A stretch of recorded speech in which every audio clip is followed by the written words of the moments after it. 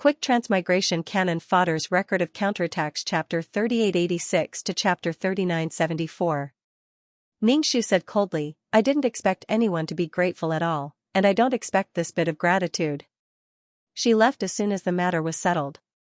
To be honest, she didn't want to care about the little mouse, but if she didn't care, she would feel uneasy.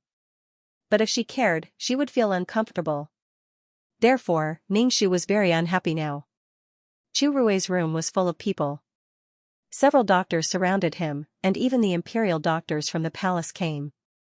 Chu Rui's face was like a dead person, only his chest rose and fell slightly. The duke frowned, and his face was very ugly. His forehead was covered in cold sweat, and he asked the doctor about his son's condition from time to time. What's the situation now? Is the emperor still waiting for the news in the palace? The duke was so anxious that he was sweating all over. The situation is fine. Don't worry, the duke. The young master's condition is very stable. The duke pointed at the person on the bed, dumbfounded. He looks like he's dead, and you call this fine? The doctor said, it doesn't look good now, but the pulse is stable. I believe that he will wake up after a while. The duke's face twitched, and he reluctantly believed the doctor's words. If one doctor was like this, and so many doctors said that he was fine, then he must be fine. Xianxia was a little sleepy after eating. The silver mouse ran into the room and chirped at Xianxia. It seemed to be quite energetic. Xianxia was too lazy to care about it. This kind of mouse was mother to anyone who had milk. After eating it, it would forget about its mother. It ran in front of him because it wanted to eat the fruit. There was no fruit. As for Chu Rui, it couldn't be completely cured. It could only make his body a little better, and the power that the mouse got from Chu Rui was useless. Since the little mouse didn't remember them, there was a way to forget and a life to forget. After this, Xianxia wouldn't look for the little mouse again. It could be said that he had repaid some kindness. The little mouse chirped and jumped onto Xianxia's shoulder, grabbing Xianxia's hair. Xianxia pushed the little mouse away with a cold expression. Little Mouse's intelligence was limited. All kinds of intimate actions were to please Xianxia, but Xianxia didn't buy it at all. He picked up Little Mouse and directly threw Little Mouse out of the window and closed the window.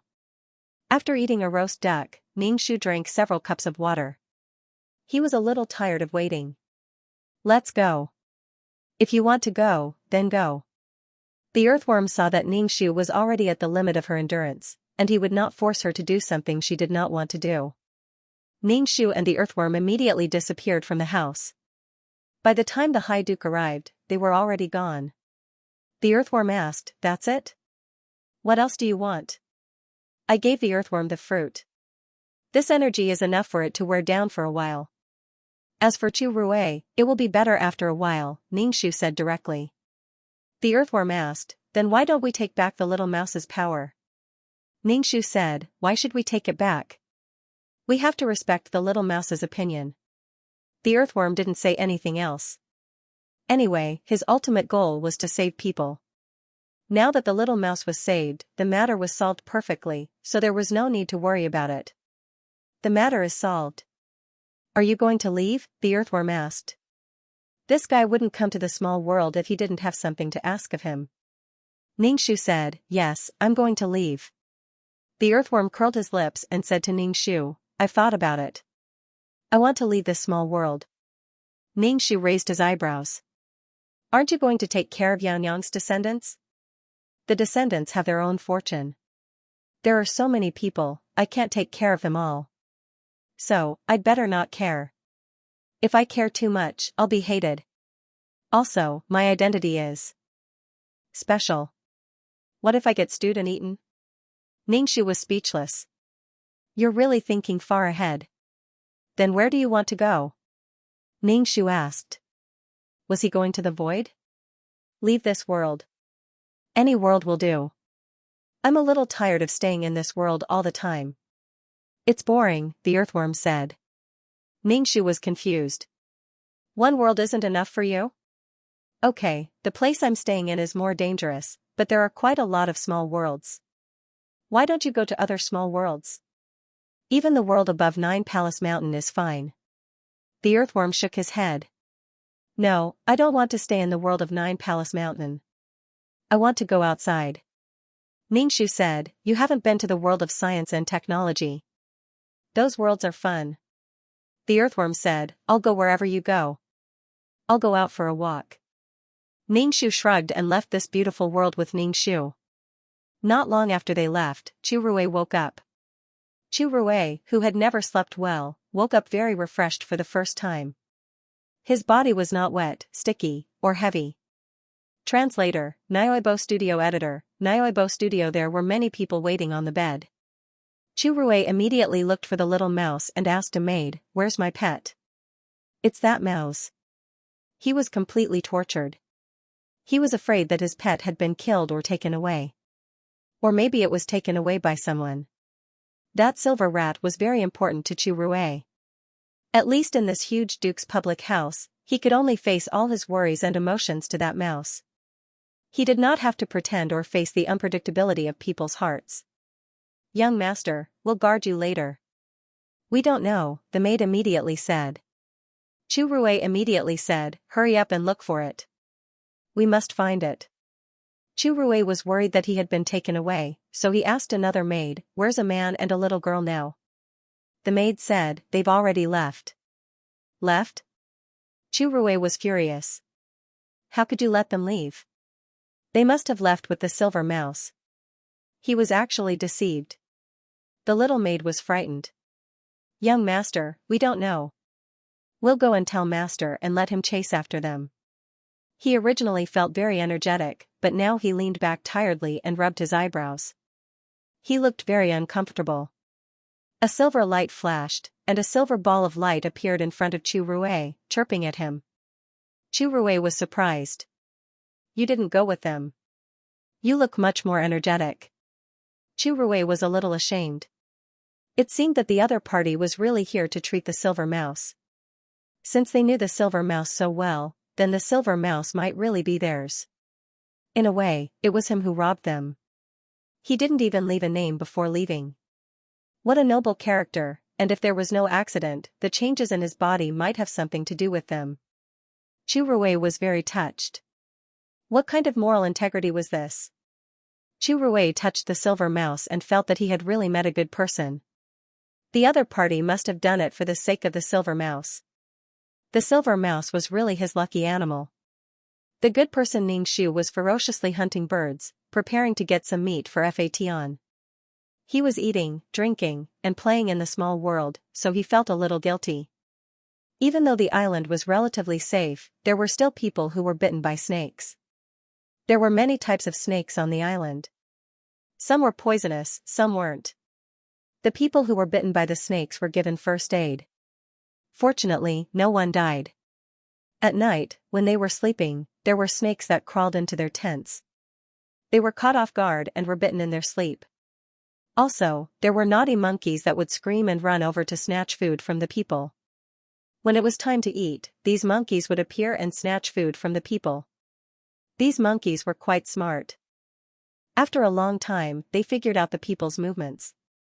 Even though there wasn't a murderer, the harsh environment was constantly threatening everyone's lives.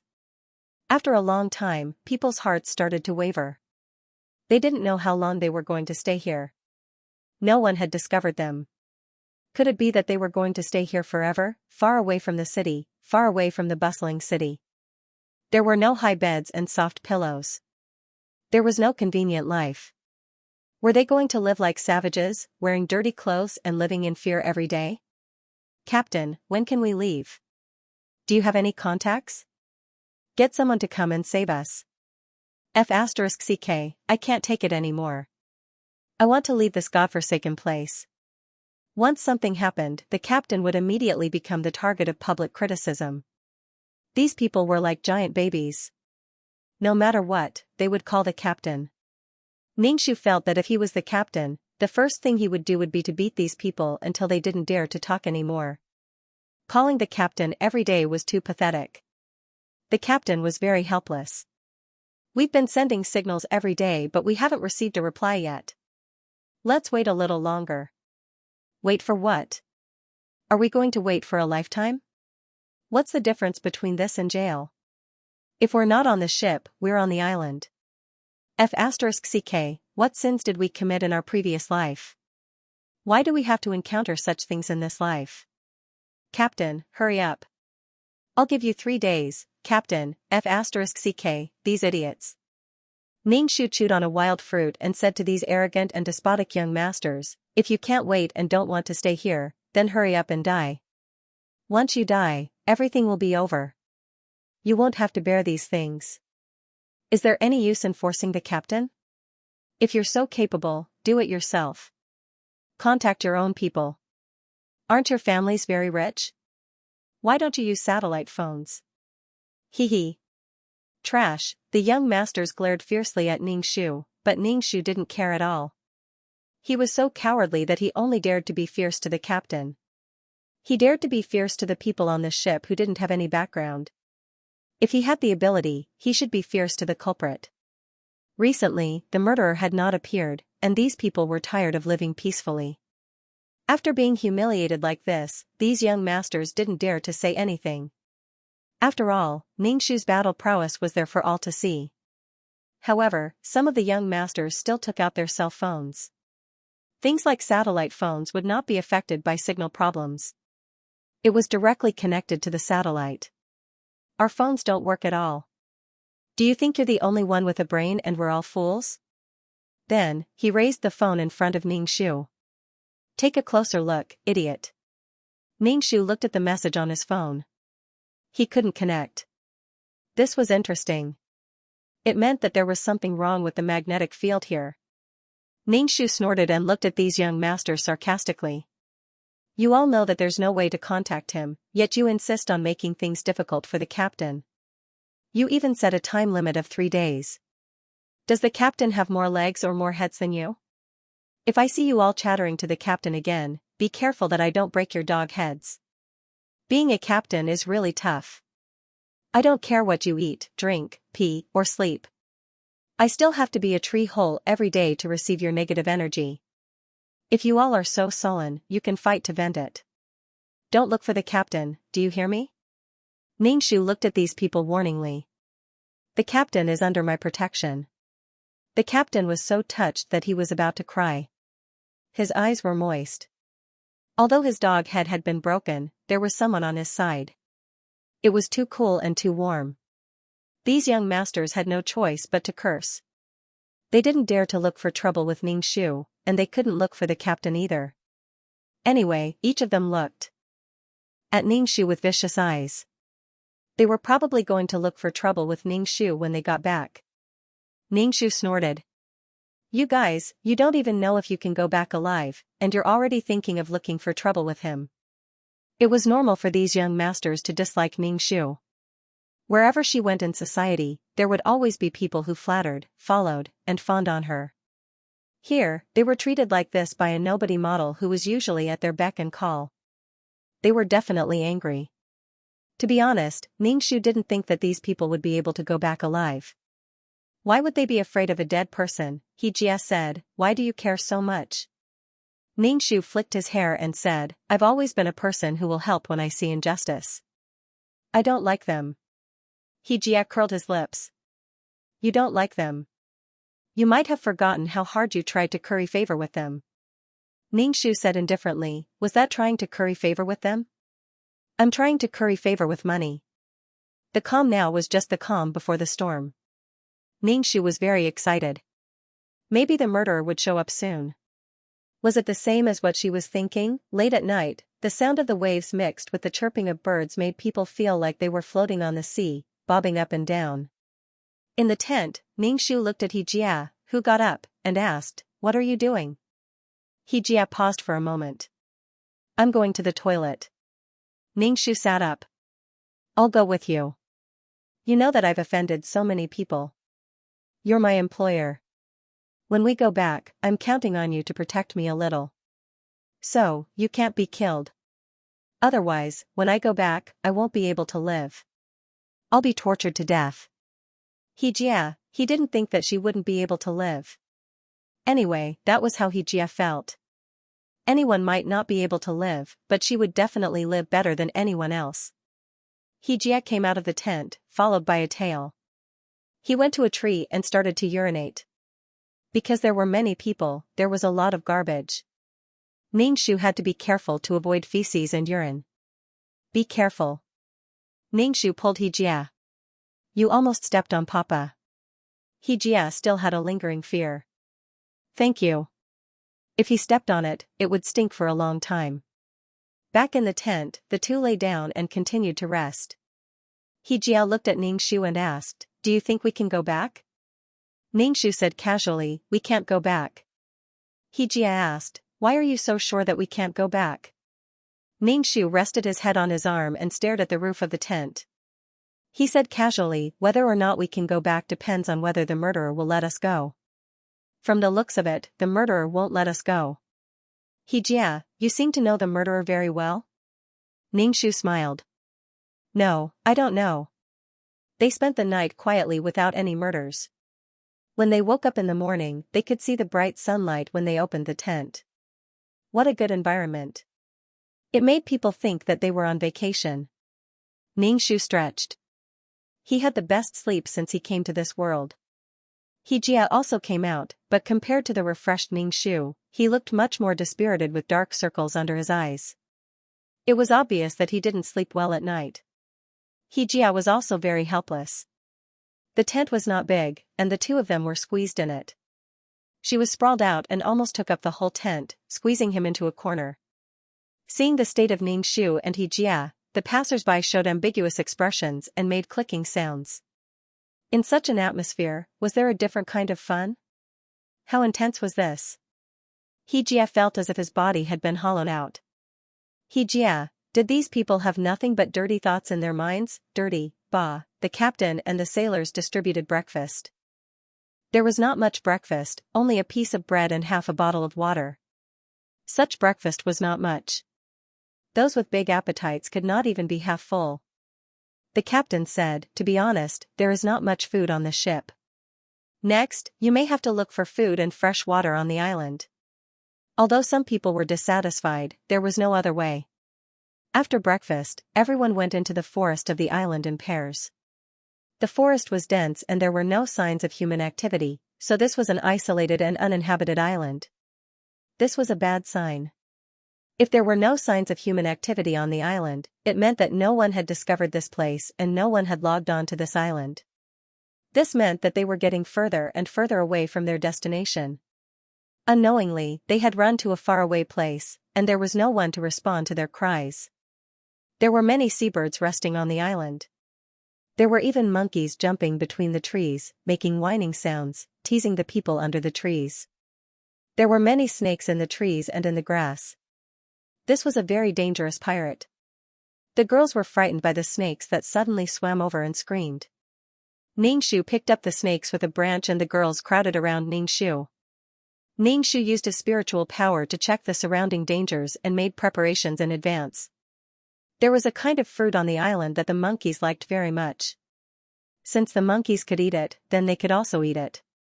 They had no choice but to snatch the food from the monkeys. They followed the monkeys to a small stream, which was fresh water. With water, many problems could be solved. With water, one could live. There were many cooking utensils on the ship. They could cook edible food on the island and survive. It was peaceful for a few days without any accidents. The murderer seemed to have calmed down, turned over a new leaf, and stopped killing. The vigilance in everyone's hearts also began to slowly relax, and a strange thought appeared in their minds. They were even a little grateful that the murderer had stopped. It was also good to wait for rescue calmly like this. When one person was killed, everyone was filled with righteous indignation. After several people died, they began to fear the murderer hiding in the dark. Now that the murderer had stopped, they also had a grateful heart. They were used to being abused, and this was how masochism came about. Ningxu didn't think that the murderer would give up. The cruise ship lost its direction and came to this isolated island. It was obvious that the murderer wanted to kill all the people on the ship. Moreover, there was also a supernatural force that made the cruise ship lose its direction and come to this island. This supernatural force was lingering around them. Ningxu had now set his eyes on the inhuman body. Instead of looking around, it was better to relax his vigilance and wait for that thing to appear. Ningxu patted his chest. He was a little scared. He was afraid that it was a GUI. I like it. There was no trace at all. It was so interesting. And inexplicably, the people on the ship were killed. The first to die was a group of rich second generations, and then the ordinary people on the ship were killed. For lunch, everyone ate mushroom stewed meat soup. The taste was quite good and very fresh. Of course, they didn't dare to eat poisonous mushrooms. They were all identified. There were many cooks on the ship and they knew the ingredients. Therefore, the chances of eating poisonous mushrooms were not very high. With an abundance of resources and fresh water, there was no need to worry about food. Everyone's tense mood relaxed. However, they still had basic vigilance. Now that everyone was together at all times and no one acted alone, if the murderer wanted to do something, it was very likely that he would be exposed. Ningxu sat on the beach and quietly looked at the calm sea. Jia sat next to Ningxu and handed Ningxu a box of chocolates. Ningxu opened it and ate the chocolates. Suddenly, he said, I don't know when there will be a storm. I'm afraid that this island will be flooded. Jia's mouth twitched. Can't you hope for something better? You haven't been killed, but you hope to be drowned? What kind of woman was this? The more he looked at her, the more she didn't look like a model. Your temperament doesn't match your profession, Jia said. Ningxu stuffed a piece of chocolate into his mouth and chewed until his cheeks were full. He mumbled, You're not the same as those rich playboys. Jia leaned back and looked at the beach. He sighed and said to Ningxu, The sea is really beautiful. Ningxu nodded. If I go crazy, it won't be beautiful. Ningxu and Jia turned to look at each other at the same time. Under the orange glow of the setting sun, their backs looked quiet and beautiful. Jia laughed, revealing his white teeth. He didn't look like a rich playboy at all. Without the various social symbols, Jia was just Jia. Jia asked, Why do you do this kind of work? When you go back, find another job and live a good life. Ningxu didn't say anything. This job was done by Wanli. For this kind of work, Ningxu didn't have any discrimination or contempt. It existed for a reason.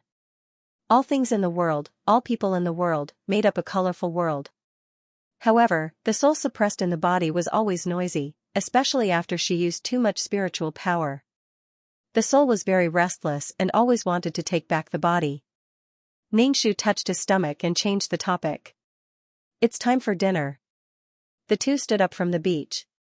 Ningxu grabbed a handful of sand. The sand peeked out from between her fingers. She looked back at the vast sea.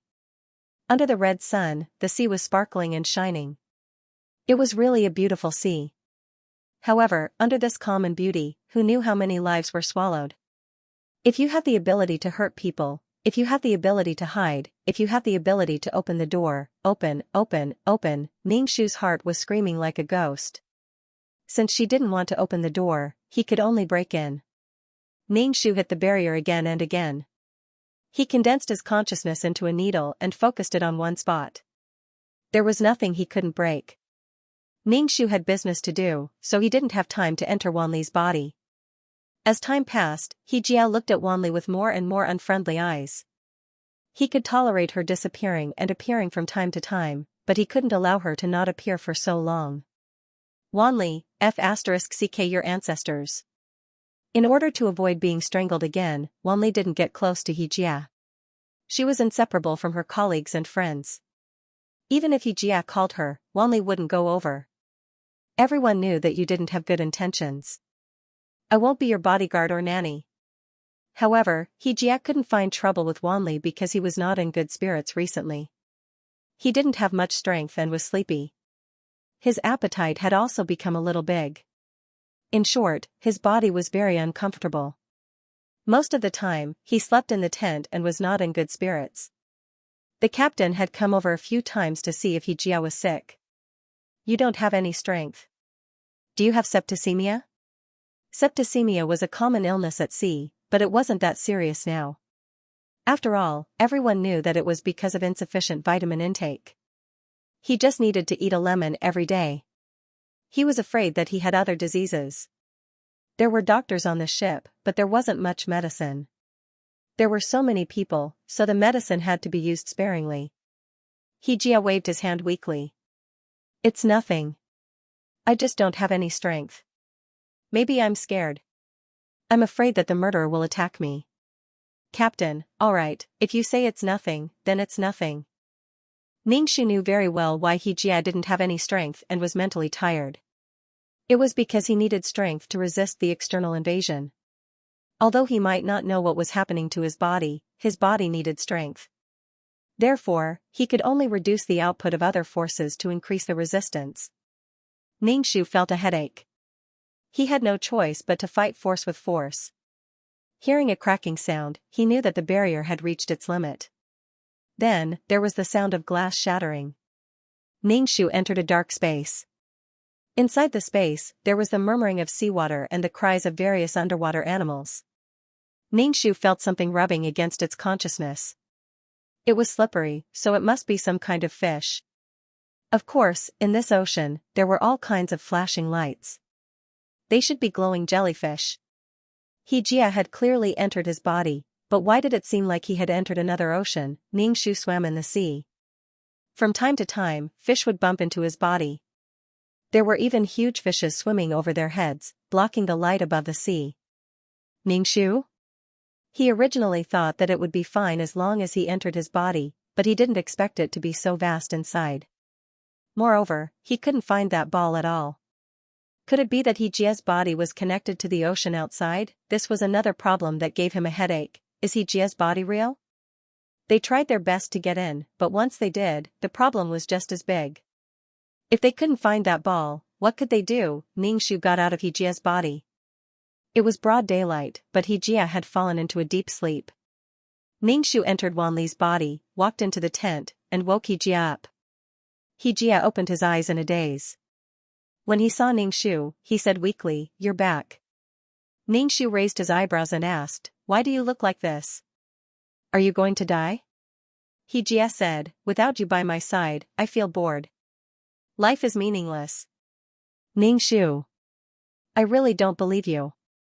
If she didn't know what was going on, she would have been touched by Xianxia.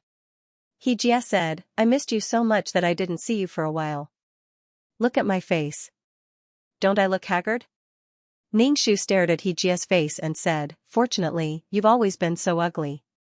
Xianxia curled his lips angrily. "Am I still ugly? What are you thinking?" Xianxia struggled to sit up. "I don't know what's going on. I feel a little uncomfortable. Wanli, I may die." He looked a little lonely and his eyes were full of loneliness, which was very different from usual. Ningxu clicked his tongue. "Don't worry. You won't die. Scourges live for 1,000 years. Everyone here will die, but you won't. Don't worry about it." Xianxia looked at Ningxu in confusion. "Why? Why can't I die?" Ningxu looked at him with an unfathomable look. "Don't you find that you're very special?" Xianxia said happily, "Am I different in your heart? Am I a special person?" Ningxu pressed Xianxia's shoulder and scanned Xianxia's body with his spiritual power. It was an ordinary human body. "Why did it feel like a vast ocean?" Xianxia said, "I'm hungry. I don't have any strength. Get me something to eat." Ningxu was speechless. "There are many fish in your body. Take them out and eat one." However, Ningxu still went to find some food for Xianxia. He made a bowl of porridge. After thinking about it, he sprinkled a little salt in it. The porridge was tasteless. As for the food, there was no food. Xianxia was very flattered when he gave it to him. "You made it for me yourself?" Ningxu nodded. "Yes, it wasn't easy to make. It took a lot of effort."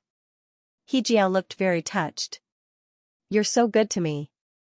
Your other personality ran away when he saw me." Ningxu chuckled. "Anyone who was strangled would go around you. It was already very polite of him not to beat you up. You want me to serve you well?" "What are you thinking, idiot?" Xianxia drank the porridge. Ningxu stared at him as if he could see a flower. Xianxia asked, "Do you want to eat?" Ningxu shook his head. No, I'm thinking. About something very important. Xianxia asked casually, what is it? Ningxu smiled. I'm thinking about how to see through you. How to understand you. Xianxia finished the porridge and put it aside. He coughed, tidied up his clothes, and said seriously, my name is Xianxia. My family is in the food and beverage industry. There are more than 1,000 chain stores in the country. Although I'm not favored at home, I still have money. Although I can't inherit the family business, I have dividends. I just take the money and don't do anything. In the future, we can travel anywhere we want. How comfortable is that? Let them work hard and we can play. It was a standard blind date self-introduction. Ningxu was speechless. Xianxia asked, what do you think of me? Xianxia used all his means and finally succeeded in lying on Ningxu's back. Ningxu didn't pity Xianxia, but Xianxia was lying on the ground, determined not to get up. Ningxu couldn't be bothered to dawdle with him. She wanted to go back and rest. Ningxu was carrying a 7-foot-tall man. It was really difficult. Xianxia lay on Ningxu's back and said gratefully, if it wasn't for you today, I'm afraid I'd be dead. I think this is a very strange matter. Xianxia tried to find a topic.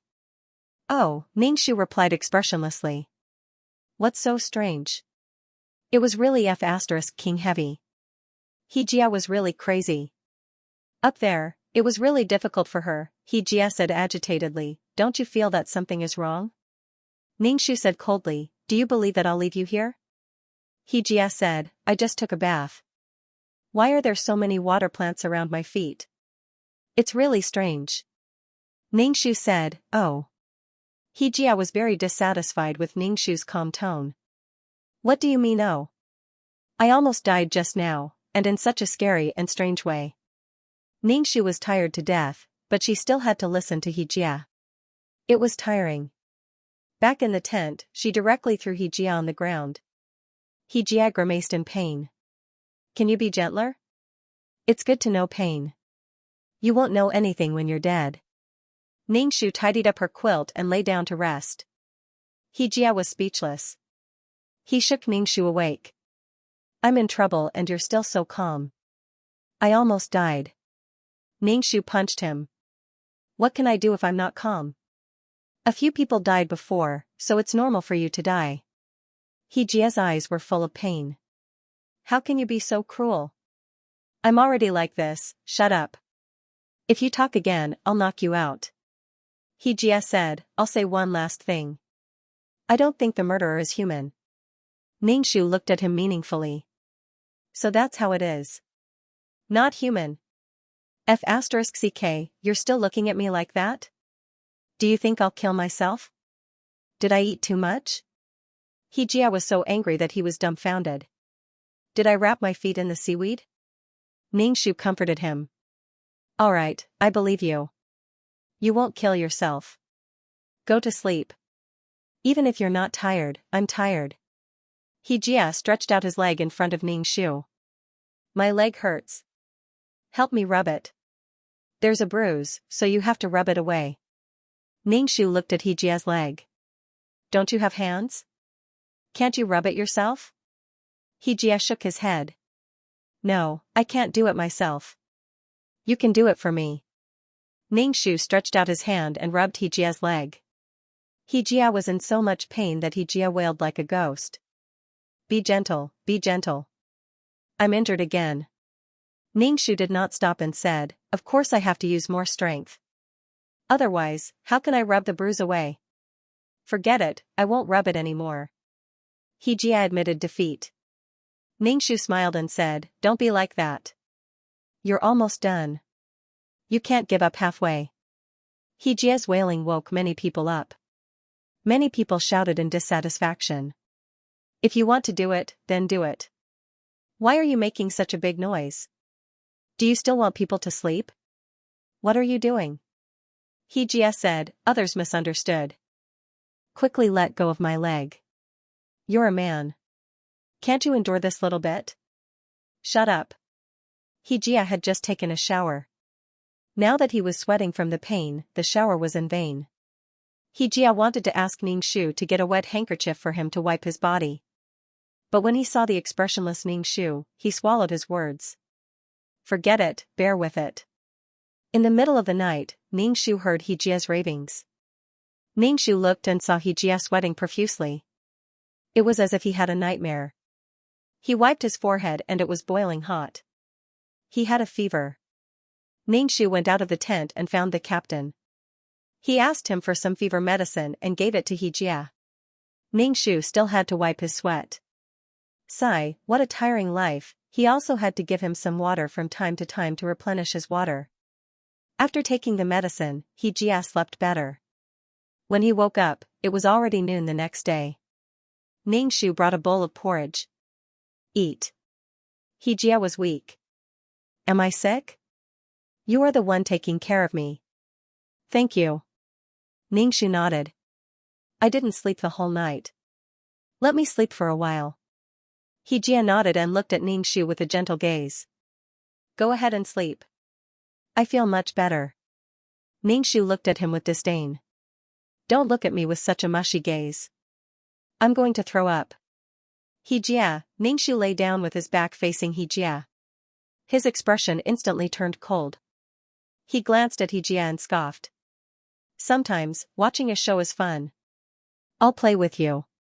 When he woke up, Xianxia was putting ointment on his ankle. You're awake. Ningxu ate some food and asked, no one died today, right? Xianxia, no, I probably died.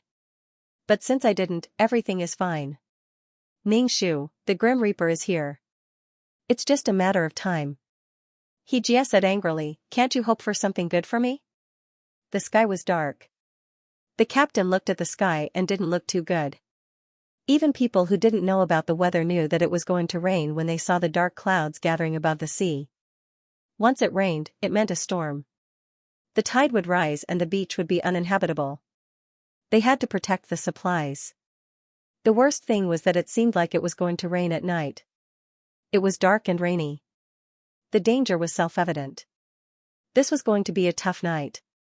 Now that it was still early, they packed up and went to the forest to go higher. Everyone was packing up. At this time, Xianxia was a big burden. His leg was swollen.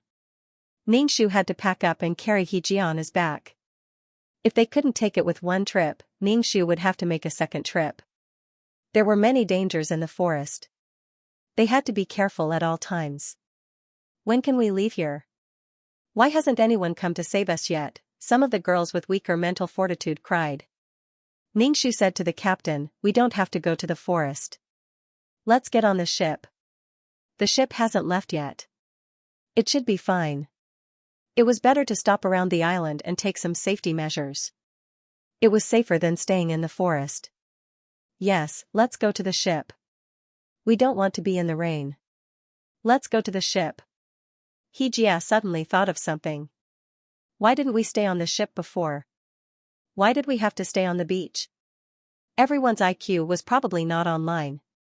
They were just following the crowd. Ningxu said, the beach is comfortable. It's too wasteful to stay on the ship. So everyone started to go to the ship again. Ningxu looked at Xianxia. Xianxia smiled at Ningxu. Haha, I'll have to trouble you to carry me. Are you F*** growing on my back? Everyone went back to the ship and returned to their rooms. After running back and forth a few times, the sky had already darkened. They looked at their watches and saw that it was only 4 o'clock, but it felt like the sky was already dark. On the phone. The dark clouds were already very low in the sky. Ningxu carried Xianxia onto the ship and kicked the door open. Xianxia's eyelids twitched. How could he kick the door while carrying him? What kind of strange strength was that? Walking into the room, Ningxu threw Xianxia onto the bed. Xianxia bounced twice on the bouncy bed and hissed, can you be more gentle? Girls can't be so rough. Ningxu said directly, so annoying. Who said that women should be gentle and understanding? Women can be rude, but you men can be pushy too. Xianxia was speechless. Ningxu got off the ship to move things again. How could she suffer? She had to charge 5 times the salary of a bodyguard and a nanny. There was a rumbling sound and lightning flashed in the dark clouds. The sea breeze blew and the waves came in waves, bringing with them the strong smell of the sea.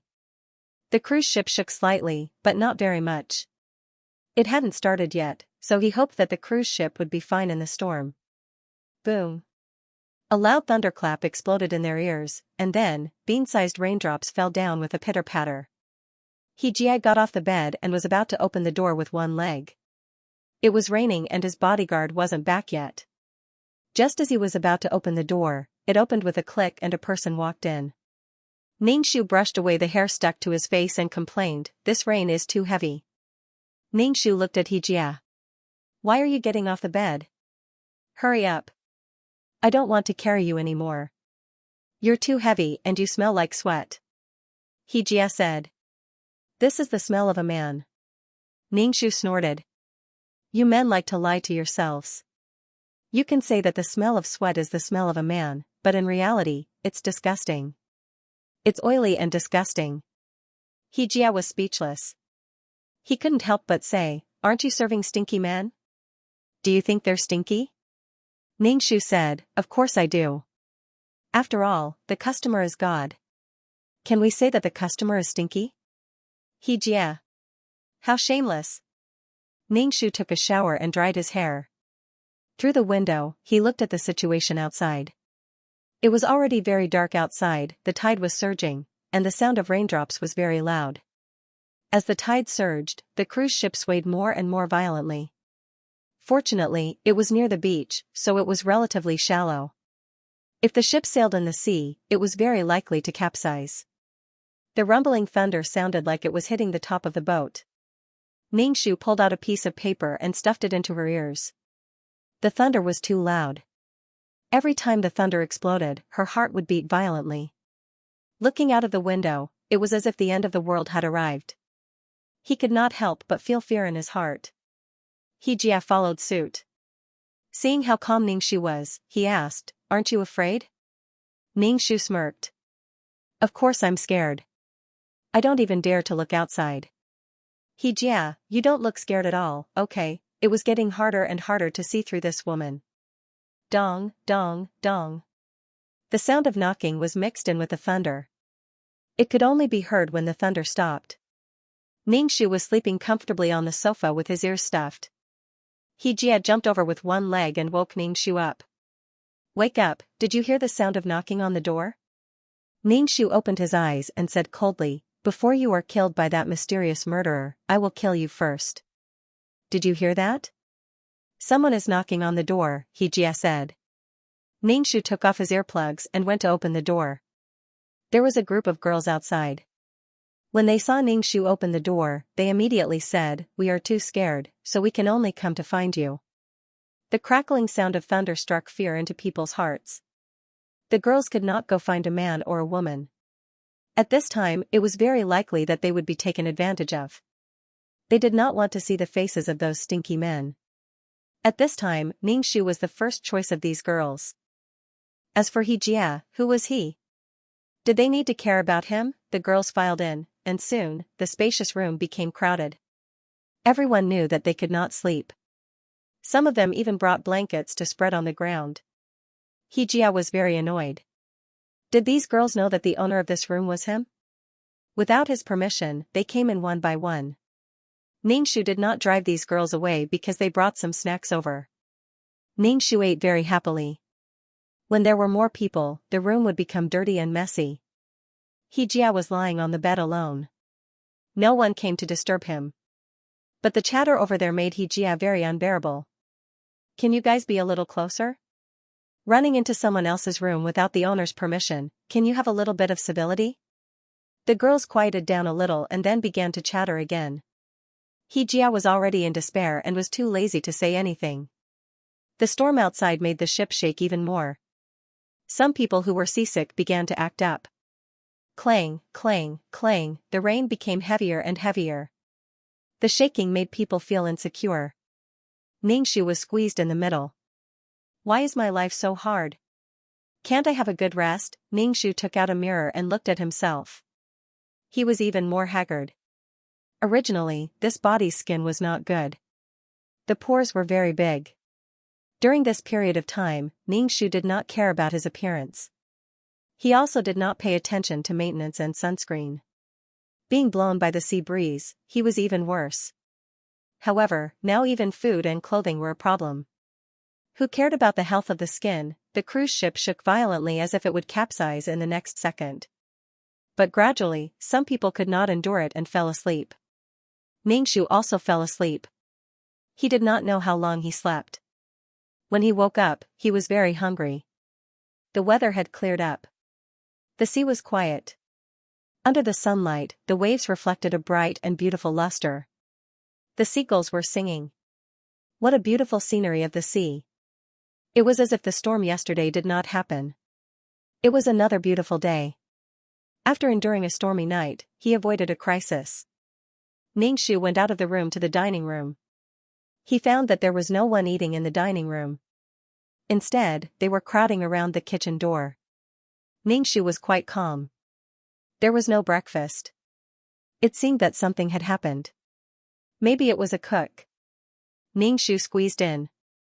When he saw the victim's death, it was a bit too horrible to look at. There was a fruit knife in the neck. Blood splattered on the table. The blood had already solidified. Obviously, he had been dead for a while. The captain checked and found that it was a young master.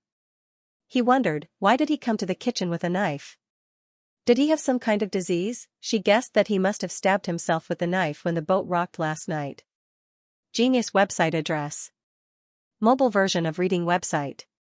The Cannon Fodder female supporting character counterattack. The Cannon Fodder female supporting character counterattack inside a bubble. That's right, Don Lan popped the bubble and blew out more bubbles, enveloping Ningxu and the others. Ningxu felt that this girl was really adorable. As for Don Lan, it transformed into a blue creature with legs and wings. It was hard to tell if it had wings or webbed wings. It looked like a fire-breathing lizard covered in scales. The scales were huge, about the size of a palm. They were colorful and looked messy. The more one looked at it, the more uncomfortable it felt. Don Lan jumped into the water with the bubbles behind her. The people in the bubbles were completely powerless. They couldn't control the direction of the bubbles and could only go with the flow. On land, the Don Lan Sea looked red, but when one entered the water, the color was clear. However, it was indeed corrosive. The bubbles were slowly looked down upon in the water. There were all kinds of creatures in the Don Lan Sea, and they all looked strange. The only thing they had in common was that they all had thick fish scales to resist the corrosion of the Don Lan Sea. The defensive power of these fish scales should be very strong. The Divine Stone race had high defensive power, but they didn't dare to touch the corrosive Styx River.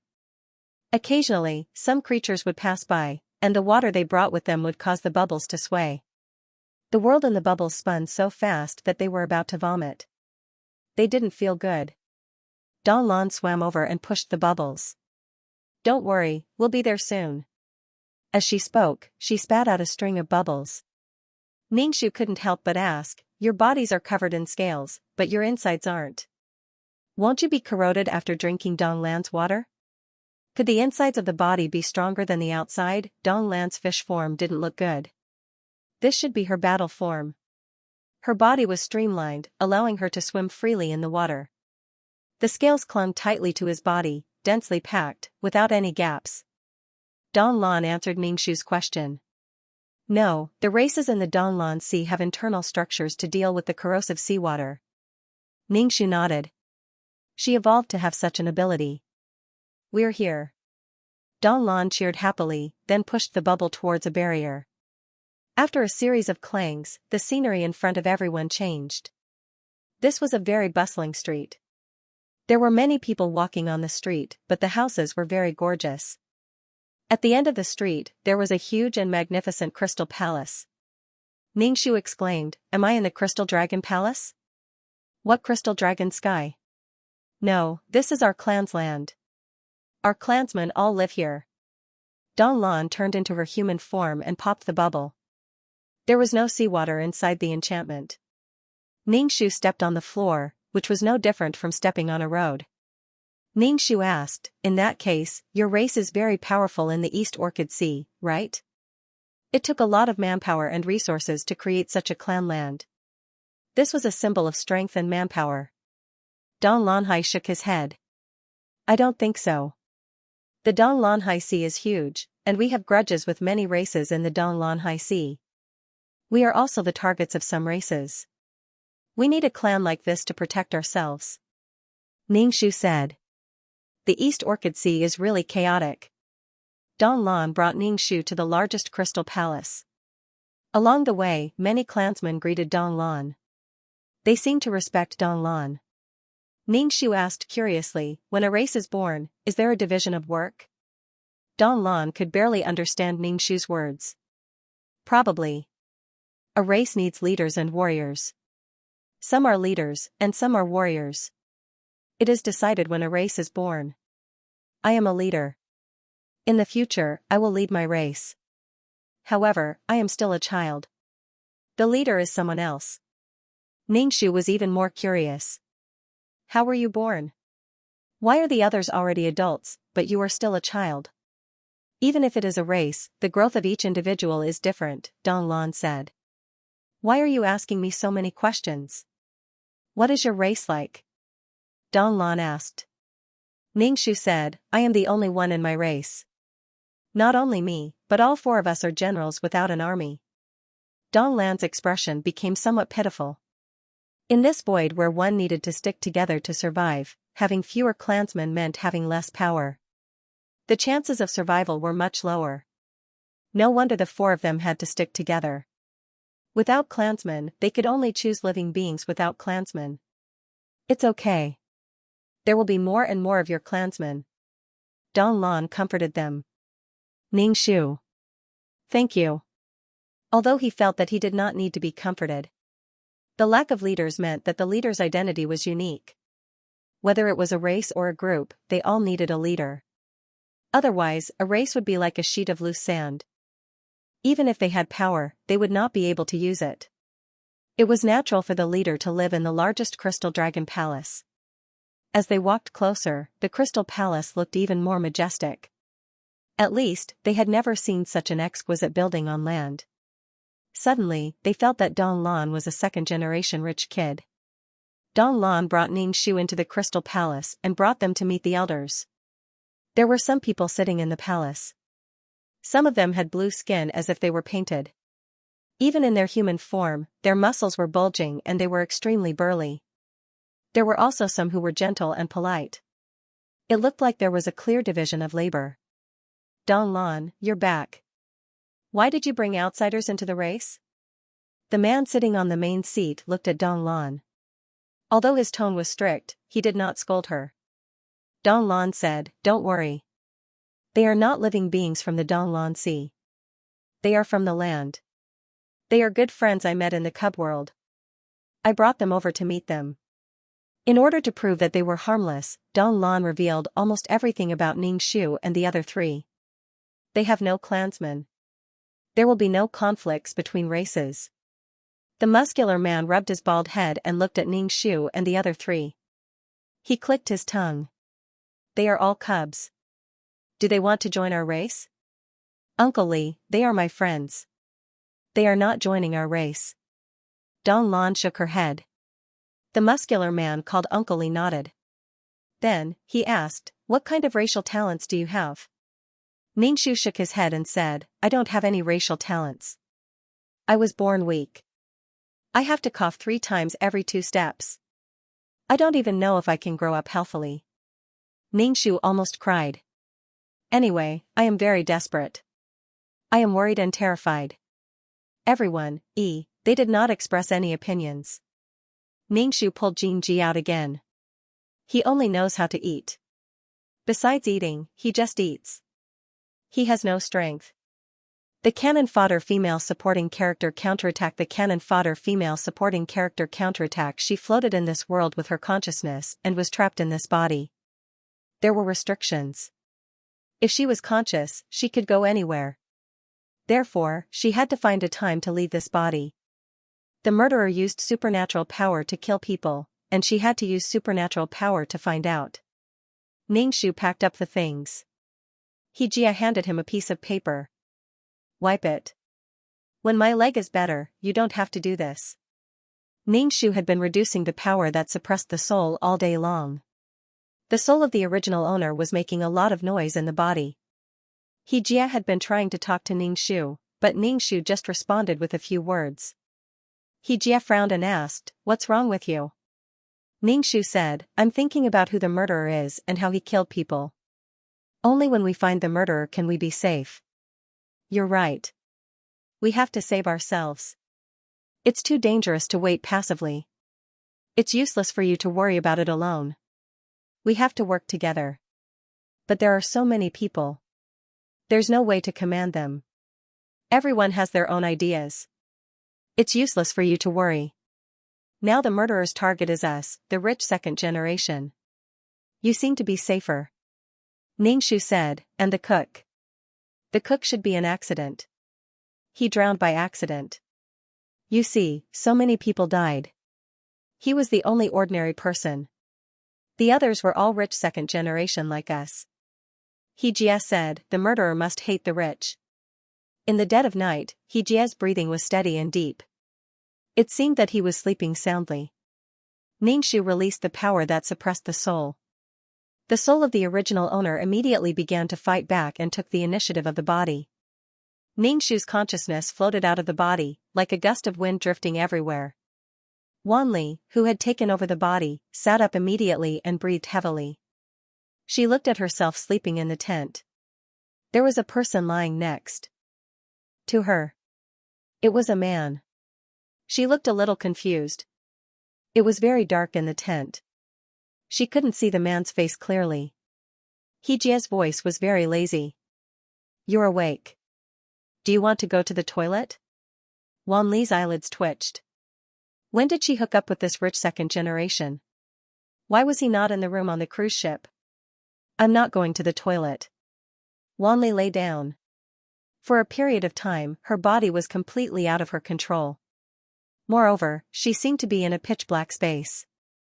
There was nothing around her, and there was no sound. Now that he had regained control of his body, he could see the light again. Xianxia was like the wind, calmly looking down from above the beach. He didn't believe that he still couldn't find the culprit. No one would guard against a gust of wind, against something that could not be seen. After observing for an entire night, Xianxia did not gain anything. However, without his body, Xianxia could go anywhere he wanted. He could spy on anyone, go to the deep sea, or even leave this place and float to the human port city. However, she was only a consciousness now, so it might be a little problematic for her to communicate with others. If she ran over and whispered into someone's ear for no reason, she might scare them out of their wits. Even if someone were to come and rescue her, the problem was that the murderer had not been found.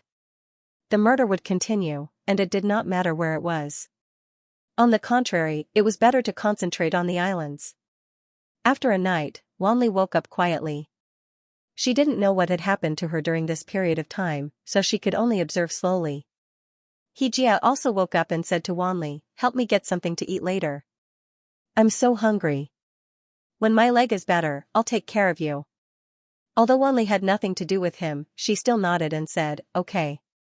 Xianxia looked at her and asked, "How did your attitude become so good?" Usually, she didn't treat him with respect. If he asked her to do something, she would definitely roll her eyes. Wanli carefully observed Xianxia's expression. Observing people's expressions was a compulsory course in their line of work. If they couldn't even detect the mood of the guest, they would definitely anger the guest. Seeing that Xianxia didn't seem angry, Wanli followed his words and said, "What's wrong? Is it not good for my attitude to be better to you?" Xianxia frowned, and a puzzled expression flashed across his face. He said, "Of course it's good, but it makes me a little scared. You've always suspected that I'm the murderer." "Murderer?" Wanli stayed calm and went out to get food for Xianxia. Because the food was getting less and less, breakfast was very simple, with porridge and a small fish. Xianxia was so hungry that he wolfed down the food. When he saw Wanli eating indifferently, he asked, "Don't you want to eat? You're pregnant now. You need to eat more." Wanli touched her belly for the first time. Pregnant? How could it be possible? She had been on the ship for less than a month. How could she be pregnant, So it must be fake. Wanli's first thought was that she didn't know what was going on at this time. She used pregnancy to tie this man up. Was she going to marry into a rich family, but who was so stupid?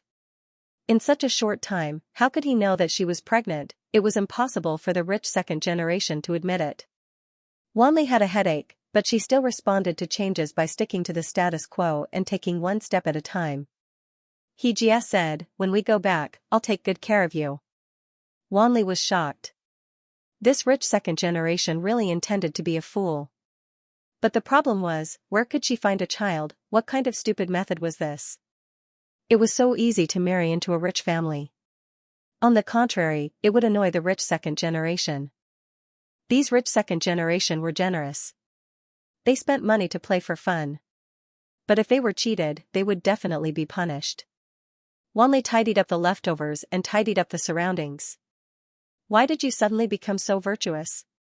Xianxia said, "Usually, when I ask you to do something, you're too lazy to do it."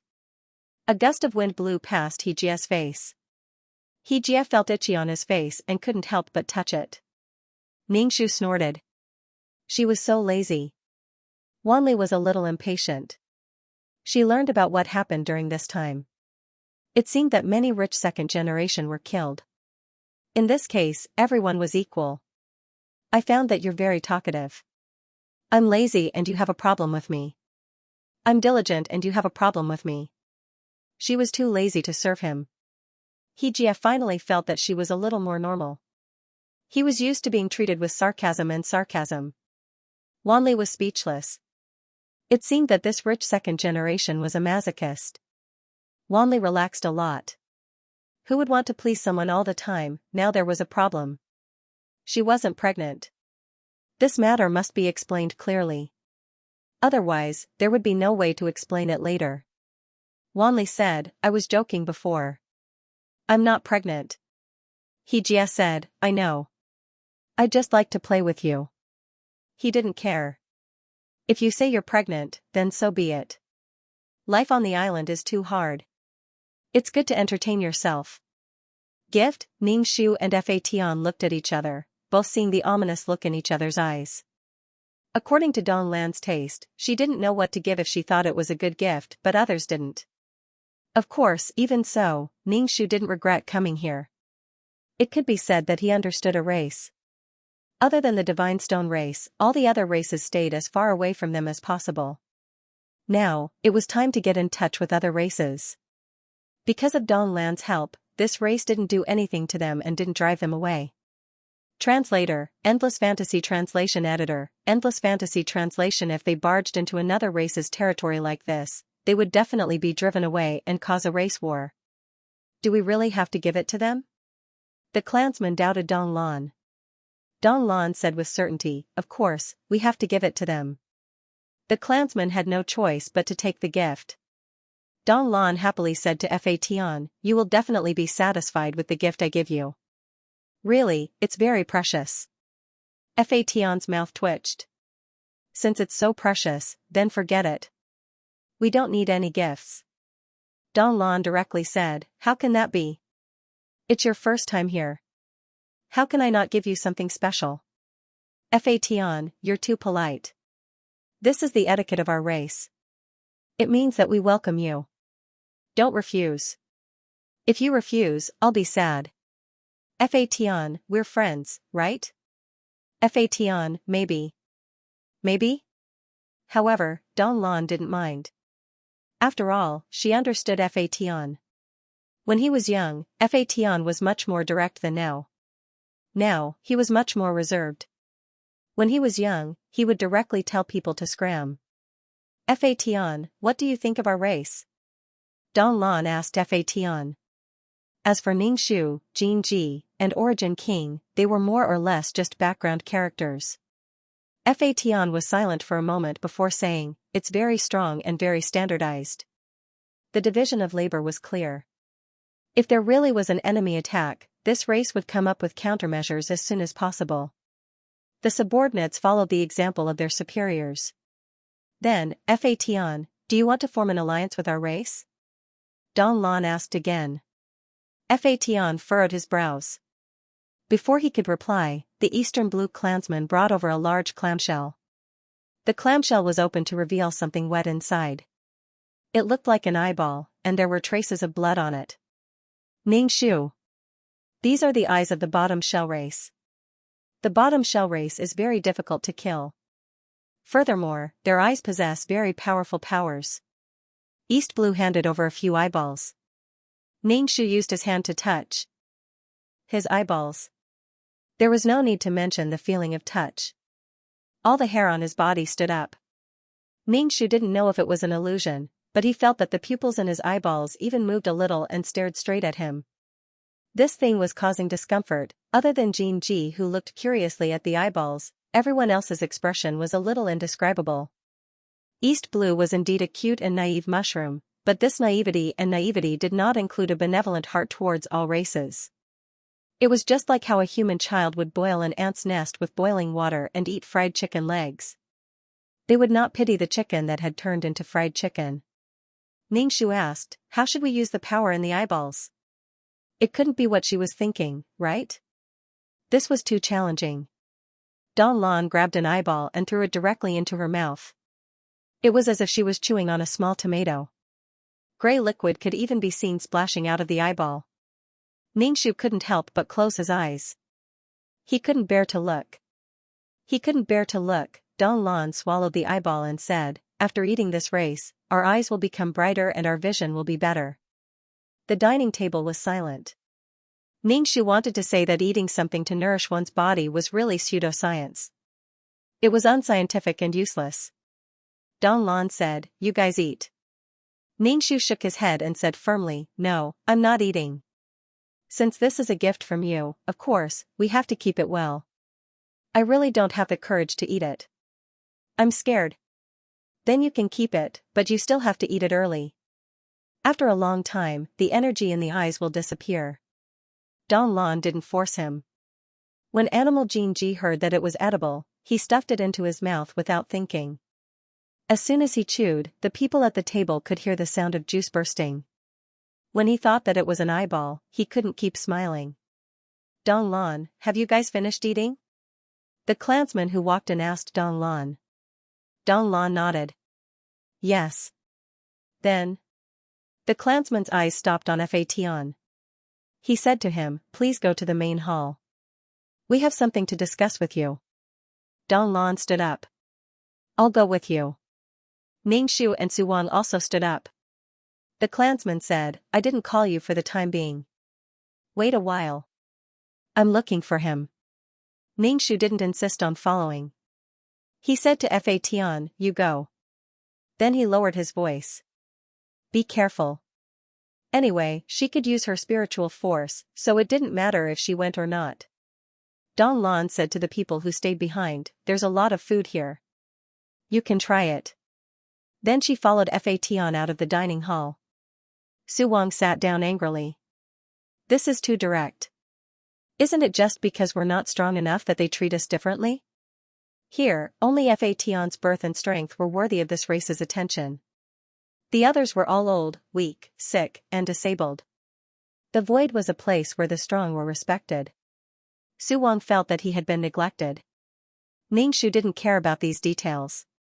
Fatian was on their side, and Fatian's glory was their glory. Rounding it up, it was equivalent to them being invited.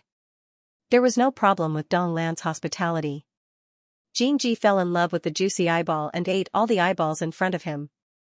Ning Shu gave his share to Jin Ji. If he liked it, he could eat more. His spiritual force followed Fatian. Under the guidance of the clansmen, Fatian and Don Lan came to an even larger and more solemn palace. The decorations were very luxurious, and the decorative materials were all from the Don Lan Sea. Using local materials to decorate the residence beautifully showed that this race had a very high sense of aesthetics. In short, this was a powerful race. Fatian entered the palace quietly. Since Don Lan invited them to the Don Lan Sea, there had been various preludes, and now it was the critical moment. The same people were in the palace. The man sitting on the main seat asked, "What's your name?" Fatian, Fatian. Fatian, what do you think of our race?" When Fation came here, this was the sentence he heard the most. What about your race? Do you want to hear others praise your race? You're showing off, right? Fation said truthfully, very powerful. Then, do you want to join our race? The bald man asked. As soon as he said this, the atmosphere in the hall became heavy. Everyone stared at heaven, waiting for heaven's answer. Don Lan exclaimed, why do you want Fation to join our race? We can form an alliance. When Don Lan invited Fation, she wanted to form an alliance. That way, everyone would be friends. That way, when she went to play with Fation, he wouldn't be so impatient. Fation's attitude was cold, and he didn't even acknowledge her. But Don Lan felt that playing with Fation was more interesting than playing with the cubs in the cub shelter. The main reason was that she was bored of the cub shelter. Don Lan wanted to run around the void with Fation. After Fation left the cub shelter, Don Lan's strength had been steadily increasing. She could go play around in the void. Don Lan admitted that she did not have good intentions. However, she did it because she wanted to stay by Fation's side to have fun. But her clansmen wanted Fation to join their race. This request was too much. Fation said, do I qualify to join your race? You're a Khanate cardinal treasure and have no clansmen. We can make an exception and let you join. If you join our race, you'll partner with Don Lan. Your true form is a whip. You need someone to use it, right? If you partner with Don Lan, she'll be the future leader of our race, and you'll be the leader too. Whether our race can survive or not depends on you. Becoming the leader of a race was a very tempting promise. In the restaurant, Ningxu looked at the old, weak, sick, and disabled beside him. Compared to this race, they really couldn't compare. He didn't realize it before, but now he realized that their team was really weird. Don Lan listened to her clansman's analysis and felt better. This way, she could be with Fation all the time. Wherever he wanted to go, she could follow Fation. She looked at Fation and asked, what do you think? Do you want to partner with me? Don't worry. If you join our race, no one will bully you. Bullying you is bullying me. Fation thought for a moment and said, I really want to join your race. The atmosphere relaxed a little, and Don Lan's azure blue eyes became even brighter, bursting with intense joy. However, there is a problem that I feel the need to clarify. Otherwise, I would be lying to you. Since you have sincerely invited me to join your race, I can't lie to you. Everyone frowned. Even Ningxu was puzzled. What did Fation have that he didn't know? Was he trying to coax her or was he serious? If you have something to say, just say it. Honesty is the most important part of cooperation, the man on the main seat said. Fation let out a breath and said, first, my bone structure is not good. My leg was cut off by someone. Although my leg is healed now, my growth limit has been fixed. East Blue will get stronger and stronger, but I will not make any progress. My existence will become more and more useless to East Blue. Don Lan immediately said, I don't care about this, really. Fadian then said, second, the person who cut off my leg is Granduncle. I have a grudge against Granduncle.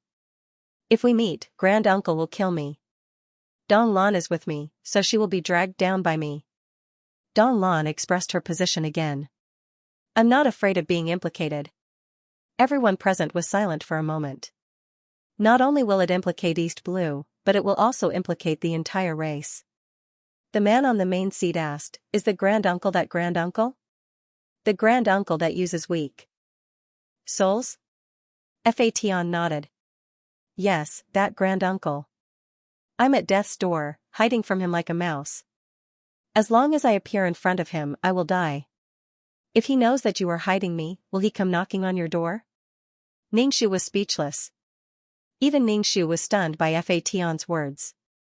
He didn't know if the Granduncle would come knocking on their door, but he knew that the Granduncle wouldn't be so free. Translator, Endless Fantasy Translation Editor, Endless Fantasy Translation. But looking at this race, it seemed that they believed it.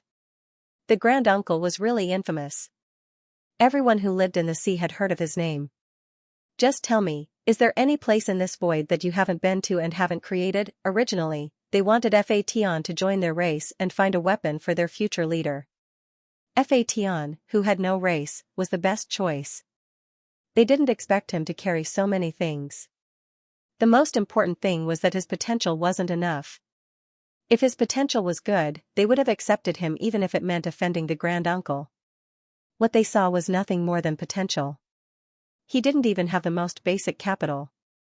Don Lan said to the man on the main seat, "I don't believe that he will bring people to the Don Lan Sea to attack us. I don't think this matter is that serious." Don Lan's thinking was very simple. They felt that Fation was worth recruiting. Moreover, the grand uncle wouldn't come looking for trouble with them because of a Fation with no potential. Since his potential wasn't good, why would the grand uncle chase after him? Was it worth it? However, the others thought more. For the entire race, they couldn't do anything too risky.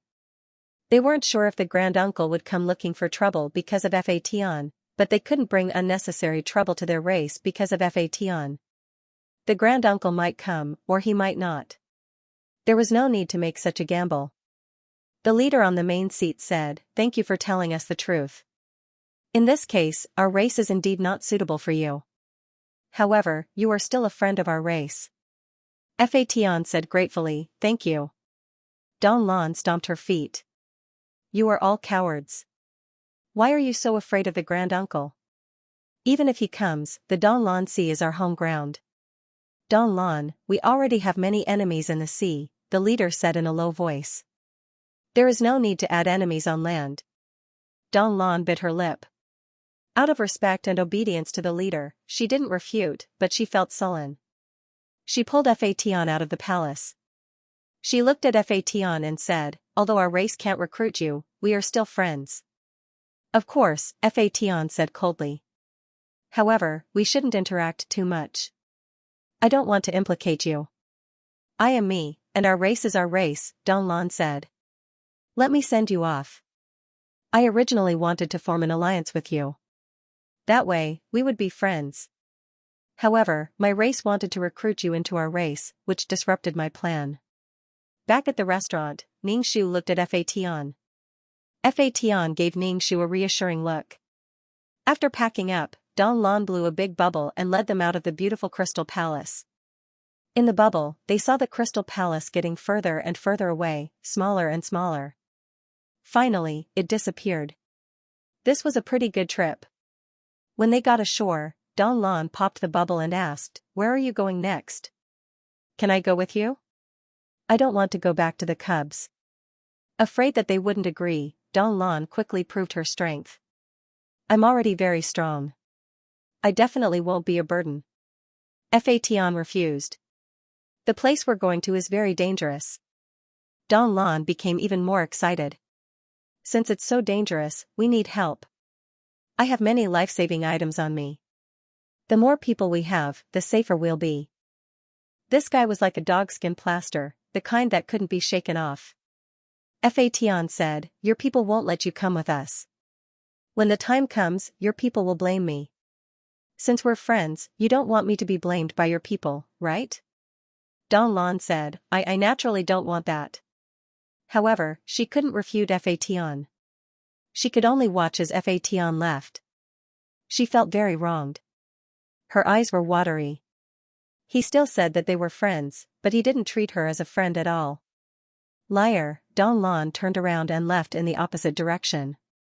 Her back looked very lonely. Ningxu said to Fation, "This girl isn't that annoying. She probably likes you and wants to be by your side. When she grows up, she will become the leader of her race. It's normal for her to want to live a happy life when she's young." Fation said, "Hee, she wants to find a playmate. I don't have time to deal with her." Ningxu nodded. "That's true. I don't want to see you humbly coaxing others to play with." Even though Fation had experienced many things, he was still very proud. It was too difficult for him to follow a girl around all day just to make her happy. Ningxu was more concerned about another matter. "You said that your broken leg affected you greatly. Did it really affect your growth?" Fation said, "Didn't you hear? I said it on purpose. If I said that I was very powerful, so powerful that I was invincible, then we wouldn't be able to leave Donlan Sea. This race isn't simple. It's better not to provoke them. Ningxu, hey, you mischievous girl, I'm really asking you. You can't possibly lie to me, right? You spoiled things and broke your leg. Did it really not affect you? I want to hear the truth. There's definitely an impact, but it's not that big. After all, there's naturally a difference between the original one and the one that grew later, Fation said nonchalantly. Ningxu replied with an O and asked suspiciously, really? Why do I find it hard to believe? Fation stretched out his hand and flicked Ningxu's forehead. He used a lot of strength, and a small bump immediately appeared on Ningxu's forehead. He almost had a concussion. Ningxu immediately called back, why don't you try hitting me again? He died just because he tried? Fation asked. Ningxu, you can try. Don't make wild guesses. My situation isn't that bad. It's not that I spoiled things. It's just that I lacked energy before, so I didn't grow.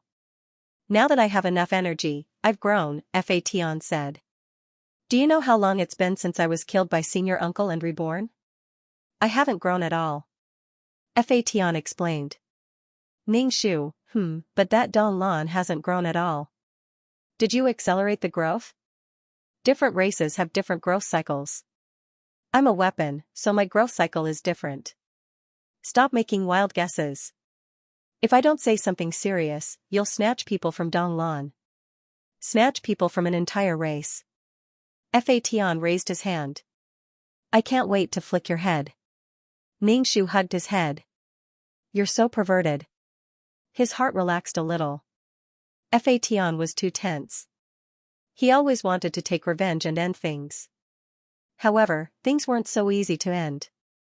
Senior uncle wasn't as easy to kill as a chicken or a pig. He just had to raise his hand and cut it down. In turn, he might be killed by senior uncle. When the Origin King learned that Fation was going to be recruited and become a leader in the future, he asked in confusion, why don't you agree? If he became a leader, he would be able to lead an entire race. This race would be the foundation of the void. Unfortunately, no race wanted to recruit him. Ningxu said with a smile, see, there are many people who are willing to be a son-in-law, but you don't want to. They just want help and don't want to take any risks. I've never seen anyone do business like this. They want me to be used by them, but they don't want to take any risks. I don't want to do business with such people. Fation curled his lips. Even if he spent money to buy something, he might not be satisfied with the product. Even if he spent money, he wouldn't feel comfortable, let alone when both sides were cooperating. Although the Origin King felt that it was a pity, he couldn't control this kind of thing and couldn't make decisions for Fation. The Origin King said, I have something to do in the abyss. Ningxu asked, do you want us to accompany you? The Origin King's family was in the abyss, so he wanted to go and see it. The entire energy tree was already very spectacular, and there was also a spring full of vitality. The spring was taken away by Grand Uncle and the others, and the energy tree gave them a guide fee. The Origin King couldn't help but roll his eyes at Ningxu. If I say I don't want you to come with me, will you not go? Ningxu, of course, not. Besides, we're going to help. Looking at you, it seems like we're going to rob you. You want to rob me? Who was the one who went to the abyss to rob me in groups? Are you guys suffering from amnesia? Robbing him was fine, but the worst thing was that they beat him back and forth. It was too hard for him, too bitter. Ningxu looked at the Origin King's ugly face, waved his hand, and said, we're just asking if you need help. If you don't need it, then forget it. What's with such a big reaction? The Origin King, do you need help? Ningxu asked. The Origin King gritted his teeth and turned his head away. Yes. It would be a waste not to let them be coolies. The group went to the abyss, and Ningxu asked, Origin King, don't you have any subordinates in the abyss? No, I only have some things that I didn't take. Ningxu sighed. He had no money and no people, yet he wanted to become the Void King. Calling himself the Void King? Was it fun? The group went to the abyss, and someone led the way. Ningxu called out to Jinji, who was eating at the back, to make sure he didn't get lost. Ningxu stared at Jinji for a while, then turned to Fation and said, "Don't you think Xianxia seems to have grown taller?" Fation touched his chin, stared at Xianxia, and then looked at Ningxu. "He seems to have grown taller. Probably his nutrition has caught up." Ningxu was very happy. This meant that Xianxia would not become a gluttonous monster. But soon, she realized something, and the smile on her face gradually froze. "Then, am I the shortest one?" Even the smallest Xianxia was taller than her. In the team, there was no one shorter than her. Fation added, "And the fattest one." "Ningxu? Say goodbye to this beautiful world. I'm going to kill you." This time, he was familiar with the abyss and had come home to get his things. Standing on the edge, there was a frightening darkness below. There was no light, and everything was swallowed up. Ningxu said, "People say that if you stare at the abyss will also stare at you." Fation said, "This is natural. If you live in the darkness for a long time, you will also become a part of the darkness." Ningxu nodded. The Origin King became impatient. "What nonsense are you talking about?" "Just sighing." Ningxu leaned out, pinched his face, and stuck out his tongue to make a face at the abyss. "Ha ha ha." Turning his head, he said, "The abyss didn't make a face at me." Origin King, what kind of psychopath was this? He took the lead and jumped directly into the abyss. Ningxu and the other two followed suit. It was so exciting. Falling into the gray fog of the abyss, this gray fog directly dispersed when it encountered the Origin King, as if it was opening a path for him. Moreover, a lot of the fog was absorbed by the Origin King. In the abyss, the Origin King was like a fish in water. He should not be called the Void King, but the Son of the Abyss. At least in the abyss, there were not as many restrictions as in the void. Ningxu felt that the Origin King should use the abyss as a cornerstone and then develop towards the void, abandoning his advantages and pursuing something that was not suitable for him. This was why the Origin King was so depressed now. In the fog, the Origin King's footsteps did not stop, turning when he should. If it were someone outside, like Ningxu and the others, they would likely get lost and directly lose their way in the abyss. This black fog seemed to have its own consciousness, flowing and diffusing. As the fog became thicker and thicker, Ningxu quickened his pace to catch up with the Origin King in front, grabbing the Origin King's clothes to prevent him from getting lost. Translator, Endless Fantasy Translation Editor, Endless Fantasy Translation. Then, the Origin King was like an old hen, followed by a string of chicks. Origin King, don't worry, even if you get lost, I can still find you. You don't have to do this. Ningxu shook his head. "No, we have to watch you." "What are you looking at me for?" "I'm going back to my own home, do I need you to watch me?" The Origin King said angrily. The fog here was getting thicker and thicker because there was a hole that was continuously emitting smoke. Furthermore, there were gray crystals condensed around the hole, which were scattered messily on the ground. Ningxu casually picked up a crystal and pinched it. It was very hard. He secretly stuck out his tongue and licked it. There was no taste, just like a crystal. "Start picking them up, what are you standing there for?" The Origin King directed Ningxu. Ningxu played with the crystal and asked, "What's the use of this thing?" "It's useless to others, but it's very useful to me. And it can be considered as my food," the Origin King said. When Xianxia heard that it was food, he immediately grabbed the crystal and stuffed it into his mouth. The crunching sounds were very crisp and Ningxu felt her teeth hurt. The Origin King should have been absorbing this gray mist from the crystal he had bitten. Ningxu began to bend down to pick up the crystals. There were a lot of crystals here, and they were piled up everywhere. Ningxu asked, "Why don't you just absorb the fog?"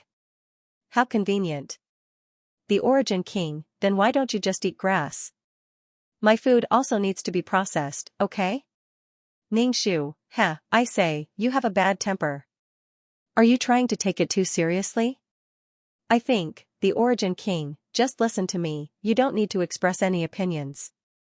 Just listen to me on this matter. If I think it's okay, then it's okay.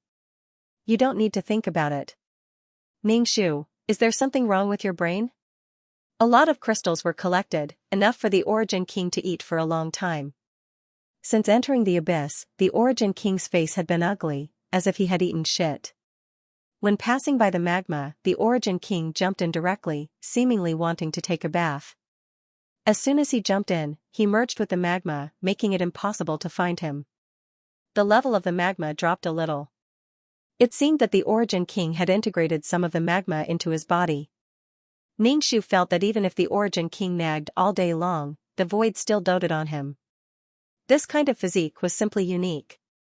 In any case, Ningxu felt that he was the kind of person who had been abandoned. He was born without a complete body, not even having meridians. To be precise, Ningxu was not born in the void at all. At most, he was an artificial void creature. I made myself, is that okay? The Origin King took a bath, got up, and dripped magma. Further ahead was a forest. This forest was Ningxu and Jinji's favorite place. Why? Because there were many fruits here that were particularly delicious and rich in energy. Before the Origin King could speak, Ningxu and Jinji rushed into the forest. As soon as they entered the forest, many pairs of eyes immediately looked at them. Ningxu stopped, looked at the people in the forest, and then turned his head to look at the fruit trees. All the fruit trees had been abused, and there was nothing left. How ruthless. Not a single fruit was left behind. Ningxu said to the Origin King, who had walked into the forest, "Your house has been searched." They had brought a large army to search his house. The Origin King's face was very ugly as he rebuked Ningxu. "I know, why are you being so loud? I knew it from the moment I entered the abyss." They had gone too far. After taking away the spring, they still wanted to take away these things. Everything in the abyss belonged to him. Ningxu said to Fragrant Wind Man, "You're going too far, entering someone's house and plundering their things." Fragrant Wind Man said directly, "It's useless to tell me. Go find Sang Liang and the others. I'm just an errand boy." Ningxu clicked his tongue, shrugged his shoulders, and asked the Origin King, "What should we do now?" "You're really going too far." The Origin King sighed. His expression twisted for a moment before returning to normal. He squatted down and pointed at the ground. At first, it was still calm, but after a few seconds, the ground began to shake violently. It became more and more violent, and the violent shaking made it difficult for people to stand still. Cracks began to appear on the ground, and the cracks grew bigger and bigger, almost destroying the fruit forest. A hand stretched out from the cracks, and another hand also stretched out, grabbing the ground. With the help of the two stone hands, a stone man climbed out of the cracks. This stone man's entire body was made of rocks, and there was moss growing on the rocks. Its entire body was wet. As soon as the stone man appeared, it bowed its head to the Origin King to show its respect. The Origin King pointed at Fragrant Wind Man's group and said fiercely, "Kill them." It was bad enough that they broke in once, but they still wanted to plunder the ground. This was too ugly, too much bullying. The Origin King felt very wronged. It was bad enough that he was wronged in the void, but now, even his own house was invaded as if no one was there. They even took his food and drink. He was so angry. The stone golem did not say anything. Following the order, it raised its fist and smashed it at Fragrant Wind and the others. Fragrant Wind and the others were in soul form, so they were as light as a feather. Facing such an attack, they could easily dodge it. The problem was, so what if they dodged? The stone golem attacked them tirelessly. After receiving the order, it had to complete the order before it could retract its fist. Although the stone golem was very big, its movements were very agile. If the Divine Stone Clan had such agile movements, they would not have to desperately accumulate defensive power on their bodies. The orchard was completely destroyed.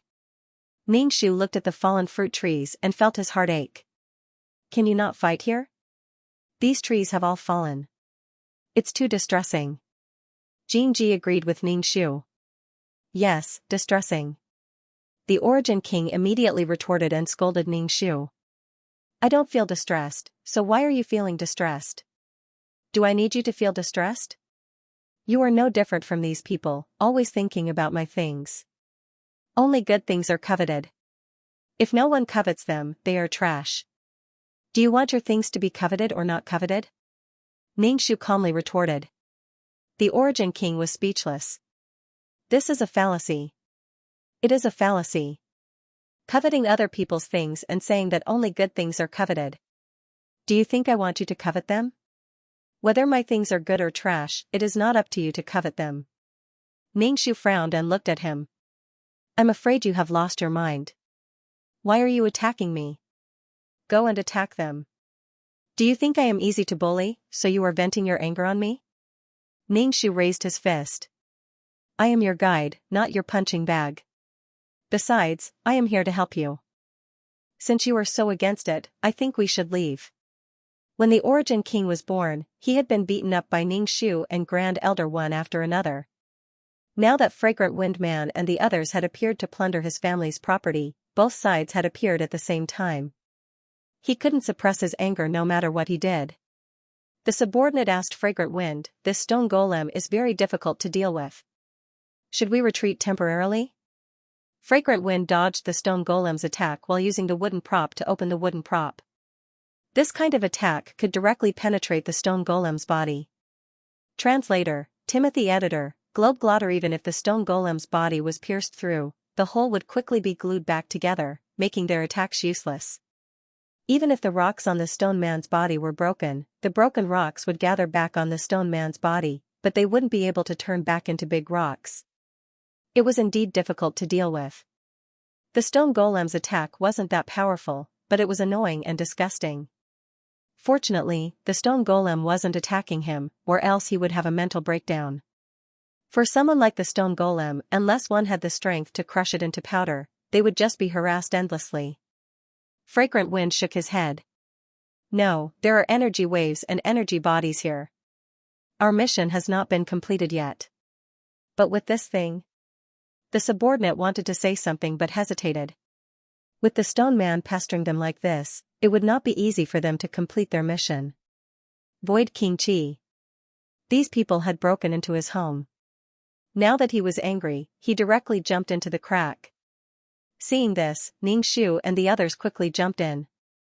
Jinji was the last to go. Seeing a fruit on the ground, he hesitated for a moment. He picked up the fruit and wiped it on his clothes, took a bite, and jumped into the crack. Fragrant Wind had been paying attention to Ningxu and the others. Seeing this, he immediately said to his subordinate, "Follow." He jumped into the crack. The others jumped into the crack like dumplings. The stone golem, who had no target to attack, also jumped in. Below the crack was an underground world. It was full of complicated paths and caves, and there were also some unknown creatures that they had never seen before. Ningxu used his mental power to scan and felt a headache. There were too many roads and twists and turns. If he stayed in them, he would definitely die of exhaustion. Who was the one who built the underground maze? The stone golem chased after Fragrant Wind and the others. Even from a distance, they could feel the vibrations. The ceiling above their heads was shaking to the point of dust and soil. They did not expect the bottom of the abyss to be like this, and the area was very large. The abyss was really a treasure. They thought it was so big, but suddenly there was another layer below. It was not that Void King did not have a foundation. In fact, he had a very good foundation. The Origin King familiarly led Ningxu's group through many twists and turns, causing the people behind them to feel a little dizzy. Ningxu asked, "Where are we going?" Fragrant Wind and the others were probably lost now, being chased around by the stone golems. Void King did not speak and came to a spacious place. Because it was underground, there was no light and torches were lit around. When everyone saw this, their eyes almost jumped out of their sockets. This place was full of energy bodies. The energy tree from before was just a drop in the ocean. This scene was undoubtedly a large-scale treasure scene. Ningxu sighed. Void King was really a rich second generation. There were a lot of energy bodies here. Fragrant Wind and the others were probably looking for them. Previously, Li Wen went to harass the organization, so the materials consumed in the battle had to be replenished. It was reasonable to come here to find energy bodies. Unfortunately, it might be a little difficult for them to get out. When Jinji saw the energy bodies, he immediately rushed over and stuffed them into his mouth desperately. However, he did not eat much. Void King did not care how much he ate. Translator, Endless Fantasy Translation Editor, Endless Fantasy Translation. What are you waiting for? Load them up, Void King said to Ningxu. You came to help, but you didn't move. What's wrong with you? Ningxu snorted and began to load the energy bodies one by one. This feeling was really strange, as if he was lying on money. However, Void King's expression was not good. Sooner or later, I will get the spring back. Grand Uncle took away the Eye of the Abyss. The spring water coming out of the spring was full of vitality. Ningxu hesitated for a while. It would be a bit difficult to get the spring water back. Snatching something from Grand Uncle's hands was probably more difficult than killing him. Ningxu and Fa Tian's gazes probably stimulated Void King. You don't believe me, I will definitely get it back, humph. Ningxu was very tired from loading the energy bodies and asked, do you want to take away all the energy bodies here? No need, leave some for the creatures of the abyss to eat. Alright, there's no need to load them up, most of them were left behind. Ningxu could not help but ask, where did all these energy bodies come from? There were too many of them, too awesome. It was very difficult to find energy bodies in the void, but here they were in piles. Could it be that all the energy bodies in the void were here? Sure enough, Void King was the chosen one. The Origin King was not someone with no money, but it seemed that these creatures would not follow him out of the abyss. Inside the abyss, the Origin King was the absolute master, but outside the abyss, he was nothing more than a smelly little brother. If he went out, he would be wronged. Where else could they have come from? Of course they were collected slowly, the Origin King said angrily, did they just fall from the sky? Sure enough, money made people bold. Just look at the Origin King, look at his appearance after returning to the abyss, it was as if he wanted to poke someone with his chin. Ningxu threw the bag aside, I'm not going to pack them, whoever wants to pack them can pack them. The Origin King said flatly, I'll give you half a bag of energy bodies. Ningxu knelt down instantly, thank you, father, I'll pack them now. I'm willing to submit to the evil power of money. Jinji ate a lot of energy bodies, but in the end, her speed slowed down and she helped pack them up. Obviously, she was aiming for half a bag of energy bodies. Ningxu asked, is it okay to leave the rest of the energy bodies here?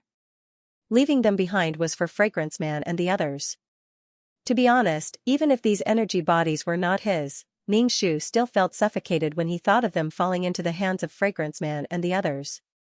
Just thinking about it made him feel suffocated. The Origin King sneered, leave them behind? Stop daydreaming, these people still owe my big brother something. The Origin King was worried about his own spring and vowed to return to it. However, Ningxu felt that even if he returned to the spring, there was probably not much vitality left in it. Of course, he would not tell the Origin King about this so that the Origin King would have a goal to strive for. Perhaps the vitality of the spring still existed, and if he did not see it, he would not have the right to speak. After packing up the energy bodies, the Origin King clapped his hands and a number of black, fist-sized creatures appeared from all directions. Their bodies were pitch black and it was impossible to tell what they were. Chattering noisily, they quickly moved a large amount of energy bodies away. Their speed was so fast that all the energy bodies disappeared in the blink of an eye. Ningxu clutched his chest, almost unable to breathe. There were so many energy bodies. Ningxu asked, what kind of creature is that? Oh, these energy bodies were found by them. I'll take some of them and leave the rest to them, the Origin King said lightly. To be honest, the Origin King did not care much about energy bodies, but when he went out for a walk, he discovered that without any energy bodies, it was difficult to even take a single step. If he were to encounter any problems in the future, would he be as passive as he was now if he just threw out a bunch of energy? The Origin King started throwing money around. Ningxu narrowed his eyes and stared at the pitch-black creature. It was very small, like a mouse. Could it be that this creature was very similar to the little mouse, but one lives underground? Are these creatures looking for energy bodies? What kind of precious race was this? They are good at living underground and like to hoard things, but they still like to eat energy bodies the most. They will contribute some energy bodies to me. Ningxu was unable to maintain his smile. This was called merely contributing some energy. That's a lot, okay. Ningxu took out an energy body from his pocket and was about to take a bite when he found that he really could not eat energy bodies, nor could he absorb this kind of energy. Then what was he going to rely on to grow up? Was it so difficult to grow up as a pseudo-void creature? He couldn't be a child for the rest of his life, could he? Ningxu felt extremely uncomfortable. She gave the remaining energy body to Jingji. Jingji took it and swallowed it with a crunching sound. Ningxu looked very sad. What kind of situation was this? Fatian thought for a while and said, you probably have to grow up together with the peerless martial art. The peerless martial art will feed back its energy to you, don't worry. Ningxu's expression instantly became extremely frightened. Grow up together? Does that mean I'll have to stay like this for a long time? If the peerless martial art grew old in the future, she would also become an old lady. However, that was a very distant matter. Ningxu only wanted to become a girl now, a young and lively girl. This was a very uncomfortable thing because she did not know when she would grow up. Then what was the use of losing weight? She should just give up on herself and smash a broken jar. Fatian gave Ningxu an idea. Why don't you ask the granduncle? He was also born in the birthplace of this plane. Ningxu looked at Fatian. Are you serious? Of course I'm joking. Fatian laughed. You even believe this? If you really go and ask, you'll be sending yourself to someone's doorstep to be slaughtered. You, very good, beast. She was already like this, but Fatian was still joking about her. Fatian patted Ningxu's head. Actually, there's another person you can ask. Ningxu pushed Fatian's hand away and asked angrily, who? Doesn't the granduncle have a younger brother? You can ask his younger brother, Fatian said. Ningxu rolled her eyes. Minister Xingqing, you probably don't even have a corpse left now. Anyway, he could just give up the treatment. Ningxu was the saddest. If he had an accident and died, then he would be a child for the rest of his life.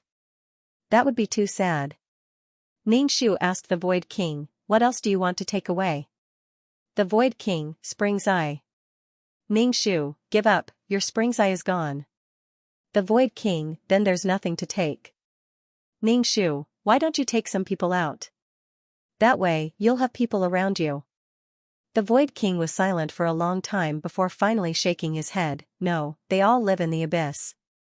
I can't change their living environment. Ningxu, keep it simple, keep it simple. The Void King, I can't find anyone. They respect me here, but they won't follow me to the outside world. Ningxu nodded, so, you're still alone. There was only money, no people, and no one to rely on. Then should we leave? Ningxu asked. The underground world was quite depressing, and he felt like it was difficult to breathe.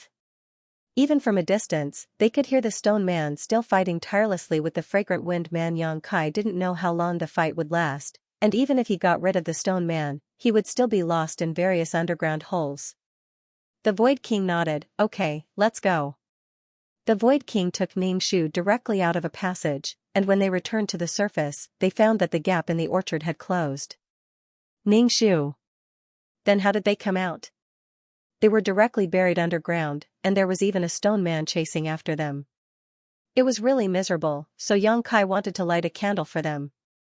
Is there only one exit? Ningxu asked. The Origin King smiled insincerely, yes, there's only one exit. Ningxu, his scalp went numb. Finding the exit in these crisscrossing tunnels was simply too difficult, and there was even a stone man to increase the difficulty of clearing this place. It was simply hellish. To be honest, seeing Fragrant Wind Man so miserable, Yang Kai really couldn't help but feel happy. Originally, he had come here to find the energy bodies, but now that they had no energy bodies, they couldn't even leave and had to be tempered by the stone man. It was really comforting. The Origin King still went to take a look at the dried-up spring. Even without the spring, there was still plenty of vitality left here. The Origin King's face was very ugly. This was the energy for his growth, and now it was taken away just like that. What would happen if he grew up deformed in the future? His current strength wasn't very good, but when he became truly strong, he would truly possess an immortal body. Those dregs could beat him. What nonsense were they talking about? All of them were bandits, all of them were beasts. Ningxu asked, is the spring important? Origin King, what's not important here? Do you think it's not important? Ningxu decided to never talk to the Origin King again, at least not in the abyss. As soon as the Origin King entered the abyss, he was very confident and arrogant. This was probably his own territory. Once they left, the Origin King's attitude would definitely change. Outside, he had to be humble, but in his own territory, he didn't need to be polite. She would never ask again, who cares? Outside the abyss, the bright light was a bit dazzling, so Ningxu suddenly said, how about we wait a little longer? The Origin King glanced sideways at Ningxu and asked, wait for what? Ningxu just snorted and didn't speak, not intending to talk to the Origin King. Since you asked, I have to answer. Origin King, he took out a fist-sized cloth bag and shook it loudly. What was inside? It was all energy bodies. From his face, Ningxu could see the arrogance and willfulness of a rich man. What are you waiting for? Tell me and these energy bodies will be yours, Fatian snorted. Ningxu snorted, let me tell you, I'm not a person who will bow for 5 buckets of rice. If 5 buckets wasn't enough, it had to be at least 8. You're willing to take out such a small thing? Ningxu said disdainfully. Is my personality that cheap? The Void King was not used to this bad habit of hers. Do you want it or not? If you don't want it, then forget it. In any case, I don't really want to know. Ningxu waved at Fatian. Come down. I'll tell you something interesting. We won't tell him. Fatian really wanted to roll his eyes at Ningxu, but he still bent down and put his ear next to Ningxu's mouth. He even threatened, it better be something interesting. If it's not, I'll blow your head off. Ningxu. What kind of people are these? I say, let's wait here. Fragrant Wind and the others will send out a distress signal, right? If we wait here, we'll be able to wait for reinforcements. When the time comes, we'll get more people into the maze below. Wouldn't it be interesting to have so many people groping around in the maze? Fatian, you think it's interesting? The Void King on the other side was very curious, but he still maintained a very cold posture. He didn't even look over here, completely uninterested. As Heaven Punisher spoke, he tilted his body slightly towards them. Ningxu, of course, if the underground maze is stable enough, it will definitely be able to resist for a while. If it's a shoddy construction, then there's nothing we can do. The Void King couldn't help but ask, what are you talking about? Ningxu stretched out his hand and rolled his eyes at the Void King. This time, he took out a small bag of energy bodies. Ningxu accepted it with satisfaction. The quality of your underground maze is not bad. The Void King, I didn't participate in its construction, so how would I know if it's good or not? Ningxu really wanted to jump up and smash his head. Can you not be so stubborn? Are you a reincarnation of a stubborn person? This old lady doesn't want to talk to you. The Void King asked, so what if the quality is good, and so what if it's not? Ningxu, if the quality is good, then it can be destroyed in one wave. If the quality is not good, then it's better to quickly release the people inside. The Void King, release my ass. Ningxu said, the one locked inside, the leader, still has some status in the organization.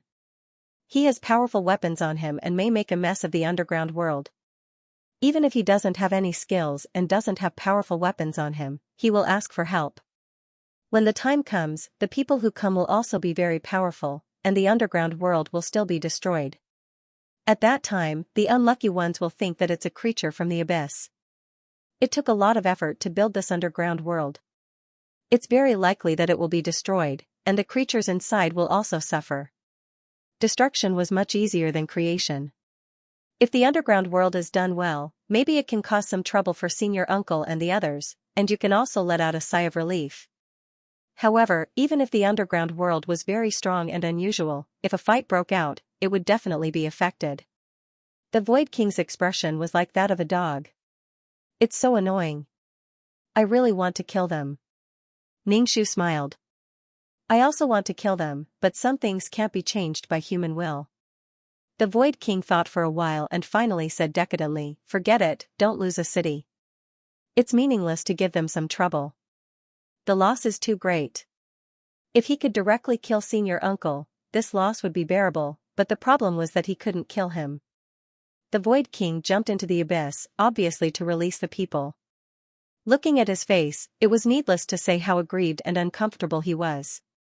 As soon as the Void King left, Ningshu opened his bag, which was filled with colorful energy bodies. It was really easy to earn energy bodies from the Void King. It was simply like throwing money away. Ningshu gave the bag to Fation and said, "Here, take it. I don't need this kind of thing." He felt very depressed when he thought that he would always be a child on the heavenly mountain. Fation accepted the energy body and comforted Ningshu. "It's not too late to lose weight." His feet moved, and the entire abyss trembled. He didn't know what was happening below. It didn't take long for the Void King to return, followed by a group of souls. The leader, Fragrant Wind, was very embarrassed. His clothes and hair were covered with mud, and his face was also covered with mud. It was really rare to see such a narcissistic Fragrant Wind in such a sorry state. The fragrance on his body mixed into a particularly complex smell. Ningshu said to him, "You should thank me. If I hadn't convinced him, the Master of the Abyss wouldn't have let you out. He planned to lock you up until you die." Translator, Henyi. Translations Editor, Henyi Translations. The Void King was very flattering. "Yes, it's all for his sake." Fragrant Wind calmly shook off the mud on his body. "You're not being kind, you're just afraid of seeing your uncle. It's true that you're afraid of Grand Uncle, but it's wrong for you to say it, otherwise, Fragrant Wind Guy would still be stuck in the underground world with the stone golem and would have to find a way out in the crisscrossing tunnels." Ningshu's expression changed, and he said to Hollow King, "Take it, don't be polite." Fragrant Wind Guy raised his hands, "Okay, it's my fault, I said the wrong thing." In the face of this situation, Fragrant Wind Guy was terrified and admitted his mistake very quickly.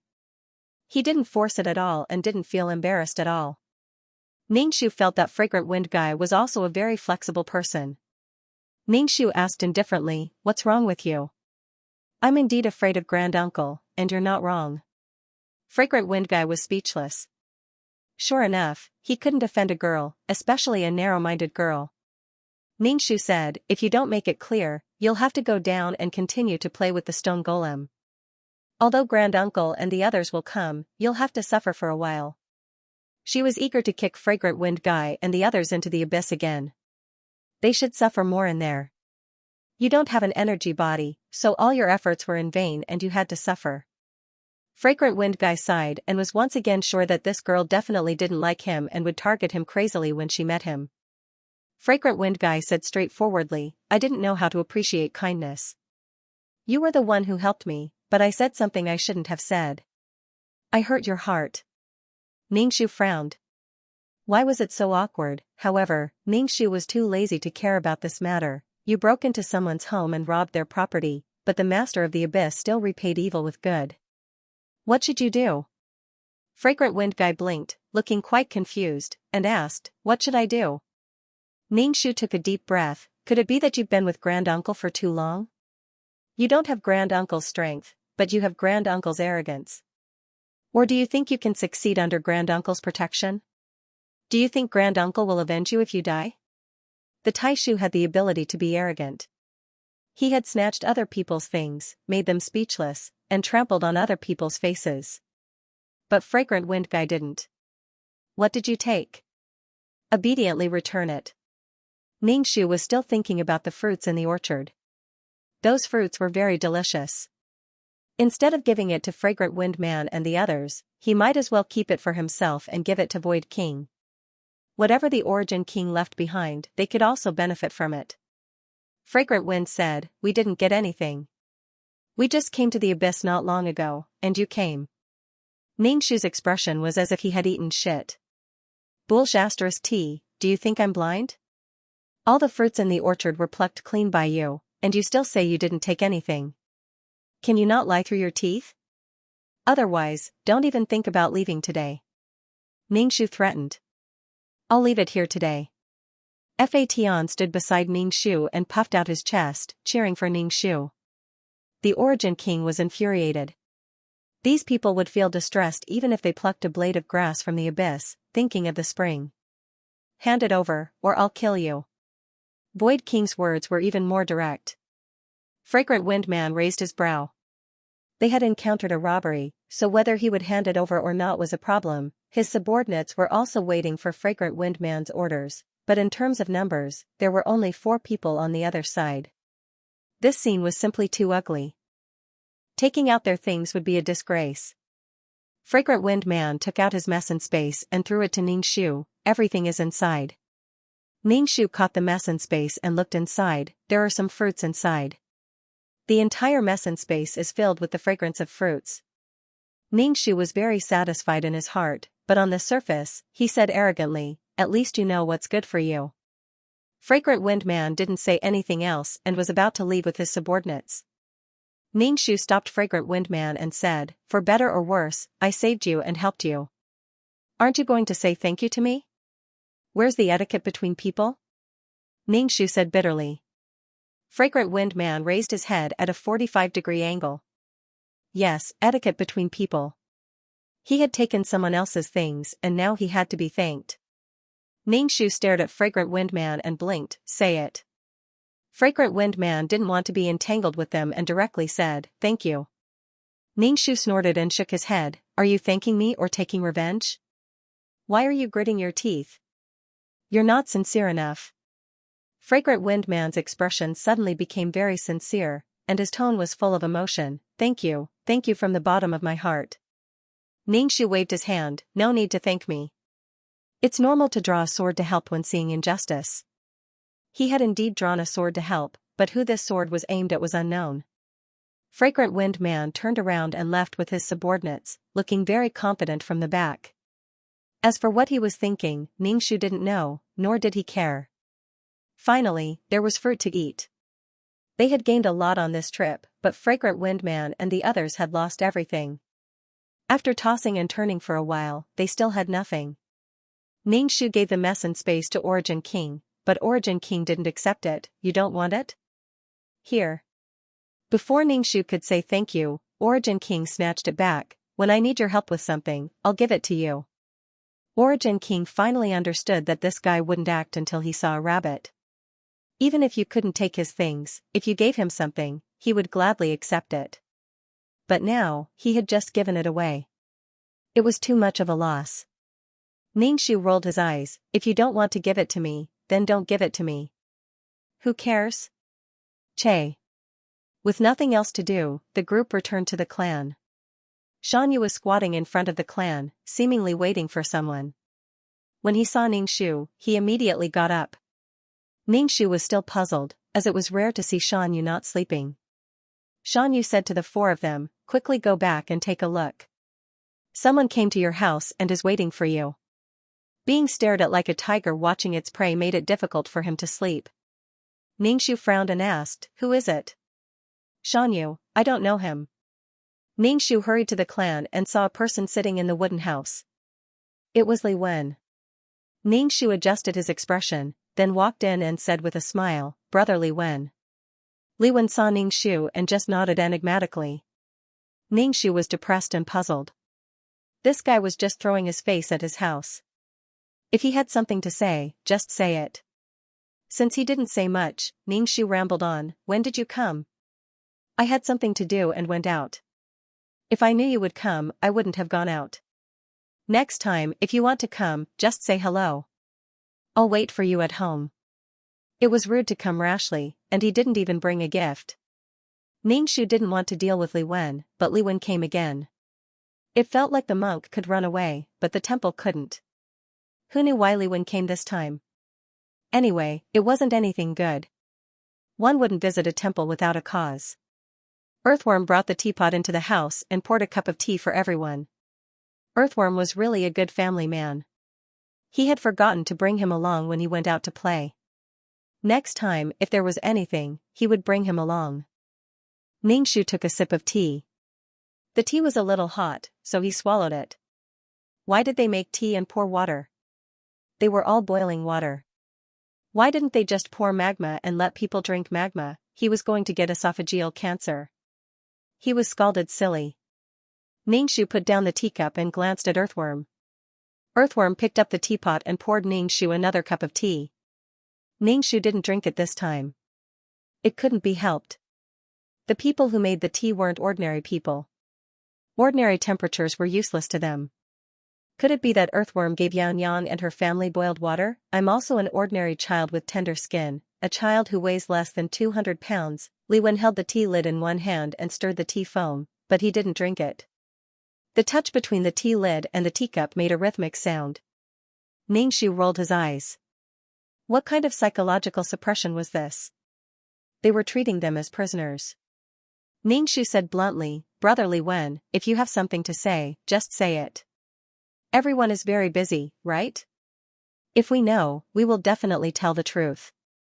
Hearing this, Li Wen put down the tea lid and made a crisp sound. He said, "Royal sister." When Ningxu heard this name, his eyelids couldn't help but twitch. Even his face began to tremble. Ningxu sighed. "Royal brother." Then the two of them looked at each other across the table. "I went to find the grand-uncle. I didn't feel the little mouse's aura in that place," Li Wen said. Ningxu raised his eyebrows and didn't hide his surprise at all. "Brother, you went to find senior uncle just to confirm whether the little mouse is in their hands?" Li Wen nodded. "Firstly, I wanted to test the grand-uncle's strength. Secondly, I wanted to know if the little mouse was in their hands. I didn't sense its aura." Ningxu couldn't help but scratch his head. What did Li Wen mean? When the little mouse was here, he didn't like him at all and ignored him. Now that he was gone, why was he so enthusiastic? People were all so cheap. They didn't cherish something and only knew how to regret it after losing it. Ningxu asked with a puzzled look, "Wasn't the little mouse killed by grand-uncle in order to save you?" "Isn't that what you saw?" Li Wen picked up her teacup and took a sip before putting it down. "But I don't think it's dead." Ningxu nodded. "It's probably an illusion." "It must be an illusion." Li Wen said, "It seems that I was wrong. I thought it was at least powerful. Senior uncle definitely wouldn't kill it directly. It's still useful." Ningxu was speechless. "You were wrong. If senior uncle wanted to kill someone, sometimes he had to look at the person's value. But the problem was that the little mouse was of no value to senior uncle at all. What was the point of keeping it? Moreover, the little mouse had the ability to replicate infinitely. It could only be troublesome. Normal people wouldn't keep it. Moreover, the little mouse wouldn't listen to senior uncle. Senior uncle must be sick to keep it. The little mouse often brought an army to provoke him. It was fine once or twice, but if it happened too many times, he would kill it with a slap. Would anyone have mercy on a mouse or a cockroach? Ningxu could only smile. There was nothing wrong with smiling. It was better to speak less. Now, the little mouse was alive. To a certain extent, it was alive. It didn't even recognize them, let alone Li Wen. So what if it found the little mouse? It was better to follow an ordinary human. They thought that the little mouse's matter was over, but they didn't expect Li Wen to still be obsessed with the little mouse's matter. Li Wen's intuition was very accurate. She immediately found someone related to the little mouse. However, there was no need to think about this. After all, the little mouse didn't know many people, including them and Li Wen. Its relationship with other people was sparse and ordinary. It was good enough that it wasn't yelled at and scolded. It was endless. They didn't understand why Li Wen was so obsessed with finding the little mouse. It was probably because the little mouse was Li Wen's warmth and support when she came to the void from a human emperor. However, this kind of support hurt her self-esteem to some extent. Now that Li Wen had the ability to protect herself and had power, it was normal for her to want this warmth again. It was also possible that she wanted to repay the kindness. Li Wen fiddled with the tea lid and said casually, "I didn't feel the little mouse's aura from grand-uncle and the others. Instead, I felt it from you." Ningxu raised his eyebrows. "You might be wrong about us again. Could it be that they had come into contact with the little mouse before, or was Li Wen tricking them?" However, they just refused to admit it. Ningxu said directly, "He's really dead. He was crushed to death by grand-uncle. His body turned into fine sand on the spot and returned to the embrace of the void." Ningxu was telling the truth. The little mouse was dead. He dared to swear to God. Li Wen looked at Ningxu's solemn vow and doubts flashed across her face. She said in a deep voice, "Royal sister. Ningshu said, "You can call me Royal Mother. The little mouse is dead." He secretly took advantage of Li Wen. The sound of Li Wen fiddling with the teacup lid was a little bit loud. The rhythmic sound seemed to have formed a resonance with his heart. With a ding sound, the teacup lid fell onto the teacup. Tea splashed out, and the lid tilted onto the teacup. Ningshu snorted. Was she trying to threaten them to hand over the little mouse? The smile on Ningshu's face remained unchanged as he looked at Li Wen. Sure enough, the little mouse was a variable. Because of the little mouse, their relationship became unpredictable. Earthworm listened to their discussion and frowned slightly. Were they talking about the little mouse? Li Wen noticed Earthworm's expression and said, "Brother, do you have anything to say?" Everyone's eyes focused on Earthworm. Earthworm shook his head. "No, I'm just thinking that this kind of tea doesn't taste good." Li Wen snorted and stood up. She said to Ningshu, "I believe in my feelings. Royal sister, if there's news about it, remember to inform me. I have people around here. They will pass the news to me." Li Wen had people here? Permanently? Ningshu had a perfect smile on her face. "Okay, royal brother. If there's news about it, we will inform you. If not, don't hold too much hope. After all, it's already dead." It was dead. As soon as Li Wen left, the pressure in the room relaxed. With Li Wen here, the whole room was like a pressure cooker that deflated. Ningshu picked up the teacup and poured a cup of tea into his stomach. Only then did he let out a long breath. Fation's expression was very ugly. He said directly, "I regret resurrecting Little Mouse now. If I had known there would be such trouble." Little Mouse's death was a kind of trouble, but so was its life. It was unknown where Li Wen's confidence came from. She felt that the little mouse was in their hands. Sending someone to stay here was a threat while calling her sister. It could be said that she was using both the carrot and the stick. Jingji was still eating and did not care about this matter at all. Suwon did not understand the cause and effect. Although he was very curious, he did not ask when he saw that Ningshu and Fation were unhappy. On the other hand, Earthworm said, "Why hide the news from him? We gave him the news. What he does is his business. Or is there a reason why we have to hide it from him? Besides, I think that little mouse is very weak now. Following him is better than following an ordinary person." Therefore, Earthworm did not understand this matter. He had to endure it like a hero. He would rather die than submit. Ningshu and Fation looked at each other. Ningshu shrugged and spread his hands at Earthworm. "You are right. There is a reason for him to endure it." This was because when he resurrected Little Mouse, Fation had the idea of experimenting. At that time, Fation was young and had a mischievous attitude. He did not implant any memories of Li Wen. This was the problem. Although this problem was not very big and Li Wen did not seem to have the qualifications to question it, the problem was that Li Wen was stronger than them now. She had the qualifications. The little mouse seemed to have lost its ability to replicate infinitely. In a way, the little mouse was dead. However, it was normal that Fation did not implant Li Wen's memories into the little mouse. After the successful resurrection, the little mouse went to look for Li Wen again. That infatuated look was unbearable to look at. As Fation's experimental subject, Fation had his own selfish motives, especially his first experimental subject.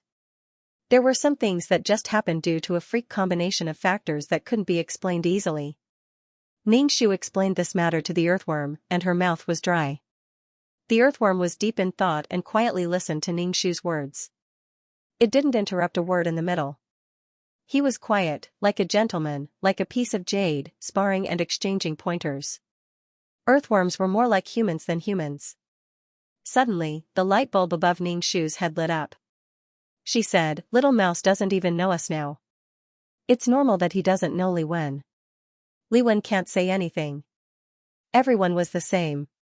The earthworm still shook his head and said, "I think the little mouse lost its memory because of the lack of energy. Once it has enough energy, it should still remember us. At that time, it wouldn't remember Li Wen." Ningshu pouted and blew the hair on her forehead. "It's really intoxicating. How should we solve this matter? The dead mouse really gave her a lot of trouble." When it was alive, it made her worry, and when it was dead, it still did this. Ningxu clenched her teeth and said to Fatian, let's settle this. I want to tell Li Wen about Little Rat. As for the result, let it be. No matter how bad it is, it will be better than this. Fatian said, I also agree. Li Wen has the strength. We won't be trampled on by others. Before, they avoided being enemies with Li Wen because there was already a senior uncle. If Li Wen was added, the pressure would be too great. But if things couldn't be avoided, they could only face it calmly. The relationship between the little mouse and Li Wen would always be involved. As long as it wasn't solved, there would be more things like today. When the Origin King saw that Ningxu and Fatian were about to leave, he immediately followed. I want to go too. Ningxu said, what are you going to do? What does this have to do with you? You want to get involved in all the fun. The Origin King said, I don't care. I want to go. Even an earthworm was more qualified than an Origin King, let alone an Origin King. Jinji looked at Fatian. He didn't speak and just looked at Fatian, but his eyes were very pitiful. Fatian said, stay here and don't run around. Jinji almost became a hanger on Fatian's leg. Wherever Fatian went, Jinji would go. The two unreasonable and pitiful children couldn't go with them. Ningxu found Li Wen's team that was stationed some distance away from the clan and went straight to the point. He wanted to see Li Wen. Ningxu and Fatian were seen by someone. Ningxu entered a big tent. The decorations inside the tent were very natural and were all things of the void. There were even bird wings and the head of an unknown race. Ningxu took a glance and looked away. It seemed that Li Wen had conquered many places while she was asleep and had yet to be reborn. A human emperor had such achievements in the void. In any case, Ningxu had to kneel down and call Li Wen boss. Li Wen looked at Ningxu gently. Imperial sister, is there any news about it? Li Wen didn't mock and ridicule Ningxu, saying that there was news so soon or something like that. Firstly, there was no need. Secondly, it would lower his own style. Thirdly, Li Wen might have expected this situation. It was expected. Imperial sister, anyway, Ningxu felt a chill all over his body when he heard this name, and his hair stood on end. Ningxu smiled. Imperial brother, after you left, I thought about it carefully and dug out something about the little mouse from the depths of my memory. I wouldn't have remembered it if you didn't mention it. Li Wen just looked at him quietly. Ningxu rolled his eyes in his heart and said directly, it's in a small world now, but its situation is a bit special. It doesn't remember anyone. Li Wen stood up and said, then let's go. Ningxu asked, just the three of us? Do you want to take the others? No, it's not so troublesome to go to a small world. Ningxu didn't have any objections. He was looking forward to the meeting between Li Wen and the little mouse. He even gloated. Ningxu took Li Wen to the world tree. This world tree was hers. She thought that it had been annihilated with her, but she didn't expect it to grow well. You can live a good life by relying on yourself. Li Wen asked, is it in a small world like this? Ningxu corrected her, to be precise, it's in the 9-Palace Mountain in the small world.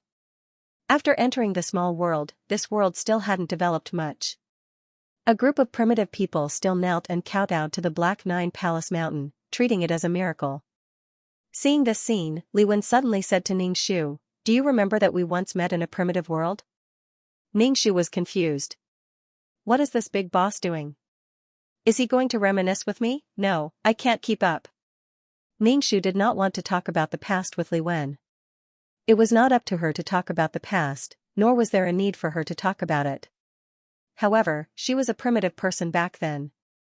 Did Li Wen recognize her? At this moment, Ningxu remembered that when he saved Li Wen gave him a jade pendant that could not be eaten but could not be drunk. Li Wen was just casually talking about the past.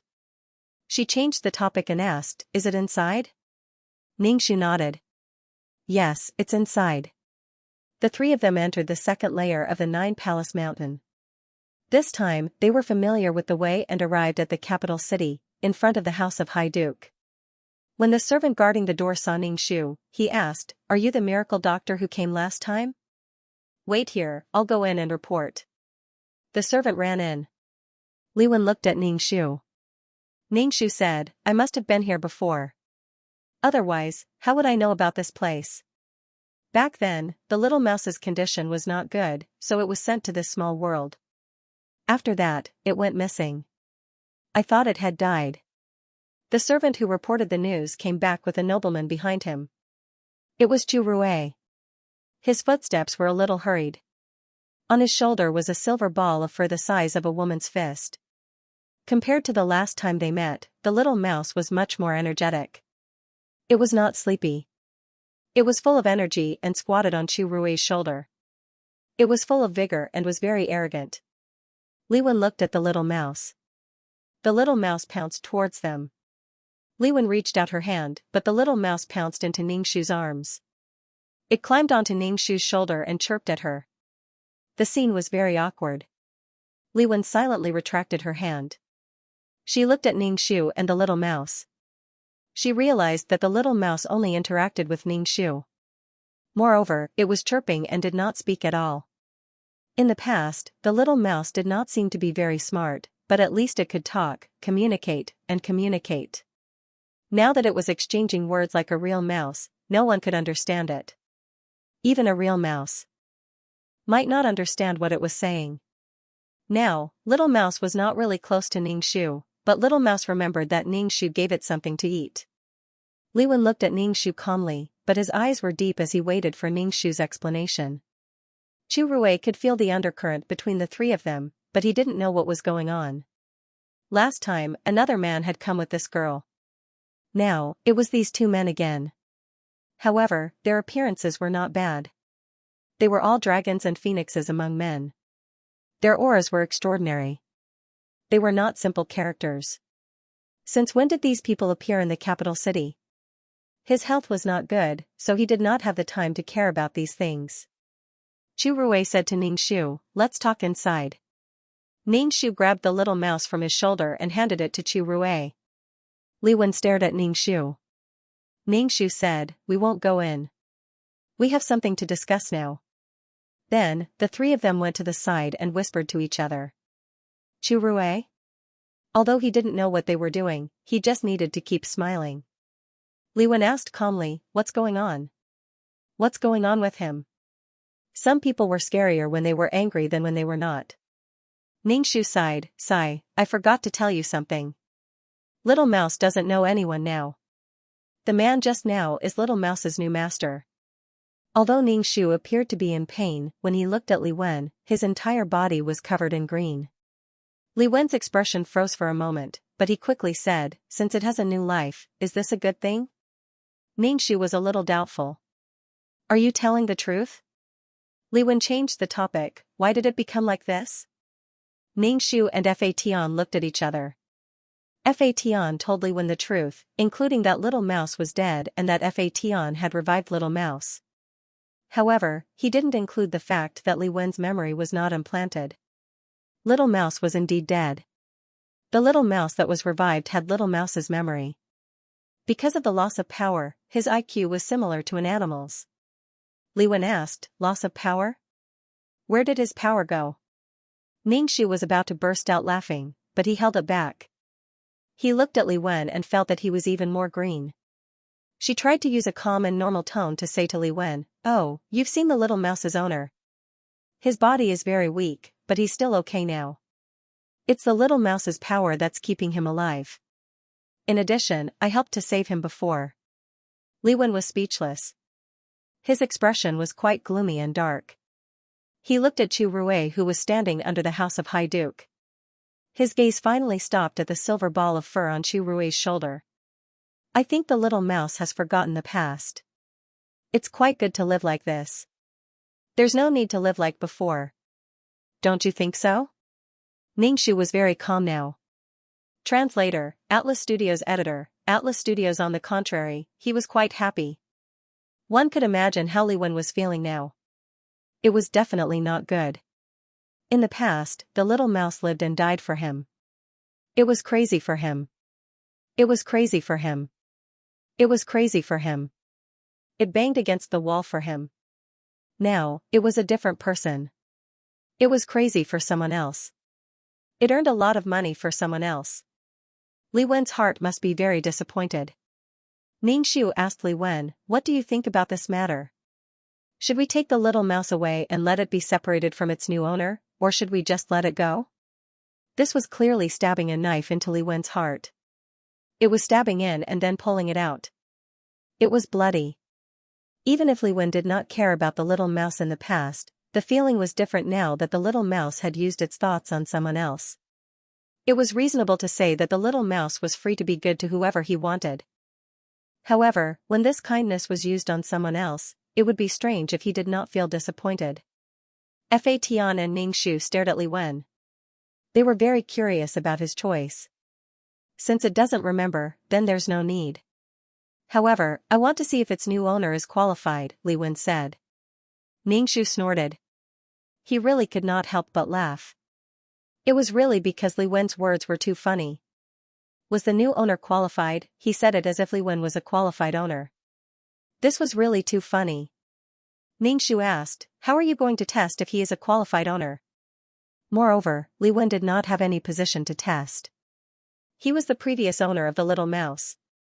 It could be said that there was no relationship between them. Moreover, if he tested it, it would be too cruel to Chu Rui. Because the difference in strength was too big, how was he going to test it? Was he going to use the safety of the public house to threaten Chu Rui to give up the little mouse? This was melodramatic and bullying. It was completely a joke. If it was this kind of test, Ningxiu would look down on Li Wen.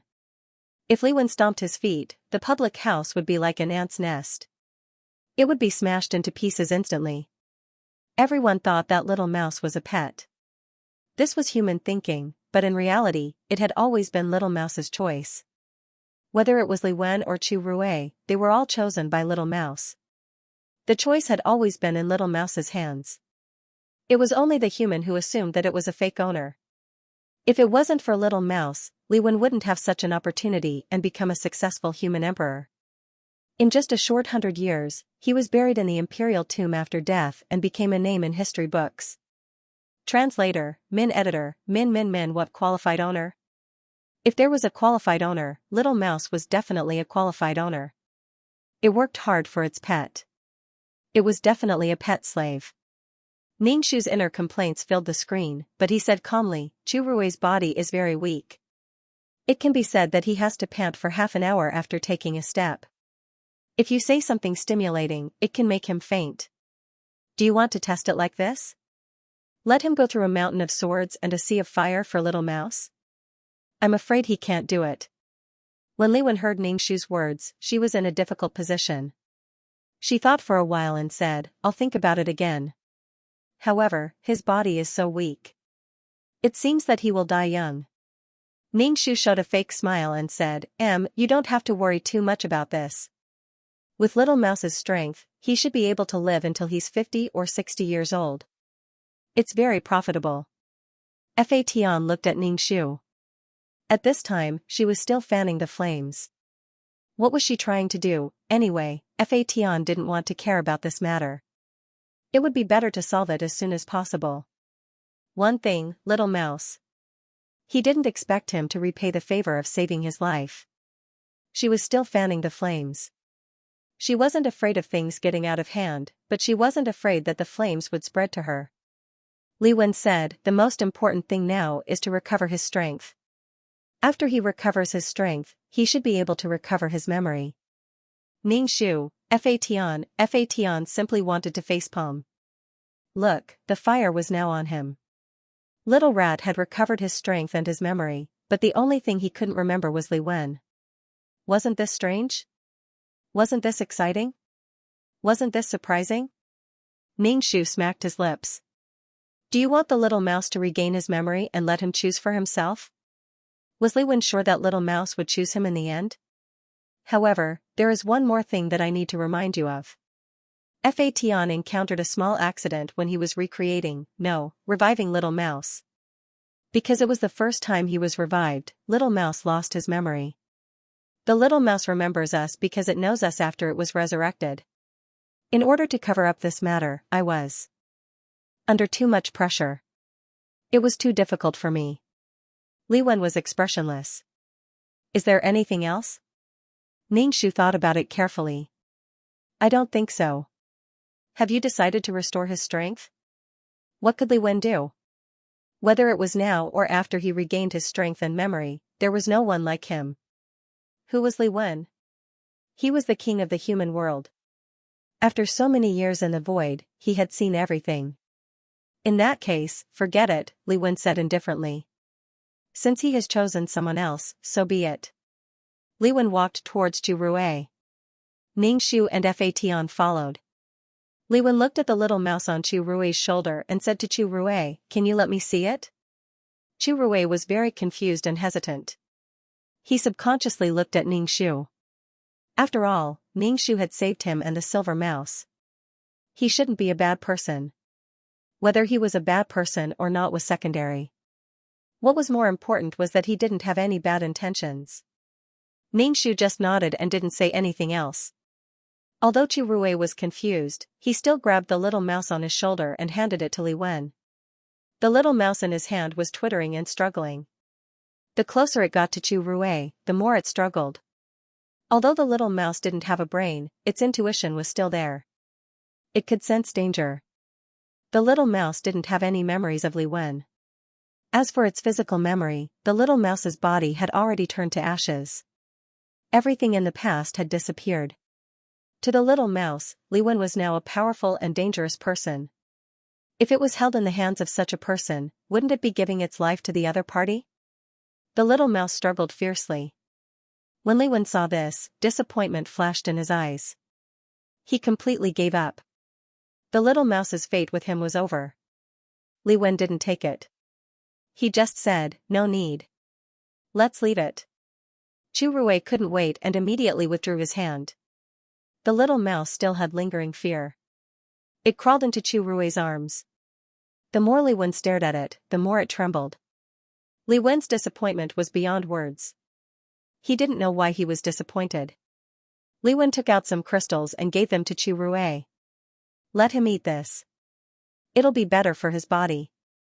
Chu Rui was moved to tears. What kind of good people were they? They were so good to the little mouse. Waves of people came to visit him. The little mouse smelled the energy.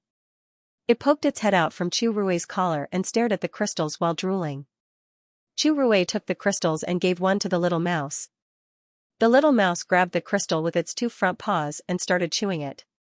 Li Wen looked at the little mouse for a while, then turned and left. His back view looked relaxed and lonely. Probably because he saw that the little mouse was alive and well, the burden on his body disappeared. It was actually a kind of burden to bear, the burden of a very heavy friendship. Loneliness was probably because no one would treat him well without any selfishness. This kindness was given to others. Disappointment and loneliness were definitely there. They came in a hurry and left without saying much. Chu Rui was a little dumbfounded. Why were these people so weird? He didn't understand at all. Ningxu heaved a long sigh of relief. Oh my, you're finally in the past. This damn rat was always causing trouble for others. Ningxu caught the little mouse. Chu Rui sighed. The little mouse was caught off guard and even dropped its crystal. Ningxu held the little mouse's tail and shook it. Look at your stupid face. Live well in the future. Don't cause any trouble. I won't care about you anymore. It was too annoying. Ningxu threw the little mouse to Chu Rui. Chu Rui caught the little mouse in a hurry. Ningxu said to Chu Rui, "Take good care of it. It gave you your life." What do you mean? Chu Rui asked. Ningxu shrugged. I improved your body because of it. Don't look down on it just because it's a rat. Chu Rui smiled sincerely. I'll definitely treat it well. He was so lonely that he needed a silver rat to accompany him. He was far away from everyone else and couldn't get close to them. It was as if she was the only person in this world. Everything in the world had nothing to do with her. That feeling of loneliness made her despair. Life was so sad that she had to rely on a pet to fill it up. Otherwise, she would be so lonely that she would want to die. Ningxu nodded. She was overjoyed. She had finally dealt with Li Wen. She would never come to this world again. She probably wouldn't even come to Nine Palace Mountain. There was no one she was familiar with here. Why would she come again? Xianxia was already dead. She might even be reincarnated. As for Xianxia's child, it had nothing to do with her. She had never interacted with her before. She had no feelings or blood relations. They were just strangers. Chu Rui invited, "Gu Liang, do you want to come in and have a cup of tea? Thank you for saving us last time. I prepared a small gift. Please accept it." Ningxu waved her hand. No need. She wanted to stay to eat and drink, but Li Wen didn't seem to be in a good mood. At this time, it wasn't appropriate for her to eat, drink, and play. She could eat whenever she wanted to. She had to deal with Li Wen first. Moreover, it wasn't a problem for Li Wen to let people stay in the clan land. Did they have to move? Moving was so troublesome. They had to move all the pots and jars away. Moreover, they had to build a new house. It was too troublesome. Moving wouldn't solve the problem either. They had to let Li Wen go. Chu Rui didn't force Ningxu and the others to stay. He waved his hand and a servant came over with a box. "This is the gift I prepared for you. Take a look," Chu Rui said. Ningxu opened the box. Inside was a box full of jewelry, glittering with golden light. There were pearls, silver, gems, and gold. Earrings, headbands, necklaces, and so many other things were pushed together. The lid almost couldn't be closed. Although this seemed to be quite impactful, it was a little too careless. Ningxu accepted the box.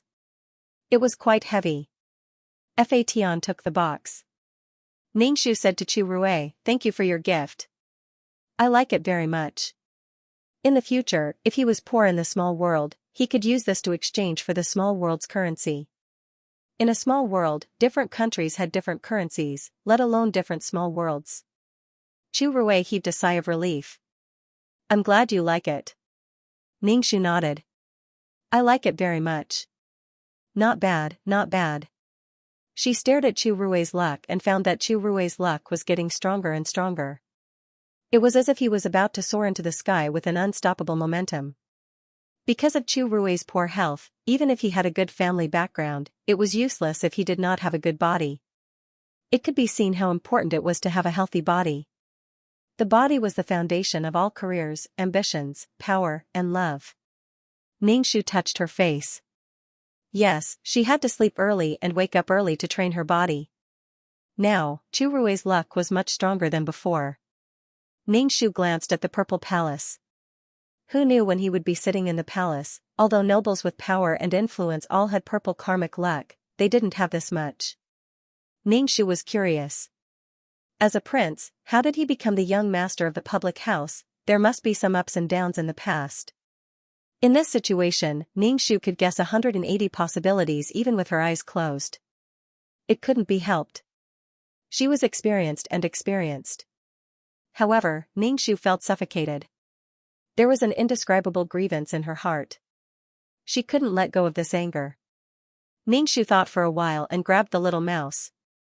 The little mouse's energy body fell again. She threw the little mouse on the ground and stepped on the little mouse crazily. It was squeaking and running away. The little mouse was much more energetic now. It had the ability to run away. The woman and the mouse chased each other. Of course, the little mouse was still beaten. Ningxu was sweating profusely from chasing, but the little mouse was beaten to death. Its fur was all tangled up. It looked very pitiful. Ningxu put her hands on her hips and let out a long sigh. Comfortable, Chu Rui saw the situation and wanted to stop it, but he couldn't. With his weak body, he couldn't even beat a child. Moreover, it was a girl. With his strong body, even the agile silver mouse couldn't escape from his evil claws. Since he wanted to kill the silver mouse, why did he save it? Why did he have to do something unnecessary? He would suffer some physical pain, but his life wouldn't be in danger. From this, it could be seen that the little mouse used to be very close to them. They didn't take the little mouse away and left it by his side. Without the little mouse, he might be able to live day by day, but every day was lonely and lonely. Chu Rui thought for a while and looked up at the sky to prevent tears from falling. He was really, really, really touched. Ningxu finally stepped on the little mouse. The little mouse stuck out its tongue, rolled its eyes, and fainted. Chu Rui picked up the little mouse and patted the mud off its body. Ningxu clapped his hands. Okay, let's go. Fa Tian held the box and left with Ningxu. After leaving the small world, Li Wen was standing on the Nine Palace Mountain, looking at the primitive society in the wilderness. Seeing Ningxu come out, he glanced at the box. Ningxu said, I said goodbye to little Haozi and we talked for a while. Li Wen said, let's go. After leaving the small world and arriving in the void, Ningxu asked Li Wen, where are you going next? Li Wen said, are you chasing me away? Ningxu shook his head. No, I'm just curious. I'm curious about your destination. Li Wen said, I don't want to go anywhere for the time being. I'll stay here for a while. How long was a while? Ningxu's expression froze. What was Li Wen going to do? Get out of here. Li Wen looked down at Ningxu's expression and asked, what's wrong? Am I not welcome here? Ningxu forced a smile and his muscles twitched. Of course not. Of course I welcome you. Li Wen nodded. It's good to stay and rest. We haven't seen each other in a long time. I don't even remember what you looked like in the past. Ningxu maintained his smile. Oh, yes.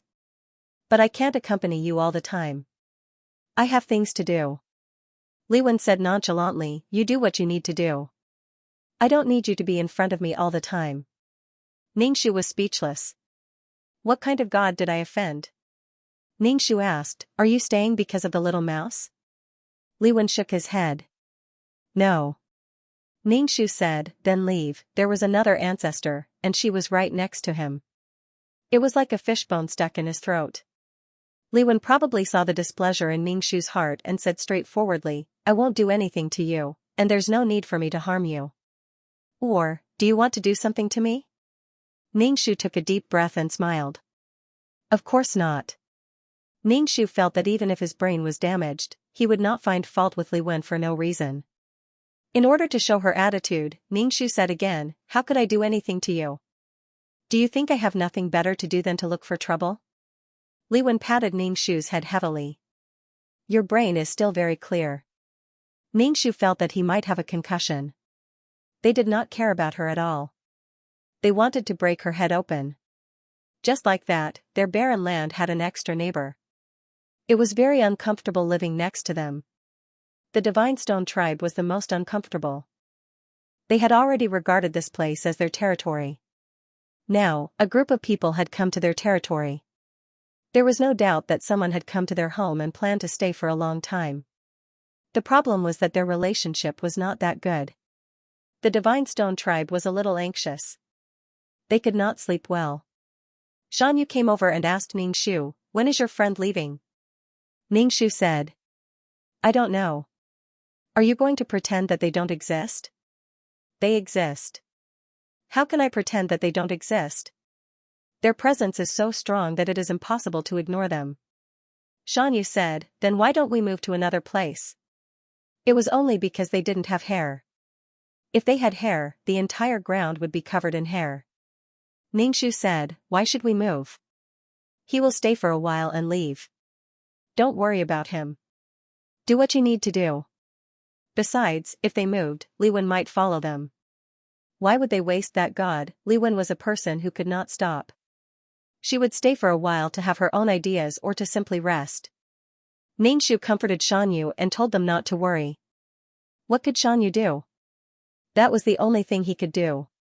He would sleep less and go out to find some hard stones and metals to fill his body.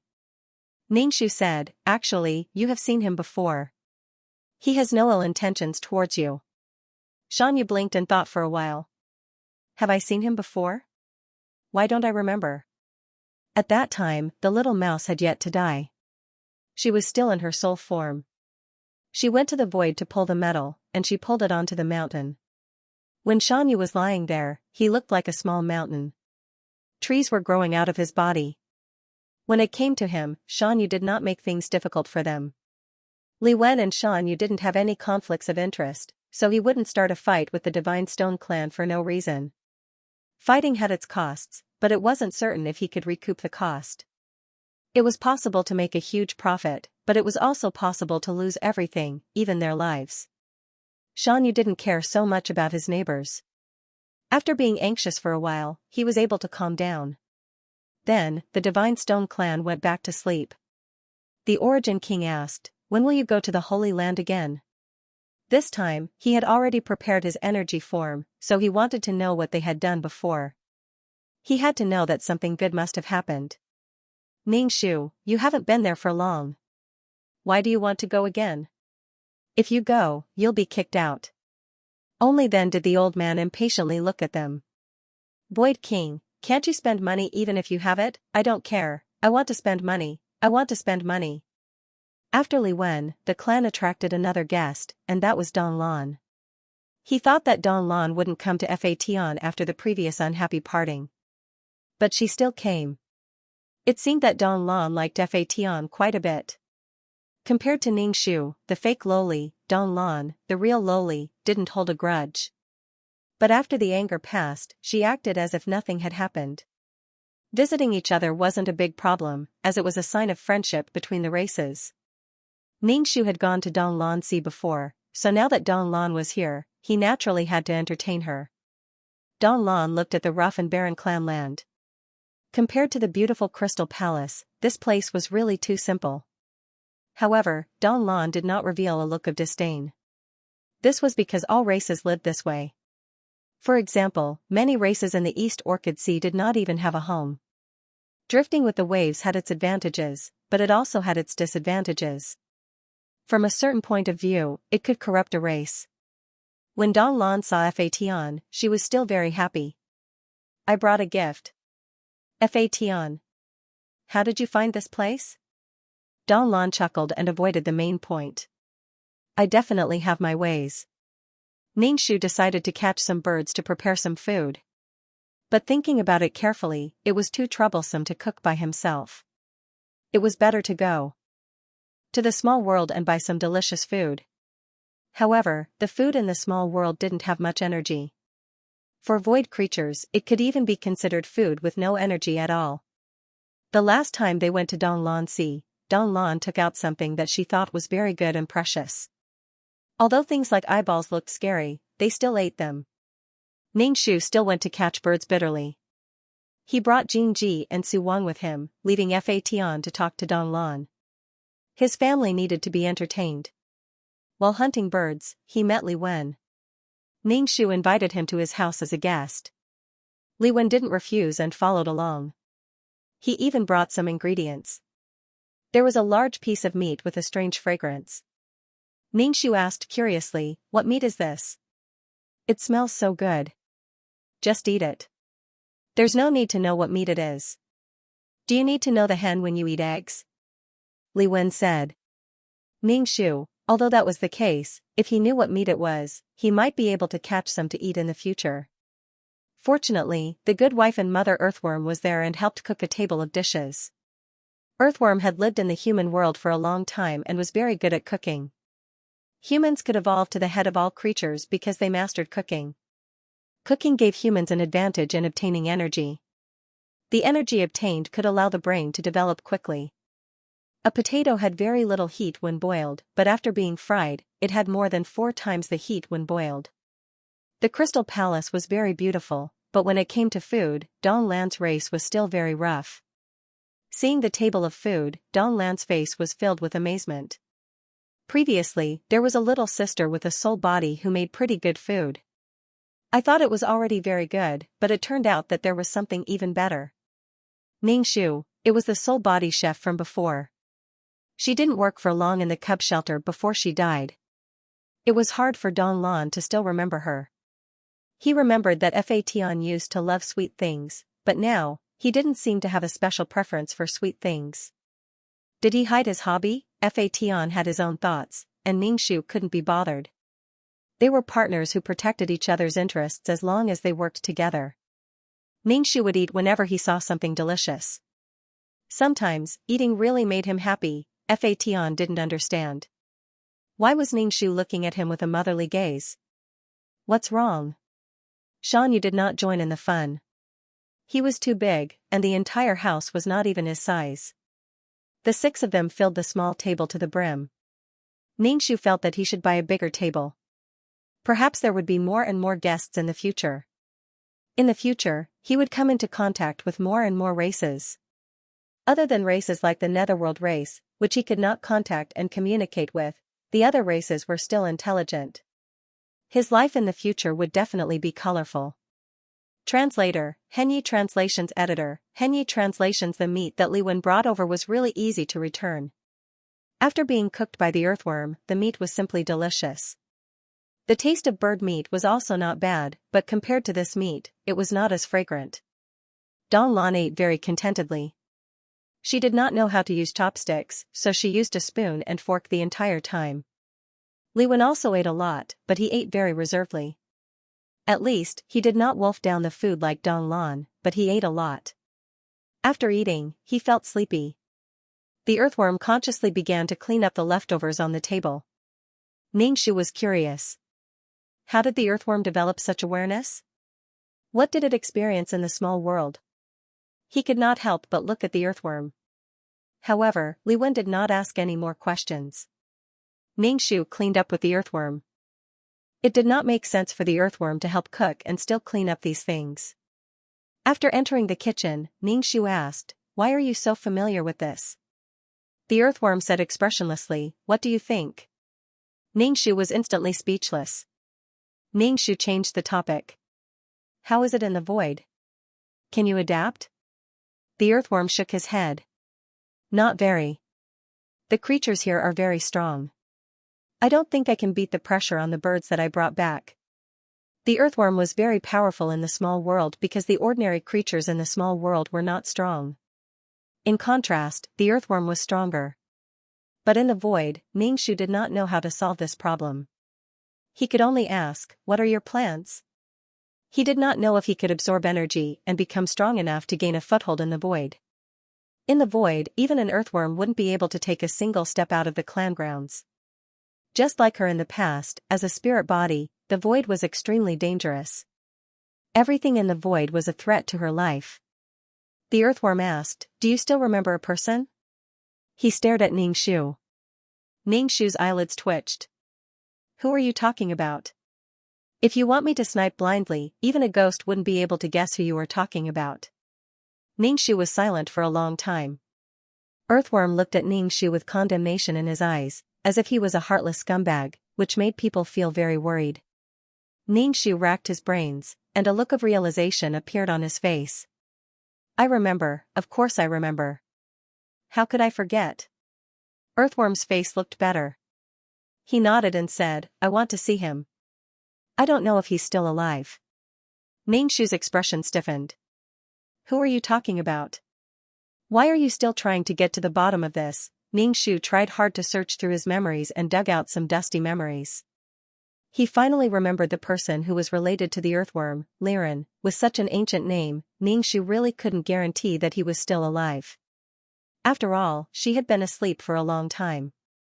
Was Liren obliterated for violating the rules in the organization? After all, she was someone who had been obliterated several times. With Liren's temper, Ningxu felt that he might not be around anymore. Earthworm looked at Ningxu. Ningxu said tactfully, "I don't know about his situation. It wouldn't be good if I didn't tell you." There was no need to mention the hardships and trials involved in climbing up from the bottom of the organization. Because he knew, Ningxu felt that Liren might not be around anymore. Earthworm's hand that was washing the dishes paused. He then continued washing and asked, "Haven't you seen it?" Ningxu said, "I can't go back to that place. There are too many things. If I go back, it's no different from walking into a trap. I'll die. Without absolute strength, I won't go to that place." Earthworm didn't pester him endlessly. He just sighed. It would be good to know his current situation. Whether he's alive or dead, there will be news.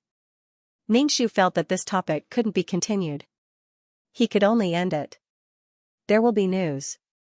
Come to my room later." Earthworm looked at Ningxu suspiciously. "What are you going to do?" "I'm just a little girl." why are you on guard? What can I do to you? Ningxu wanted to jump up and smash his head. Ningxu said unhappily, just come. After cleaning up the kitchen, he came to the hall. Don Lan was talking to Fa Tian. When she saw Ningxu, she said, although the elders of the clan don't want Fa Tian to join the clan, my original intention is to form an alliance. In this case, if they wanted to establish diplomatic relations, then so be it. Moreover, they didn't need to give anything in return. Ningxu said, I have no objections. Even if they were allies, they didn't necessarily need to help each other. Fa Tian said, I have no objections. It was equivalent to making a friend. Moreover, it was the kind of friendship between gentlemen. There was no need to become enemies. In Li Wen's view, this scene was completely like children playing house. It was all based on their preferences. A little girl could represent their clan to form an alliance. After drinking the digestive tea, Li Wen left. Before he left, he said to Ningxu, I still have a lot of meat. If you want to eat, come and move it. Okay, thank you, brother. Ningxu really liked to eat that meat. It was very fragrant and full of energy.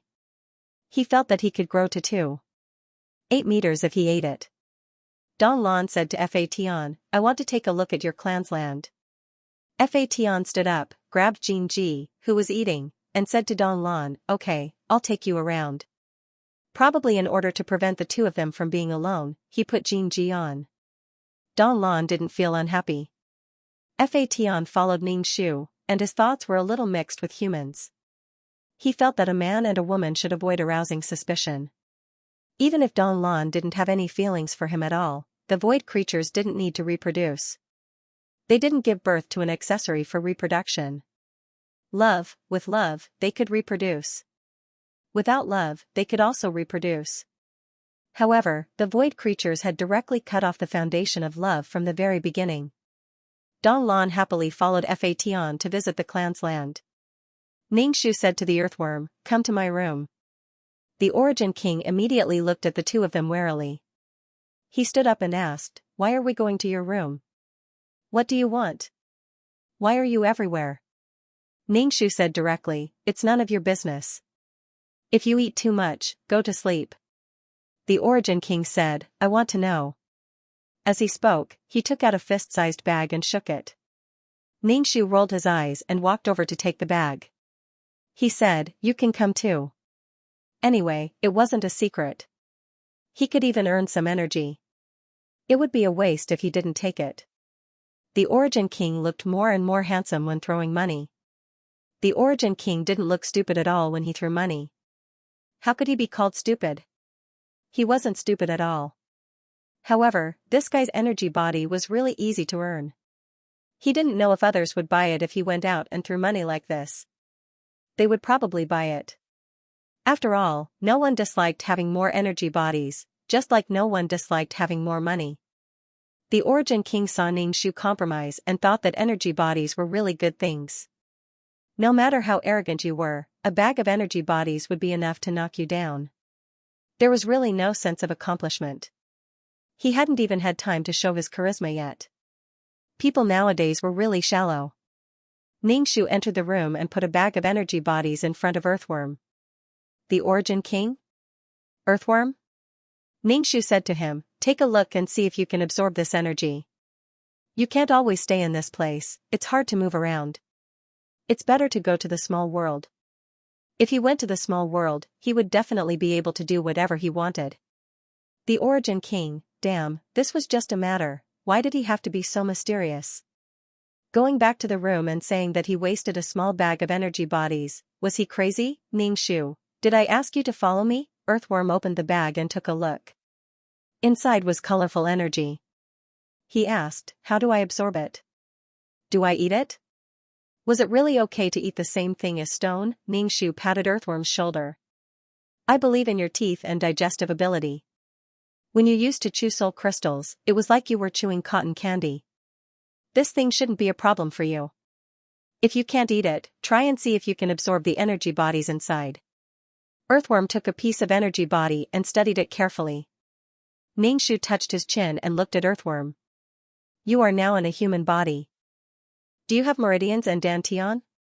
Before Earthworm had time to speak, he felt her eyes scanning him from head to toe, as if he was stripped naked.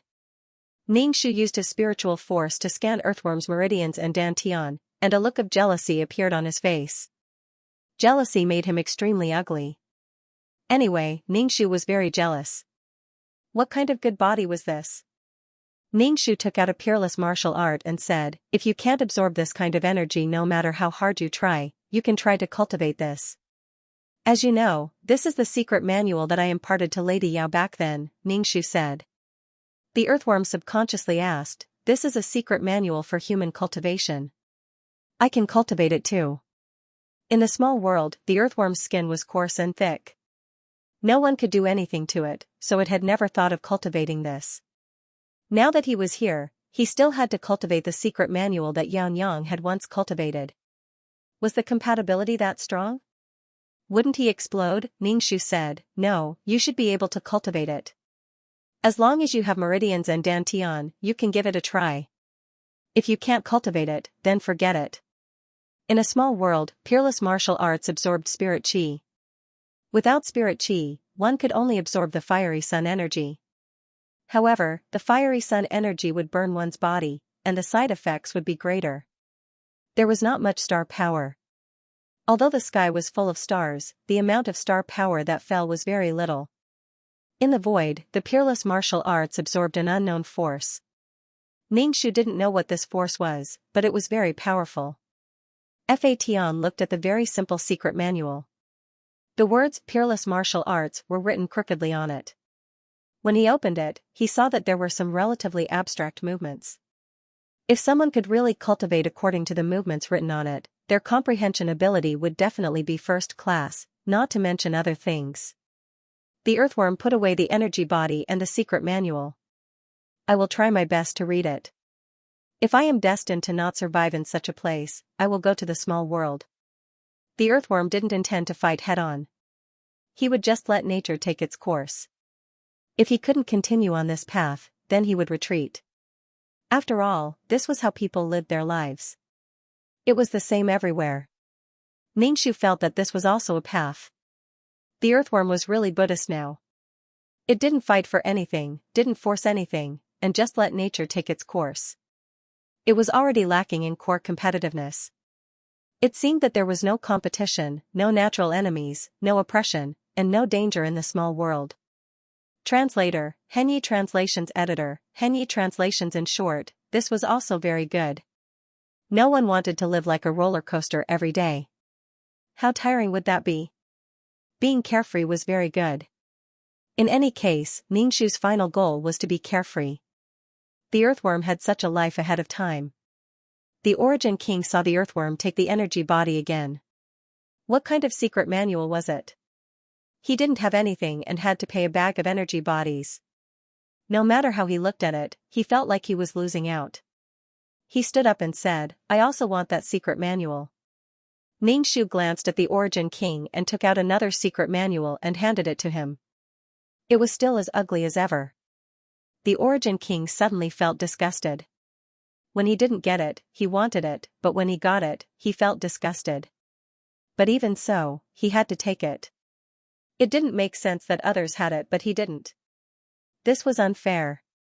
What others had, he had to have.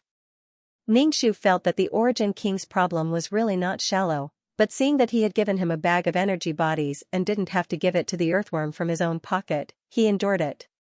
She had used money to buy a peerless martial art.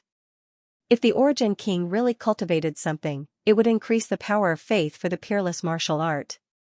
No matter how he looked at it, it was a profitable business. Ningxu decided that in the future, he would have a better attitude towards this kind of spendthrift, no, this kind of financial backer. The Origin King looked at the peerless martial art over and over again and finally asked, what is this? Can this really work? Won't I suffer from cultivation deviation? Although Ningxu repeatedly said that he had to have a good attitude towards his financial backer, he couldn't help but say, you can choose not to cultivate it. The Origin King, if I don't cultivate it, what would I do with this thing? Ningxu, you can just think of it as buying a book to read. The Origin King wanted to say that this book was too eye-catching, but in the end, he didn't argue with Ning Shu. He was afraid that she wouldn't take him anywhere in the future. This little brat was fat, short, and narrow-minded. The earthworm returned to his room to study the things he got. If he didn't find anything, he wouldn't be in the mood to pay attention to Ning Shu and the others. Fa Tian, Jin Ji, and Don Lan had not returned from visiting the clan's land. There was nothing to visit in such a barren place, and there were stinky swamps everywhere. Xianxia began to worry again. Seeing that Ning Shu had finished her work, he asked her, "Why is our clan's land getting more and more lively? How can we sleep?" Before they were adopted, their clan's land had never been visited by anyone. It was quiet and peaceful. They slept in their own clan's land every day without being disturbed by outsiders. How comfortable was that? The Divine Stone clan was very introverted. They didn't want to interact with other clans, nor did they want other clans to disturb them. Ning Shu thought about it carefully. Indeed, they shouldn't disturb the Divine Stone clan, so she suggested, "Why don't we move?" "You move, we stay here." "We're moving." "How can you stay here?" Xianxia refused without hesitation. If they moved away, it would be too dangerous to leave a few cubs here. With their Divine Stone clan here, not to mention whether or not they would be of any help, their huge size was still a bonus. Ning Shu said, "I'm not asking you to move far away, just a mountain or two away. You'll arrive in the blink of an eye, and our matters here won't disturb you." Hearing this, Xianxia reluctantly accepted. After a long time, he began to regard these cubs as his own clan members. Especially these fragile cubs, he had an even greater responsibility to watch them grow up. Xianxia hammered his own chest, hating himself for having such a sense of responsibility. Xianxia went out with Ning Shu to find a suitable place to sleep, and it couldn't be too far from here. The Origin King popped up again. "Where are you going?" "Ning Shu, to find our clan's land." The Origin King, "I want to go too." He had never experienced something like finding a clan's land before, so he had to go. Ning Shu didn't refuse, allowing the Origin King to follow him. Xianxia rarely had contact with the Origin King, so he stared at him and asked, "Are you also alone? Don't you have any clansmen?"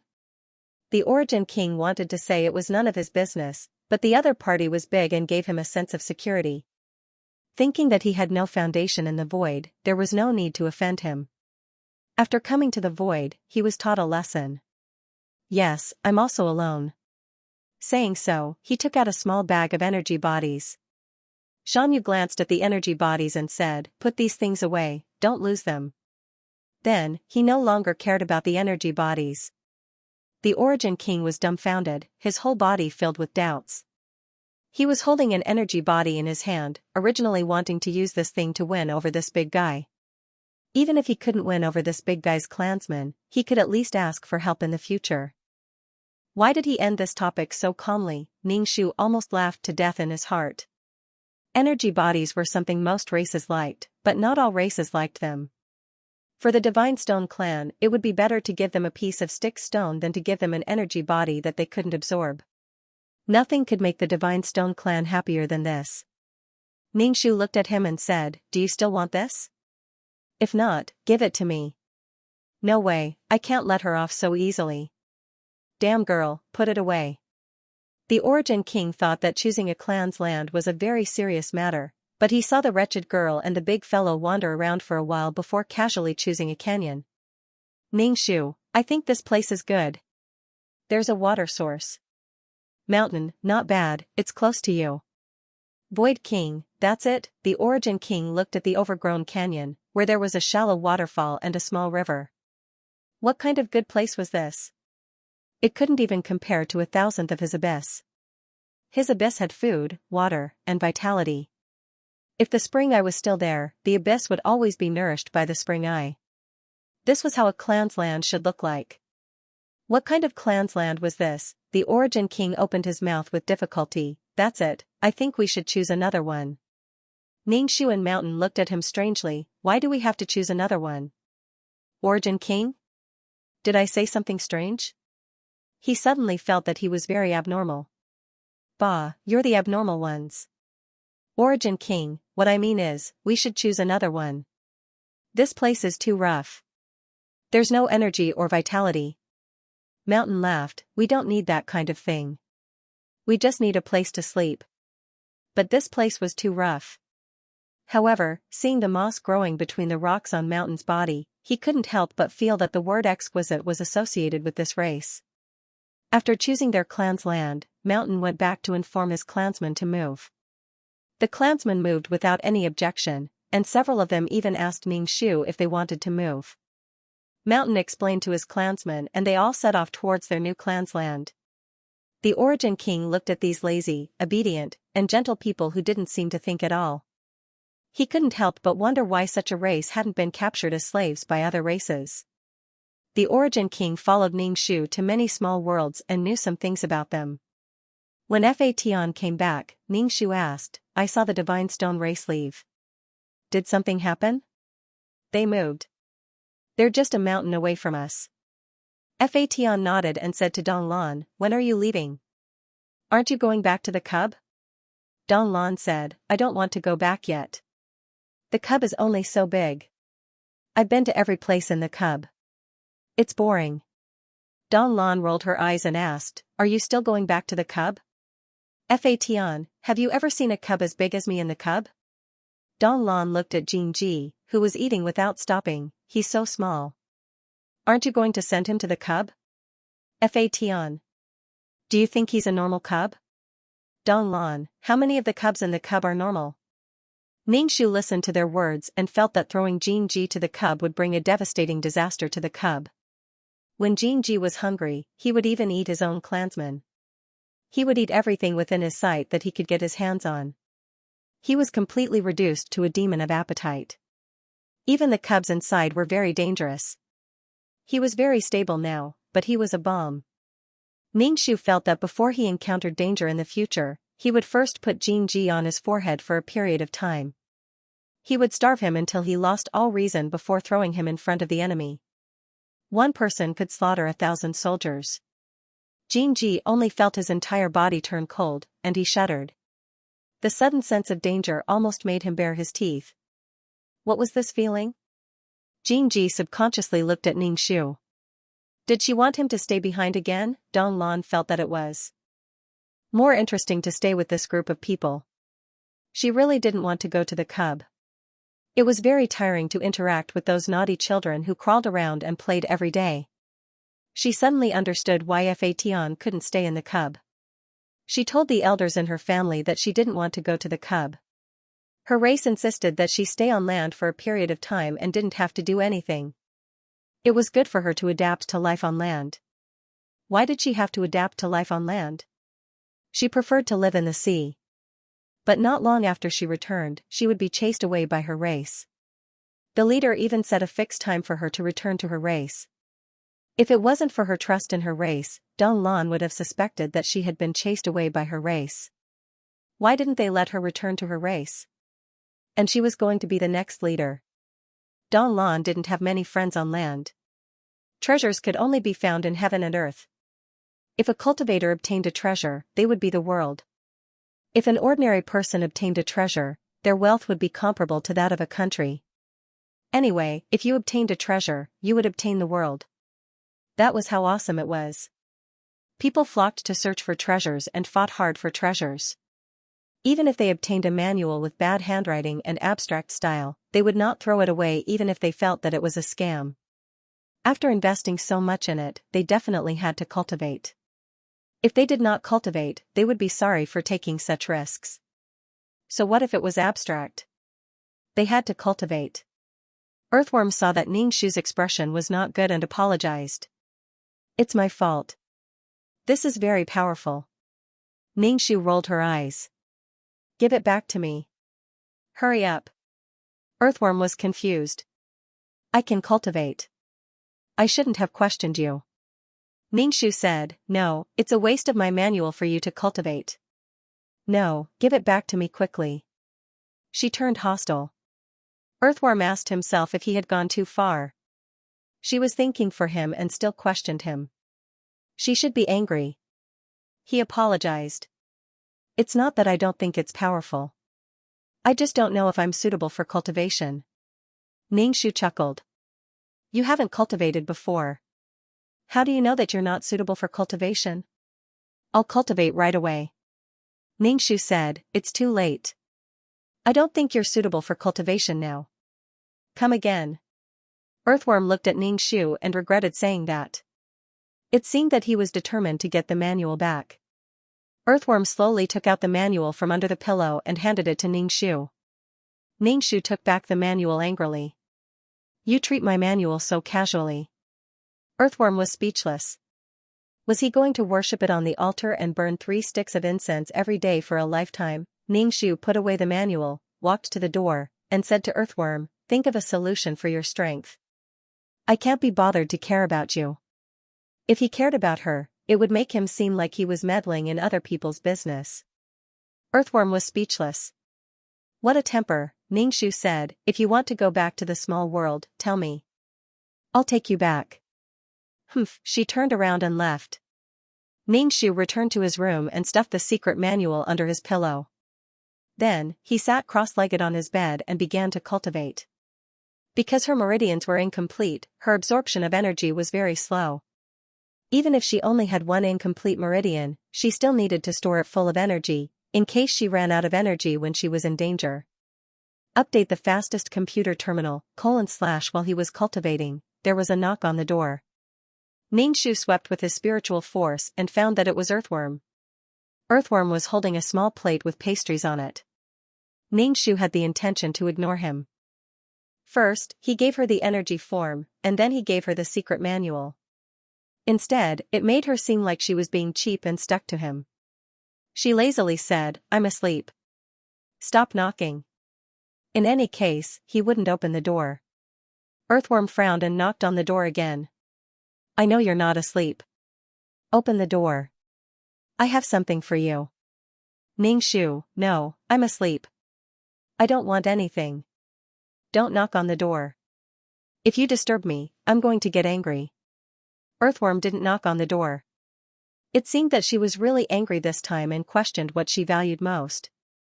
After Earthworm left, Ningxu continued to cultivate and basically didn't go out.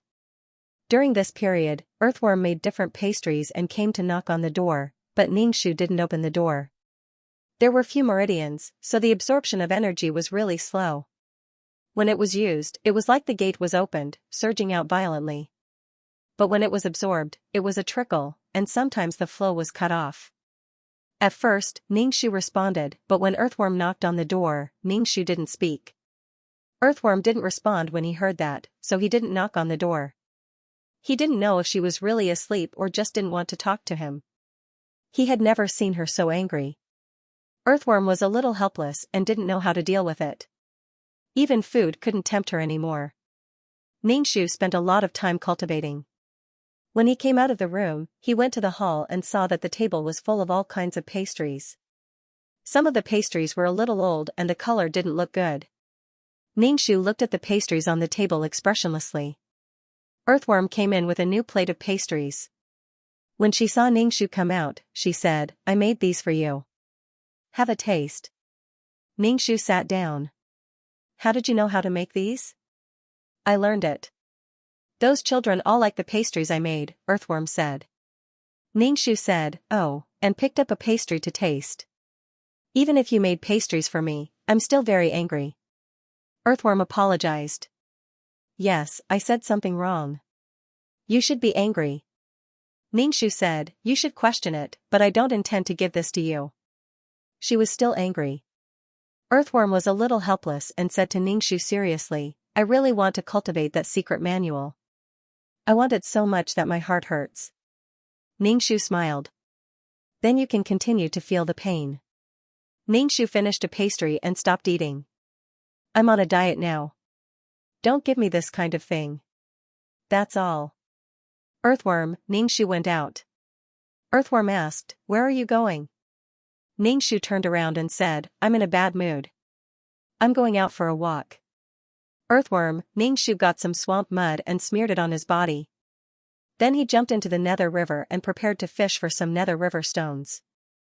This time, he was at the downstream of the Nether River. He couldn't be in the same place. He repeatedly smeared mud on his body. Since he was occupying this river, he had to get the good stuff out. The divine stone race couldn't go down the river. They definitely wouldn't go down the river. They could only find other stones and metals to maintain their lives. But nothing was more suitable for the divine stone race than the nether river stones. Ningxu's body was red from the scalding heat. She carried the Styx river stones and went back. She didn't find many, but it was better than nothing. Even mosquito legs were meat. When he got home, Earthworm carried a plate of green things and said to Ningxu, "Don't you want to lose weight? This is healthy and can help you lose weight." Ningxu said, "I want to lose weight, but I don't eat grass." "Don't bother. I'm not angry." Earthworm heaved a sigh of relief. "It's good that you're not angry." Ningxu said, "I won't give you the secret manual because you're not suitable for it. This has nothing to do with me being angry. If I'm angry, I won't give it to you. If I'm not angry, I won't give it to you." Earthworm? "So, are you angry or not?" Earthworm had a headache. He was about to break down. If he had known this would happen, he would have slapped himself for saying such things. Ningxu sent the nether river stones to the mountain. Earthworm asked helplessly, "Where are you going?" She didn't stop. Ningxu said, "I'm looking for the divine stone race." Earthworm, "Damn, it's so awkward now. So awkward that my scalp is numb." Ningxu snorted and left. Earthworm, "So, she's still angry." She said she wasn't angry, but she was more angry than anything. Why were girls like this? Yang was like this, and this girl was like this. Mountain saw Ningxu and waved at her. "Come here, I'll show you a big treasure." "Big treasure? What kind of treasure?" Ningxu walked over and asked, "What is it?" "I have a big treasure for you too." Mountain took the stone of Styx. "You went into the river again. Don't go if there's nothing important. If you melt in there, I won't even be able to find your body." Ningxu was speechless. "What treasure are you talking about?" Ningxu asked.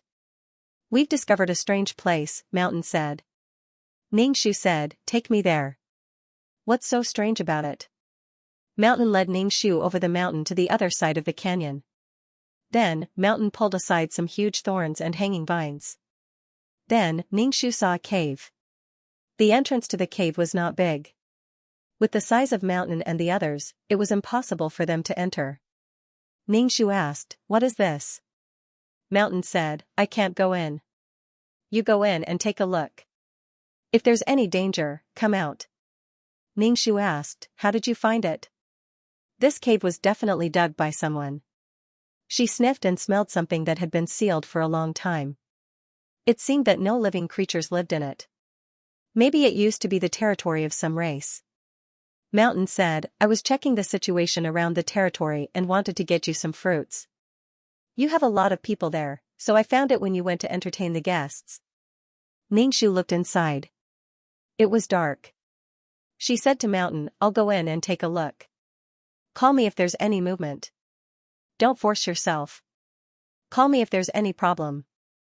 Mountain said. Ningxu nodded and then carefully entered. She used her psychic power to scan the cave. The cave was very long. Ningxu did not know how long she had walked. She touched the wall. There was a special material on it that prevented her psychic power from penetrating the wall. She could only explore the path. "Son, how are you? Are you still alive?" Mountain crouched down and shouted at the cave entrance. His voice traveled through the long tunnel, forming several echoes. Ningxu said, "I'm fine." As for whether the mountain outside could hear them, he didn't know. This was the downside of having a large body. Even the slightest bit of space would make it impossible to enter. The divine stone race seemed to be in this form. They didn't have a human form. If they had a human form, they wouldn't be so clumsy. The battle form would only be activated during battle. Ningxu kept walking forward. She didn't know where this narrow path led to. She walked deeper and deeper, and only the sound of Ningxu's footsteps could be heard. She stopped and hesitated. Should she continue walking? What kind of path was this? Why was it so long? The more he walked, the more uncertain he became. "I don't care anymore. Let's go. We reached a fork in the road. Ning Shu, who had a choice phobia, was suddenly at a loss. Which side should he choose? Who knew when there would be danger behind these two paths? This kind of fork in the road didn't have direction signs or warning signs. It was simply an inhumane design. Ning Shu closed her eyes and made her choice. Whatever path she chose would depend on fate. Whichever path she chose would be the one she chose. After choosing a path, Ning Shu walked over without hesitation. When she tiptoed, her body suddenly tensed up. Her back suddenly stiffened, and her entire body froze. This direction was dangerous. It seemed that her luck wasn't good. She had chosen a dangerous path. However, Ning Shu didn't avoid it. Things like danger, if she avoided it, she would encounter it again. Why should she avoid it? It was too tiring.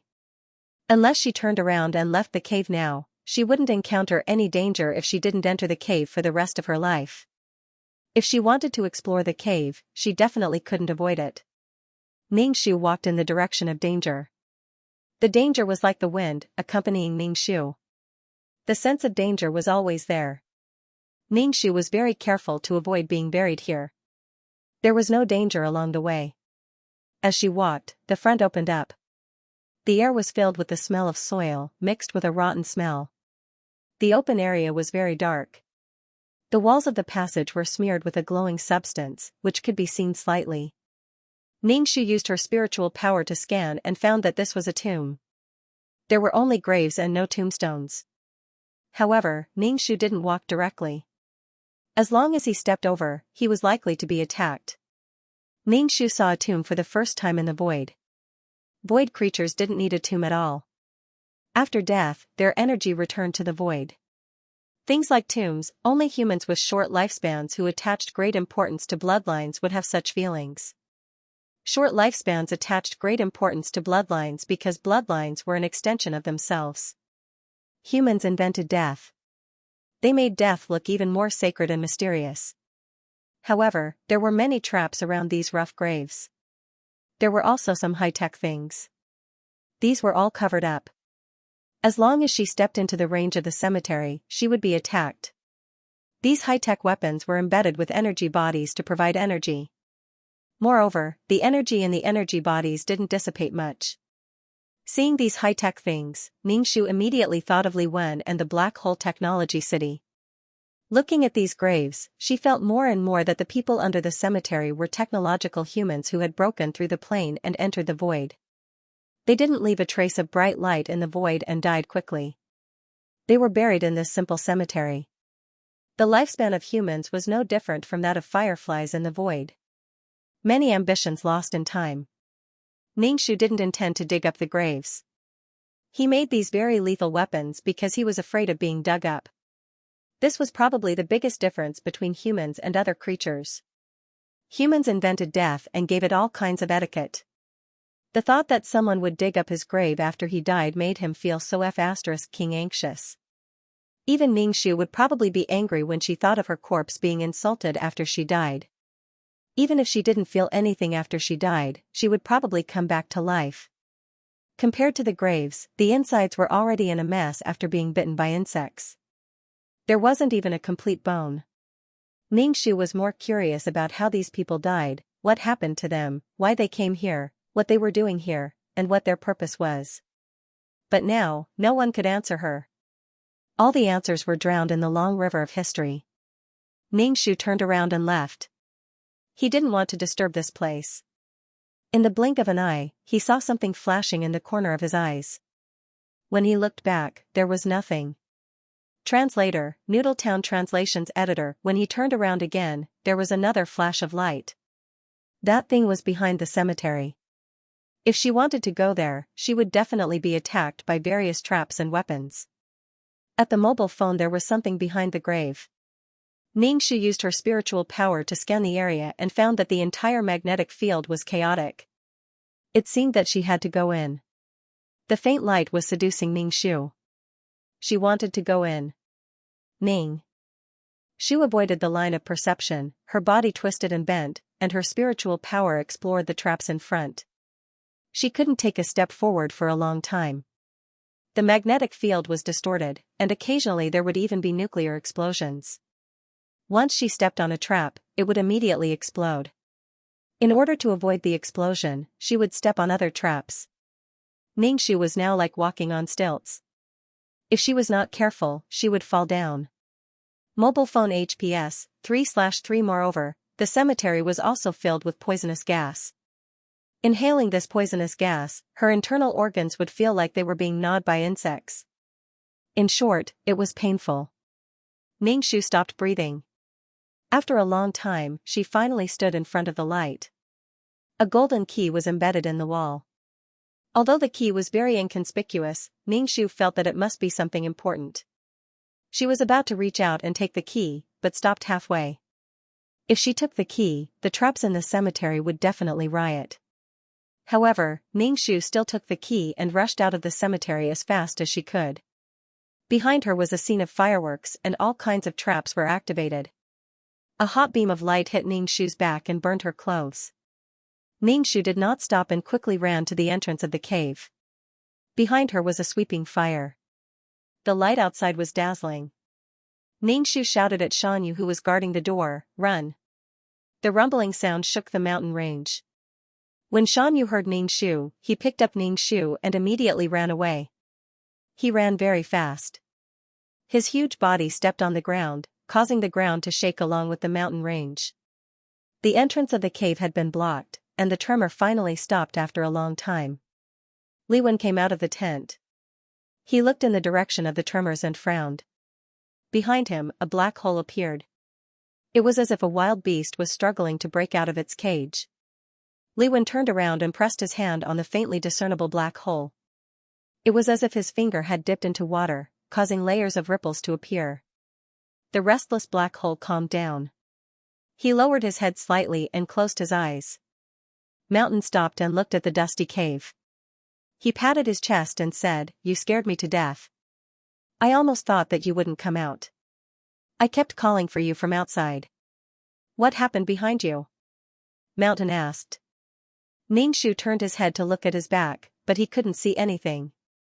He must have been hit by the laser. It was burning hot. Ningxu immediately cried out in pain. Moreover, he didn't know what substance was inside, but it was preventing the wound from healing and aggravating the injury. Ningxu thought for a while and said to Mountain before the substance completely corroded the wound, "Help me scrape the wound. Just treat it as scraping rotten meat." Mountain was shocked and quickly waved his hand. "I can't do it." This cub was not even as big as his palm. He couldn't do such delicate work. Ningxu clenched the golden key in his hand. "Then I'll go back. Let me handle it. Then be careful." Before Mountain could finish his words, she disappeared like a gust of wind. Ningxu returned to the wooden house and said to Earthworm, "Help me deal with the wound." Earthworm put down the pen and paper in his hand. "What happened?" Ningxu lay down. "Help me scrape the wound. The poison is spreading." Scraping the bone to understand the wound. It was painful just thinking about it. "Wait." Earthworm went to the kitchen and took a kitchen knife. He disinfected it and came in. Ningxu looked at the shiny blade of the kitchen knife and felt uncomfortable all over. "Can you change the knife?" She struggled. "Your wound is poisonous. You can't scrape it slowly. The blade of the kitchen knife is big. It can be done in a short while. Bear with it." Earthworm said as he took the knife and was about to start. Ningxu stuffed a piece of cloth into her mouth so that she wouldn't scream. The blade of the knife was pressed against her back and then he started scraping the bone. He wanted to scrape off a piece of skin from the wound. Earthworm scraped over and over again. Fresh blood was dripping. Ningxu was in so much pain that she was sweating and her eyes were bloodshot. It was 2F** painful. "Oh right, I should have anesthetics." Earthworm didn't stop until fresh blood flowed out. He wrapped the wound with a clean cloth and asked, "How did you do it?" He said as he dealt with the blood and rotten meat. Ningxu said, "Something happened." She looked at the key in her hand. The key was golden and there was no blood on it. It looked like gold, but it wasn't the environment. Remember the domain name. What was this key going to open? A key without a lock was useless. Ningxu put away the key and prepared to heal her wound. She had lost so much blood. Until now, her back was numb and painful. This pain would accompany the wound until it healed. Ningxu found a box and put the key in the box and put it in the cupboard. The wound was painful. She couldn't lie down and sleep. She could only sleep on her side. Sleeping could heal the body. Ningxu didn't want to do anything now. She just wanted to sleep. Earthworm boiled a bowl of black medicine and knocked on Ningxu's door. I boiled the medicine. Do you want to drink some? Ningxu opened the door. A bitter smell hit her nose. It was very bitter just by smelling it. It would be even more bitter if she drank it. This is for muscle growth. Drink some. Earthworm handed the bowl to Ningxu. Ningxu smelled it and retched. This is too bitter. Good medicine is bitter. Drink it. Ningxu pinched his nose and drank the medicine. His tongue was numb, and it was getting more and more numb. His tongue was numb. If he didn't close his mouth tightly, saliva would have dripped down the corner of his mouth. I added some painkillers. It's a bit numb. Ningxu. How numb was this? He felt like he couldn't control his facial expression. Ningxu lay on the bed. He didn't talk to Earthworm. When he opened his mouth, saliva flowed out. Because of the painkillers, Ningxu fell into a deep sleep. This sleep was very comfortable. His consciousness didn't enter the peerless martial arts. When he woke up and opened his eyes, there was a faintly discernible black hole in front of him. The black hole was faintly visible and then disappeared. Ningxu rubbed his eyes. He thought that he had woken up in a daze. The small black hole that was like a needle hole finally disappeared. Ningxu's expression was very puzzled. He didn't know what had happened. He heaved a sigh of relief. A black hole had appeared. It was very likely that it would swallow them and the entire wooden house. Ningxu got off the bed and took out the key. Now he had the energy to study this thing. The material was very hard and cold. There was also an indescribable power. The cannon fodder girls counterattacked. The cannon fodder girls counterattacked. Ningxu tried a lot of methods and finally managed to squash the golden key. Not to mention other things, this kind of metal was really hard. Its lifespan was too short. If it didn't die, it would probably have a place in the void. Liwen pushed the black hole back. He thought for a moment and entered the black hole. When he came out again, he was holding a box. The box trembled slightly. That person of yours is here to find you. Earthworm knocked on your door. He wanted to leave. He was worried every day and felt like a butler. Ningxu put the key in the mess in space. When he walked out, he saw Li Wen and a black box on the table. Ningxu's heart skipped a beat, but he said calmly, "Brother, why are you looking for me?" Li Wen pushed the box to Ningxu. "This is for you." Ningxu tilted his head in surprise. "Why are you giving this to me?" "I don't know. It's been very restless recently." Li Wen sipped his tea. Ningxu tried to find some clues from his face, but he couldn't. Li Wen was as unfathomable as ever. It was as if there was a mask on his face. And this mask was deeply embedded in his body, becoming one with him. Ningxu took the box and looked at it. He looked at the lock and asked, "How do you open it? Do you have the key?" Li Wen shook his head. "No." Ningxu said, "Then I can't help it." Li Wen put down the teacup and looked down. "Sister, do you know?" Ningxu shook his head frantically. "I don't want to hear it. Once the emperor started to stir up emotions, there would be a disaster." Ningxu pushed the box back. It seemed to be made of wood, but Li Wen couldn't open it. This was a bit strange. "I don't know. This is something that belongs to you, imperial brother. How can I accept it? I don't deserve it." She almost touched her mess in space subconsciously, but she resisted the urge. Her fingertips trembled slightly. The atmosphere between the two of them became somewhat indescribable. Earthworm frowned as he looked at the two of them. Li Wen smiled and put away the box. "Do you remember the black hole you went to before?" "Ningxu, I think so." "Do Do you know why I can't completely control that black hole city? Li Wen asked again. Ningxu said honestly, I don't know. I don't know even if you ask me. What the hell is this? Can you stop asking me? What's with this habit of asking questions for no reason? Li Wen pointed at the black box. It's because of this that I can't open this box. I've been trying to find a way to open it. Ningxu clenched his fists. Then, brother, you can do it. Li Wen stared at her. Not long ago, the black hole became restless and appeared around you from time to time. Since there is a lock, there must be a key. Ningxu's eyes widened. Brother, what are you talking about? You said I have a key?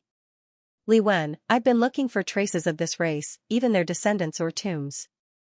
This race is undoubtedly a human that broke through and entered the void. Ningxu was surprised. Li Wen's luck was a bit bad. This thing could be said to be so close, but Li Wen didn't notice it. The chaotic magnetic field in the cemetery had always been protecting the key and the bones. Once the key was taken away, all the graves would be buried. Without the protection of the magnetic field, the black box would probably sense the key. Ningxu blinked. Oh, so that's the case. You can only obtain the inheritance of this race with the key? In theory, yes. Li Wen said. Ningxu refused again and again.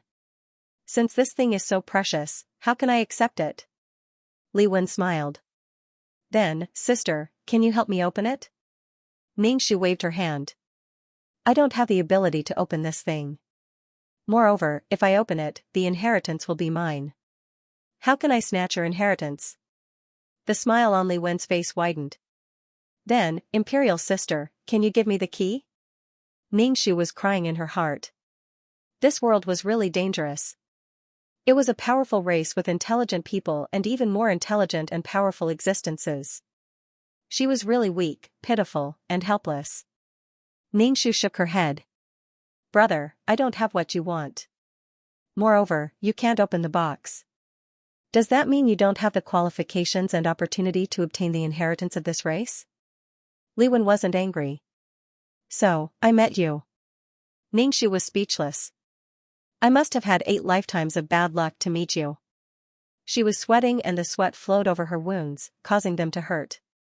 She smiled and asked, then, brother, what do you have to pay to obtain this inheritance? Isn't this inheritance worth you paying a price?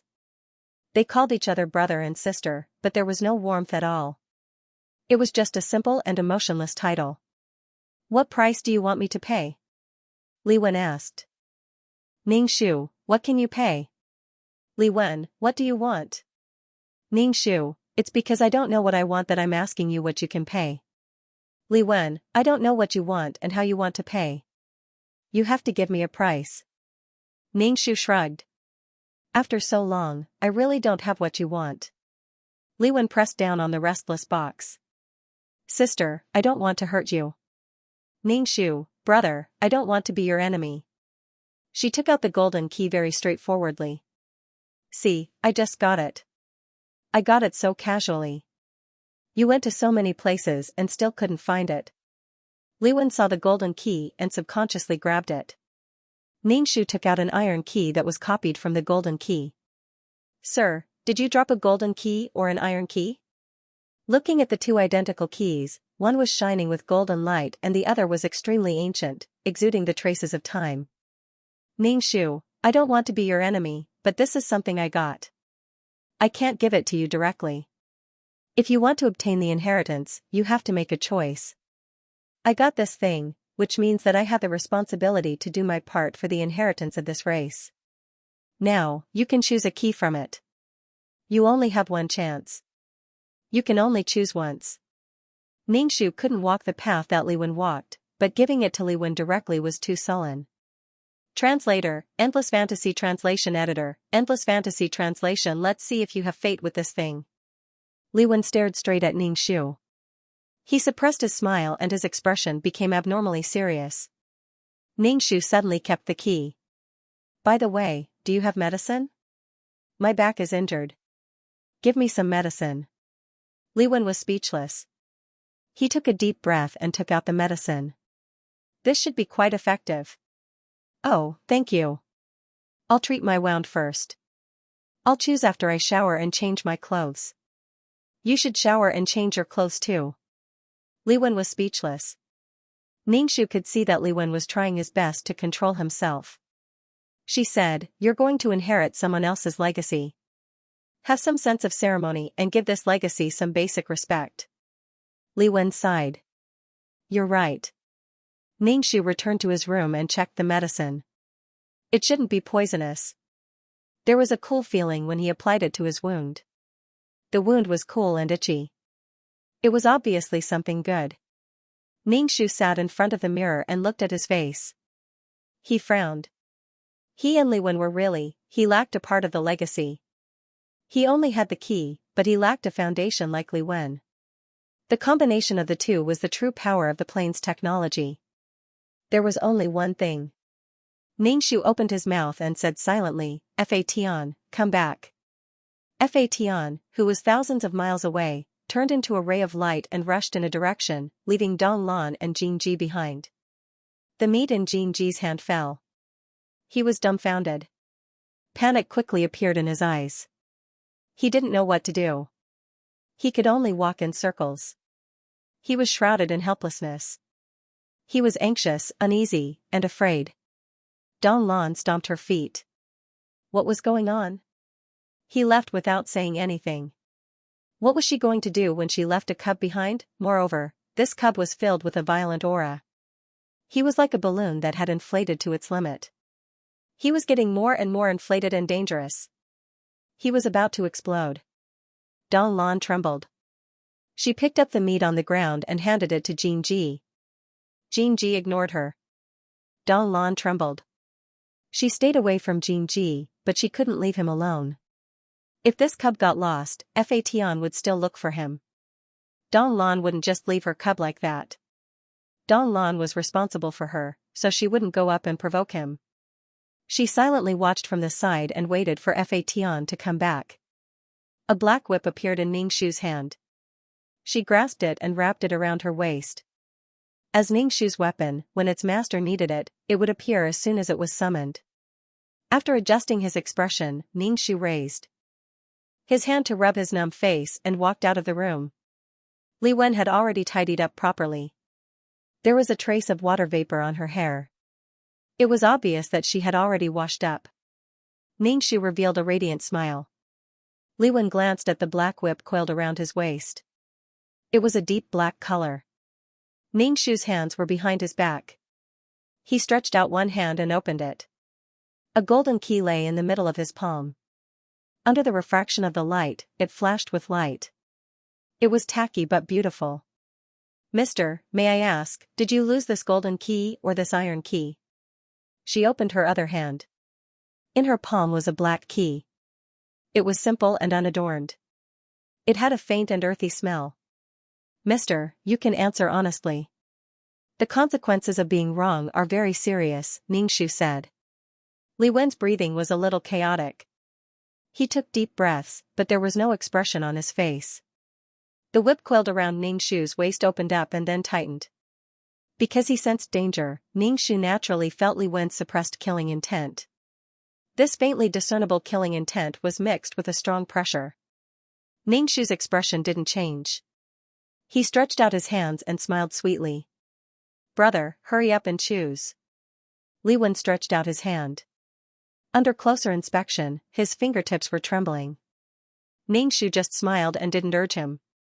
His sharp eyes scraped across Ningxu's face inch by inch. He wanted to find some clues from her face. Ningxu's face wore a smiling mask. The curve of his mouth didn't move. Under his gaze, there was no abnormality. He stretched out his hand and reached for the golden key. He observed Ningxu's expression and eyes. He stopped at the golden key and reached out to the iron key. Ningxu still smiled. There was no abnormality. Li Wen exhaled. His forehead was covered in cold sweat. "Is one of these two real?" Ningxu nodded. "I swear, one of these two is real. You don't have to pay a huge price. Just choose one of the two." "A huge price?" Li Wen snorted.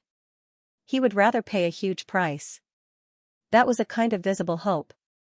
But the choice now was a huge pain. Sometimes, having a choice was more painful than not having a choice. Ningxu spread out his hands. He didn't urge Li Wen. He could choose at any time. Ningxu suddenly felt that this method was very good. It was more comfortable than having a head-on conflict with Li Wen. What was the point of fighting? Mental abuse was the real destruction. Li Wen, who was so calm, was sweating now. He had fallen into Ningxu's trap. From the beginning to the end, Li Wen could choose to reject this method. But he had fallen into Ningxu's game. He probably didn't realize that once he made the wrong choice, Li Wen's heart would surge with endless hatred. If he guessed correctly, there was no need to mention the joy in his heart. Especially when it was related to the inheritance, it meant that he and the inheritance were fated. Li Wen looked at the two keys. One of them seemed to be made of gold. There wasn't even a scratch on it. It looked like it had just been made. The other one was more suitable for the inheritance key. Li Wen analyzed calmly. But the more he analyzed, the more chaotic his mind became. There was too much information in his mind. It was a mess. He couldn't find the beginning or the end. He said, one of these two keys must be real. There isn't a third or fourth one inside. Ningxu was a little surprised. Why would I do that? There are only two keys. You can choose one. You are my brother, but I still have to test you. I exchanged this with my life. Li Wen exhaled. He felt dizzy. For a moment, he actually felt like vomiting. He immediately realized that he was a little obsessed. He had been searching for this thing for a long time. He had used many methods to open the box, but to no avail. This had probably become his obsession. Now that this thing was in front of him, he couldn't control his emotions. His urgent emotions made him grab one of the keys. But he didn't know which key was the real key. His mentality was out of balance. He was Li Wen. He was an emperor. He had broken through 100 years of life. He could have it. He could have this thing. He deserved it. It was all his. He calmed down and stretched out his hand. Earthworm looked at the situation and asked Mountain next to him, "Can you make them stop?" Just watching from the side was enough to make one's heart tremble. How terrifying was it to be on the battlefield? Their speed was extremely fast, and their ears were filled with ding-ding-dang-dang sounds. The sound of the wind was swift and fierce, and some of the aftershocks even distorted the space into black holes. It was too scary. Were the people in this place so powerful and violent? Mountain's eyes were not enough. He shook his head and said, "There's no way. There's no way to stop them." Moreover, Mountain was not a speed-type race. In this situation, he could not intervene at all. He was powerless in this kind of battlefield. However, the strength of this cub surprised Mountain. He had always thought that this cub would die young. He was not very strong and was extremely weak, but he had such strength. It seemed that he was overthinking. Mountain finally breathed a sigh of relief. In this case, he did not have to worry about the cub dying. After a sigh of relief, he immediately tensed up again. The cub was now in a very dangerous situation. If he was not careful, he would be killed. What kind of people were they? They were arguing with a cub and bullying the weak. They were so shameless. He could only watch helplessly. Translator, Endless Fantasy Translation Editor, Endless Fantasy Translation. Just as Mountain thought, Ningxu was a little overwhelmed now. Only when she was in the middle of it did she know how strong Li Wen was. Every attack was like a mountain, with a fierce killing intent. Previously, when she saw the battle between the Taishu and Li Wen, she knew that they did not use their full strength. However, she did not expect Li Wen to be so strong. Li Wen wanted to be stationed next to her. Although Ningxu was unwilling, she thought that there was no direct loss to her. He could stay wherever he wanted to. At that time, she vaguely felt that Li Wen's strength was definitely above hers. Now that she was in the middle of the battle, she could feel it more directly. Especially since her dantian had not been formed yet. Once the power in her meridians was used up, she could not continue. The black whip scale stood up. It was incomparably ferocious. The whip shadows were everywhere, and it quickly attacked Li Wen. Li Wen's body was wrapped. His strong defensive ability prevented the whip from swallowing him. The god-beating whip could absorb the opponent's strength and turn it into its own. It became stronger while the opponent became weaker. However, if it could not attack Li Wen, it could not absorb the opponent's strength. If it touched the whip, it would be bounced back by the opponent's defense. Give it to me. Li Wen was already very impatient. He raised a sword and stabbed towards Ningxu's forehead, bringing with it a sweeping aura. The deity-striking whip coiled around the sword, trying to shake the giant sword and change its direction. Li Wen let go of the huge sword and scraped past Ningxu's ear. The aftermath of the sword directly left a bloody mark on Ningxu's face. With lightning speed, he slapped his palm onto Ningxu's chest. With a few cracking sounds, Ningxu's ribs were shattered and his chest caved in. Under the tremendous force, she flew out and crashed into a hard mountain rock. Blood sprayed out of her mouth. Too strong, Ningxu vomited blood, large pieces of blood, as long as she opened her mouth, continuously flowed out. Everything in front of her was blurred and swaying. She saw Li Wen slowly coming over. He stepped on Ningxu's heart step by step. She vomited blood and was unable to move. When fighting with the Grand Elder, he did not use all his strength. But now, he used all his strength on her. She was very honored. Li Wen bent down and pinched Ningxu's neck with an expressionless face. His grip grew tighter and tighter. He watched as her face turned purple, but she did not struggle at all. Her eyes were fixed on him. He touched Ningxu's face. You know, I don't have to kill you. Why are you so stubborn? Ningxu opened her mouth. Blood gushed out like a spring. Guess, Li Wen's face twitched. He looked at Ningxu with indifference. Fatan trembled.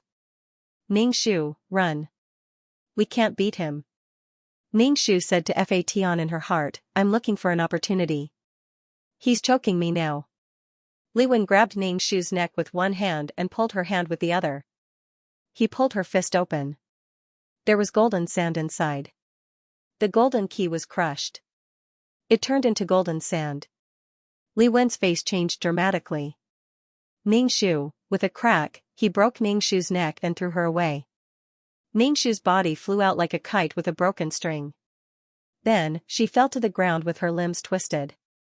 Her neck was very soft. Her face was almost twisted to her back. My mother. Xianxia was scared. He quickly ran to see Ningxu. Seeing the twisted body, Xianxia could not bear to look at it. He could not collect her body. Her bones were all soft. Earthworm could not accept it. She died just like that, she disappeared just like that. Earthworm usually played with her and joked with her. Such a person disappeared just like that. He walked over with trembling hands. He wanted to pick her up, but he did not dare. When he picked her up, her head fell directly to the ground. Only a layer of skin was left on her neck. Her brain hung vertically. It was very scary. Earthworm was so scared that he almost threw the body on the ground again. Li Wen was motionless. She seemed to be lost in her own thoughts. Earthworm and Xianxia tiptoed away with the body. When they returned to the clan, Earthworm put down the body. He straightened the twisted body and turned her head. Her chest was sunken. She was a child. Her chest was not big. After being hit, all the bones in her chest were shattered. Her twisted limbs were straightened. There was not a single part of her body that was unharmed. She died just like that, this was too, it was hard to accept. Even her bones were shattered. The internal organs that were protected by her sternum must have turned into blood. Earthworm knew that the man was strong. He tried to avoid contact with him as much as possible. He did not expect him to be so strong. Earthworm asked Xianxia, what do we do now? Can she be cured? He did not know if there was a doctor in this place. But she was already like this. Could she still be saved?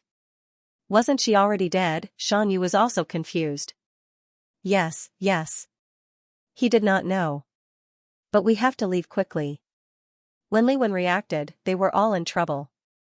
The god-beating whip vibrated and became like Fatan. When Xianxia saw Fatan, he seemed to have found his backbone. He pointed at Ningxu, who was about to turn into a pile of mud. She was beaten to this state. Fa Tian carried Ningxu on his shoulder. Her head shook twice on Fa Tian's back. The head that was only connected by a layer of skin was not used to being shaken like this. Xianyu and Xianyu took a deep breath at the same time. She was already like this. If she was carried like this, her sternum would be completely destroyed. Although the Origin King was always angry at Ningxu for talking about energy forms and coveting his things every day, there were some things that could be solved by talking about money and energy forms. It was the simplest and least burdensome thing. Anything that could be solved with energy forms was not a big deal. His biggest problem now was that he had no one, and no one could do anything about it. As for Fa Tian, Void King didn't think that Fa Tian would listen to him or cause trouble for him. He would even joke around with him. This brat could not die so quickly. He had to wait until he had someone powerful before he could die. At this time, the Origin King asked with some sincerity, "Is there any way to save him?" Jingji stood to the side and saw a withered face. He was stunned for a moment and handed the dried meat to Ningxu's mouth, but the withered face did not respond.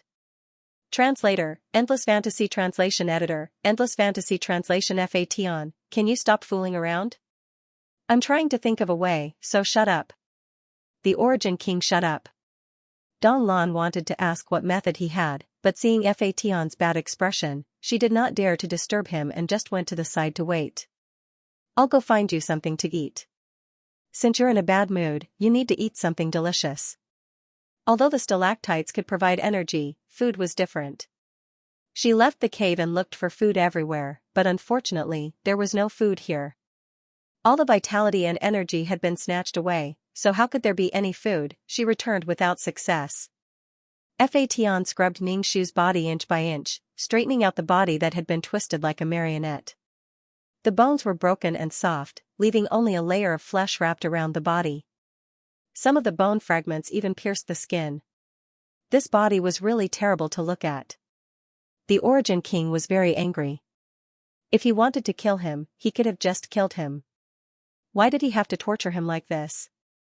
Was there something wrong with this kind of torture? A golden key fell out of his clothes. The Origin King saw it and wanted to pick it up, but Fa Tian beat him to it. Fa Tian put away the golden key. The Origin King curled his lips. He hated Fa Tian the most. What was this? Next, Fa Tian took out a variety of bottles and jars. The Origin King wanted to ask what these things were, but seeing Fa Tian's appearance, he didn't want to bother him at all. Fa Tian opened the bottle and poured the water on the corpse before washing his hands. The Origin King and Dong Lan looked at him, and the Origin King asked, "What liquid is this?" He smelled it and felt a strong vitality, causing him to swallow a mouthful of saliva. Fa Tian ignored him. The Origin King gave him the middle finger in his heart. "What are you so arrogant for?" However, even if Fa Tian was arrogant, the Origin King could not do anything to him. Moreover, Fa Tian had no obligation to answer him, so the Origin King subconsciously touched the energy bag. "Let's see if you can still be so arrogant after throwing this bag of energy at you." However, this was not the time for him to run amok. On the other hand, Dong Lan said, "Fa Tian, there is no longer any vitality in her body. She has already returned to the embrace of the void. What you are doing is useless." Fa Tian said, "It's important to see if it's useful or not." The Origin King was very unhappy. Why was he not answering when he asked, but answered when others asked? Why was there such a difference in treatment? The Origin King had a bad feeling of being excluded, so he interjected, "I don't think she can survive like this." Fa Tian rolled his eyes at him. "Don't you know how to speak? If you don't know how to speak, then don't speak." The Origin King, "I was just speaking in a hurry. I didn't mean to curse her." Fa Tian said, "I will do my best." The Origin King saw Fa Tian say so and felt much better. "Then I'll help you guard her. If you need us to do anything, just tell me. When she comes back to life, I can be considered her lifesaver. Let's see how she can ask me for money. A lifesaver should be repaid with her body." He did not need her to repay him with her body, as long as she listened to him, it would be fine. Fation's eyelids twitched. What do you mean by repaying with her body? In the small world, I saw the person in the box say that a lifesaver should repay his lifesaver with her body, the Origin King said.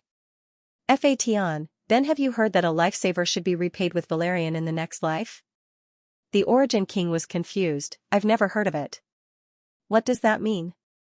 Fation poured bottle after bottle of liquid on the corpse. Under the blessing of these liquids, the originally lifeless corpse became full of vitality. Dong Lan sensed this vitality and was a little surprised. She quickly blew a bubble and blocked the entrance of the cave to prevent the vitality from dissipating and attracting other races. Generally speaking, when a large amount of vitality gathered quickly, it meant that something was being born in this place. Sometimes, the Origin King was not as reliable as a child, but the Origin King was still a cub, just that he had grown taller. The earthworm had already survived the tempering of the first drop of stalactite. Something in its body had been destroyed, but it was quickly rebuilt, becoming even tougher after the reconstruction.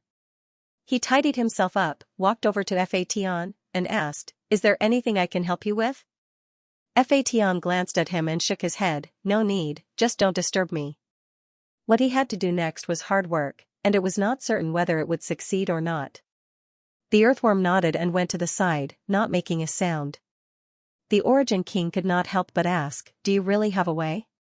It was already like this, how could it be saved? What was he thinking? Translator, Henyi Translations Editor, Henyi Translations Fation, I told you, don't disturb me. The Origin King curled his lips and sat next to the earthworm. Compared to the greedy one, this guy was really unlikable. "It's just a whip, I'm the Void King, I have a lot of energy bodies." Fation took a deep breath and reached his hands into Ningxu's neck. His hands penetrated the skin, but they did not open a hole in the skin. Everyone's eyes widened as they watched his hands shuttling between Ningxu's neck. What was he doing? Fation's head was already dripping with cold sweat, and even his eyes were dim. It had not been long since he started, but he was already very tired. The people present did not dare to breathe loudly, for fear that the slightest movement would affect Fation. Even Xianxia did not dare to refuse. She held the jerky in her mouth and slowly sucked the taste of the jerky to relieve her hunger. They did not know what Fation was doing, but they could feel that what he was doing now was very difficult. After a long time, Fation's body trembled slightly, but his hands were very stable. However, no one dared to disturb him, for fear of failing at the last step. Although they did not know what he was doing, they could feel that what he was doing was probably very amazing. He was really saving people. Dong Lan's eyes were shining. If he could be saved like this, then Fation would probably become a guest of honor for many void races. Every race would return to the embrace of the void, but if they could delay this time, it would be worth it. The void races never thought that their lifespans were long, just like how humans thought of insects. For insects, a human's lifespan was too long, so long that they couldn't see the end, unimaginably long. But for humans, they never felt that their lifespan was long.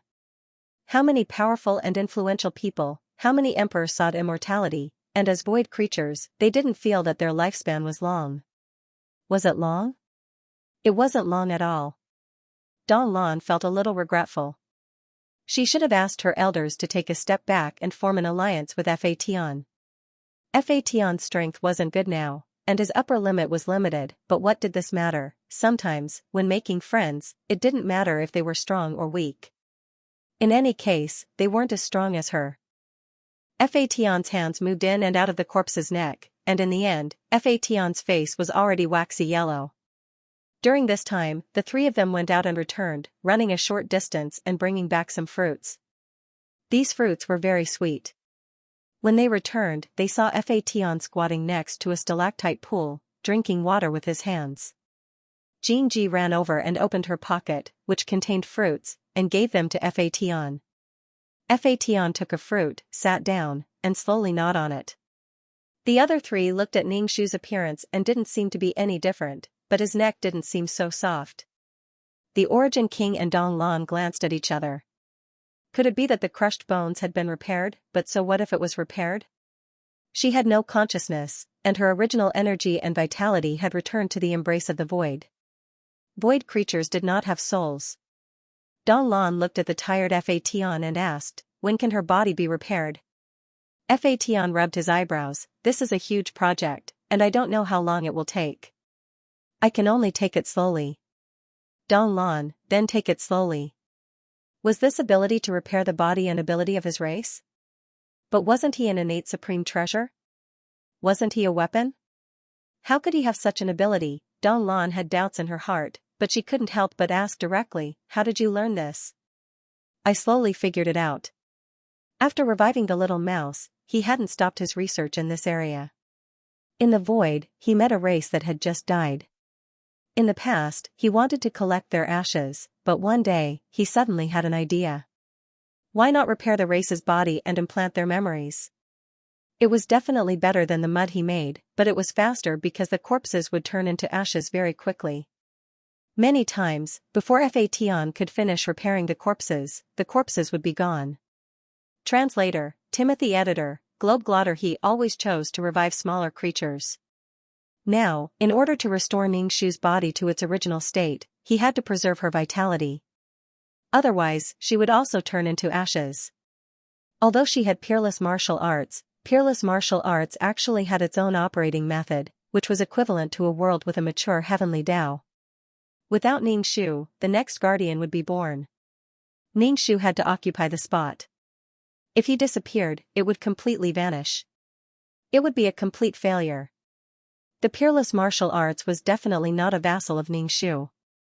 On the contrary, if Ningxu's death caused problems in the operation, the next guardian would be born.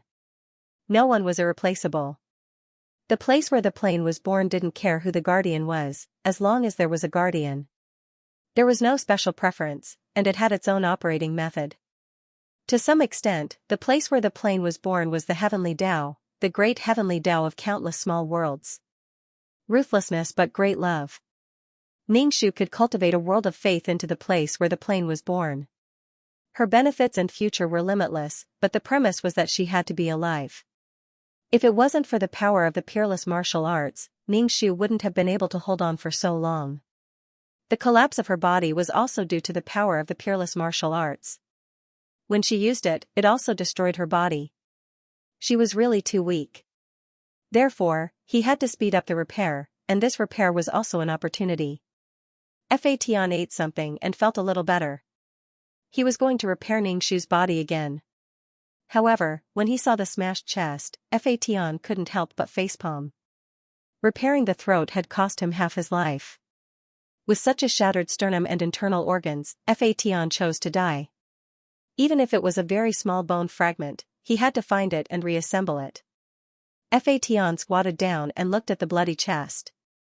His face turned pale.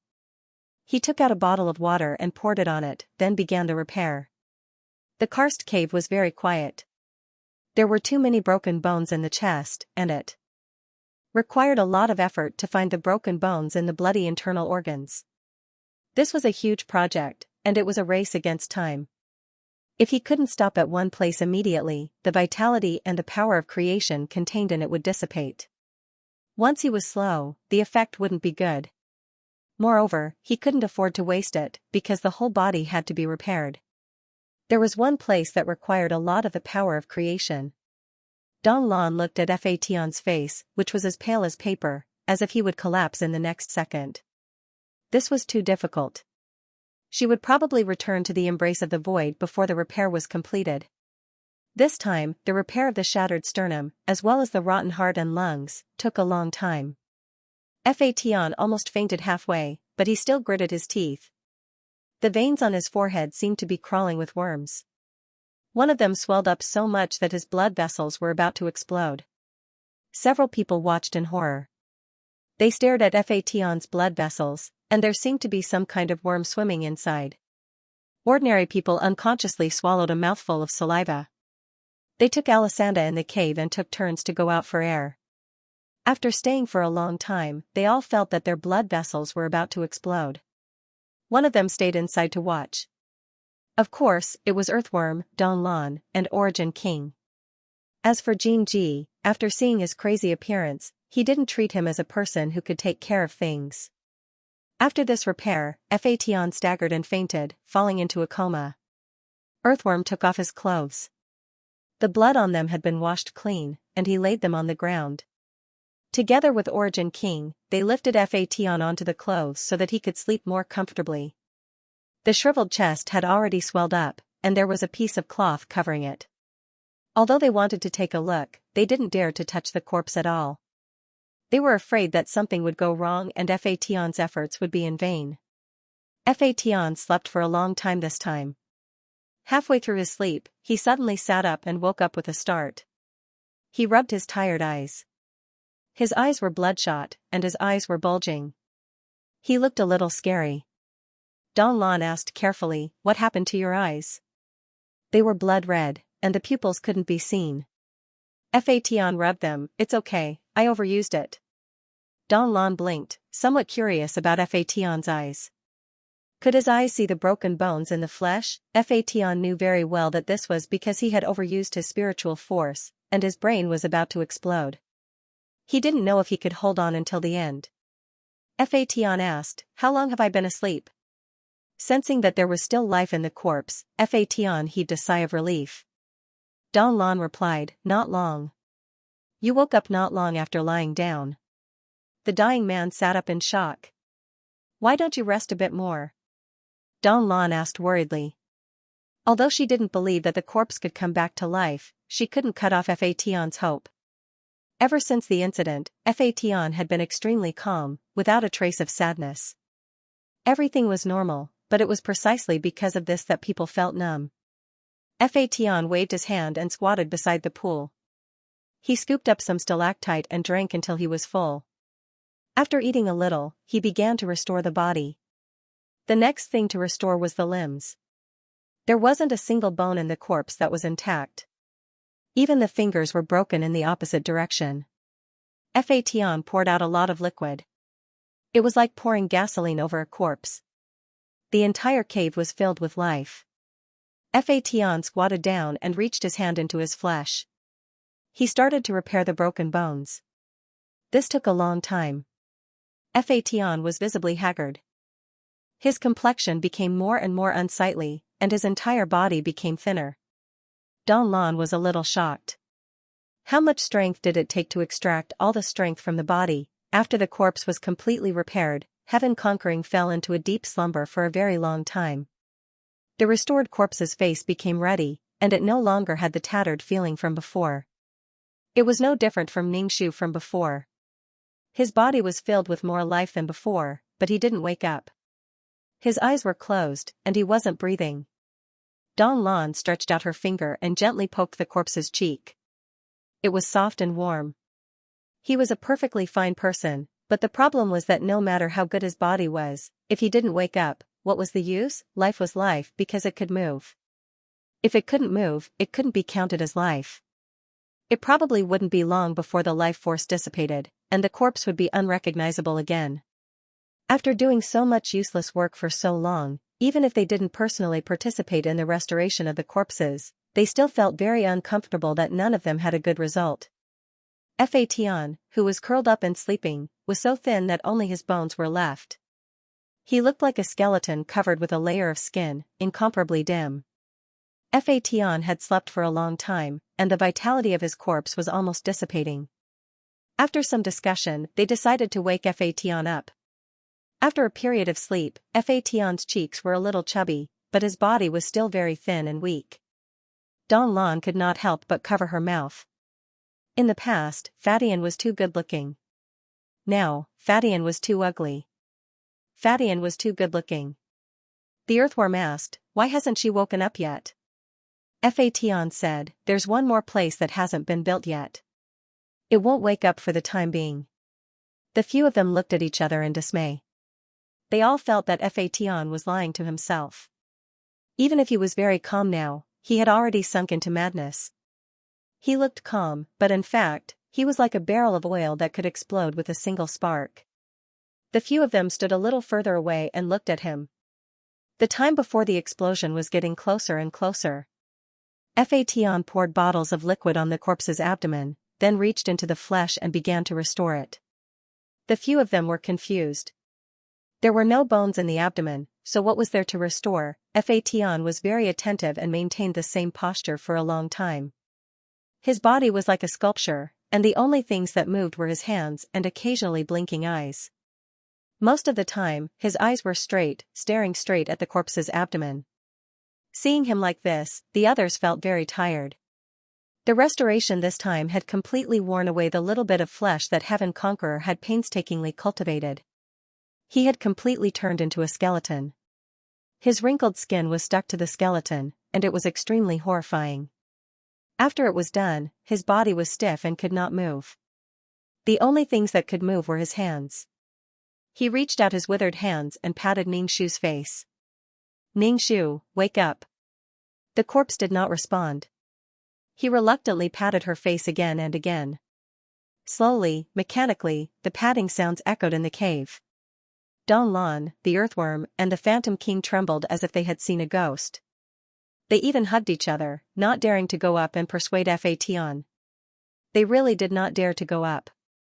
Fatian did not seem to feel anything. He patted Ningxu's face again, and he did not seem to be gentle. The corpse's eyelashes trembled and opened her eyes. Fatian's hand was about to pat Ningxu's face. His hand moved up slightly and touched Ningxu's head. He pulled Ningxu's hair. "You're finally awake." He woke up. The three of them were very surprised. Ningxu's vision was very blurry. After a while, he could see clearly. He sat up and touched his face. "My face hurts. It's burning. Why do I feel like someone hit me?" Fatian, how did you become like this?" Ningxu looked at Fatian in surprise. When he held him, he said, "So thin." Fatian rolled his eyes. "Who did I become like this for? I used up too much energy. The energy stored in my body is all used up. Come and help me. My body is numb. I can't move." Ningxu immediately got up from the ground and picked up Fatian. Then, he slowly stretched his bent legs and rubbed them. "How did it become like this?" Ningxu said. "You said you had a way, but you didn't say it would be like this." "Okay, take a look at your body." Fatian was impatient. Ningxu looked inside herself and found that she had a dantian. She screamed in surprise and quickly asked Fatian, "How did you do it? How did I suddenly have a dantian?" Her consciousness was sleeping in the peerless martial arts. When Li Wen broke her neck, her consciousness was no longer in her body. Fatian said expressionlessly, "It's nothing. I used the power of fortune. It's the initial power that I took from the peerless martial arts. This thing can also be used? The power of faith can be cast. The power of fortune can also cast. Stones can be used to build houses. It can also be used to turn ahead." Fatian looked very tired. Ningxu asked, "Then why didn't you do this before?" Fatian looked at her. "If you break your body and let the power of fortune exist in each of your bones, I can do this." Ningxu waved her hand. "Forget it.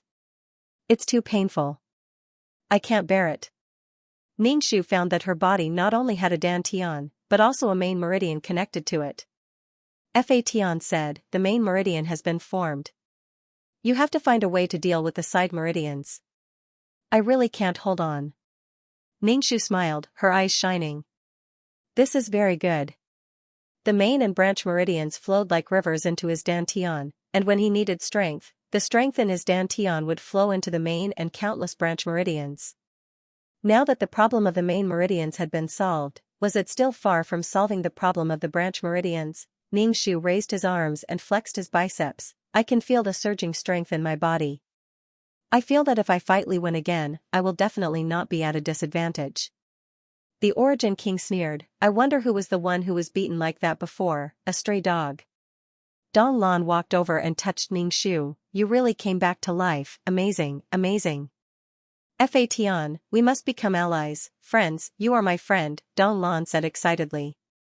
Fatian shook his head, not everyone is like Ningxu.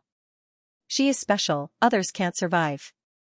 That doesn't matter, friendship was not the most important thing. Fatian said to Ning Shu, shape the branch meridians, your body contains the power of good fortune, make sure to use it for yourself. Ning Shu nodded, I'll remember. Fatian, when I'm not around, don't cause trouble, and don't cause trouble in the future. Ning Shu hesitated for a moment before saying, I can't make absolute guarantees about this. You also know that there are some troubles that cannot be avoided, such as Li Wen's situation this time. Once she got the key, she would give it to Li Wen directly. If she couldn't cross that hurdle, she would choose one of the two, leaving herself some dignity and increasing the difficulty for Li Wen. If Li Wen crossed this line, then she would have a reason to fight back. If she couldn't cross this line, then no one else could.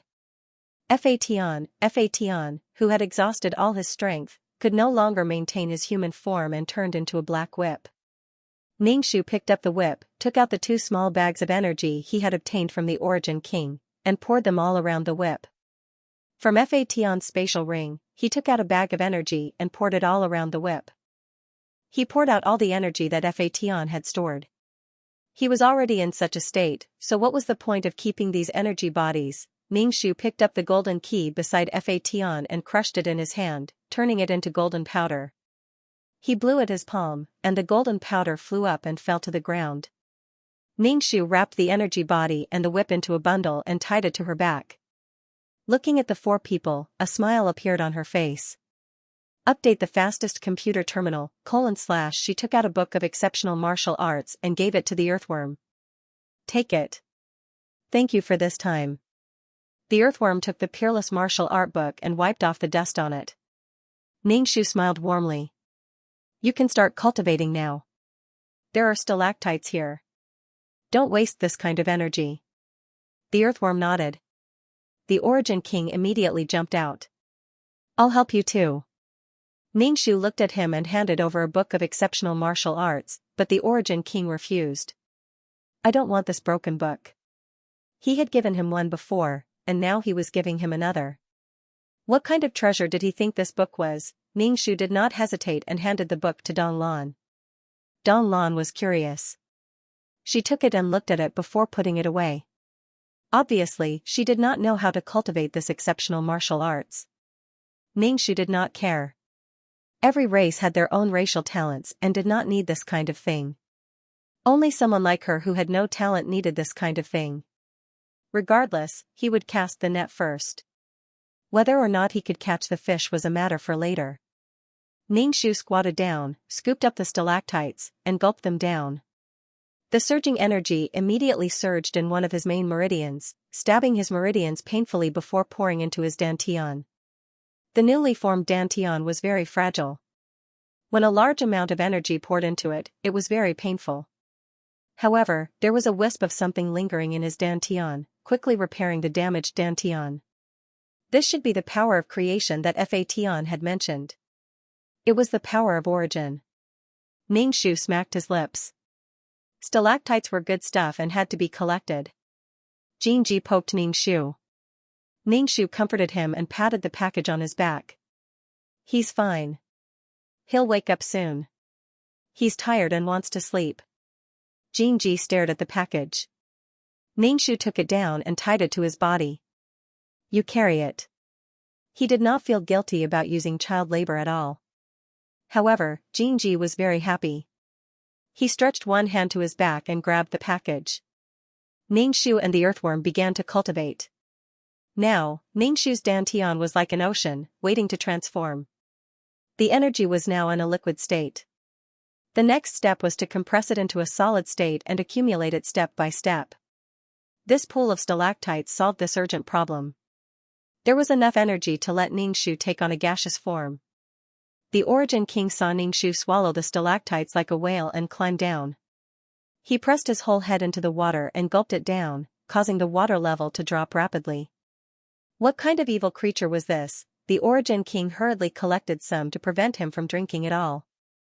A large amount of energy washed Ning Shu's body. There had never been a moment when Ning Shu felt that he was strong enough to kill Senior Uncle and Li Wen. This feeling was very powerful.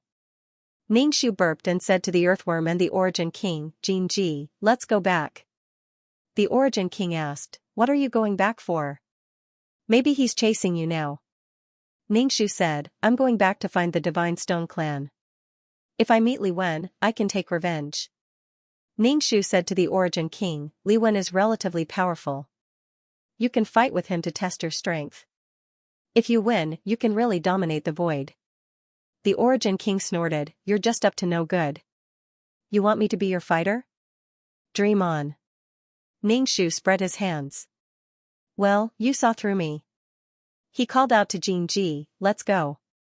Out of the cave, Ningxu said to Don Lan, we're going back. What about you? Don Lan hesitated and asked, can I go with you? Ningxu said, up to you, but if something happens, we won't have extra strength to protect you. Don Lan smiled, it's okay, I can protect myself. You don't have to worry about me. If something really happens, I will run far away. Ningxu nodded in satisfaction. Ningxu stretched, and then a huge golden dragon appeared under his feet.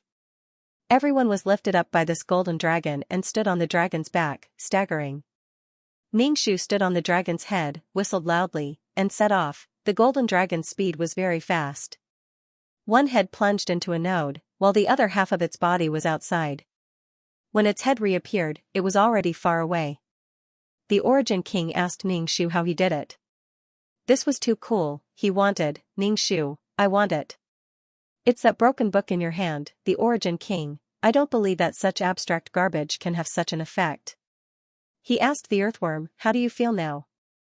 The earthworm shook its head and did not speak. Li Wen stood there motionlessly, as if he was a statue standing between heaven and earth. His eyes were deep and dark. He was Li Wen. How could an inheritance make him like this? He could be the Lord of heaven and earth. A key, an inheritance. He didn't need any inheritance at all.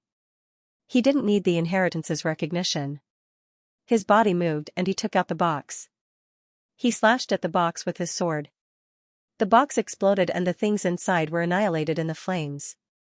Li Wen's expression flickered in the flames. Just as he had guessed, opening the box by force would cause it to self-destruct. So what if it self-destructed? He didn't care about the inheritance. Since the inheritance didn't choose him, then he didn't need to get the inheritance's recognition. He was Li Wen, the ruler of the world. He only had things he didn't want. As for those people who were chosen, they really thought that he would chase after them for the key. Now that the inheritance was in front of him, Li Wen wouldn't even look at it. An inheritance wanted to freeze him. Li Wen's current thought was, you don't care about me, but I don't care about you either. How amazing do you think you are, trash inheritance? You want to play with me? Scram, I'll destroy you. His loss of control was only temporary. This inheritance would disappear into the void forever. Your so-called inheritance just needed time to cross over. He left leisurely. The wind blew his clothes and he disappeared. His back view stood tall. Ningxu sat on the golden dragon head and brushed past Li Wen who was walking in the void. In the next second, the two of them stopped at the same time. The two of them turned and looked at each other. No one spoke first. They just looked at each other. Earthworm was nervous. This was the person who beat Ningxu up. The atmosphere was heavy. Jingji looked at Li Wen warily and bared his teeth at him. Under such an atmosphere, the bag on Jingji's back didn't move. The whip had no energy left and had fallen into a deep sleep. Li Wen was alone. He didn't have an army beside him. But just standing there, he was so arrogant that it seemed like the world was under his feet. Compared to the last time when he was angry, Li Wen was too calm now. It was probably because he went through a spiritual storm that his level became higher. Sometimes, Ningxu really envied Li Wen's self-confidence. He envied Li Wen's success in his life, as well as his victories in all his endeavors. His self-confidence was infinitely magnified. But she couldn't. Her survival, whether it was when she was alive, when she was a mission enforcer, or when she was reborn, did not allow her to be unbridled and confident. However, she was very arrogant now. She was even eager to try. She wanted to test her strength. She also needed to have physical strength to establish her confidence. His confidence was built from the accumulation of victory after victory. The wind blew at Li Wen's robes. He glanced at Ningxu and turned to leave. He walked with the gait of an emperor. As soon as Li Wen left, everyone present breathed a sigh of relief. It was clear that Li Wen put a lot of pressure on them. Without an army, just Li Wen alone made them feel pressured. To a certain extent, Li Wen had already broken the hierarchy of the small world and the void race. Li Wen did not ask for the golden key. This was within Ningxu's expectations. Even in the void, Li Wen's tyrannical nature as a human emperor did not change at all. This emperor accepts hundreds of rivers into the sea. This emperor deserves everything. If not, this emperor will destroy it. That black box must have been destroyed by Li Wen himself. He's really good looking. Don Lan sighed. What happened between you two? He was good looking, but his body was weak. Without the protection of leather armor, his soft skin was not strong, but there was a kind of indescribable beauty. His every move had a lingering charm. Ningxu said lightly, "We had a fight, and then I became like that." Don Lan asked, "Why? Weren't they eating at the same table before? Why did friends and enemies change so quickly?" Don Lan's brain cells could not keep up with the land races. When they returned to the clan land, it was already a mess. The previous wooden house had been destroyed, and all the living utensils were destroyed. The Origin King cursed, "Couldn't you have gone further away when you were fighting? Why did you have to destroy the house?" Many of the things inside were taken from the small world bit by bit. This damn girl. Who would care so much about fighting? All they wanted to do was to defeat the other party. Ningxu ignored the Origin King and went to find the Divine Stone clan. When they decided to fight, it was a joint decision made by Ningxu and Fa Tian. If Li Wen made the right choice, this dispute would dissipate, and everyone would be fine. But if she made the wrong choice and the other party insisted, then they would fight. At that time, she was a little puzzled why Fa Tian was so determined to fight. She was afraid that he had already planned to repair his body. If he could win, then he would fight. If he couldn't win, then he had a second plan. Whether he won or lost, she would inevitably suffer serious damage. Fa Tian, what a clever little brat. The problem was, it was really King painful. This kind of thing can't happen a second time. In the future, I won't be beaten until I can't fight back. Dantian in hand, the world is mine. If it weren't for the fact that his Dantian couldn't be taken out, Ningxu would have held it in his hand and held it up. The golden dragon's speed slowed down a lot. Ningxu used his mental power to scan for the Divine Stone clan. TL note, the Divine Stone clan, facing Li Wen, the Divine Stone clan had no chance of winning. In terms of strength, no one in the Divine Stone clan could beat Li Wen. In terms of numbers, Li Wen's army could crush them and kill them all. Against Li Wen, the Divine Stone clan had no chance of winning. Since that was the case, they might as well leave. Fa Tian should have warned the Divine Stone clan. Ningxu thought that the Divine Stone clan had run far away, but he didn't expect that they were only a few mountains away from the clan's land. Moreover, he just lay down and started to sleep so casually. Ningxu, this is really, run a little farther. Ningxu retracted his energy form and jumped onto Mountain's stomach, jumping up and down. Wake up, what are you sleeping for? Get up and party. Sleep my *SS, get up and party. Mountain woke up and saw Ningxu. He immediately said, "Great, you guys are fine. I was scared to death." Everyone, they looked like they were eating and sleeping soundly. They didn't look scared to death. They weren't far from the clan's land, but the Divine Stone clan didn't walk long before they fell asleep. This was really, Li Wen didn't care about the Divine Stone clan at all. If he was a petty person, he would have killed them 100 times. Ningxu was speechless. He asked what the Divine Stone clan planned to do next. Mountain said directly, "Plans? We don't have any plans." "What plans? Why do we have to plan?" Ningxu, I was wrong. Ningxu glanced at the backpack on Fa Tian's back. The most important thing now was to wait for Fa Tian to wake up. Now was not the right time to take any action. At least until Fa Tian woke up, she would stay with the team to guard him. Especially Jin Ji. Without Fa Tian, if she left, Jin Ji would fall into madness.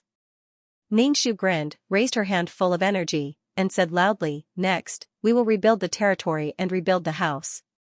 Ningshu was full of vigor and energy, but there were very few who agreed with Ningshu.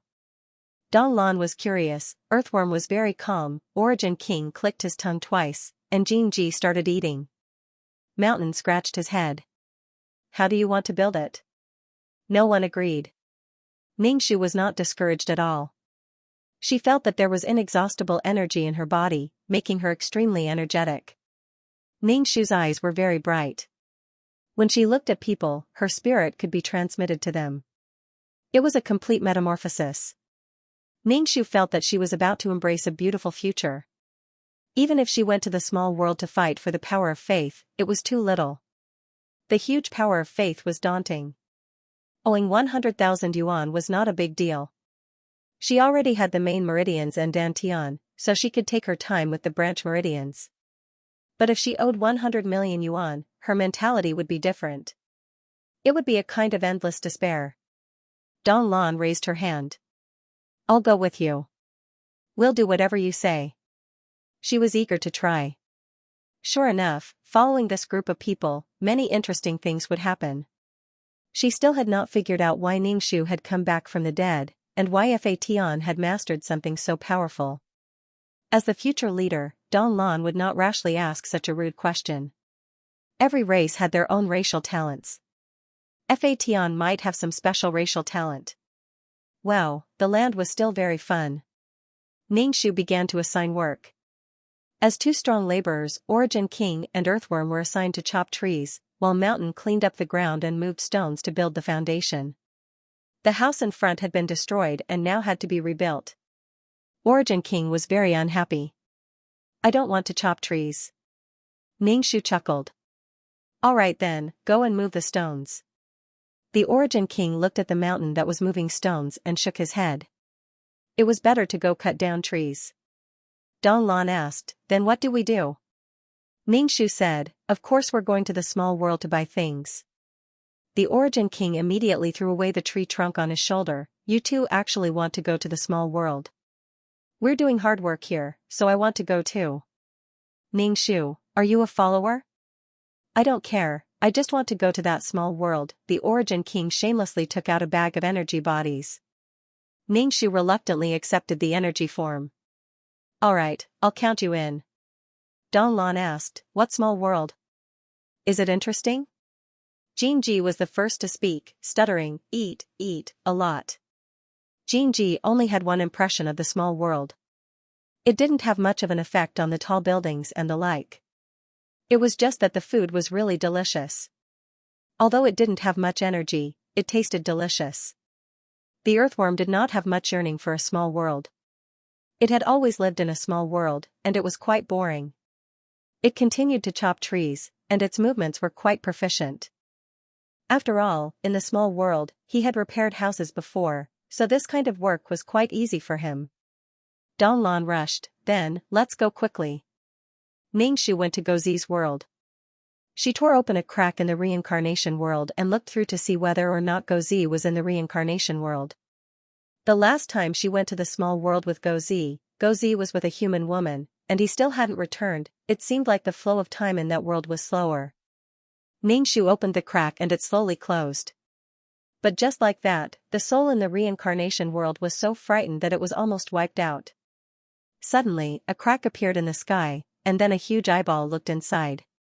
The eyeball was still moving, and it was very frightening. Ningshu searched for Gozi's world. Dong Lan looked at the tree and felt the life force of the tree. She also knew that this was the birthplace of this world. There were many in the ocean, but they were all very weak. The leader said that such things existed to provide a place for weak and lowly living beings to survive. This was because those weak living beings had no way to survive in the void. Now, were they going to the place where those weak living beings lived? Ningshu found the world. To find Gozi's leaf among many leaves was a really tough thing. Bringing a few followers with him, he entered the plain world. Before they could see where they were, they heard all sorts of horns. There was also the noise of city construction. Dong Lan covered her ears right away. She had never heard such a chaotic sound before. There were all sorts of things that surged towards her from all directions. Dong Lan nearly vomited. Translator, Henyi Translations Editor, Henyi Translations. Ningxu saw that her expression wasn't good and asked, "Are you okay?" After a while, Don Lan tried to release her hands. Although it was still really noisy, she could bear with it. Now, she had the energy to look around. Skyscraper, ground was flat, and there were many things running around. There was also a screen on the building that played advertisements. Handsome man and beautiful women. Don Lan, where did she come to? Did we come to a small world? Why was this place so magical? It was like she was in a dream that she couldn't even imagine. The Origin King felt a sense of superiority and looked at Don Lan with some disdain. She was simply a country bumpkin. He was very calm and didn't feel anything at all. Although he still didn't understand much, he wouldn't make a fuss about it. Jinji only wanted to eat. Is this the world of weak living beings? It's completely different from what I imagined, Don Lan said as she took a deep breath. She thought that their crystal palace was the most beautiful representation. But here, she didn't dare to say that. She frowned.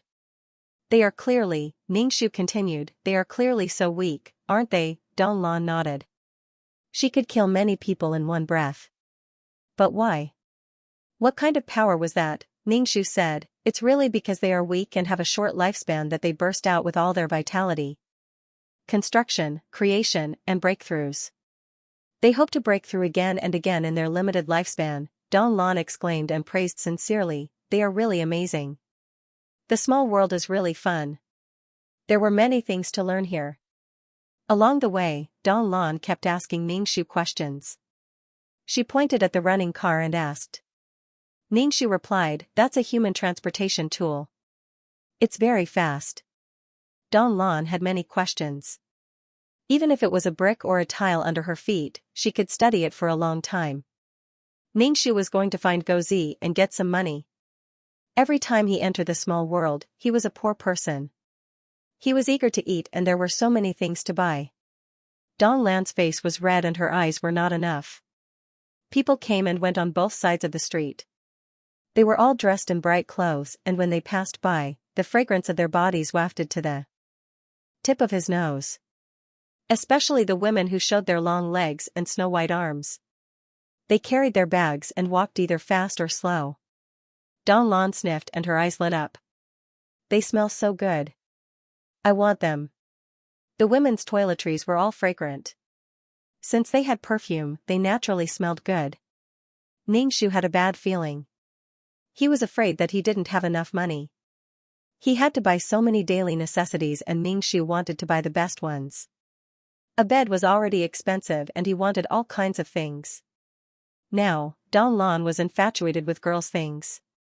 She coughed and said, there are also many flowers in the void. They are very fragrant and more natural than this. That's the fragrance of the flowers, not mine. Can you give me some of that? I will give you something in exchange. Don Lan said. Ningxu just said, we will talk about it when the time comes. Ningxu saw a black dog on the other side of the road. Its eyes were black and it was squatting on the side of the road, waiting for the light to turn green. When the light turned green, it ran happily. Ningxu ran over. It seemed like after living in the small world for a while, Gozi had figured out many rules. Ningxu reached out and Gozi jumped into Ningxu's arms.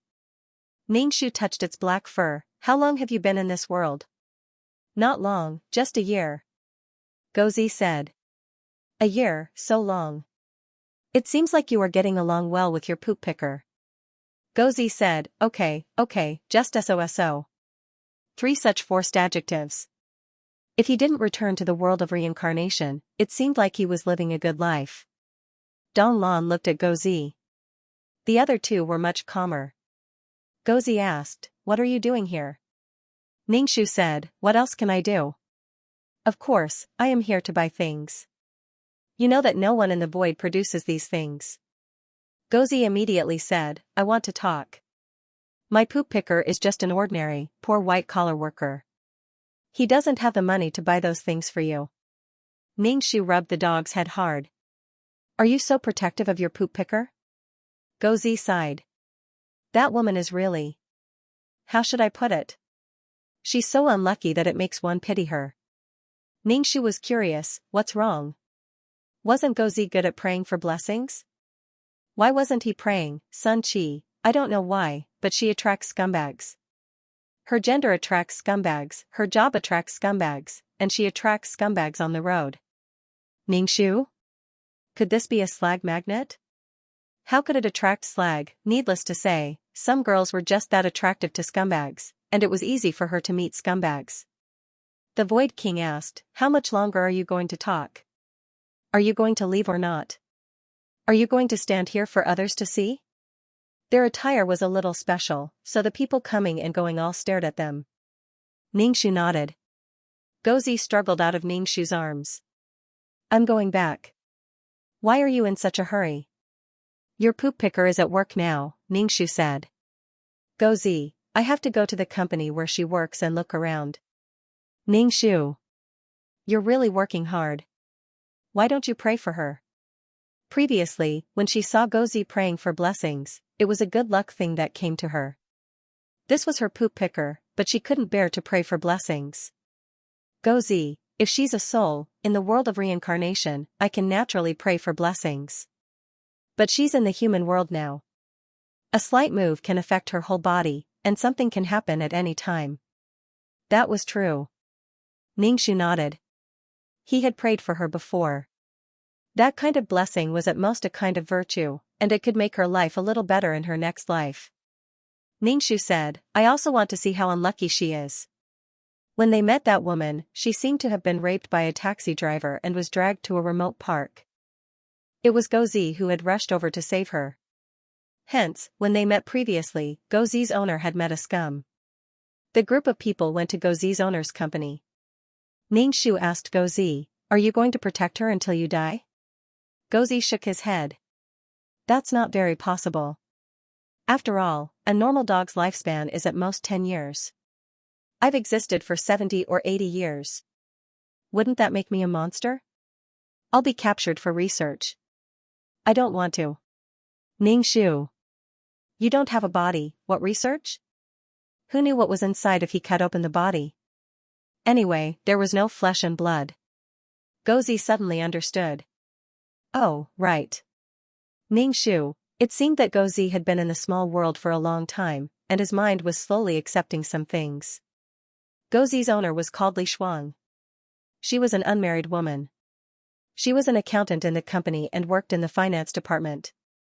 As an accountant, she dealt with all kinds of data and money every day. It was good if she could stick to her ethics, but if she couldn't, it was a special test of willpower and integrity, whether it was for her own benefit or for the benefit of others. Ningxu used his mental strength to scan and found that Li Shuang was now being harassed in the workplace. A gay man would touch her hand unintentionally. If she made a fuss, he would say it was unintentional and make a fuss. She wouldn't lose a piece of flesh if he touched her, but she made such a fuss. But if she didn't say it, the feeling would be too disgusting and uncomfortable. A toad falling on her foot, even if it didn't bite, it would still be disgusting. It was especially suffocating. If it were Ningxu, he would directly use the heel of his high heels to step on the other party's foot and say sorry. It wasn't intentional. Let's see what the other party would say. Obviously, Li Shuang was very angry, but she bit her lip and endured it. In the end, the male colleague left with a smile and threw a stack of documents to Li Shuang. Sometimes in the workplace, people were timid.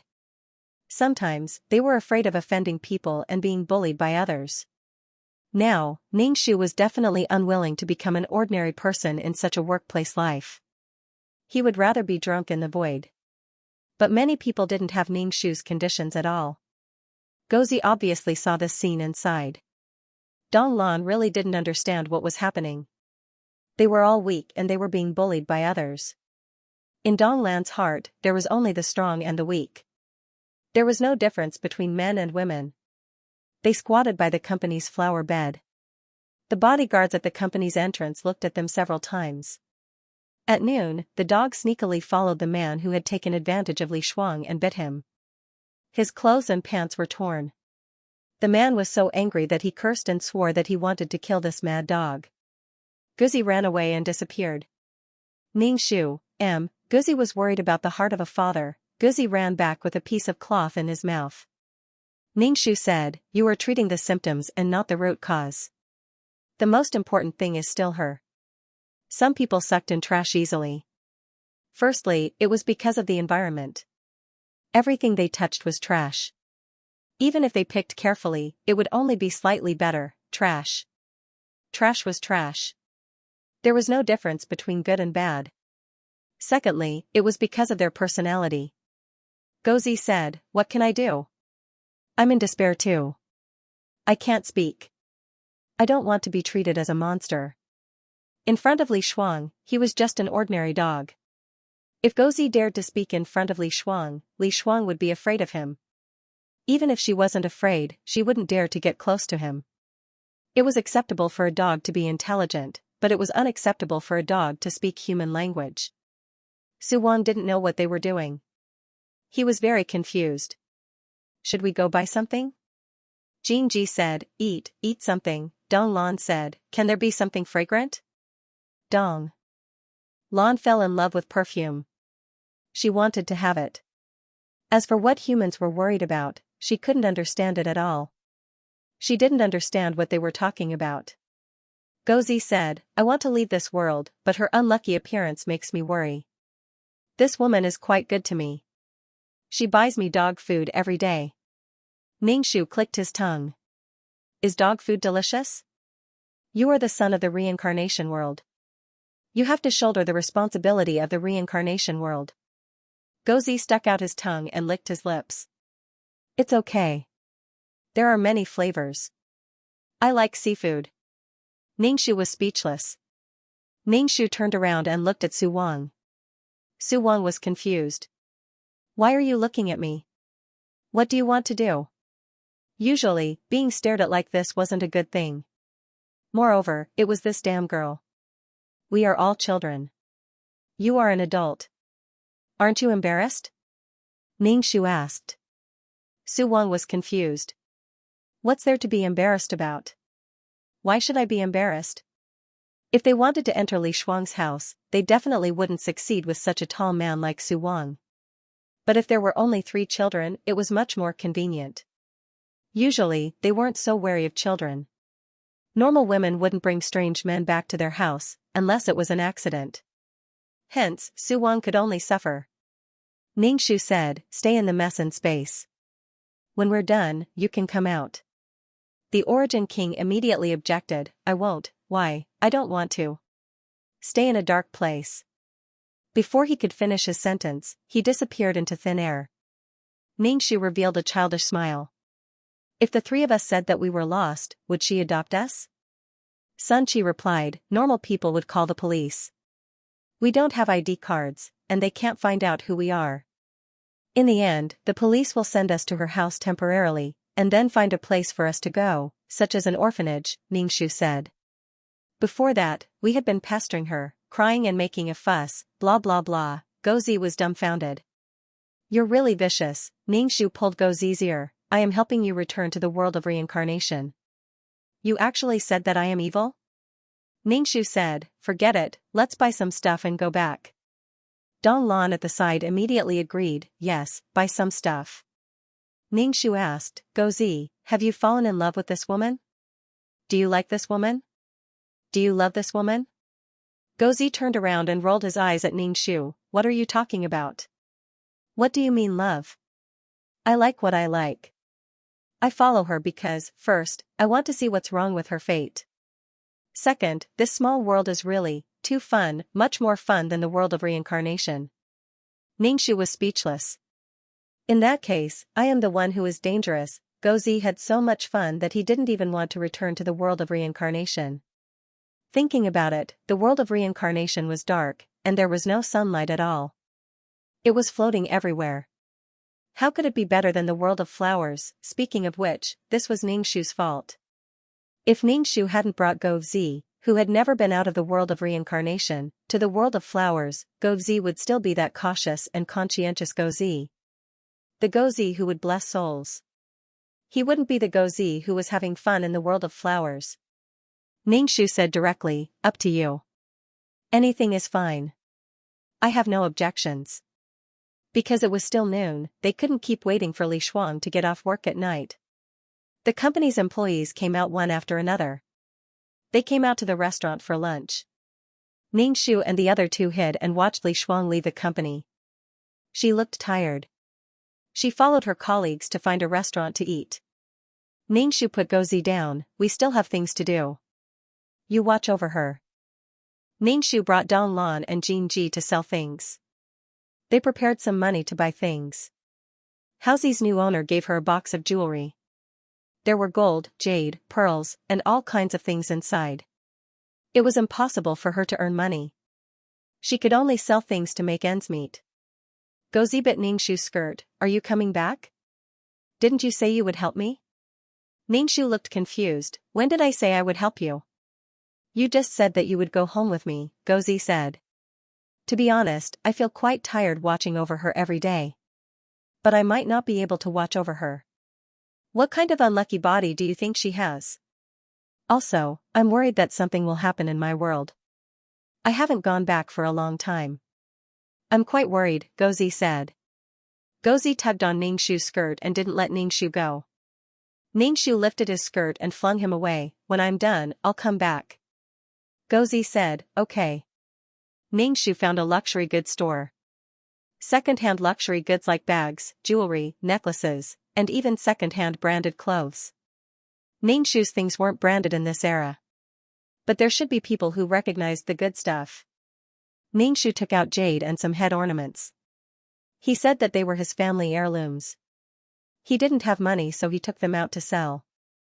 These things didn't have any branded labels on them. But they were real. Of course, the selling price dropped a little.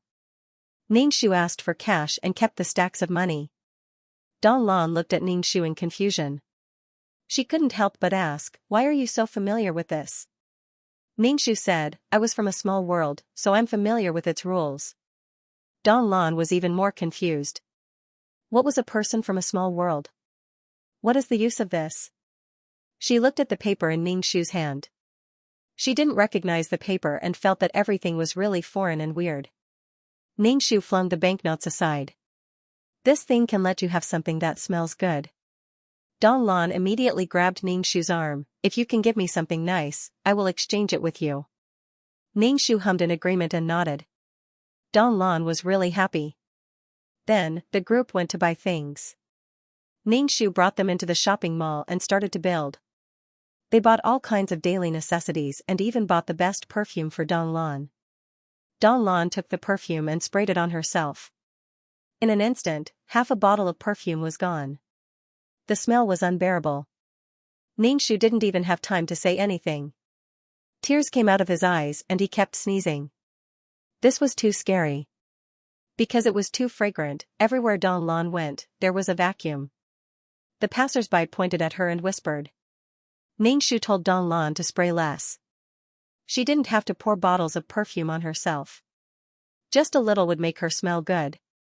After finding a washroom, Ningshu let Donglan take a bath and change her clothes. Only then did the pungent smell on her body dissipate. Next, he went to find Gozi. As for Su Wang, he had been staying in the mess in space. However, Ningshu had already bought his things, so it didn't matter if he was outside or not. After walking around the mall for the whole afternoon, the sky was already dark. Gozi was waiting for Ningshu at the door. Li Shuang, who was in the house, shouted, Black Ball, come in quickly. Don't stay outside. Gozi stretched his neck. Why wasn't he here yet?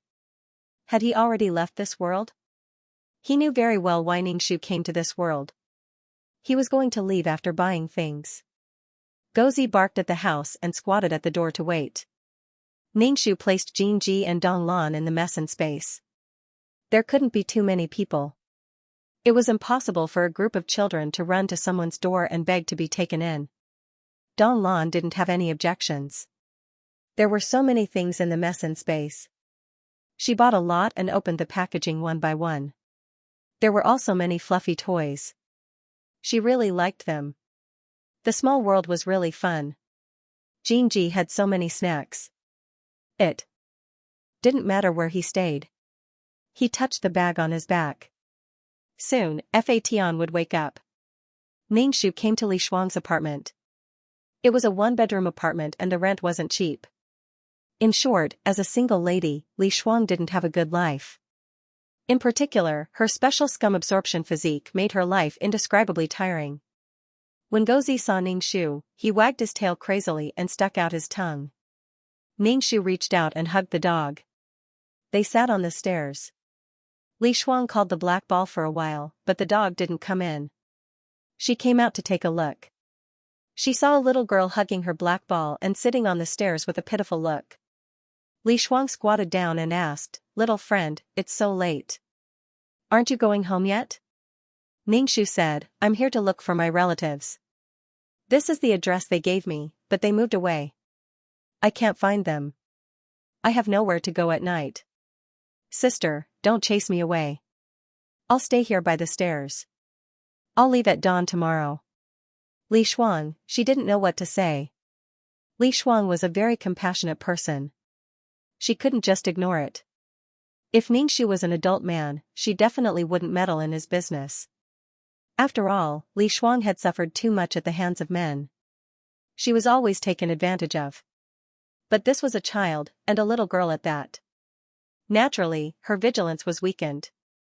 She asked, "Do you have your relative's phone number? I'll call them for you." Ningxu shook his head. "Yes, but I can't get through." "Sob sob sob sob," Li Shuang said. "Don't cry." She looked at Ningxu crying on Gozi's body and didn't know what to do. "How about I call the police for you?" Ningxu's nose was red. "Okay, but I'll have to trouble you to take a statement with me." Li Shuang was speechless. She was exhausted after a day of work. She had to go to the police station and go to work the next morning. Just thinking about it made Li Shuang extremely tired. Of course, if the other party was a man, she would just close the door and leave him to die. Ningxu said, "Sister, don't worry about me. I'll rest in the stairwell for the night. I'll leave tomorrow morning. Don't chase me away. I promise I won't disturb you." Li Shuang said, "Where's your family? Why are you here alone?" Ningxu said, "I don't have any family left. That's why I'm here."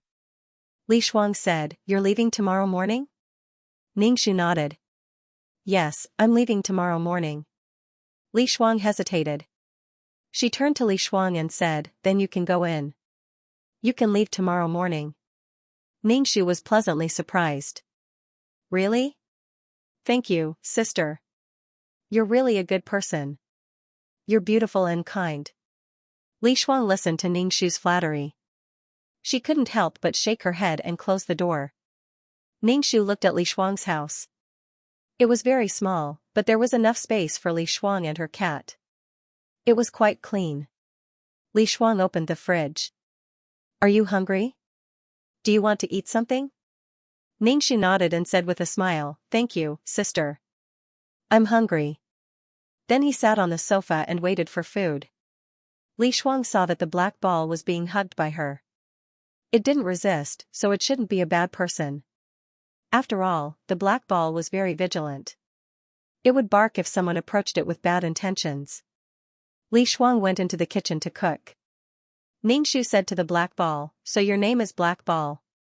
This name is really appropriate." "It was pitch black, pitch black. That's not my name. That woman called me that without permission," the dog retorted. Ningxu felt that at least the name Black Ball sounded better than the dog. Li Shuang cooked a bowl of noodles for Ningxu. There was a poached egg in the middle. The edges were a little brown. It looked very delicious. Ningxu smiled and thanked her. Then he began to eat the noodles. Li Shuang opened a bag of dog food and poured it into the dog bowl. She called the dog to eat. Gozi ran over to eat the dog food, and he enjoyed it very much. Li Shuang said to Ningxu, "You can sleep on the sofa. If you can't, you can sleep on the floor. The bed is too small." Ningxu nodded. "Thank you for giving me a place to sleep." Li Shuang breathed a sigh of relief. It wasn't that she didn't want to let her sleep on the bed. Taking her in for one night was already the limit. If she didn't sleep well at night, it would be difficult to work the next day.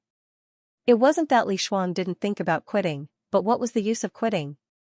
It was the same to change jobs. It would be more troublesome to familiarize with the company's personnel. Since every place was the same, there was no use in changing jobs. But if she didn't earn money, she couldn't survive. In this city, it was difficult to do anything without money. Li Shuang was under a lot of pressure. To be precise, everyone was under a lot of pressure to survive. Ningshu finished the noodles and took the initiative to wash the dishes. Li Shuang took a blanket and put it on the sofa. You can rest your stomach when it gets cold at night. Overall, she was a very good woman. Ningshu thanked her. There was a knock on the door. Ningshu saw Gozi's mouth full of fur and threw it away, causing her to be covered in dog fur. Gozi entered the room and jumped onto the bed to sleep with her poop picker. She didn't care about Ningshu. Li Shuang hugged Gozi in her arms and yawned while working. Gozi licked Li Shuang to comfort her. Li Shuang rubbed Gozi and continued working. It was so tough. Ningshu slept soundly. He didn't have any psychological burden at all. He slept very soundly. When he woke up, the sky was already bright. There were rumbling sounds in the kitchen. Ningshu got up and saw Li Shuang with disheveled hair messing around in the kitchen. Seeing the dark circles under Li Shuang's eyes, Ningshu asked, "Did you stay up late?" "No, I slept. I just had a little insomnia. Everything else is fine." Ningshu was speechless. It wasn't easy for young people nowadays. Insomnia, hair loss, subhealth, no money, no love. Looking at her haggard appearance, Ningshu thought that she had stayed up the whole night. Li Shuang touched her face. "Do I look a little haggard?" "It's okay, I'll put on some makeup. Makeup could save lives." "I'm staying. The porridge is in the pot. Go and find your relatives after you eat." She went into the room. Ningshu thanked her and started to scoop the rice. He also scooped a bowl for Li Shuang to cool down. Ningshu took out $200 from his pocket and placed it on the table. When Li Shuang came out, she was already a high-spirited white-collar lady. She looked good with makeup and didn't look haggard at all. She was wearing an office lady's suit and smelled good. She sat down and was surprised when she saw the money. She returned the money to Ningshu. "You don't have to give me money. Keep it for yourself. You still have to find your relatives." "Thank you for your kindness, but I still have to give you what you should," Ningshu said. "My parents left me some money. Although it wasn't much, he had to clean it up." "You're just a child. No matter how much money you have, it won't work. Keep it for yourself." "I don't need your money." Ningshu nodded. Yes, he was still a child who weighed less than 200 kilograms. Ningshu went out with Li Shuang. Li Shuang closed the doors and windows. As for Gozi, he was naturally locked up at home. The house couldn't keep the dog in. After living with the dog for a year, Li Shuang still hadn't realized that the dog wasn't at home most of the time. When he returned home, he only saw Gozi waiting obediently at home. The dog food in the dog bowl had also been finished. There were no elevators in the neighborhood, so they could only take the stairs. At the bottom of the stairs, they met the landlord who was going out. When the landlord saw Li Shuang, he tried to curry favor with her by saying, "Going to work." He was very close to her. She could smell his stench, which was very oily. Ningshu covered his nose and said, "Uncle, don't you brush your teeth when you go out? It's so smelly. Be more careful." The landlord's face twitched. He was embarrassed in front of a beautiful woman. He glared at him and said to Li Shuang, "I only rented this house to you. What's wrong with this kid? Didn't we agree that you were the only one who rented it?"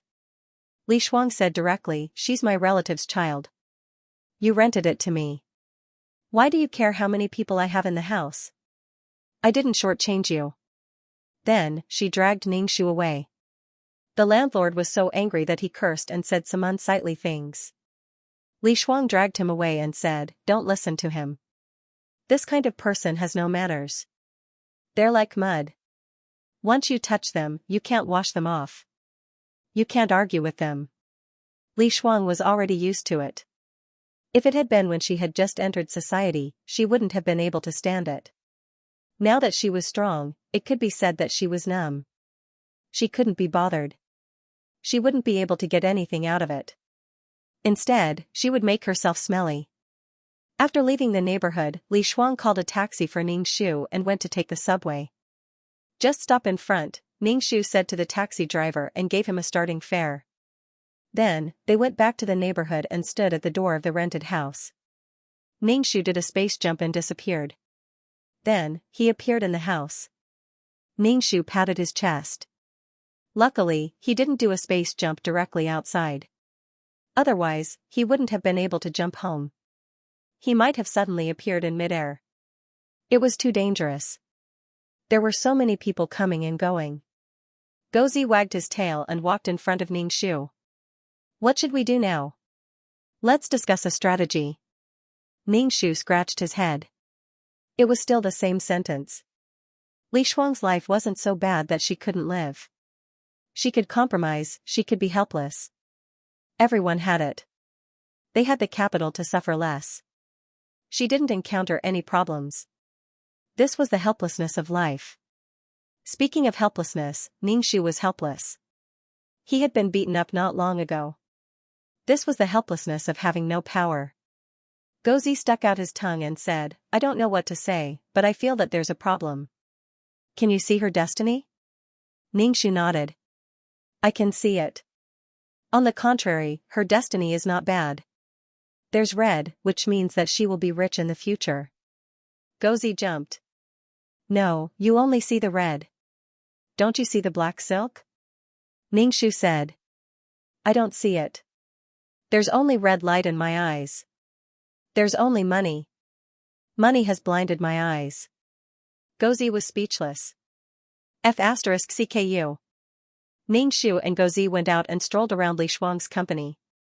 Ningxu ate snacks and stroked Gozi as he watched Li Shuang work hard. Li Shuang wasn't old. What she did in the company was tedious and didn't require much skill. The company's employees reported the accounts. The core things couldn't be touched. Of course, her status wasn't high. Half a day of work was tiring. Gozi said, Do you see it? Ningxu asked, See what? Of course, look at the black silk on top of her head. It's getting thicker, Gozi said. Ningxu observed Li Shuang carefully. He realized that there were indeed black intertwining in her luck. Ningxu pondered for a while. It means that her road to wealth isn't smooth. When it was time to get off work in the evening, Ningxu and Gozi hurried home. Of course, Ningxu couldn't enter the house. He sat on the stairs and dripped eye drops into his eyes. He listened to the footsteps upstairs. Ningxu started to cry. Li Shuang dragged her tired body home. Seeing the person at the door, she walked over helplessly. Why are you back? Ningxu said, My relatives don't care about me at all. They chased me out and said that it's fine. I have another relative overseas. I can't contact her for now. Ningxu said all kinds of things. Can you take me in for a while? Just for a month. I'll contact my relatives overseas. I'll pay you rent. Ningxu took out a stack of money. It was about $2,000. Li Shuang's head hurt. She opened the door. Come in and talk. Ningxu went into the house. Gozi was wagging his tail crazily. Li Shuang put down her bag. You really want to rent with me? She felt helpless to rent with a kid. Yes, I'm just a child. I don't even have an ID card and can't find a place to live. I won't let you raise me for nothing. Li Shuang took half of the money. You don't have to take so much. Half is enough. She didn't pretend to be generous. Even drinking water required money. It was impossible to not have money. Ningxu smiled. Thank you, sister. I will contact my relatives abroad as soon as possible. Li Shuang asked Ningxu what he wanted to eat. Ningxu said anything was fine. Hearing that there was food, Jingji in the mess space became restless. He wanted to run out to eat at any moment. Ningxu held down the restless Jingji and threatened that he wouldn't bring him next time if he made a fuss. The Origin King was picking and choosing in the mess space. He was very picky about what Ningxu bought. This thing was rubbish, that thing was rubbish. He was so angry that he exploded. Li Shuang cooked noodles for Ningxu. Noodles were the most convenient. Ningxu said, "I'll cook tomorrow." Li Shuang didn't sleep well. She lay in bed and couldn't fall asleep. Even when she fell asleep, she kept dreaming. In her dreams, she was all kinds of fleeting views. When she woke up, she was even more tired. He felt as if he was going to die and die suddenly. In the middle of the night, Ningxu walked into the room and placed a spirit stone at the head of Li Shuang's bed. Although the spirit stone didn't emit much spiritual energy, it had some effect. Ningxu was very curious about the black strands wrapped around Li Shuang's red luck. Li Shuang's family was ordinary. She wasn't born rich. If this wealth was earned by herself, it was probably ill-gotten wealth. However, looking at Li Shuang, she didn't look like an evil person. On the contrary, she was kind, but she wasn't someone without vigilance. Ill-gotten wealth didn't look like it. Li Shuang had a good sleep. When she woke up, she was very relaxed. She was stunned for a moment. She hadn't slept so well in a long time. She turned her head and saw an irregular stone at the head of the bed. It looked like crystal, like glass, but it wasn't. It had a light green color, which made people feel comfortable. Where did this come from? Li Shuang held the spirit stone in her hand. It felt cool in her palm. The cool feeling spread all the way to the back of her head. She felt her mind become much clearer. She went out of the room and saw that Ningxu was already cooking in the kitchen. She hurried over. She was still a child. It would be bad if she got scalded. Ningxu smiled and said to Li Shuang, "You're awake." Li Shuang looked at the pot and saw that it was congee with pork and century egg. It was quite fragrant. She said in surprise, "You know how to cook." He didn't look very old. "Ningxu, my parents are no longer around, so I have to take care of myself." "Oh," Li Shuang replied and took out the spirit stones. "Is this yours?" Ningxu glanced at the spirit stone. "Yes, I'll give it to you. I heard that you didn't sleep well. This stone has a special magnetic field. Of course, it can also be said to be a psychological comfort. It's very good for sleep. You tossed and turned in bed all night. I could even hear it from the living room." Li Shuang was a little embarrassed. She did feel the benefits of this stone. She slept very well last night, and it was quite good. This thing must be very expensive. "I can't take it." Li Shuang returned the stone to Ningxu. "Ningxu, it's just a stone. You can take it. You couldn't sleep at night and disturbed me." Li Shuang took the stone and found a small cloth bag to put it in. She carried it with her. This kind of cool feeling made his muddled mind a lot clearer. After breakfast, Li Shuang was going to work. She was full of energy and told Ningxu to stay at home. There was internet and TV at home. Anyway, he shouldn't run around. Li Shuang felt like she was raising a child. Ningxu waved at Li Shuang. When she was far away, he went out with the dog. Li Shuang was now his research subject. Li Shuang and Ningxu arrived at the company almost one after the other. The whole company was very nervous and busy. Li Shuang asked her colleague in confusion, "What happened? Didn't you see the group chat?" The supervisor said that there is a new general manager in the company today. Every department has to bring their information. A new manager makes strict changes. Every department didn't want their department to be set on fire and be punished as an example to others. Li Shuang nodded. She didn't really care. After all, this kind of high-level matter had nothing to do with a small fry like her. Li Shuang thought that this matter had nothing to do with her, but she was quickly called by the supervisor. He said that there was a problem with her work and that some expenses couldn't be reimbursed. This was Li Shuang's mistake. She reported whatever expenses the employees brought. To put it bluntly, the general manager felt that the employees were reimbursing too much. Did they have to ask the company to reimburse them when they bought groceries? Some employees bought milk powder at home and other things, and it was all included in the milk powder. Although the company had this benefit, it couldn't be like this. The finance department was attacked, and Li Shuang, who did these trivial things, was unlucky. She was pushed out. Everyone knew that there was no fish in clear water. But it didn't matter. The general manager needed a reason. He also needed someone to take the blame. Li Shuang was called into the office. The general manager was a very young man. She heard that he was the son of the chairman. The general manager said directly, "You're fired." Li Shuang didn't know how to react. She looked at the general manager and said, "The expenses they gave were reasonable and in line with the company's rules. I followed the company's rules.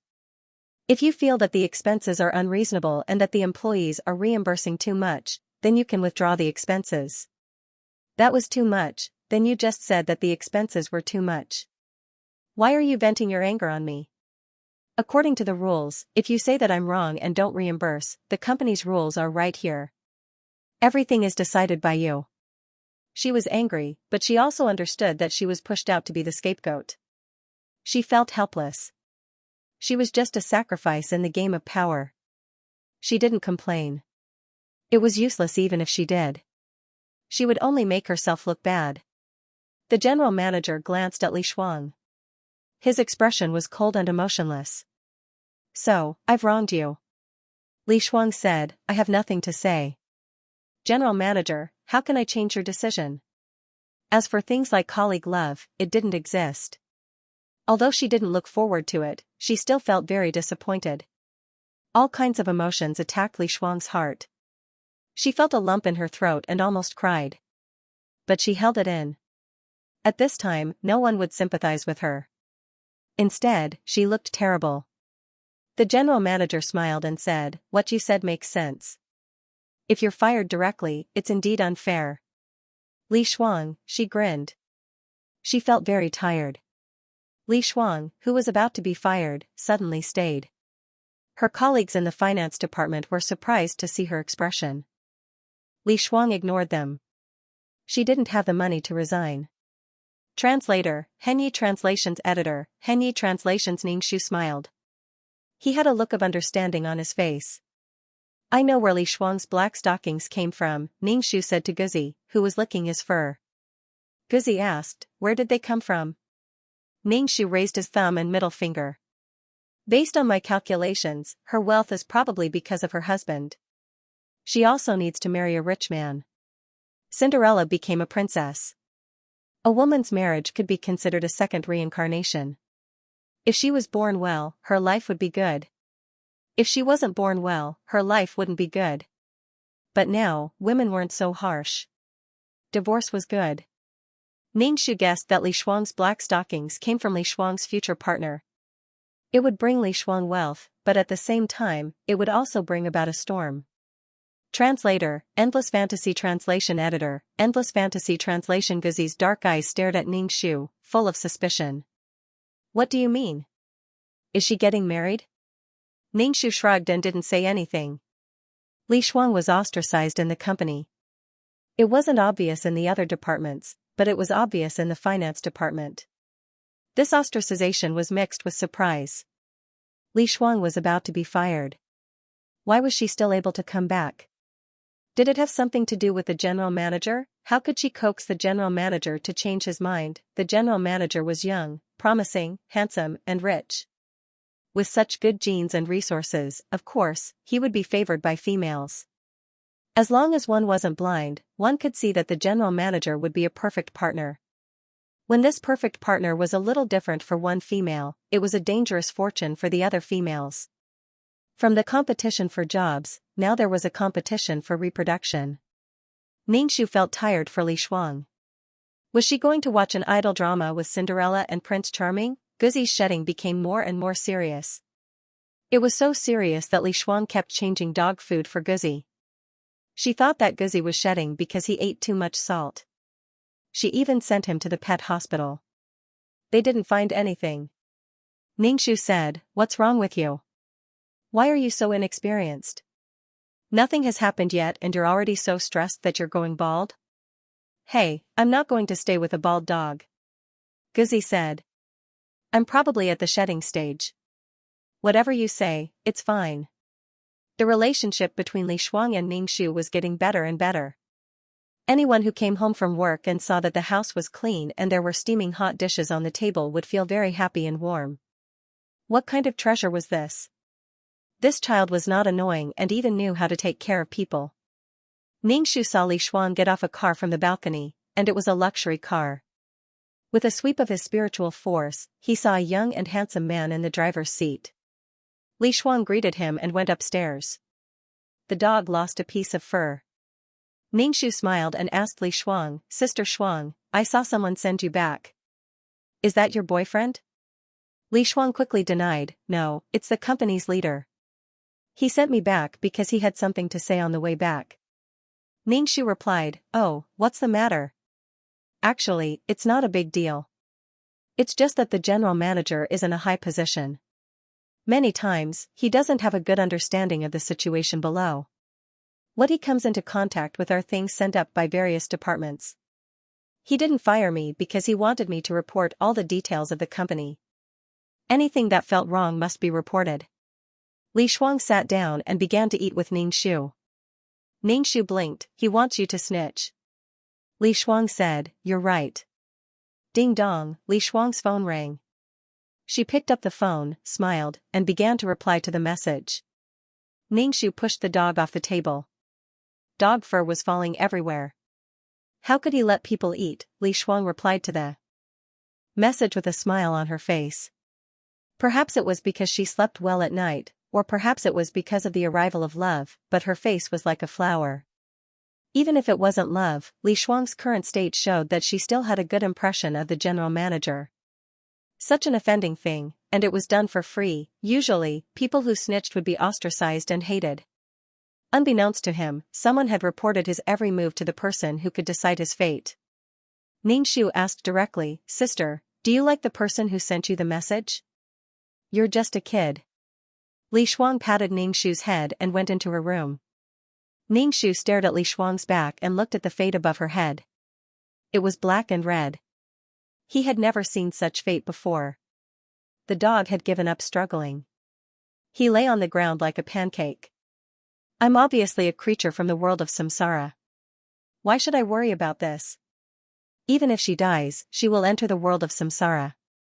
That black and red fate will definitely disappear. I must have stayed in the small world for too long.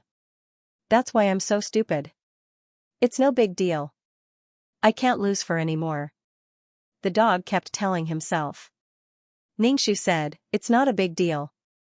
Li Shuang's relationship with the general manager was getting closer and closer. In the company, they didn't have much interaction. But when they were out of the company, they would have dinner together. She would call Ningxu and tell him that she wouldn't come back for dinner.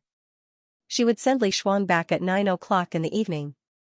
They weren't in a relationship. Ningxu twisted his head off. The dog had already seen through life and death. No matter how Li Shuang was in this life, as long as she entered the world of samsara, he would bless her. It was no big deal. Did he have to lose fur? Ningxu looked at the black and red fate above Li Shuang's head and was a little speechless. Black and red intertwined tightly with each other. But looking at the general manager's fate, it was indeed red. He was a rich man, but Li Shuang's fate, with Li Shuang's help, some problems at the bottom were presented to the general manager. Then he carried out bold and decisive reforms to improve the efficiency of the whole company. Some bloated areas were directly cut off. There were a lot of personnel changes. Some people were fired, but some people were promoted. For example, Li Shuang jumped from a small staff in the finance department to the general manager's secretary. At this time, even a fool would know the role that Li Shuang played.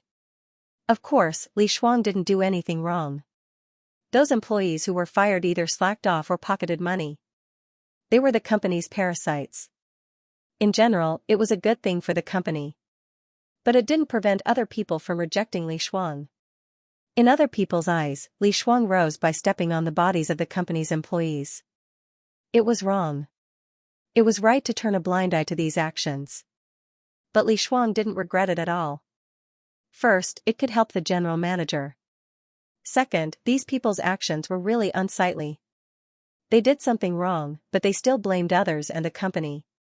The general manager saw that Li Shuang's condition was good. His attitude towards Li Shuang was very gentle and he relied on her. He was trying to tame Li Shuang, and he could even do things that would harm his own body. Everyone's happiness was different. Some enjoyed eating, some enjoyed shopping, some enjoyed exercising, and some enjoyed conquering. For some people, it was just a different way of obtaining happiness. This was a deep and touching love. Some love couldn't be separated, even if it was painful. For example, Li Shuang's love was sweet now, but soon, Li Shuang got pregnant. Yes, as the heir of a corporation, she had an illegitimate child. Moreover, it was an illegitimate child before marriage.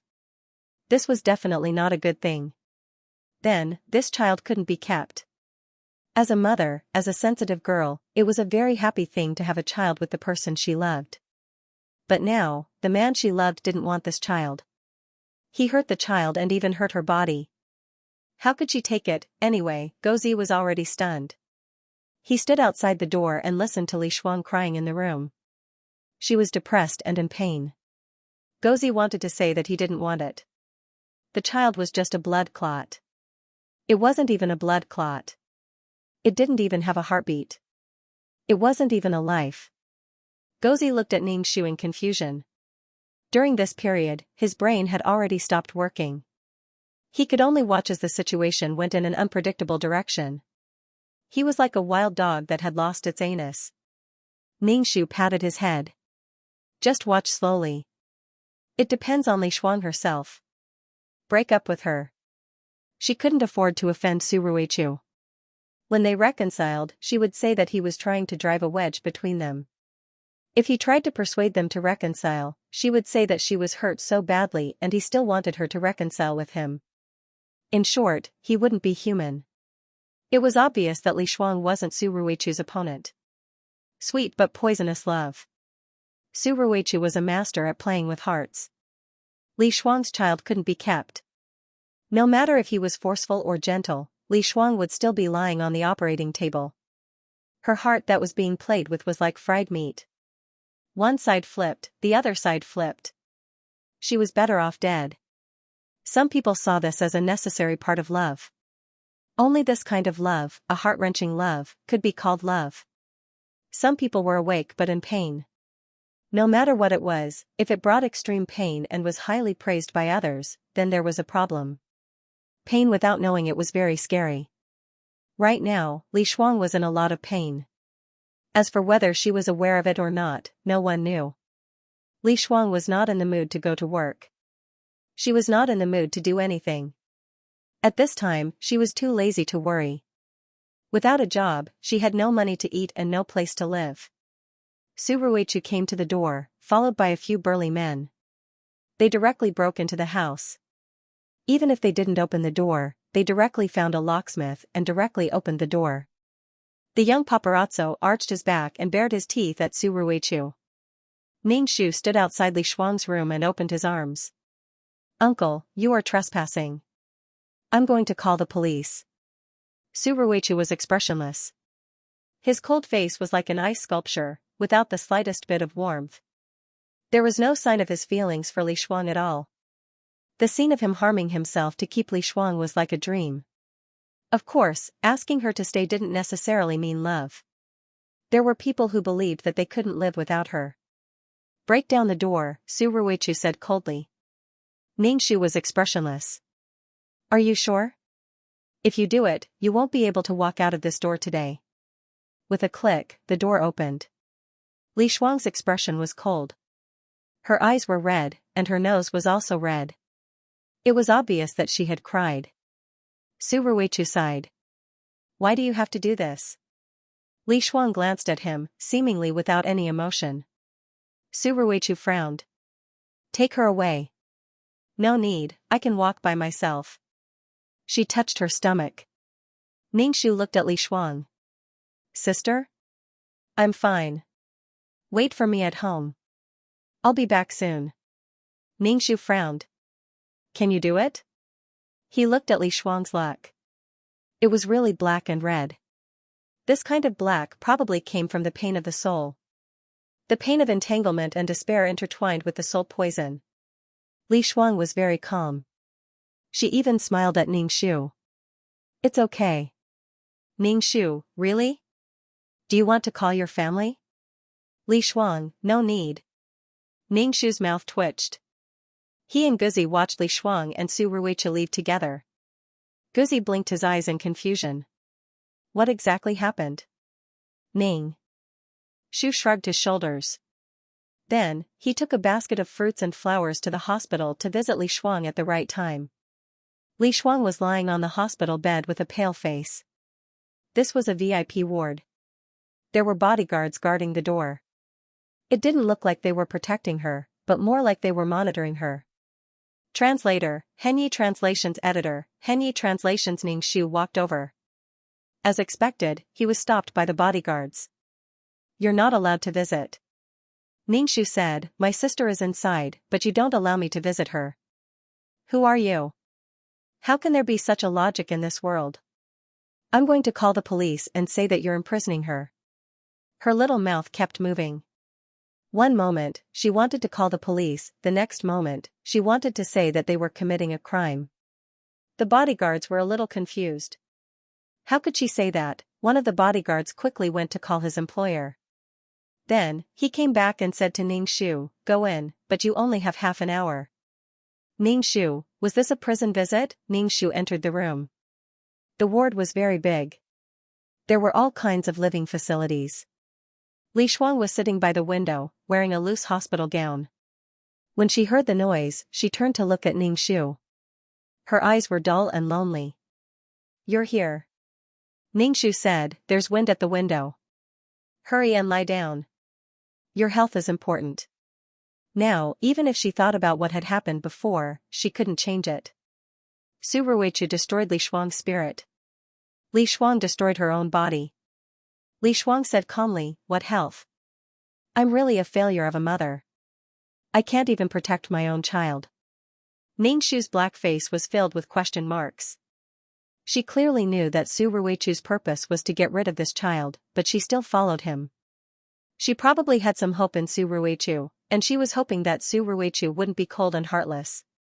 That was his child. Now, she was completely disappointed. The dog barked at Li Shuang. Li Shuang bent down and hugged it in her arms. She stroked it, and then tears fell drop by drop, dripping into the dog's fur. Ning-Shu quickly said, don't cry. It's not good for your body to cry during confinement. Li Shuang, who would care about me now? Li Shuang's eyes were red. Ning-Shu, didn't I say anything just now? Didn't I care? At this time, you're still counting on Su Ruichi? Counting on Su Ruichi to feel sorry for you, you're clearly in despair. She was clearly being tortured and in pain, but she was not willing to give up and was looking forward to it. Perhaps without Li Shuang knowing, she had probably gotten used to this mode. Su Ruichi had hurt her so much, so he would compensate her and treat her better. Because of this sweetness, she could endure that kind of pain. This was also why when some scumbags turned around and said a few nice words, or even groveled and begged, some girls' hearts would soften. Ning-Shu was suddenly very curious. Su Ruichi had hurt Li Shuang so much. What kind of method would he use next to get Li Shuang to stay and get her forgiveness? And he would use house arrest. This kind of domineering method, more or less, was actually a little masochistic. Imprisonment like this actually stimulated one's hormones. Imprisonment play, so heavy, so exciting. Ning-Shu asked a nonsensical question. Sister, do you want to leave? I can help you leave here. Li Shuang shook her head. Why should I leave? People who hurt others, even people who did not even let off their own flesh and blood, can be fine. Her eyes were red and she was gritting her teeth. Why should I be the only one in pain? I want him to have a taste of the pain too. Ning-Shu sighed in his heart. Li Shuang's mentality was too normal. She was not willing to give up and harbored such thoughts. She hurt the enemy 1,000 times but hurt 800 times herself. She kept pestering him endlessly. She scratched her head. You would think that the other party was very agreeable, but in reality, the other party treated this as a kind of game, or even a kind of psychological warfare, to gain the pleasure of conquering and IQ crushing. Sometimes, Ning-Shu had to admit that there were really too many people in the world. Some people, others said that they were scumbags, but they did not even realize it. Would people say that you were scumbags when you bought something? No. But to some people, this was the way to gain happiness, without any psychological burden or guilt. Your pain and struggle could even bring him joy. Ningxu said, I think the most important thing for you now is to leave him and not be entangled like this, sinking deeper and deeper. They had both lost a child and their bodies had been hurt. So many tragedies stemmed from their unwillingness to give up. Li Shuang just lowered her head and stroked the dog. Ningxu was speechless. To Li Shuang, Su Ruichu had already become a mental Pan. It was painful, but she could not stop. Was she perhaps enjoying the pain? Ningxu was shocked by his own thoughts. But thinking about it, it wasn't impossible. Some people found joy in being abused. The ward was very quiet. Ningxu would not persuade her anymore. After all, her emotions were very chaotic now. It was useless to say more. The door opened and Su Ruichu walked in. He was holding a large bouquet of flowers. Behind him were the employees of the flower shop. They held bouquets of flowers and turned half of the room into a sea of flowers. The air was filled with the fragrance of flowers. It was so pungent that his head hurt. Su Ruichu asked Li Shuang gently, Are you feeling better? Li Shuang's face twitched, and there was uncontrollable hatred in her eyes. What does my health have to do with you? Stop crying crocodile tears. Su Ruichu held Li Shuang's hand, but Li Shuang brushed it away.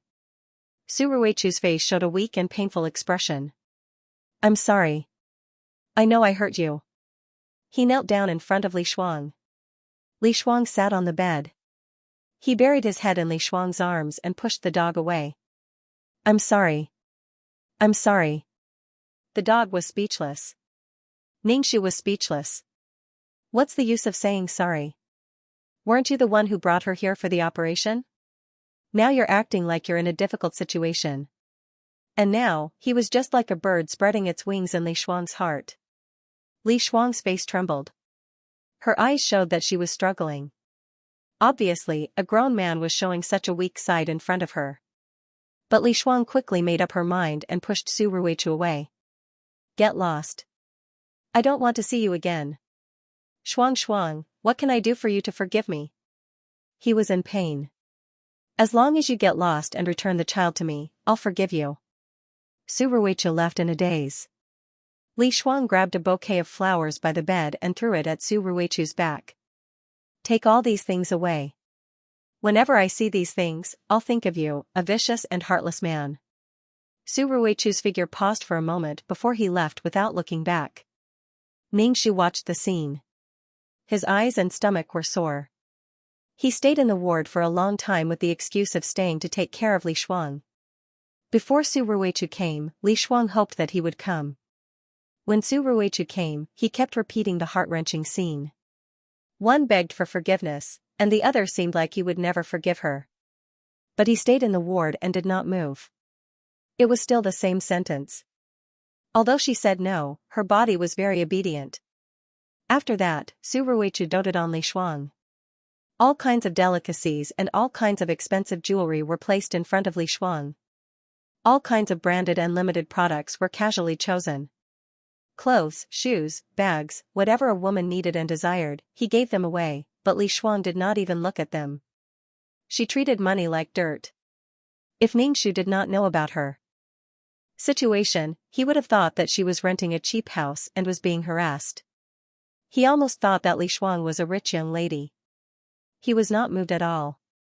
On the other hand, Ningxu looked at all kinds of things and handed them to Li Shuang. Look, these things are so beautiful. Wear one and you'll feel better. Li Shuang looked at Ningxu. Do you think I'll wear his things? Ningxu widened his eyes. These things are innocent. You're already in so much pain. Why don't you let yourself get something and be a little happier? If you don't like these things, you can sell them and return them to the store. You've already cooperated with the performance. The performance fee is also paid.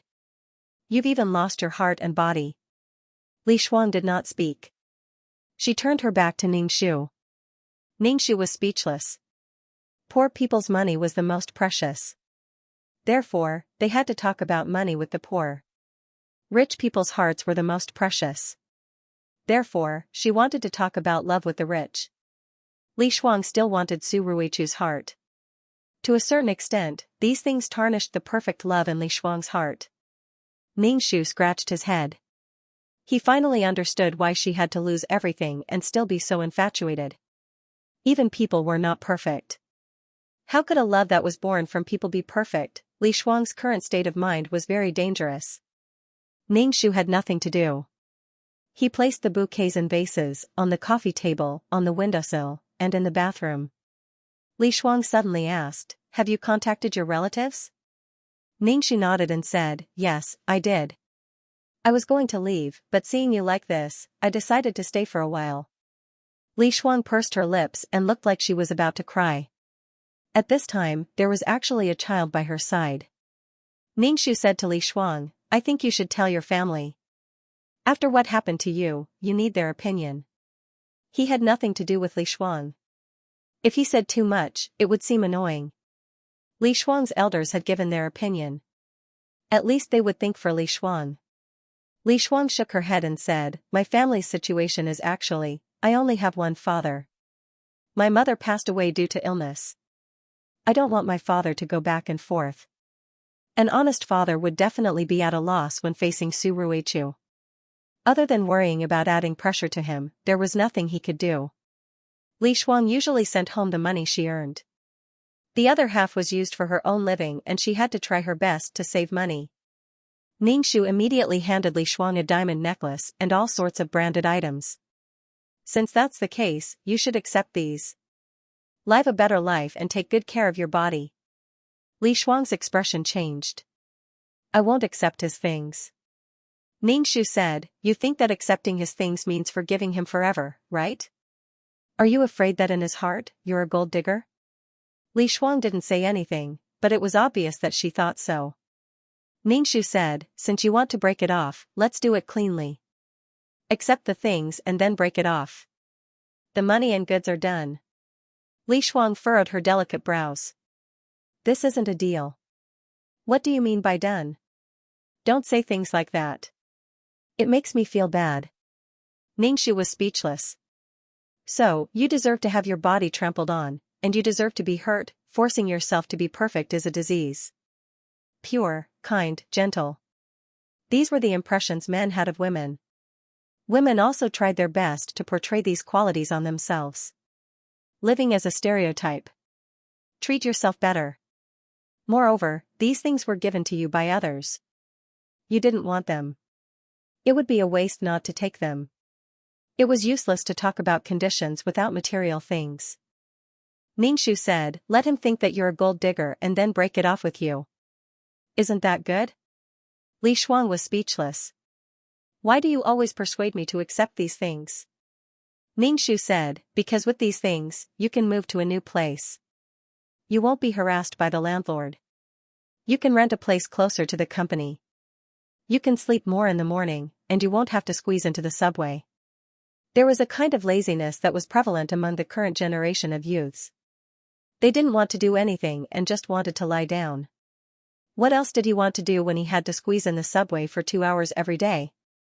Working out was non-existent. Cooking delicious food was even more non-existent. There was only survival, no life. Ningxu, with money, you can eat better, wear better quality clothes, and buy more things. Happiness was much better than being in love.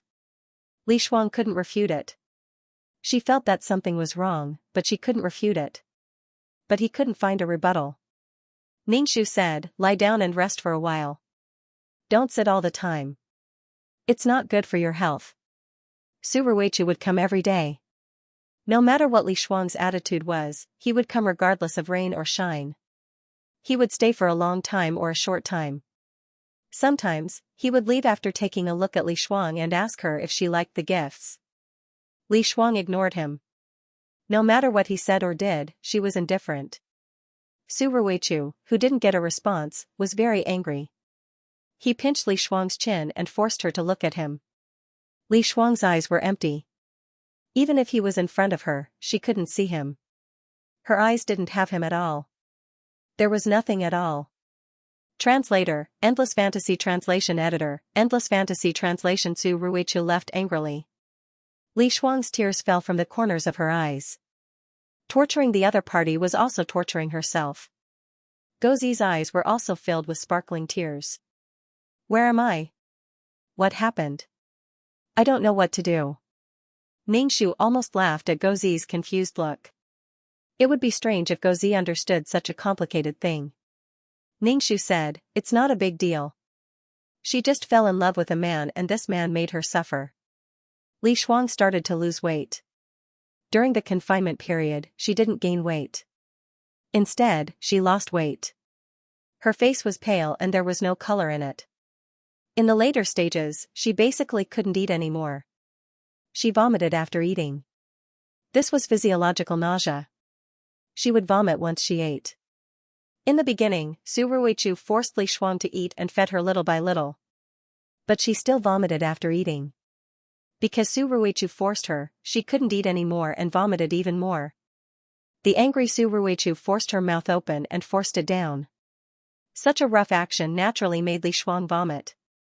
He asked the doctor and he said that it was anorexia nervosa.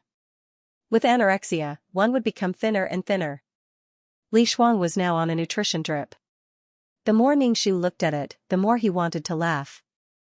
The familiar feeling was getting stronger. This was AF * King's sadistic relationship. Li Shuang used to be such a normal girl. But now, she was like a lunatic. Ningxu looked at the black strands on her head. They were entangled with each other. That ferociousness and entanglement seemed to have fused into Li Shuang's bones and blood. This experience made Li Shuang unable to live in peace for the rest of her life. If she could understand and see through the essence, she would be redeemed and peaceful. If she couldn't understand, then she would fall into a swamp and sink deeper and deeper. A good love made each other successful. A bad love made her suffer for the rest of her life. She couldn't forget and thought that she was deeply in love. Su Ruichu's luck was clean. He was a rich man. He would be a rich man for the rest of his life and he would get richer and richer. What he got from this relationship was happiness and giving. I gave a woman my feelings and this woman was happy. Because of me and in pain because of me. Ningxu shook his head and said to Gozi, "Your poop picker has been tamed. Now, he's causing all sorts of trouble, pain and despair. It's just to get more love." It was like a child crying to get the adult's attention and get what he wanted. Translator, Atlas Studios Editor, Atlas Studios. Gozi cried again. Wah, my poop picker. What's wrong with him? Suddenly, he stopped living. He stopped working. He stopped eating. The rent was about to be due. Ningxu often visited Li Shuang. The bodyguards recognized him and they didn't stop him from entering. Su Ruichu allowed someone to visit Li Shuang in order to make her feel better. It seemed that this child had a good relationship with her. Ningxu carried a thermos and walked into the ward. Li Shuang was sitting on the bed. Her face was haggard and she was about to lose weight. Ningxu didn't say anything to comfort her. He stood by the bed and looked at her. He stared at her hair and said, "You're bald. A lot of your scalp is exposed. There's hair all over the pillow." Li Shuang became more and more dispirited. "Can't I leave?" She buried her face in her hands and sobbed. I'm scared, okay?" Ningxu comforted her. "You can think that he loves you. Does he really love me?" Li Shuang was very confused. "How should I put it? He's interested in playing with you. It's undeniable that he's interested in you. You can comfort yourself by thinking that he chose you and not anyone else," Ningxu said. Li Shuang's mind was in a mess. "I don't know. I'm very confused. I don't know what to do. I love him, but I'm not sure if he loves me." Ningxu shrugged. After all, love was something between two people. No matter what decision Li Shuang made, Ningxu would give her his blessings. After staying in this world for a long time, Ningxu was about to leave. The collector heat in the Messen space was very noisy. It was a beautiful world outside, but they couldn't get out. Especially the Origin King, who scolded Ningxu every day. Even the dog's attitude towards Li Shuang was not as intimate as before. Once there was love, everything else would take a back seat. Especially in Li Shuang's heart, the dog was just a pet.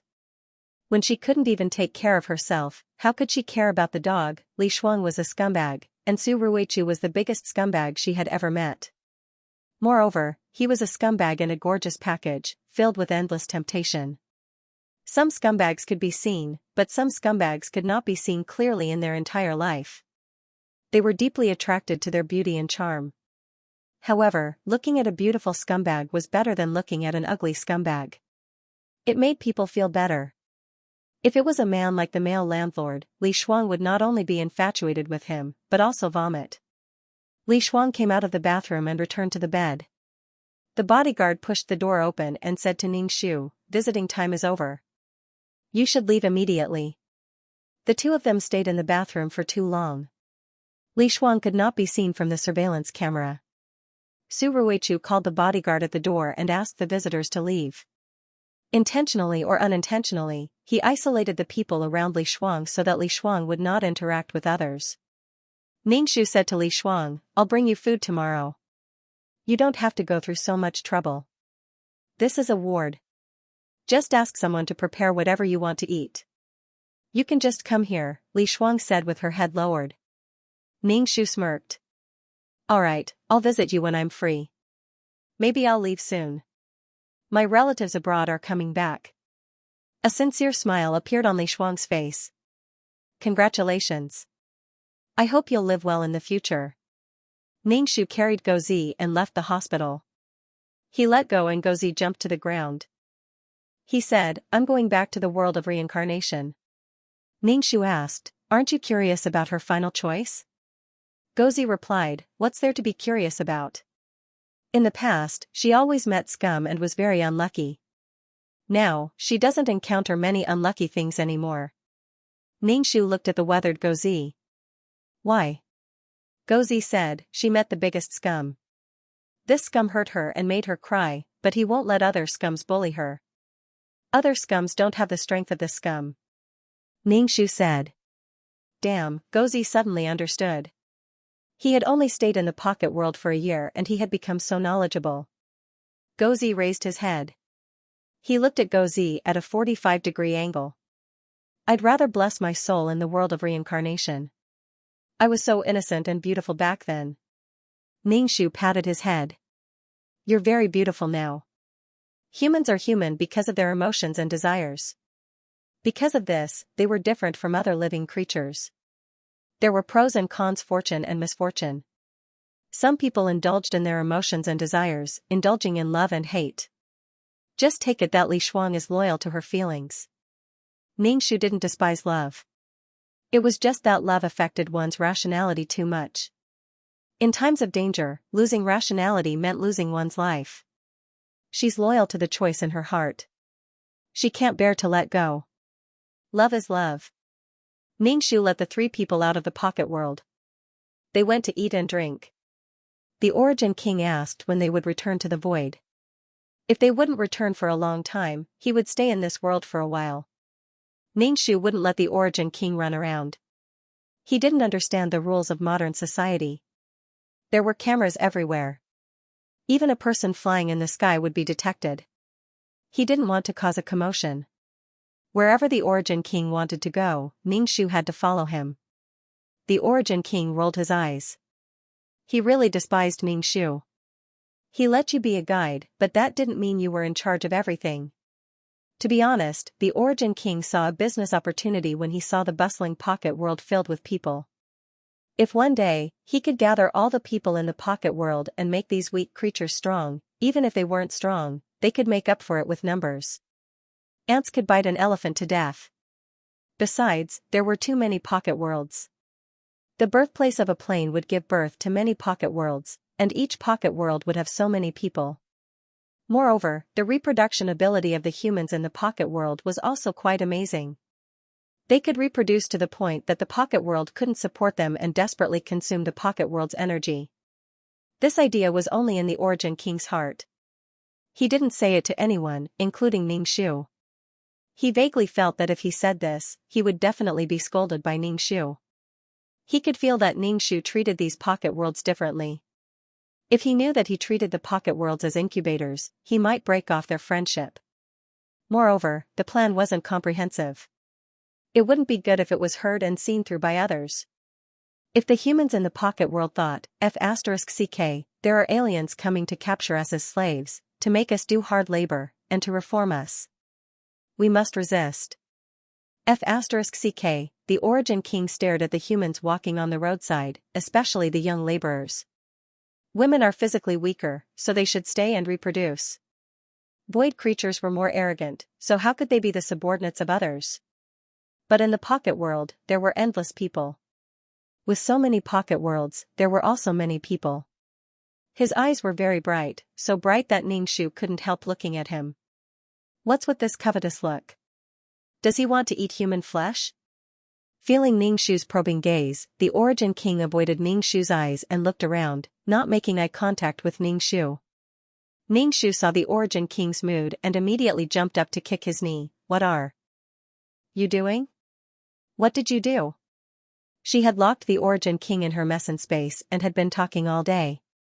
Today, he was so quiet. It was really strange. The Origin King was the kind of person who wouldn't back down. But now it was so quiet, something was really wrong. Ningxu stared at the Origin King closely, wondering if the Origin King wanted to cause trouble. What are you doing? Did you do something wrong? Ningxu asked. The Origin King's knee was in pain from Ningxu's kick, so he bent down and rubbed it. What wrong? What wrong can I do? I didn't do anything wrong. Don't talk nonsense, you've wronged me. Ningxu, he was not sure before, but now that he heard the Origin King's words, he was more and more certain that the Origin King was up to no good. What the hell do you want to do? Tell me, I'll give you some ideas and see if they work. Ningxu said gently, I've collected so many of your energy bodies, so I'll give you some ideas. Ningxu's eyes were extremely normal, causing the Origin King to hesitate, wanting to say what he wanted to say.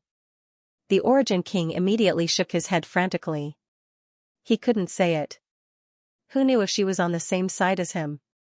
Their relationship wasn't very close, so what if she plagiarized his ideas? Ningxu smiled cutely, grabbing the Origin King's arm and shaking it. Say it, what do you want? Don't keep it in your heart. The Origin King rolled his eyes. If I say it, don't be angry. Ningxu smiled more gently. Why should I be angry? Will you hurt me? The Origin King asked. Why would I hurt you? He couldn't hurt him. He had been beaten up in the abyss before, and now that his body had been reconstructed, the Origin King felt that Ningxu was stronger than before. Even if it was a dog he had raised beside him for some time, he would still have feelings for it. The Origin King regarded Ningxu as one of his own, one-sided. The Origin King said, I think there are a lot of people in this small world. Ningxu nodded. Yes, there were a lot of people, and then, the Origin King said, their infrastructure is amazing. It was like ants building a nest, obviously weak, but they could build towering buildings.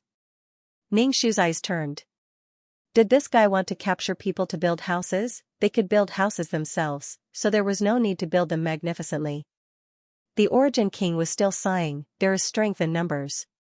Ningxu tilted his head, his face full of question marks. So? Therefore, I feel that humans are also a kind of power. Ningxu reacted at once. He immediately jumped up and elbowed Origin King in the stomach, causing him to bend over. Then, he began beating up the Origin King. The three people nearby just watched, not daring to step forward to stop him. Ningxu flipped his hair and took a deep breath. He placed his hands on his hips and looked at the Origin King. Is there something wrong with your head? Virtual King King knew it. Liar, you acted so cute before, but now you're turning your back on me. Women are all pigs. The Origin King said angrily, what's wrong? What's wrong with my thinking? Can't I control these humans? Ningxu clicked his tongue. To be honest, a human's body is weak, but when it comes to playing mind games, they can play you to death. Do you believe it? Even if you create a team, you still need humans to manage it. If you strengthen humans, do you think they will listen to you? They will directly make you a mere figurehead. Moreover, if you want people to follow you, they will follow you. In the face of danger, everyone will pick up their weapons and resist. If you want to suppress humans, you have to suppress them all the time because there will always be people who resist. There are countless humans who have the spirit of resistance. Even if you subdue them, if these people give you the wrong information, you will fail miserably. Do you think you are a grand uncle who can suppress a huge group of people? Suppressing them generation after generation required a lot of blood, but it also involved a lot of manpower and material resources. There was a complete organization, and everything was interconnected. It could be said with certainty that the Origin King could not take this path now. He would suffer a very fierce backlash and might even be killed by humans. The Origin King pursed his lips. Although he knew that this plan might fail, he was still unconvinced. He said stubbornly, "How do you know I can't do it?" Ning Shu. Can't do it my ass? Whether you can or can't do it is not determined by your mouth. Am I weaker than a grand uncle? Ning Shu looked him up and down. I don't know if you are weaker than a grand uncle, but I know that it took a lot of time to establish that organization. There are various aspects: reward system, punishment system. How do you give your subordinates motivation? How do you make them have the strength to rush up? What can you give them? This organization was given to those who entered it. They had strong foundations and lofty work ideals. Everyone was doing the job of protecting the plane. They were heroes. Whether it was the mission enforcers or other departments, they were all protecting the plane and guarding the sea of law. It was a mutually beneficial work. In terms of identity and mission, it was completely enough. At least when Ning Shu was still a rookie, he thought that he had the mentality of saving the world and was in a state of being on steroids. This was a strong sense of mission. After leaving that organization, it was a conflict between the higher-ups of the organization. It was personal and had nothing to do with the organization. What did the Origin King want these people to do? Conquer the void. What an empty and boring thing. It was fake and had no small goals. This was the most fatal because they did not know what to do. They could not even take a step forward. What a stupid idea. Can you handle this? Use your intelligence and strength to suppress everyone. Even if the living environment of that organization was very bad, from all aspects, it was a strict and orderly organization. Looking back calmly, from the perspective of a bystander, this organization was very impressive. It was just that it was too unfriendly to the weak. Of course, the premise was that a grand uncle was still alive. If he died, this organization would probably collapse. There was never a lack of rebellious thoughts among humans, especially among the strong. Who would want to submit to others?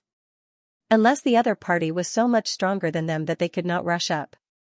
Ning Shu looked at the Origin King seriously. I advise you to give up on this idea. You can't control them. The Origin King was stubborn. Why can't I control them? They are so weak. Tisk. Ning Shu rolled his eyes. Anyway, he had already broken down the reason. Whether he listened or not was his business. The Origin King was very dispirited. Could it be that he could not conquer the void in this life? Then what was the use of his Void King title? Ning Shu jumped up and patted the Origin King's shoulder. The Origin King thought that she wanted to hit him and immediately dodged. Ning Shu said, "Why do you want to conquer the void? Isn't it good to be happy every day?" The Origin King said, "I am the Void King. If I don't conquer the entire void, what kind of Void King am I? My responsibility is to conquer the void. If I don't have any goals in life, I am no different from a salted fish." Origin King was very serious. He said word by word like he was making a vow, "I will conquer the void and become the true Void King." Dong Lan? Was there something wrong with this person's brain? Not only did the void have land, but it also had an unpredictable ocean.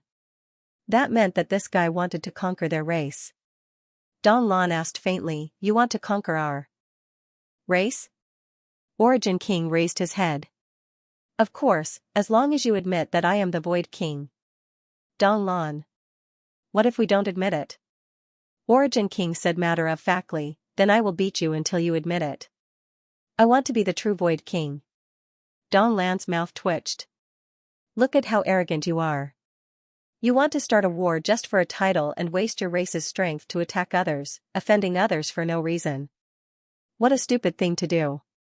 Luckily, Origin King didn't have any other race members. Otherwise, his race would be dragged down. He wasn't a qualified leader. How was the modern world, Mingshu said, work hard and become the Void King soon. It's good to have a goal to strive for. All he had to do was strike at him constantly, and strike as many times as he could. For example, when Origin King had the idea of enslaving humans, he was attacked by Mingshu. Now, Origin King didn't have the heart to find humans anymore. He was weak, had so many thoughts, and wasn't loyal. Scram, he didn't want him anymore. People like the Godstone race were good subordinates. However, once he ate the grass beside him, Mingshu would hit him again. It was really too difficult. After walking around, the three of them returned to the mess in space. Gozi looked at Mingshu. If I didn't hear wrongly, your companion wants to enslave humans and destroy the balance between the world of living beings and the world of reincarnation. Mingshu said, you didn't hear wrongly, but he doesn't have such thoughts now. Gozi was unhappy. Why is he so stubborn? If anything happened between the world of reincarnation and the world of living beings, Gozi would be the one suffering the most. Mingshu said, stubbornness is a child's right. He is a child now. Gozi. What a big child, Gozi was still worried. Keep an eye on him. He looks like he has a lot of killing power. I'm just a weak dog with no strength. I can't take his attacks. The void creatures were so capricious. Mingshu nodded. To be honest, he did not really believe that the Origin King could conquer the Origin King, but perhaps the Origin King's opportunity had not arrived yet. God knows why he set conquering the void as his ultimate goal. Of course, even if he succeeded in the end, it might be a long, long time in the future. Now, Gozi wasn't worried about Li Shuang. He was more worried about his world of reincarnation and the world of living beings. Mingshu went to visit Li Shuang again and found that Li Shuang's condition was much better. At least she could eat now. Moreover, she only ate expensive food. She ate whatever was nutritious. After a period of time, color had returned to her face, but she still hadn't forgiven Su Ruichu. The two of them frequently communicated with each other, saying, I beg you to forgive me. I will never forgive you in this lifetime. However, it could be seen that Li Shuang's attitude was gradually softening. Seeing that Mingshu had come, Li Shuang was very happy. She even gave Li Shuang a small pin. It was very exquisite. There were shining diamonds on it. She pinned it on Mingshu's collar. It's very nice. Mingshu lowered his head and looked at the pin. Did you buy it yourself or was it given by Su Ruichu? Of course it was bought by him. Mingshu exclaimed in his heart. It seemed that Li Shuang was very willing to use Su Ruichu's things. Mingshu asked, will you leave? Li Shuang asked back, why should I leave? Li Shuang moved closer to Mingshu's ear and said, since he likes to play this kind of game, I will play it. He likes me to be pretentious. He likes me to forgive him after being hurt. He thinks that he has control over me. Why don't I follow his wishes? Then I will show that I can't leave him in this lifetime. Su Ruichu's conditions are very good. Up until now, I couldn't find a better condition than him. Mingshu's expression was very surprised. This was probably love. The essence of love was to act. You act, I'll act. For example, Su Ruichu had aborted Li Shuang's child. Logically speaking, this was Su Ruichu's fault. However, Li Shuang made a scene with all her might, torturing herself and Su Ruichu, which had a good effect. At the right time, when the other party had done enough, she would gradually soften and forgive. Some people were not afraid of some things, but they were afraid of a pool of stagnant water with no waves. Mingshu coughed and said, I'm afraid this will require acting skills like an Oscar. As long as you are together, you will be in a pretentious state at all times. He looked at the top of Li Shuang's head. The red luck was mixed with black. There was more red now, which meant that the connection between Li Shuang and Su Ruichu was very likely to be unbreakable. Li Shuang smiled and whispered, even if I have to pretend that I am in a lot of pain. Mingshu was speechless. I hope you guys are evenly matched.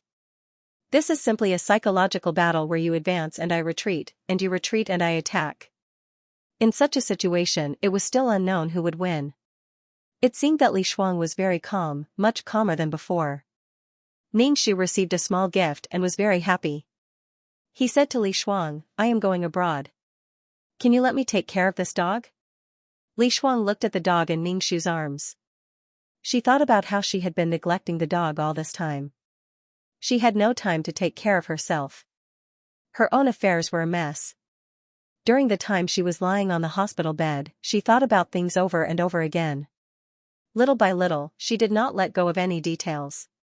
Something suddenly exploded in Li Shuang's heart. She suddenly understood. She felt like she had achieved the Tao. "Okay, you take care of it. Take good care of it. It is very obedient and smart." Li Shuang opened her arms. "Let me hug it again." The dog jumped into Li Shuang's arms and wagged its tail. Li Shuang stroked it and touched its forehead. They were very close. "Live well with her. I may not be able to take care of you in the future." The dog barked. Li Shuang handed the dog to Ningxu. "Then you can go. Maybe I will go abroad to look for you in the future. There will be a chance." Ningxu was speechless. "Look for me." After leaving the ward, Ningxu stopped and looked back at the ward.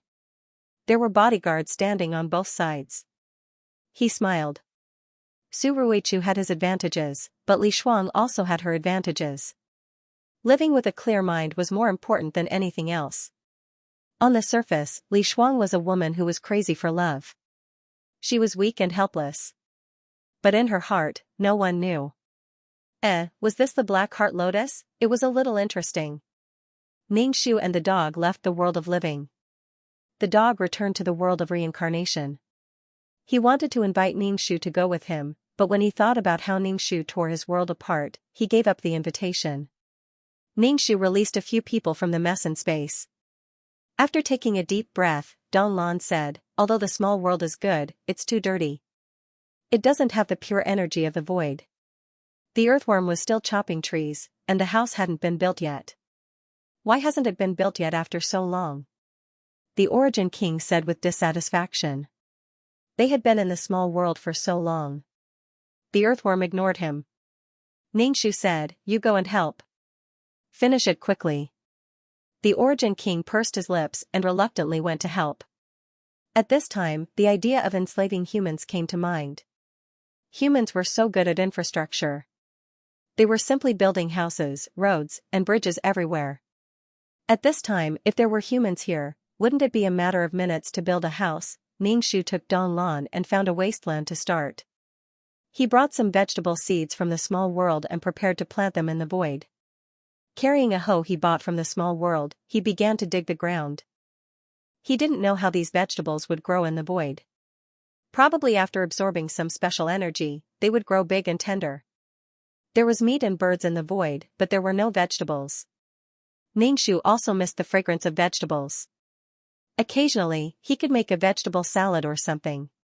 He threw the vegetables into the ground, buried them with soil, and watered them. Now, he just had to wait for them to germinate. When the house was built, he would make a fence, and the yard would be full of flowers. He would be the void fairy. The mountain had laid the foundation, and the next step was to build the house. The earthworm was obviously very experienced. It was silent, but its hands moved quickly. Now that it was stronger, it didn't take much effort to lift a big piece of wood. Ningxu gave the earthworm a thumbs up. Now, the earthworm was more like a human than a human.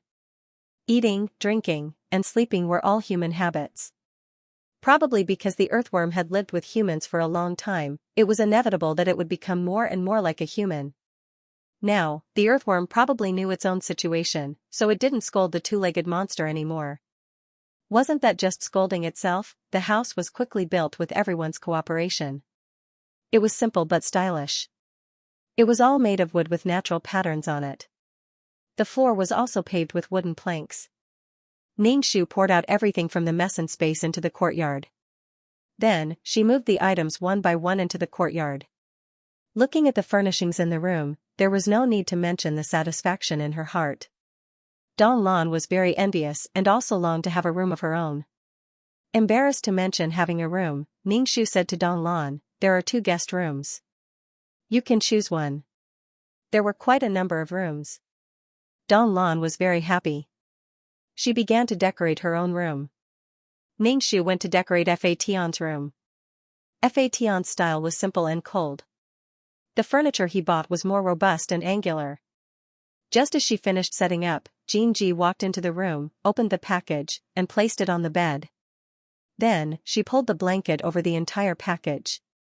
Xianxia said to Ningxu, I want to sleep in this room. Ningxu. You want to sleep with Fa Tian? Xianxia nodded. Ningxu had no choice. He made another small bed in the room. Fa Tian definitely wouldn't squeeze on the same bed as Xianxia. Ningxu was a little worried. What should he do if Xianxia clung to Fa Tian like this? She was too clingy and didn't have any thoughts of her own. When would they be able to oppose each other, especially when Xianxia went crazy after leaving Fa Tian? Ningxu felt even more uneasy. Xianxia was also Fa Tian. She might lose because of Fa Tian. Ningxu could only comfort himself. Xianxia was still a child, or even a baby. She couldn't leave her mother. She cried the moment she left her mother. It was normal that she hadn't been weaned off milk. It was rare for Xianxia to be so lively on the bed. A pure smile appeared on her face. Ningxu also smiled. He turned around and lifted the blanket. He opened the package to see Fa Tian's situation. The black whip was curled up and motionless. There were all kinds of energy scattered around it. Ningxu reached out and touched the whip. The energy was attached to the whip. When she rubbed it, the whip didn't respond at all. It seemed that Fa Tian had really fallen into a deep sleep, and it wasn't an ordinary deep sleep. However, Fa Tian said that there was a way. It could be said that he could give it a try. Fortune came from danger. However, he didn't expect Fa Tian to be in such a situation. Fa Tian hid a lot of things. Ningxu didn't know that Fa Tian had such a trick up his sleeve. However, she wasn't angry. The more trump cards Fa Tian had, the higher his chances of survival. This wasn't something to be angry about. Instead, it was something to be happy about. Ningxu was so happy that she wanted to jump up and down whenever she thought about having an energy center. Now, she had to protect Fa Tian. Fa Tian, who didn't have a clear consciousness, was just an ordinary whip. Ningxu said to Xianxia, you have to look after him and protect him. Xianxia nodded, indicating that she understood. The furniture and other living facilities were all ready. Ningxu opened up the courtyard and planted all kinds of flower seeds. After a while, the courtyard would be filled with flowers. It was a comfortable and carefree life. It was simply wonderful. To celebrate our move, let's make something delicious, Ningxu suggested. The others didn't have any objections. Don Lan asked, do you want to eat fish from the sea? I'll go catch some fish. Don Lan was used to eating cooked food. If she were to return to her race and eat raw food, she might not be able to eat it. Moreover, there was probably no way to cook food in the sea. Even if there was a fire that wouldn't be extinguished in the water, the problem was how to cook it. It wouldn't taste good. Ningxu said directly, I don't want eyeballs. Raw eyeballs didn't look appetizing. Cooked ones were even more unappetizing. One could imagine how a dead fish's eyeballs would look like. Don Lan wasn't convinced. Eyeballs are very delicious. You bite into them and they have a lot of energy. Before Don Lan left, Ningxu said to her, don't tell your race about Fa Tian's situation. Don Lan nodded. I understand. I want to form an alliance with you, but I don't want to become enemies with you. Even if I want to tell my race about his situation, I have to wait until he wakes up. Ningxu looked at Don Lan. This little girl who liked to follow Fa Tian around when she had nothing to do seemed to be just for fun. However, upon closer inspection, this little girl was quite intelligent. She would be a qualified leader in the future. Don Lan went to catch fish. Ningxu brought the earthworm to catch birds. In reality, he wanted to test the earthworm's strength. The earthworm had cultivated an exceptional martial art. He wanted to see what would happen when he faced a void creature. They found a flock of birds. The earthworm looked at the huge bird. You want me to go? That's right, you go. This is considered one of the weaker creatures in the void. If you can't even beat this, then you won't have any chance of winning against the other races. Ningxu felt that her body was full of energy, unlike the weak kidney from before, where she would fall into weakness after using a little strength. Ningxu felt that she could violently tear apart all the birds present with her bare hands. She could even tear them apart with her bare hands. The earthworm was still a little scared when facing such a huge bird. It felt like he was facing his natural enemy. He was just an earthworm, a worm, and the other party was a bird. Every bite was a worm. The other party was so big, and he was so small. Ningxu pushed the earthworm. Go, don't be afraid. The earthworm said, I think it's too rash to go directly. Ningxu said, don't think too much. Just do it. The earthworm said, I won't. Finally, under Ningxu's urging, Fatian rushed towards the flock of birds. At first, he was timid. To put it bluntly, as long as he heard that they were creatures of the void, he would feel afraid. The earthworm had a big headache dealing with these birds. He was flustered. His claws were like steel, and even his feathers were almost as sharp as blades. Every slash left a bloody mark. Such feathers could be used as weapons in a small world, and they were even divine weapons. With the feathers covering him, it was not easy for the earthworm to kill him. Just like Ningxu in the past, it was also not easy for him to kill birds. Therefore, Ningxu did not laugh at the earthworm. Looking at the earthworm's battered and exhausted appearance, he did not help. The flock of birds would scatter when they saw a strong person. When disaster struck, they would fly away and run for their lives. However, if they met a weak person, the other birds would also come to help. Now, the earthworm was being pecked by a flock of birds. He was covered in blood and was in a sorry state. These birds became even more excited, and the speed at which they attacked the earthworm increased. They even cried out to summon other birds. Come quickly, there's a weakling here. Everyone, come and bully him. They treated the earthworm as a toy and happily played with him. The earthworm was speechless. I'm really in trouble, I'm being attacked by so many birds, and there's a person watching from the side. I'm so desperate and embarrassed. However, the earthworm wasn't killed by such an attack.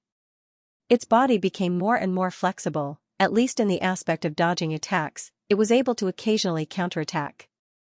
Ningxu felt that it was about time. It was really good that the earthworm didn't die under the attack of these giant birds. Yes, Ningxu was even more confident in his peerless martial arts. In the future, he would bring the earthworm to practice every day. These birds were all free coaches. A golden aura shot out and wrapped around the giant bird's claws.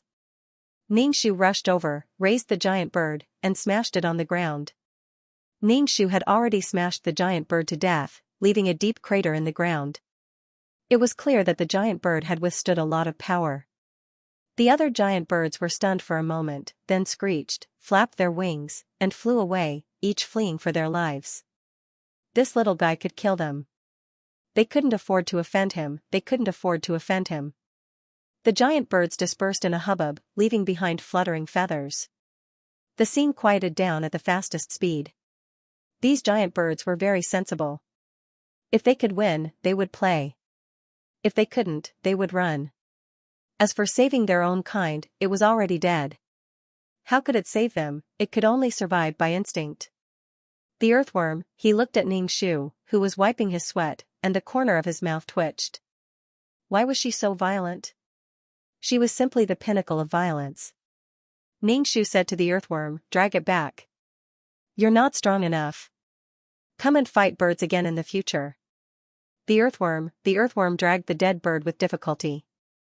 Ningxu asked, why didn't you use the aura form? With the aura force and aura form, it should be much easier. The earthworm, I didn't condense that thing. Although there was enough energy and a lot of stalactites, some things couldn't be condensed just because there was enough energy. On the other hand, Ningxu was very familiar with the cultivation of peerless martial arts.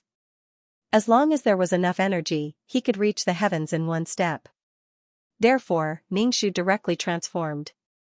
In the past, he could only transform in a small world, and it had to be a high-level world or a super world with enough energy. He could transform after drinking enough stalactites. Ning Shu, then work hard. When you transform, you should be able to kill a bird. Don Lan came back with a lot of strange-looking fish. She threw the things on the ground. These fish taste good. The earthworm, it was really challenging his psychological endurance. What kind of monster was this? It was so deformed. The few of them processed the ingredients. Ningshu pulled out a red carp from a pair of ingredients. Ningshu looked at the jumping carp. Why did it look so familiar? Ningshu stared at the carp for a while and asked Don Lan, "You still eat this?" Don Lan was puzzled. Yes, why not? Other than her own race, everything else in the sea was real. Ningshu, damn, Don Lan's race must be the overlords of the Don Lan Sea. They must be at the top of the food chain. Ningshu pointed at the carp. This is also a race. Don Lan casually glanced at the jumping carp and thought for a while. Oh, I think so. I heard that they don't have much fighting power. How could a doctor be well versed in both the pen and the sword? Why can't he transform into a human? Ningshu asked Don Lan. The carp had saved her a few times before. Now that he was reduced to food, she let him go. Don Lan patted the carp. He was poisoned by me.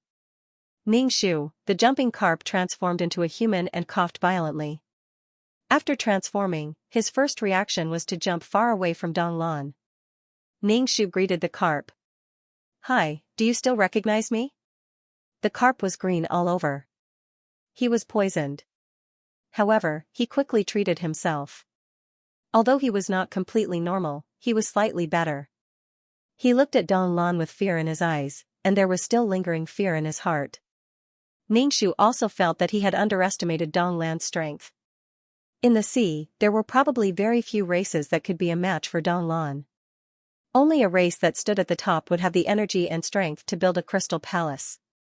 If it was a race that was tired and only thought about survival, survival was the most important thing.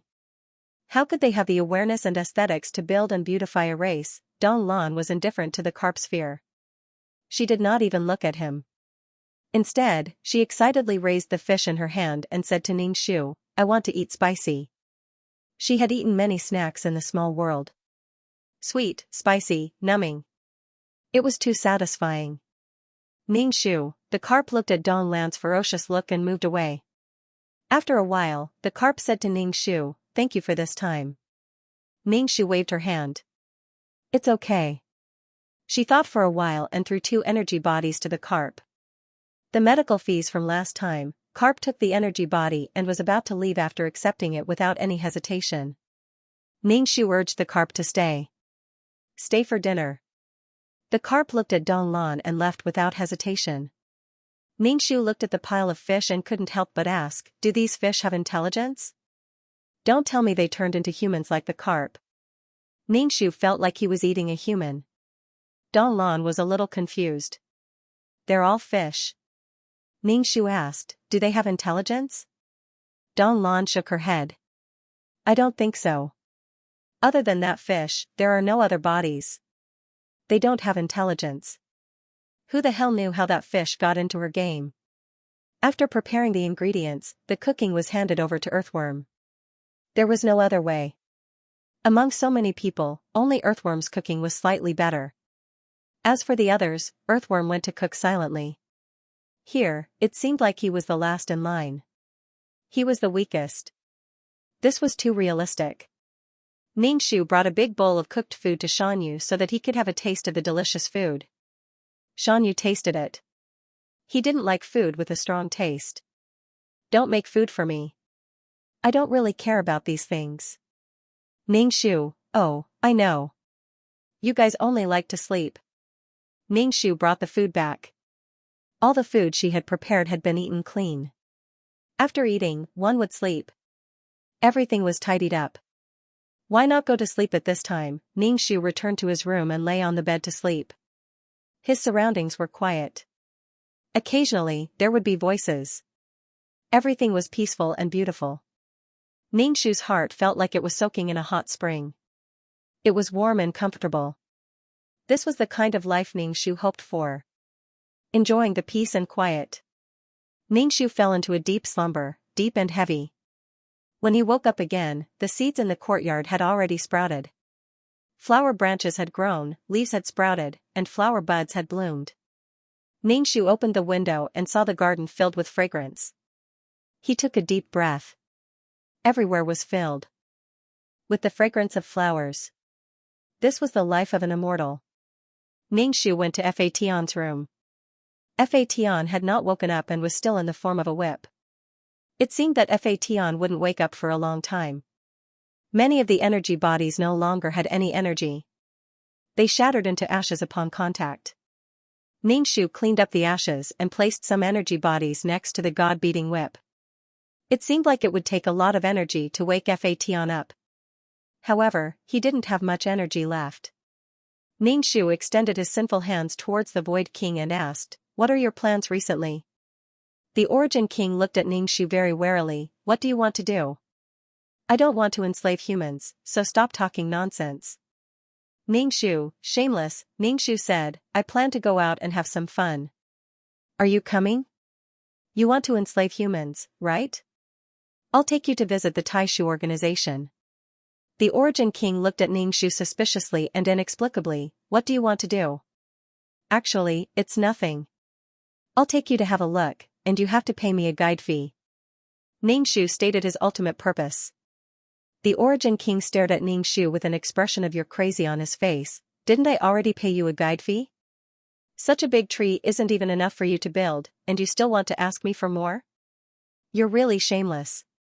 "Ningshu, it's done." The Origin King, "What does it have to do with me?" Ningshu sighed. "You also know that Fation has fallen into a deep sleep. Without enough energy, he won't wake up. So, I need to make money now. Do you have any needs now?"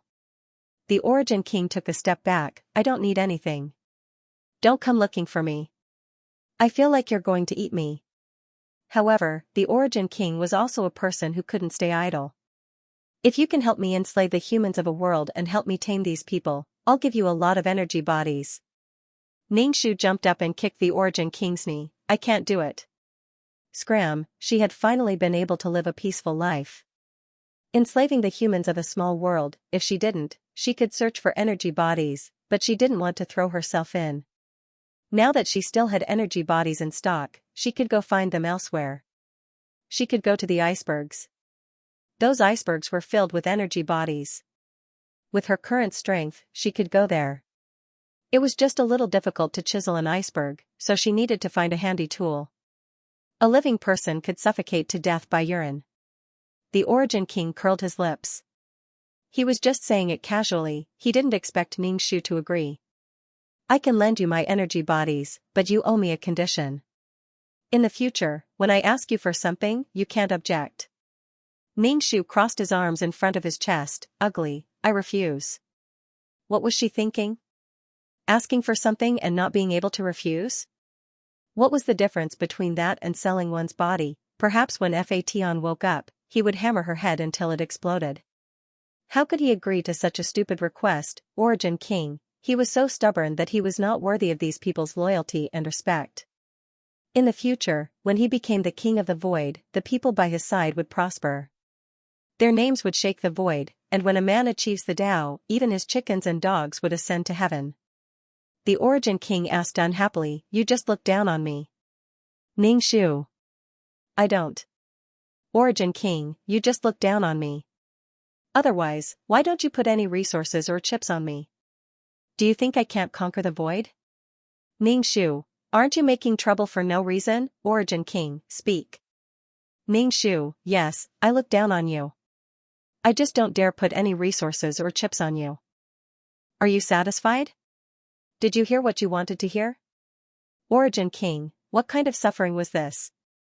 He was so angry that he wanted to cry. The Origin King and Ningshu were attacking each other.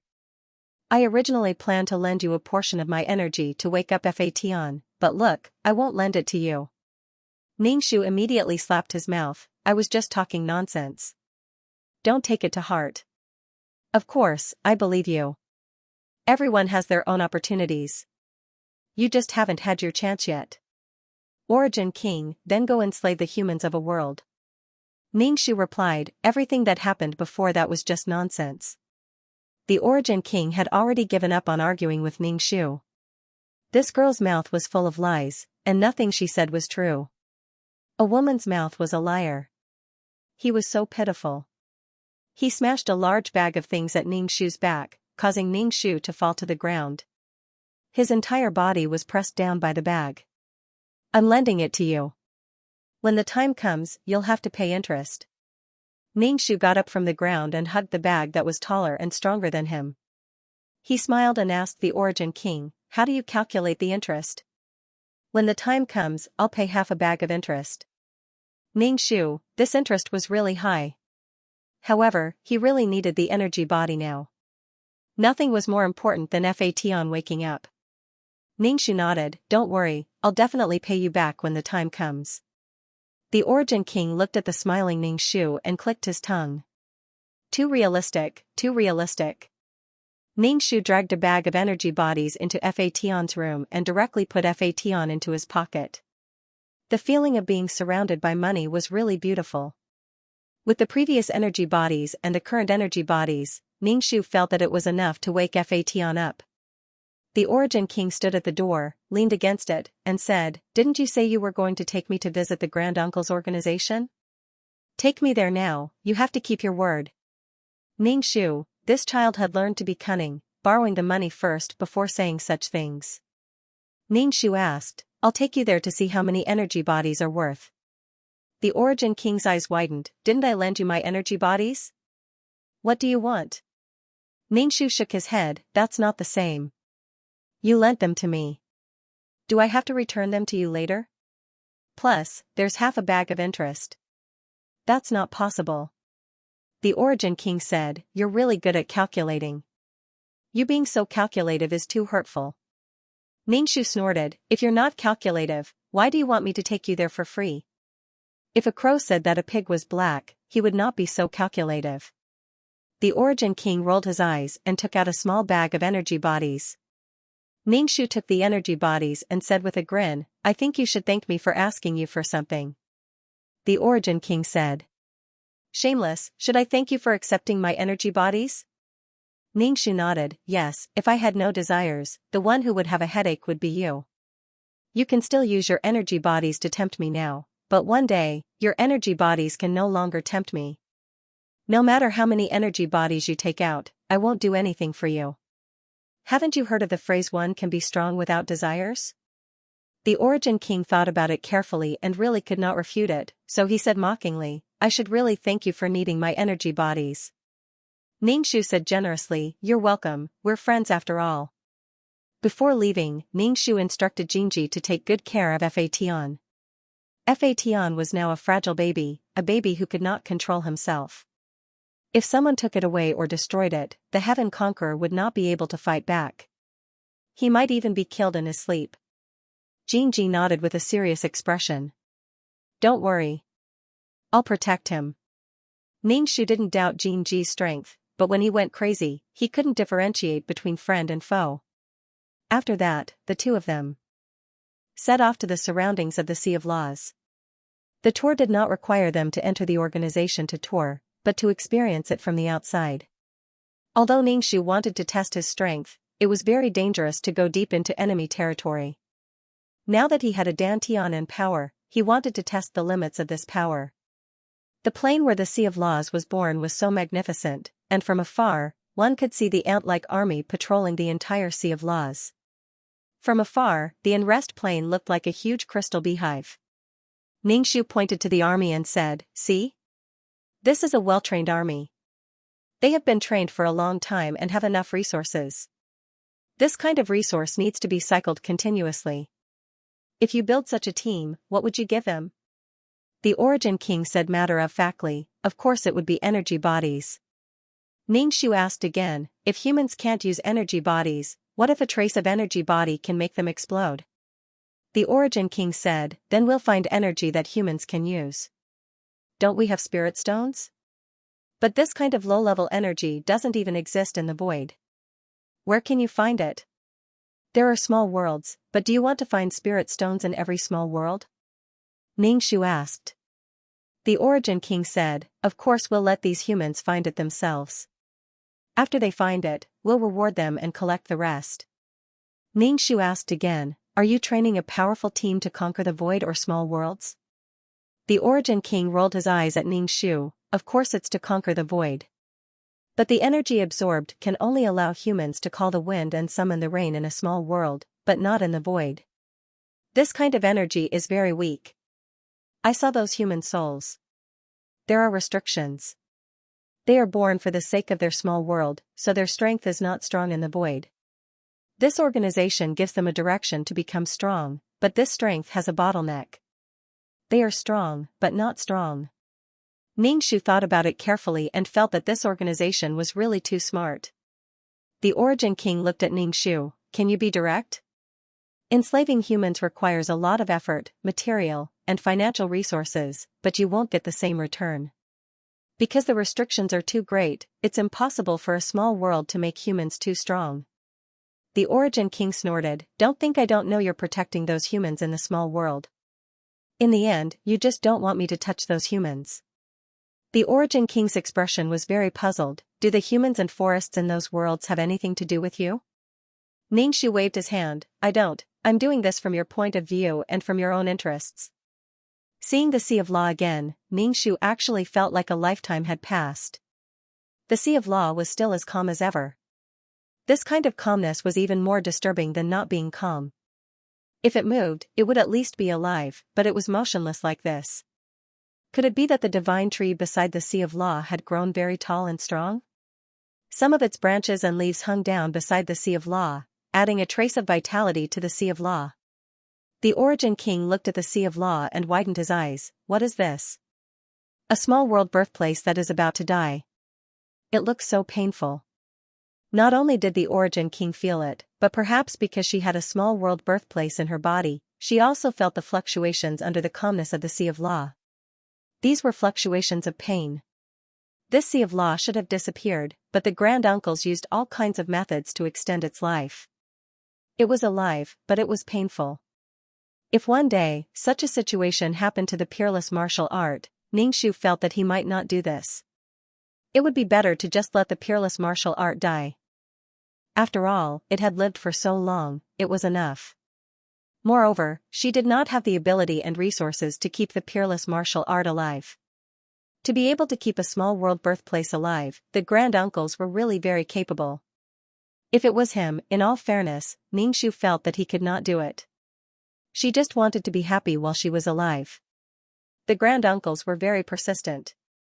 They had lived for so many years, but they did not feel bored. Instead, they tried their best to live. How interesting was their life that they were so reluctant to die. Ningxu suddenly wanted to plant a tree.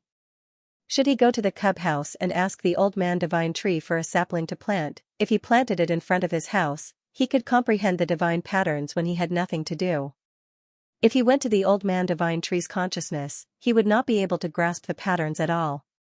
Ningxu didn't have any talent in comprehending divine runes. To be precise, Ningxu wasn't a smart person. They were both in the divine tree's consciousness, but Fatian could catch them one by one, while she couldn't. This was the limitation of talent. 9 points of talent and 1 point of hard work could easily succeed, but Ningxu had to work very hard. Not having talent was really fatal. Then she would use time to make up for it. Fortunately, she had a long lifespan. If she only had the lifespan of an ordinary human, Ningxu felt that she might not be able to comprehend anything. The Origin King didn't want to stay beside the Sea of Laws. Let's go, I don't want to watch anymore. Ningxu nodded and turned to leave. From the corner of his eye, he saw a figure standing on the other side of the Sea of Laws. From afar, the figure was very small. Even if it was a very small figure, it could be seen that it was dark and small. It was definitely Granduncle. Standing beside the Sea of Laws and staring at it, his heart was probably very complicated. Ningxu said to the Origin King, if you really want to walk the path of a human, you can ask Granduncle for some advice. The Origin King was surprised, do you think he will pay attention to me? He had beaten him before and even took away the spring. Right, where was his spring? No wonder he felt that something was wrong here. Death chi and life chi intertwined. Needless to say, it was very strange. My spring should be nearby. Find it and take it away, the Origin King said to Ningxu. Ningxu glanced at the figure in the distance. Do you think we can take the spring away? The Origin King was immediately dispirited. What the F***ck was this? It was clearly his thing. The robber stole his thing, but he couldn't take it out. Ningxu said, if we can't take it back for the time being, then we can ask Granduncle for some benefits. If it doesn't work, we can ask Granduncle for some advice. Ningxu controlled her restless heart. She wanted to fight with Granduncle to test her strength. In her dantian was a small, swimming golden dragon. It looked small, but once it was released, it would be a huge and majestic golden dragon that possessed immense power. If she were to fight with Li Wen, with her current strength, it was hard to say who would win. She could obtain an endless supply of energy from the outside world. Moreover, the peerless martial arts also provided power, as long as the body could withstand the power provided by the peerless martial arts.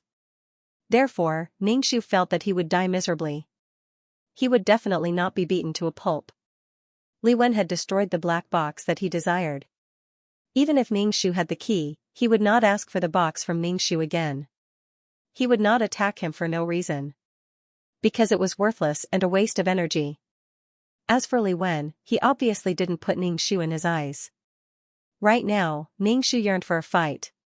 He yearned for it very much. Ningxu and the Origin King were whispering to each other as Granduncle walked towards them step by step above the sea of laws. Floating in the air, he stopped before the two of them. Ningxu was so excited that his body trembled slightly. Come on, let's fight. Granduncle looked at the two of them coldly. What are you doing? The Origin King immediately said, I'm here for my spring. Give it back to me. Ningxu clicked his tongue in his heart. What a stupid conversation. Sure enough, Granduncle ignored him. He just raised his eyebrows and looked at Ningxu. What are you here for? Are you here to gloat? Ningxu shook his head. The disappearance of anything or life is worth being happy about. Of course, you are an exception. Ningxu added. If something happened to Granduncle, she would definitely eat another giant bird. Granduncle's expression did not change. Obviously, he understood Ningxu's mouth very well. There was no need to talk about retorting. Ningxu said again, he's here for the spring. You snatched someone else's spring, so you should at least give him something. Even if you want to force him to sell, you should at least give him money. The Origin King immediately refuted Ningxu. When did I say I was going to sell it? That's mine. I won't sell it. Ningxu wanted to jump up and kick the Origin King's knee. The Granduncle looked lazy and sleepy. The kid in front of him couldn't affect him at all. He said indifferently, what do you want? Ningxu asked the Origin King, what do you want? Origin King, Father doesn't want anything. I just want Father's spring.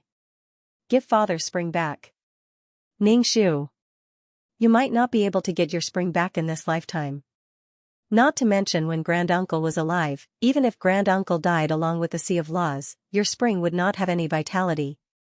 Life force was not inexhaustible, and it would eventually be exhausted. Things that entered Granduncle's pocket could rarely be returned. The Origin King had too little contact with Granduncle and did not understand what kind of person he was. The Origin King still wanted to say something, but being stared at by Granduncle made his scalp tingle. He still insisted, I want the spring. Ningxu was too lazy to pay attention to him and dragged him away, looking back at the calm Sea of Laws. Origin King, why are you pulling me away? I'm not going, I want the spring. Ningxu let go of the Origin King. Then go, I won't stop you. Origin King, then I won't go. Ningxu took the Origin King around the entire birthplace and gave him a rough introduction. The Origin King's face was sullen, but Ningxu was the only one talking, so he did not express his opinion.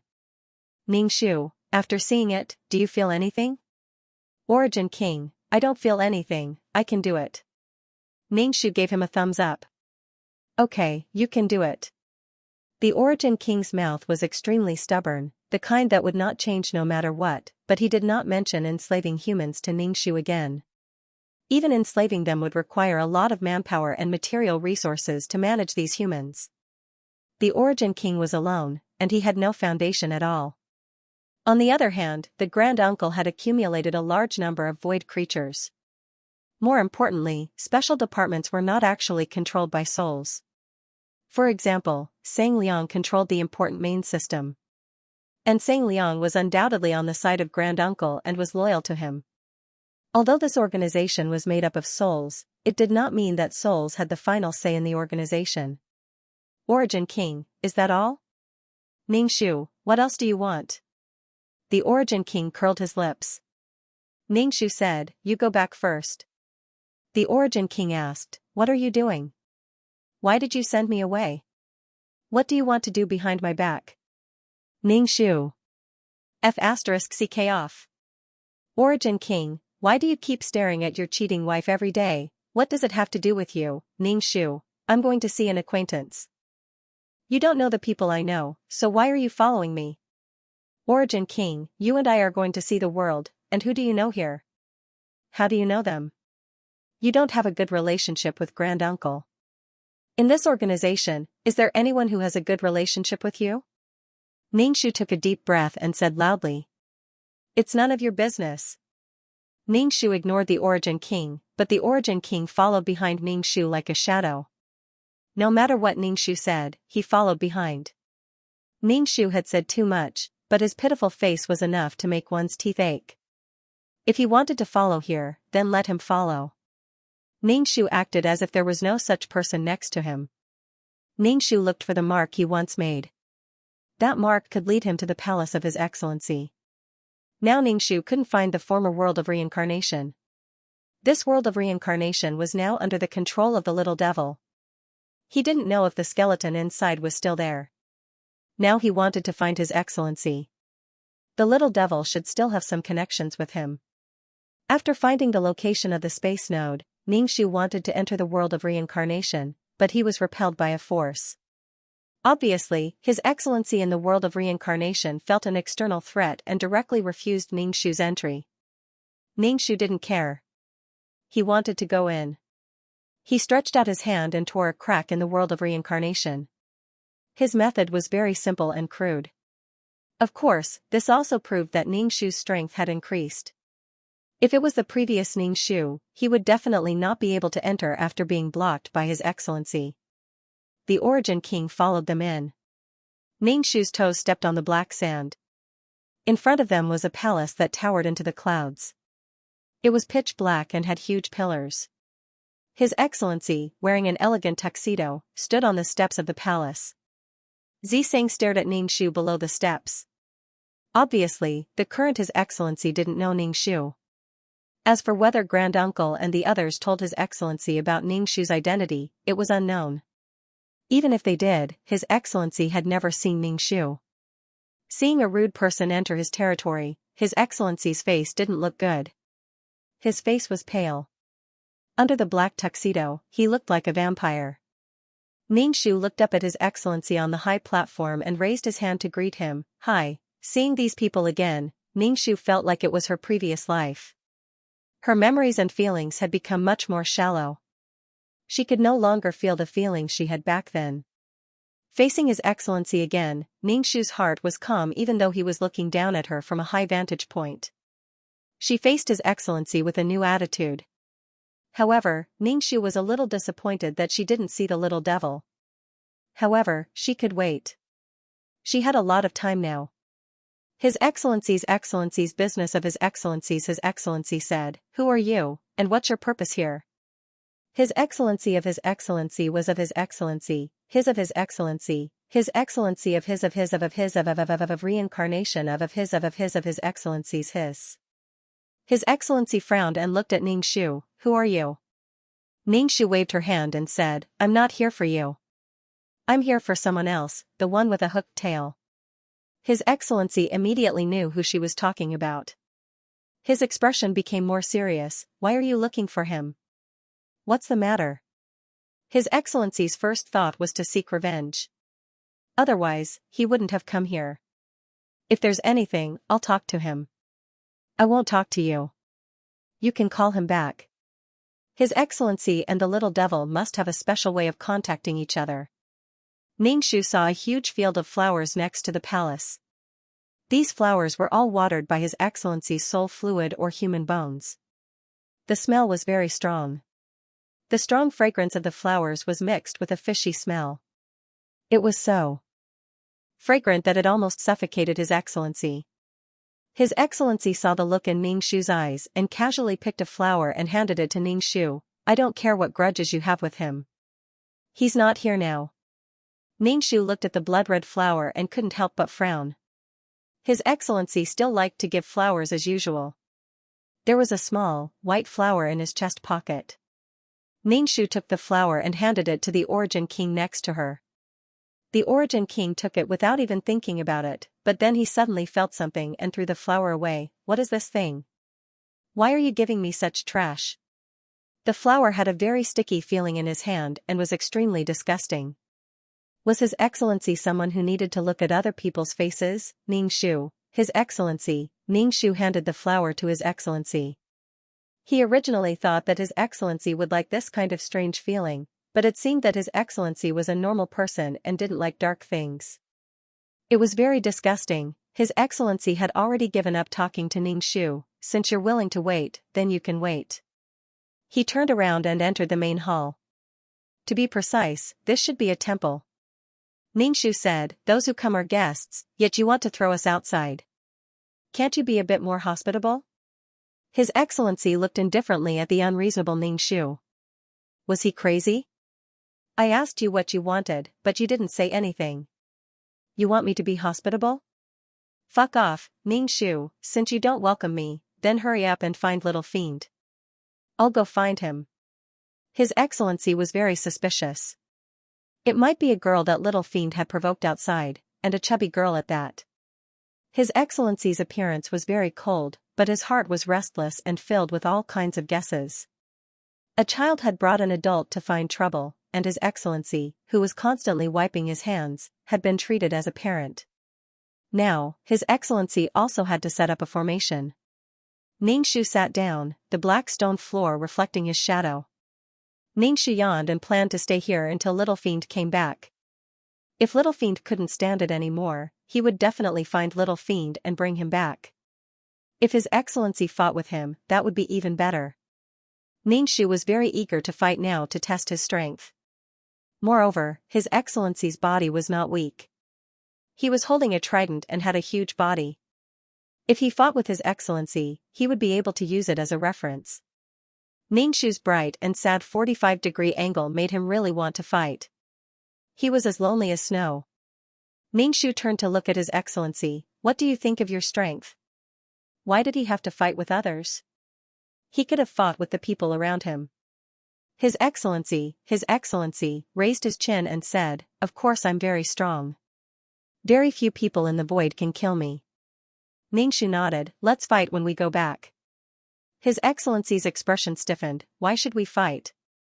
We'll eat too much. Ningxu nodded, yes, I'll eat too much. Not long after, a black dot in the distance flew towards the palace at an extremely fast speed, like a cannonball, the ground trembling. The person who came had a hooked tail, a slender body, and slightly bulging muscles, looking very explosive. When he saw Ningxu, he was stunned for a moment before directly entering the palace. Ningxu was not in a hurry. Soon, His Excellency and Little Fiend would come out. His Excellency thought that the little devil had provoked someone outside. When the little devil saw Ningxu, she thought that His Excellency had picked him up from somewhere. After all, His Excellency had raised him, and now he was raising someone else. It was normal. They both thought that it was each other's business. The little devil entered the palace and said to His Excellency, someone is looking for you outside.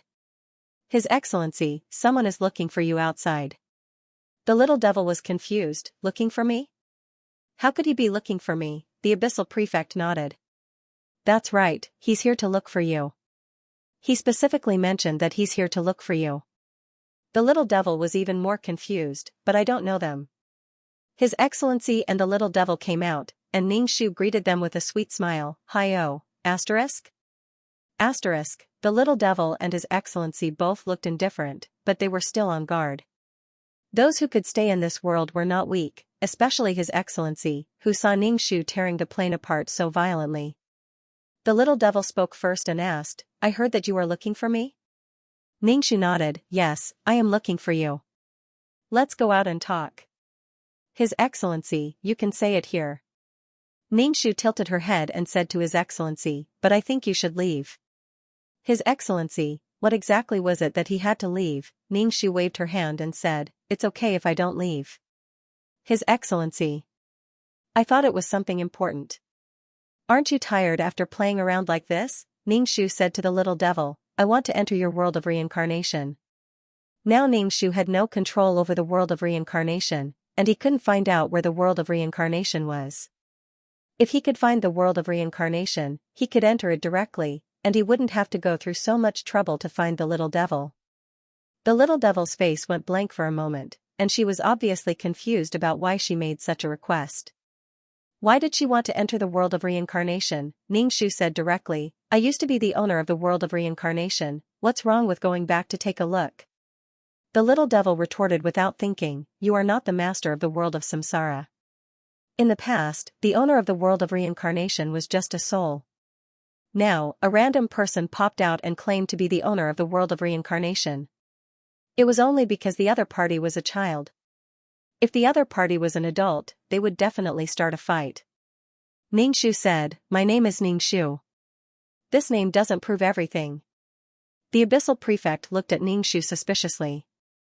The current Ningxu was nothing like the Ningxu of the past. The little devil blurted out, you're not dead. The person who had died suddenly appeared in front of him with a new face. His first reaction was disbelief. He couldn't believe it at all. The Origin King turned to look at Ningxu. What the hell was she talking about? How did she have such a wide circle of friends? She knew people everywhere. On the other hand, why didn't these people recognize her? He felt that this little girl was hiding something from him. At least, the Origin King was scratching his heart and lungs. He wanted to know about Ningxu. He wanted to know what she had done in the past. He felt that although she was young, she seemed to have experienced a lot. Ningxu brushed his hair with his hand, yes, I died, but later I woke up again. You don't have to doubt my identity. When you were born in the world of reincarnation, it was the abyssal prefect who took you there to raise you. I didn't come back to take back the world of reincarnation, but to take a look. The little devil still felt it was inconceivable. Her eyes were filled with suspicion. The abyssal prefect said, just take her to take a look. Just taking a look was nothing. Even if she wanted to take back the world of reincarnation, it didn't matter. The abyssal prefect wanted the little devil to manage so many worlds of reincarnation for him, but he had his own responsibilities. If she wanted to take back the world of reincarnation, this might be a good thing. The little devil frowned, but still said, follow me. He casually pointed and a black hole slowly appeared. He took the lead and entered. Ningxu followed closely behind him. The Origin King followed behind Ningxu and entered the black hole. The abyssal prefect didn't follow. The black hole slowly closed. Entering the world of reincarnation again, it felt strange yet familiar. Many places were familiar, but also strange. Some things were different from the things in his memory. However, there were many more souls than before. It looked very crowded. Moreover, many worlds of reincarnation had evolved. It had become a huge group of worlds of reincarnation. Ningxu mainly came to see the skeletons. Now, all the skeletons were shining with golden light. If they didn't speak, it was impossible to tell who was who. Ningxu looked at these skeletons. The little devil asked, do you want to go over and say hello? Ningxu shook his head, forget it. Who do you want to say hello? They probably wouldn't have any contact in the future. After all, he couldn't come here all the time. The little devil didn't say anything. Ningxu walked around the world of reincarnation. Some places were already unfamiliar. Ningxu counted carefully. When the bones followed him, there were a lot more. It should be because the little devil increased the number of skeletons after so many days. After all, there were more skeletons in the world of reincarnation. With so many skeletons gathered together, Ningxu couldn't recognize who was who. After seeing enough, Ningxu left the world of reincarnation. The little devil finally came out of the black hole. The few of them stood on the high platform of the palace. The little devil looked at Ningxu. How did you survive? Ningxu spread his hands. I don't know. I seemed to have slept for a very long time and suddenly woke up. In short, Ningxu didn't know how he survived. The little devil raised his eyebrows. There was such a good thing, coming back from the dead. After seeing the world of reincarnation, Ningxu felt that he had accomplished another thing. Before, he couldn't come back because he was too weak. Now, he was eager to find someone to fight and dared to run around. It would be best if he could fight with her. This was the confidence of strength. With enough confidence, he dared to do anything. With strength, he wouldn't be afraid of the slightest thing. Ningxu waved goodbye to Fatan and the little devil, then tore open the bit wall and left with the Origin King. His Excellency and the little devil looked at each other. Their faces were full of doubts. Obviously, they didn't know whether Ningxu's sudden appearance was real or fake. He just strolled around and left. Outside the world of reincarnation, the Origin King asked, "Where are you going next?" Ningxu thought for a moment. "Do you want to break into the headquarters of this organization?" The superspace was full of souls coming and going. Ningxu now remembered that he still had 2 restaurants in the City of Laws. Now that she had disappeared, those 2 restaurants were ownerless and must have been snatched by someone else. Whoever had the ability would be able to snatch them. Just like in the past, there was a restaurant that actually belonged to a woman who had withdrawn from the quest, but she managed to obtain it later. What was that woman's name again? Too much time had passed and Ningxu could not remember her name. Moreover, since his rebirth, only his memories had been reborn, not his body. Some things were already very vague, and this kind of memory was useless. If he did not remember, then so be it. Besides, he was already dead, so his memories had no value. Even if someone did not remember Ningxu, Ningxu felt that it was a very normal thing. The Origin King looked at Ningxu's eager appearance. Obviously, he wanted to go, but Ningxu was asking him. The Origin King directly said, "Not going, not interested." Ningxu nodded, not disappointed at all. He was not asking for the Origin King's opinion, so it was up to him to go or not. Ningxu, then I'll go by myself, you can go back by yourself. The Origin King? Then why did you ask me? Do you have to embarrass me like this? Fuck. Ningxu was preparing to go to the City of Laws. This place was almost the same as going deep into the enemy's belly. Once she entered, she was likely to be caught like a turtle in a jar. All kinds of barriers would cover her, trapping her inside. Thinking about it, it was both dangerous and exciting. Ningxu did not call the Origin King and left by himself. The Origin King was so angry that he could only give up his face and follow Ningxu. Ningxu glanced around and did not say anything that would damage the Origin King's face, simply saying, "That place is particularly lively. I used to be someone who owned a property, but now it has become someone else's." The Origin King glanced at her and breathed a sigh of relief. "You bought a property, so why isn't it yours?" Ningxu shrugged her shoulders. "I'm no longer a member of the organization, so how can I still have a property? Someone else's territory has the final right of interpretation. In other words, they could take it back at any time. What's more, Ningxu wouldn't be able to use the things he earned from the restaurant. It was meaningless to struggle with others for things that he didn't need. If she could earn energy bodies from the restaurant, she might consider opening a restaurant. To go to a law city, Ningxu was a lot more cautious. The law city was actually a man-made space.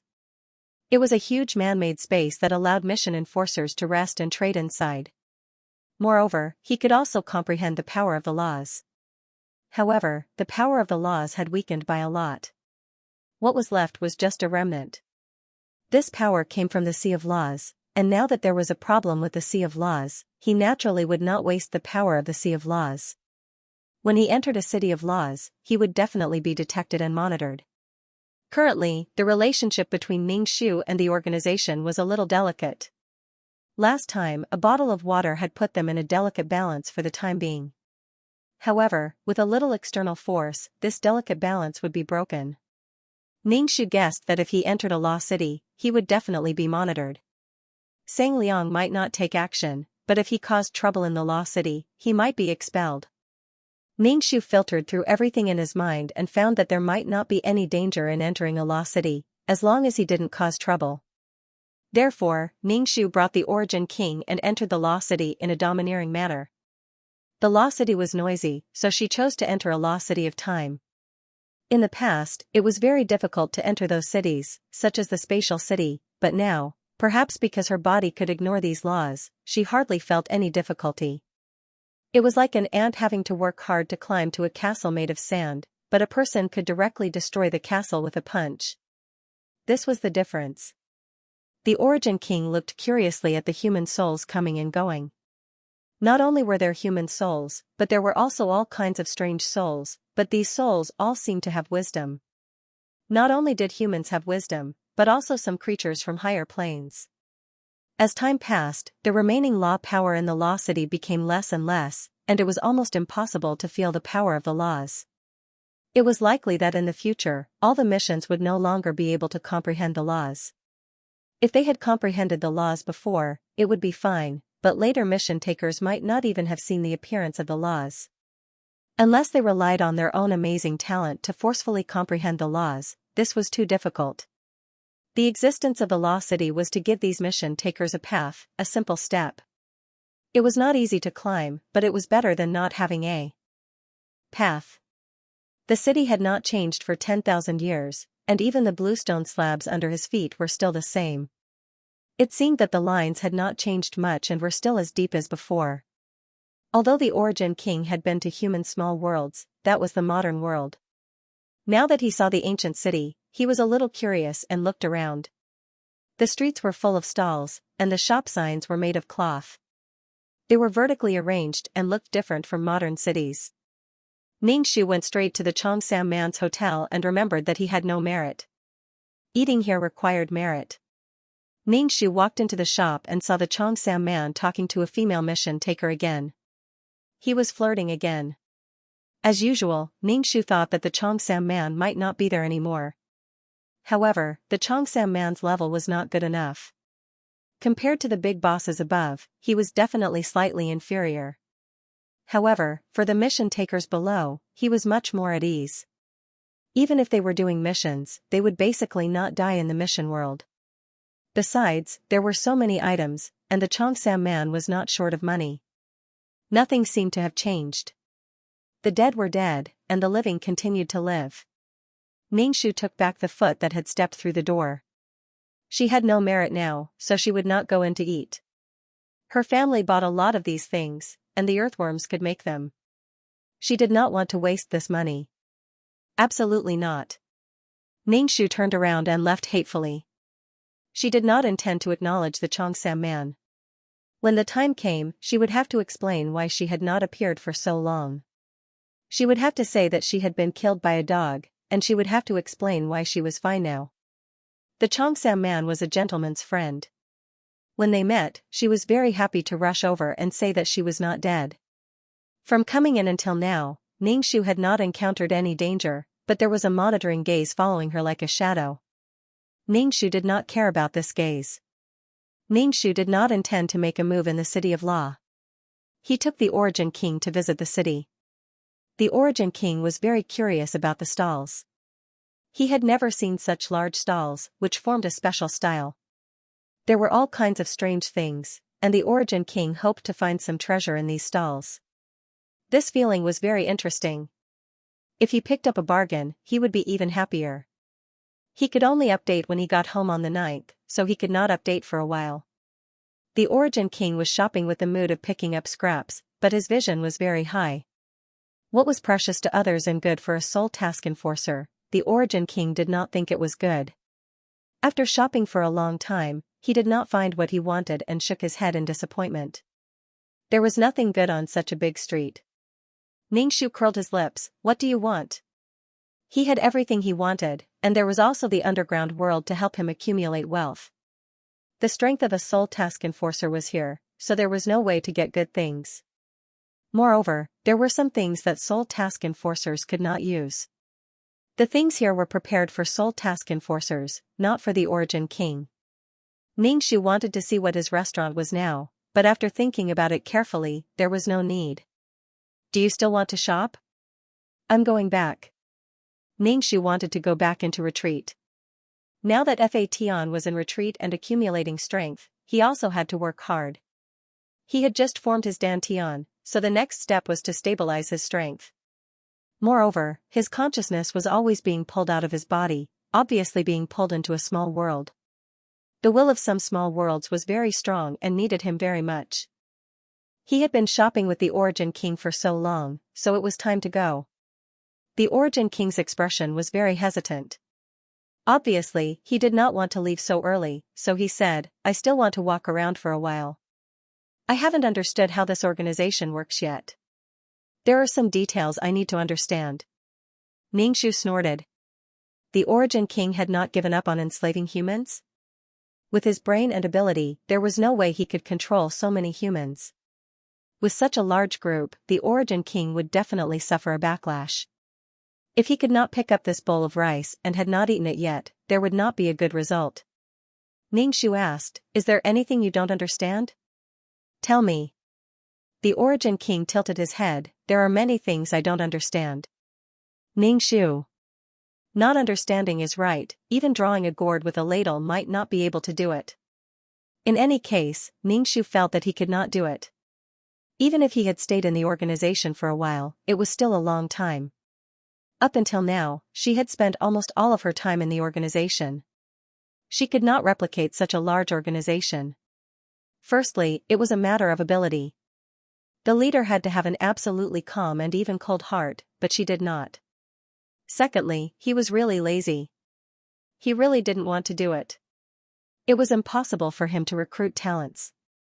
He could only occasionally enter the small world to make a living. The Origin King looked at him for a long time before finally sighing, his expression somewhat helpless, but he still stubbornly said, I think I can do it. Regarding this, Ningxu did not express any opinion. If he said that he wanted to extinguish the Origin King's ambitions, the Origin King would lose face and insist on experimenting to prove himself. It was very likely that the humans of a small world would suffer because of such an experiment. The stronger the person, the greater the impact. It was like a child pouring boiling water into an ant's nest when he was bored. To the child, it was a game, a pastime. He might even observe the ants struggling in the boiling water and wonder if the ants were cooked. But for a nest of ants, this was simply a disaster. It was a terrifying disaster. It was a very tragic thing. They should not disturb each other. The Origin King was very annoyed. Seeing that Ningxu was not speaking, he immediately said, Are you looking down on me? Do you think I can't do it? Do you think I can't compare to Granduncle? Ningxu, aren't you a little too arrogant? How can you compare yourself to Granduncle? Although Ningxu really wanted to insult Granduncle, in terms of strength, he really couldn't. The Origin King. You're not saying anything. Is that what you think? Then he said, although I can't make it on such a large scale, I can make a prototype and then slowly expand it. Ningxu, go ahead, I support you. It doesn't matter if you fail. Come on, I have faith in you. Ningxu's face showed an exaggerated and pretentious expression, making people want to vomit. The Origin King's expression was very disgusting. Really? However, after that, the Origin King did not question and insisted on going to the small world to catch people, but he had another strange idea. I want to make a beautiful palace, just like the crystal palace of that girl's race. Let's go catch some humans to build it. Human infrastructure was very powerful. Although it couldn't be like this organization, it could still use humans to build houses. There were no good houses in the void at all. For example, the Divine Stone clan was still lying on the ground. Ningxu said lightly, There is a saying among humans, when heaven is about to give a great responsibility to a great man, it must first torment his mind, toil his muscles and bones, starve his skin, and empty his body. The Origin King, speak human language. Ningxu, your dream is to conquer the void, but now you're starting to enjoy it. It's good enough that you have a house to live in. Why do you want to build a new house? From now on, you have to work hard for your ideals and temper your will. The Origin King was silent for a while before a look of enlightenment appeared on his face. Oh, so this is chicken soup for the soul. When you're tired and bitter, you tell yourself that this is a test from heaven? I have the conditions to make my life better. Why should I torment my mind, toil my muscles and bones, and starve my skin? Ningxu, I'm actually speechless, my fists are getting hard. The Origin King snapped his fingers, and with a flash of inspiration, he said to Ningxu, I suddenly found a way to conquer the entire void. Ningxu looked at the Origin King's glowing face. It was as if a huge beam of light was shining on his face. It was so dazzling that he felt like he was about to bleed. He looked at Ningxu, waiting for Ningxu to play the fool. Ningxu asked with difficulty, what method? The Origin King raised his hands and raised his head, looking very Chunibu. I'm really a genius. I actually came up with such a way to conquer the void. Ningxu tried hard to control himself. He did not roll his eyes or punch the Origin King. The Origin King looked at the entire void. This was his territory. I want to find a lot of humans. Ningxu could not control himself and rolled his eyes. Was he going to make life difficult for the creatures of this small world? I want to find a lot of humans to build houses for the creatures of the void. I want to let the creatures of the void live in beautiful and comfortable houses. I want to let the creatures of the void experience a good life. Once they experience a comfortable house and all kinds of comfortable things, they will never be able to go back. They will rush to my house like a flock of ducks. That way, the energy bodies of the void and all kinds of good things will belong to me. I can even issue money like humans. With houses and money, the creatures of the void will not seek refuge with me for a better life. Ningxu looked at the Origin King with a complicated expression. If the Origin King really succeeded, the void creatures would fall into endless competition. In particular, the lifespan of the void creatures was longer, so a group of social animals with extremely long lifespans would be born. For a better life, they would be conscientious and work hard at the risk of sudden death. The leisurely atmosphere in the void would probably not exist. If it was a powerful race, it would be fine, as they could get something by paying a little price, but if it was a weak race, it would simply be torture. Other races had palaces to symbolize their status, but the weak races did not have such strength, and the gap between them was widened. This included dignity, wealth, status. The void might become like the human world. Previously, everyone slept on the ground, lived in caves, or built a simple shelter. Everyone was barren, but they were all the same. But one day, it was different, and the gap created, the void only cared about one thing, and that was strength. If the Origin King changed, then strength, wealth, and even appearance would be considered. The depressed environment could be imagined. The void creatures lived longer than humans, so depression was probably more painful. Moreover, the impact of civilization on the void could be imagined. The void would no longer be wild and primitive. Various thoughts flashed through Ningxu's mind, and he said, Are you going to open a void real estate company? The Origin King nodded, Yes, I want to open a real estate company and carry out the infrastructure to the end. I want to make the void brand new and completely change it. His expression was a little fanatical, and his eyes were bright. This was something that he had found a goal, a direction, and something to strive for. The void will become different because of me. Conquer the void and change the void. Ningxu frowned and did not speak. The Origin King symbolically asked for Ningxu's opinion. You said that the human body is weak and not suitable to be subordinates at all, so I will let the human body exert its strength in the field they are good at. This way, we don't need weak humans to be cannon fodder in front, and we can use a roundabout way to conquer the void and change it. Do you think my method is good, or is it wonderful, Ningxu? Wonderful, it's simply wonderful. Ningxu said, Have you ever thought about why senior uncle didn't do this since he has seen more things and experienced more things than you? Almost all of Taishu's subordinates were human elites. Even a weakling like Ningxu had a relatively strong soul. Without a skill, he couldn't be chosen as a mission enforcer. Taishu wanted to change the entire void and turn it into a highly civilized place. He had the opportunity to do so, and he had the strength to do so. But why didn't Granduncle do so? Ningxu looked towards the boundless, primordial void. A heavy and oppressive aura surged towards him. The Origin King was a little irritated. Granduncle, I don't want to care, and I don't want to know why Granduncle doesn't want to do this, but I want to do it. Does Granduncle's opinion matter? To be honest, Ningxu was not willing to develop the void into a highly civilized world. If he wanted to go to a civilized and prosperous world, he would just go to a small world. What should the void be like? Is this how it should be? Ningxu glanced at the Origin King, who was full of fighting spirit, and felt a little uncertain in his heart. Everything was born for a reason. The Origin King had always said that he was the king of the void, that he was the one who wanted to conquer the void. Was the void really going to change? Was the one who changed the void the Origin King? Was the void going to change? Was it due to his own will? Was the Origin King really the one who changed the void? The Origin King was very excited. Let's go back. I have to go back and plan how to open construction companies all over the void. Ningxu said indifferently, do you really think that a house built by humans can withstand a void creature's creation? If a void creature fought inside a house built with ordinary materials, the house would be as fragile as a bubble. The Origin King was not depressed. What's wrong with that?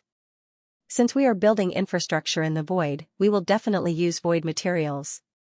Ningxu felt that she couldn't stay in seclusion anymore.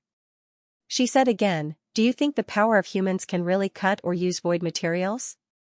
The Origin King nodded. This is also a problem that needs to be solved. Once these problems are solved, my real estate companies will be able to spread throughout the void. Individually, humans were weak, but when they worked together, they could cut open mountains, open caves, build bridges, and build infrastructure anywhere. Ningxu was completely speechless and could only say, then you can do it. After Ningxu and Su Wang left the organization and walked far away, the gaze that followed them like a shadow finally disappeared. After returning home, the Origin King was about to start his own business. It was said that everything was difficult at the beginning, difficult in the middle, and difficult in the end. The Origin King had just started and had no idea how to start. There were too many problems that needed to be solved: materials, manpower. He had to go to the small world to find construction talents, architectural designers, and various talents needed to build houses. It was a mess. Ningxu saw that the Origin King was like a headless fly and suddenly felt relieved. According to the Origin King's current progress, it would take a long time to open a real estate company in the void. The Origin King turned his gaze to Ningxu. You are very familiar with the humans of the small world. Do you have any ideas? The Origin King had a look of I want to accept you as a little brother, come and shine for the construction of the void. Ningxu refused without thinking, I have my own business to attend to. Thank you for your kindness. The Origin King snorted, what are you busy with? I see that you usually idle around and don't do anything serious. Ningxu suddenly became angry. The Origin King's words were like the worst relatives in his family. What did he mean by don't do anything serious? What did it have to do with you? I don't need you to know whether I do anything or not. You should be busy with your own things, Chi, the Origin King. What's wrong with you? I gave you a chance, but you're still acting like this. Ningxu, what's wrong with acting like this? I'm not happy. Not happy to work for you, Baba. The Origin King looked at the stubborn Ningxu and realized that if his attitude was tough, there would be a backlash, so he painted a big picture for her. Don't you want to establish a foundation, make great achievements, and become famous in the void? Ningxu was indifferent to fame and fortune. I don't want to, I'm not interested, it's boring. The Origin King. You're so young yet so lifeless, so dejected and dispirited. Move, come alive, and radiate heat. Hee hee, Ningxu snorted. Who would want to do something only wanted to lie down? It was just that their strength did not allow it, so they could only move. The Origin King could not persuade the old fox Ningxu, so he began to persuade others. After the Origin King found his target, he no longer tried to subdue his underlings like before. Earthworm showed a confused expression, obviously not knowing what the Origin King wanted to do. The small world Earthworm lived in was an ancient world with a small population, so there were no large-scale real estate companies. Moreover, people who built houses were considered craftsmen and did not have a high social status. The Origin King asked, are you willing to follow me and eat good food and drink good wine? Earthworm? What good food and drink good wine? He had no interest at all. Moreover, the thing he was talking about was obviously a hard job.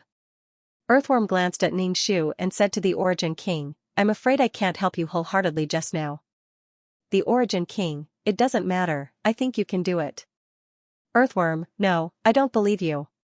The Origin King, how can a man say he can't do it? You haven't even tried, how do you know you can't do it? Earthworm found a job and avoided the Origin King. The Origin King walked around the room and found no one he could persuade. What could a child do, especially a cub who only knew how to eat? Negative points, get lost. Earthworm hammered his palm with his fist. Right, there was also the huge Divine Stone clan. Although their brains were a bit small and could not do delicate work, they could carry things. Some huge stones and other things, the Divine Stone clan could do these things. There were so many Divine Stone clan members, even if only one was mobilized, it would be a strong laborer. No, not a laborer, but a powerful helper. Ningxu watched the Origin King run away towards the territory of the Divine Stone clan and curled his lips. He knew that the Origin King would not let go of anyone around him. What could the Divine Stone clan do? They were strong and could make people carry bricks. Damn, make the Divine Stone clan carry bricks. Not long after, the Origin King returned with a dark face. He saw Ningxu and said, what's wrong with these people? Each and every one of them was lifeless and incomparably lazy, without any vitality at all. He was still talking, but these stone people had already fallen asleep below, snoring and not wanting to talk at all. They were really drunk. He returned without success again. Why was it so difficult for him to start a business? It was too difficult for him. Origin King Ningxu asked, are you going to the small world? Ningxu immediately refused. I'm not going. I want to go into seclusion. The Origin King immediately said, then I can go by myself. What are you going to do? Are you going to enslave the humans now? It's useless even if you're angry. Have you prepared the stones? Have you prepared the venue? You haven't prepared anything. If you bring the humans into the void, they might die as soon as they arrive. The living environment of the void, even the air, is different from that of a small world. The weak bodies of humans can't adapt at all. Even if you want to find a human, you can't find a weak one. The Origin King slapped his forehead. Why is it so difficult? Are you really not going to help me? He suddenly grabbed Ningxu's hand and said earnestly, friend, come and help me. I really need help right now. Please. Ningxu ruthlessly shook off the Origin King's hand. I'm very busy. You work hard on your own. The Origin King took out a bag of energy bodies. With these things, it should be enough for you to help me. Right now, your companions are sleeping and need energy very much. If you need energy in the future, just tell me and I can give it to you. This condition could be said to be very generous, but Ningxu was not moved at all. Once the gears started moving, there was no time to stop. He was always busy. This was contrary to Ningxu's original intention. He could no longer fall into a busy life. He just wanted to live a leisurely life and enter the small world when he had nothing to do. If the Origin King's real estate company really opened, how busy would he be in the future? Ningxu refused, thank you, but my ability is limited. I really can't help you. The Origin King, I need people right now. I don't care if your energy is limited. Ningxu. Screw you, with this kind of recruitment, it would be a miracle if you could recruit any talents. Ningxu entered the room and shut the Origin King out. He lay down on the bed and closed his eyes, falling into a deep sleep. The Origin King outside the door paced back and forth for a while before finally snorting. All of them were short-sighted fellows. No one knew how grand the blueprint in his heart was, how unprecedented it was. In order to let the creatures of the void live a good life and enjoy a good life, he had to change the void completely. The creatures of the void would live a good life and enjoy life because of him. At that time, don't come begging me. The Origin King imagined Ningxu kneeling in front of him and crying while pulling at his trousers. Only then did the Origin King feel a little better. Ningxu's consciousness entered the peerless martial art and swam in the ocean. There were many forces pulling at Ningxu's soul. Ningxu wondered if he had to find a helper and rely on himself. In the future, there would be more and more worlds with problems. If he was alone, he would have to split himself into many parts. Did he have to develop in the direction of an organization? No, it was too troublesome to manage. How about splitting his consciousness into many parts and not interfering with each other, just like a clone? However, he had never split his consciousness before. He did not know if it would work or if it would succeed. This was just an idea. Ningxu entered the miniature world and her consciousness entered a body. This body didn't seem to have a soul. When she entered, the body's soul didn't struggle at all, allowing Ningxu to smoothly enter the body. Ningxu was a little puzzled. He quickly opened his eyes and checked the soul of this body. Was this a corpse? His body was floating, as if he was in water. There was also a bone-chilling cold. He looked around and found his body lying in the bathtub. The water in the bathtub was already very cold. One hand was outside the bathtub, and the air was filled with the smell of blood. Ningxu looked at his wrist and saw that it was cut. More than once. Generally, people who cut their wrists to commit suicide would not succeed in one try. The wound was dripping blood from the outside. It flowed along the fingertips and dripped to the ground, forming a large pool of blood. Ningxu quickly got up. However, he got up too quickly and felt dizzy. There was not much blood left in his body. Ningxu fell back into the bathtub with a bang. When the dizziness in his head subsided, he slowly crawled out of the bathtub like a zombie. He was so cold that he was shivering. His body was extremely pale. Due to the cold and excessive blood loss, his lips were bruised. Ningxu immediately turned on the air conditioner. It's too cold. Translator, Henyi Translations Editor, Henyi Translations. Ningxu wrapped the blanket tightly around himself. The wound on his wrist was painful, and he used his other hand to wrap the bandage. Sigh, to encounter such a thing, this body already has no soul, and it's all dead. When he committed suicide, the original owner's heart was like dead ashes, so his soul left the body without any reluctance.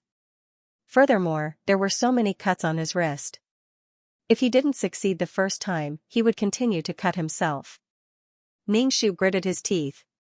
He was really ruthless to himself. Usually, if he didn't succeed the first time, he would cut himself a few more times. Ningxu was extremely cold. He turned the temperature of the air conditioner to high, but it was unable to warm his body. There were some bloodstains on the bandage, but the wound was no longer bleeding. Ningxu struggled to put on his clothes and called the ambulance, saying that his wrist was bleeding and he was about to die.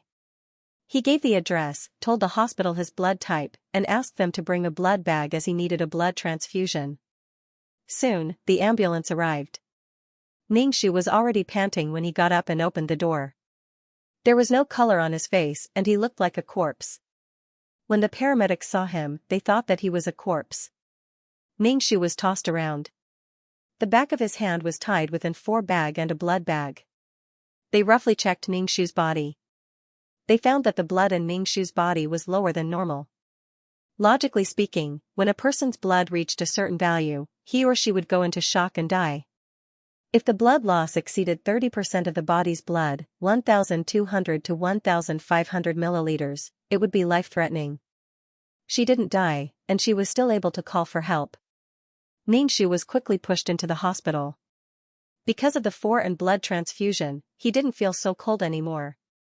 He let out a sigh of relief. At least his life was saved. Otherwise, he would have died before he could do anything. Ningxu laid on the hospital bed. He was very calm as he quietly recuperated.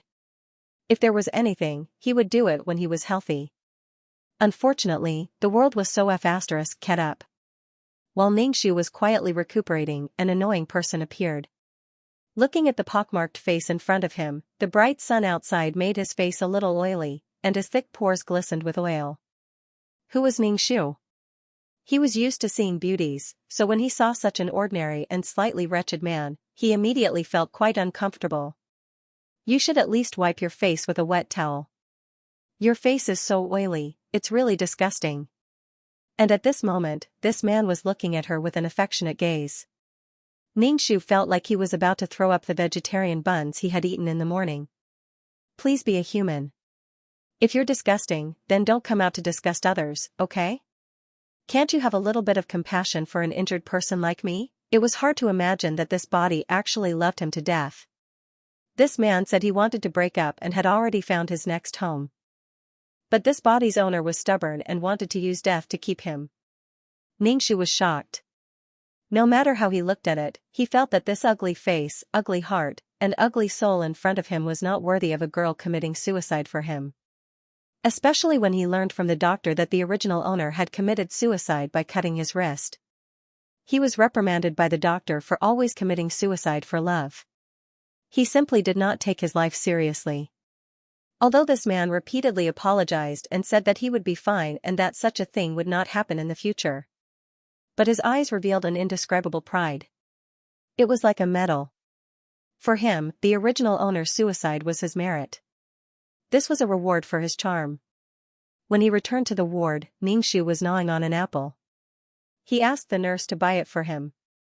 When he saw him, Ningxu could not spit out the apple in his throat. He could not swallow it. Don't mention how disgusting it was. As an outsider, Ningxu really did not understand why the original owner could love him to death. This kind of feeling was very unimaginable. He sat by the bed and took the apple that Ningxu had gnawed on. Why didn't you peel it before eating it? What if you leave me? You can't even peel an apple. Then he began to peel the apple for Ningxu. He looked a little gentle. Ningxu's eyes were sore. He felt like he was going to cry. But all the hair on his body stood up. His whole person was not good. It was too disgusting. Especially with that greasy face. This kind of pretending to be gentle was like a nuclear bomb explosion. What do you mean by without you, I can't even peel an apple? This father's apple was washed clean by the nurse. If it wasn't for his other hand being temporarily disabled, how could he not even be able to peel an apple? He was not a baby, he was a patient with cerebral palsy. Ningxu was speechless as she watched him peel the apple. Moreover, she felt flattered in her heart. How lowly was this Gu Liang to be flattered by peeling an apple? Here. The man handed the apple to Ningxu. She looked at the apple that had been contaminated twice and had no appetite at all. His hand must have touched his face. That oily face must have been stained with the oil on his face. This apple must have been stained with the oil on his face. The more Ningxu thought about it, the more disgusted he felt. He felt that his stomach was churning. I have no appetite. I don't want to eat it. Throw it away. Ningxu said directly. Although the memory of her body told her to take the apple, Ningxu did not want to touch it at all. The man's expression froze for a moment. His eyes were filled with anger. Obviously, he did not expect that she would not accept his good treatment of her. He had lowered his status. But he seemed to have thought of something. Okay, if you don't want to eat it, then forget it. Let me see your hand. Ningxu looked at him coldly. Why are you looking at my hand? Let me see your wound. But you must be in pain. Ningxu was expressionless. It's okay. I don't feel anything. The man was very excited. We are all flesh and blood. How can you not feel anything? He ignored Ningxu's wishes and pulled Ningxu's wrist to check. Ningxu's hand hurt and he did not dare to use any strength. Being pulled by the man, he felt like a toad falling on the back of his foot. It was disgusting. Then, he took out his phone and took a few photos of Ningxu's bandaged wrist. Ningxu was speechless. What the hell was the meaning of taking photos of her wound? Keeping it as a memento, Ningxu was not someone who would hold back his questions. He asked directly, why did you take photos? I want to keep this to remind myself that something like this will never happen again. I won't let anything like this happen to you again. Luo Wan, I'm sorry, the man said. Ningxu covered his heart with his right hand. F*CK, I'm going to vomit. But in the eyes of the man, this woman loved him very much. She loved him so much that he could not control himself. This was too good, Ningxu felt that he could not breathe. This was too weird. Ningxu fell into a deep confusion and doubt.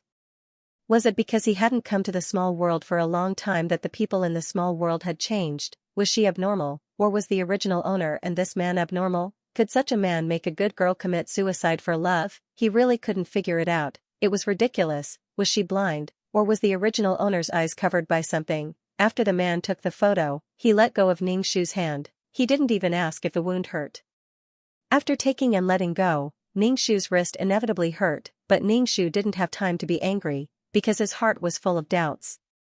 I'm really confused, it's too difficult. He felt that his worldview had been reshaped. Especially when he saw the process of their love, Ningxu felt that his three views had been reshaped. The original owner and Xianxia met in a milk tea shop. At that time, Xianxia took away the original owner's milk tea. The original owner was very angry, but Xianxia's attitude was very good. He compensated her with a cup and added a small dessert. Don't hit a smiling person. The original owner felt that there was no need to hold on to it. The two sat together and chatted for a while. Later they added each other's contact information. Xianxia insisted on saying good morning and good night every day, so the two slowly chatted. The more they talked until late into the night. The original owner was an ordinary little girl. She didn't have a beautiful appearance, nor did she have a rich family. She felt that there was nothing on her that the other party would want. The colleagues and friends around her either had families or were no longer single. She was the only one who was lonely and wanted to fall in love. Have a sweet and beautiful relationship. Xianxia was really not good looking, but although there was a little conflict when they first met, Xianxia handled it well and even treated her to a cake. When people were in a good mood, everything they looked at had a kind of beautification, especially after the contact was on the internet. All the emotions and thoughts were transmitted to the other party through the internet. This feeling was even more hazy. The heart was constantly fantasizing, imagining, talking about the sky and the earth, talking about the stars and the moon, talking about life ideals, talking about work, and infinite yearning for the future. At this time, the original owner's heart already had some thoughts. She felt that she could develop a relationship with him. It just depended on who proposed to meet first.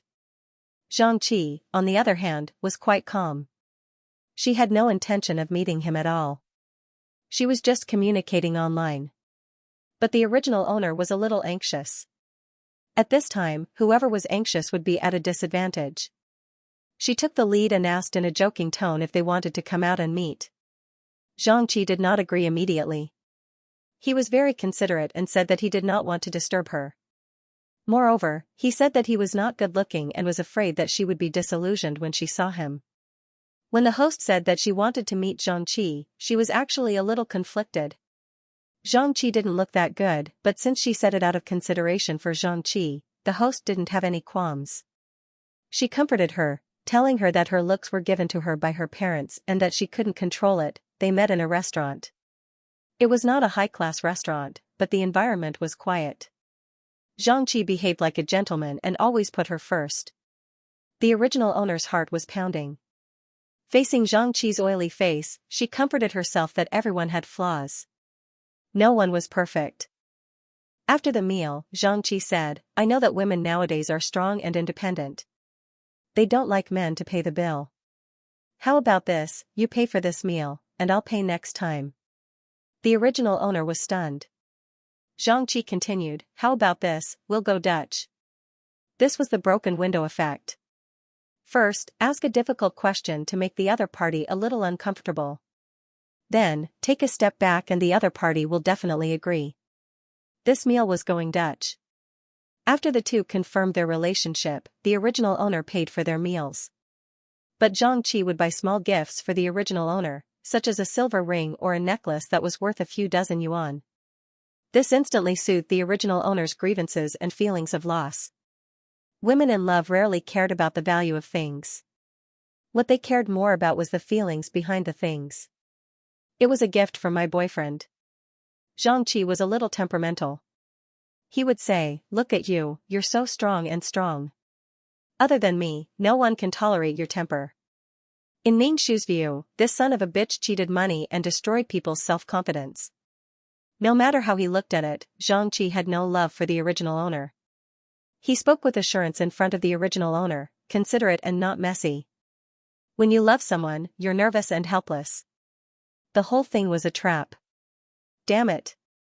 He also found fault with the original owner and attacked her self-confidence. You're not good, that's not good. Only I want you. If it was someone else, I wouldn't be able to bear it. Usually, when people heard such words, they would subconsciously think, am I that bad? They would also feel lucky to have someone who could tolerate them. After hearing such words too many times, it was like brainwashing. They would even believe it. The original owner's salary was not high to begin with. Now that he had to support two people, he could only work hard to save money in certain areas. When he went out, the standard of living was the same. When the original owner was alone, he lived a bitter life.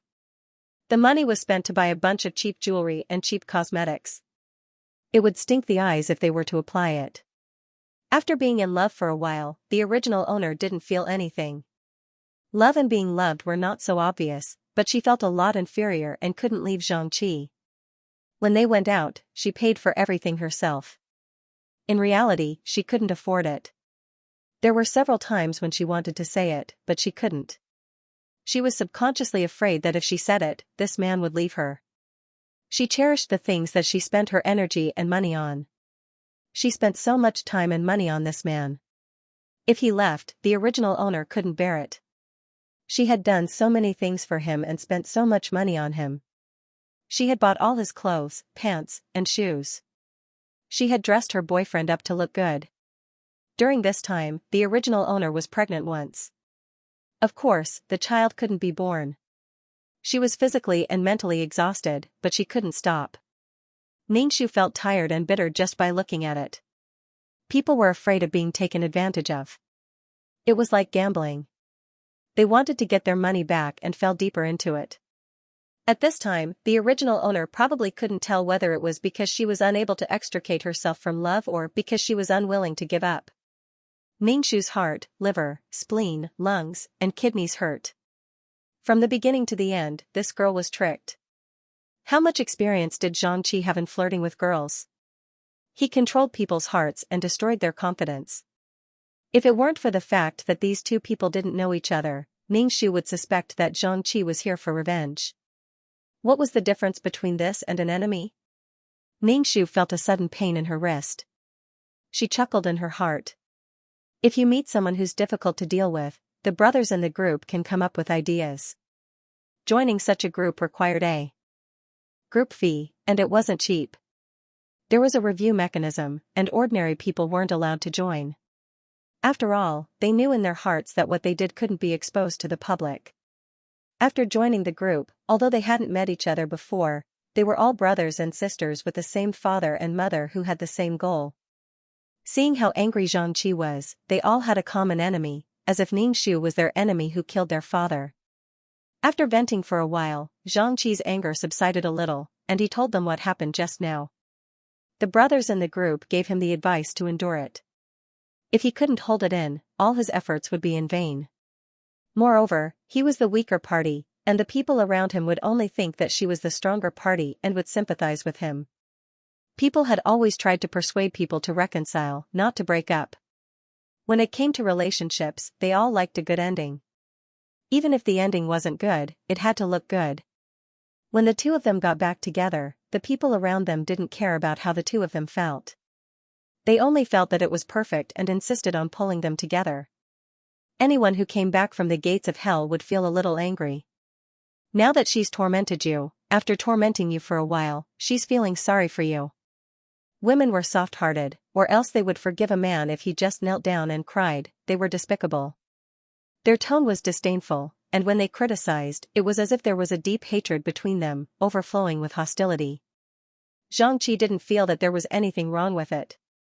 Instead, he happily curled up the corner of his mouth. I'll endure it for a while. A moment of forbearance in exchange for a spare tire that can't be chased away, a future wife that can be beaten and scolded at will. It was a good deal. Xianxia looked at the bathroom mirror and found that his face was indeed quite oily. Under the light, it was glowing. He thought of his ex-girlfriend's words in his heart, and he was angry. He was angry that she despised him, and at the same time, he felt a little inferior about his appearance. He was angry that he was so ugly. How good would it be if he was good-looking? If he didn't join the PUA group, Xianxia would be a man without a girlfriend, no money, no looks, no shine, and he would be just like everyone else. Later, under the bombardment of all kinds of tricks, and after successfully tricking a few girls, his inner self-confidence swelled. Now that his prey was telling him that he was ugly, Xianxia was furious. She washed her face. Her face was greasy and water couldn't wash it off. She found a piece of tissue to wipe her face. Then, he entered the ward. Ningxu was playing with his phone with one hand. When Xianxia came in, he glanced at him expressionlessly. For a moment, Xianxia felt extremely humble. She looked at people as if they were insects, indifferent and emotionless. It was suffocating. That kind of irrepressible anger suddenly surged out in an overwhelming manner. This lowly woman who died for him, what right did she have to stare at him like that? Xianxia found a topic to talk about. You're hospitalized.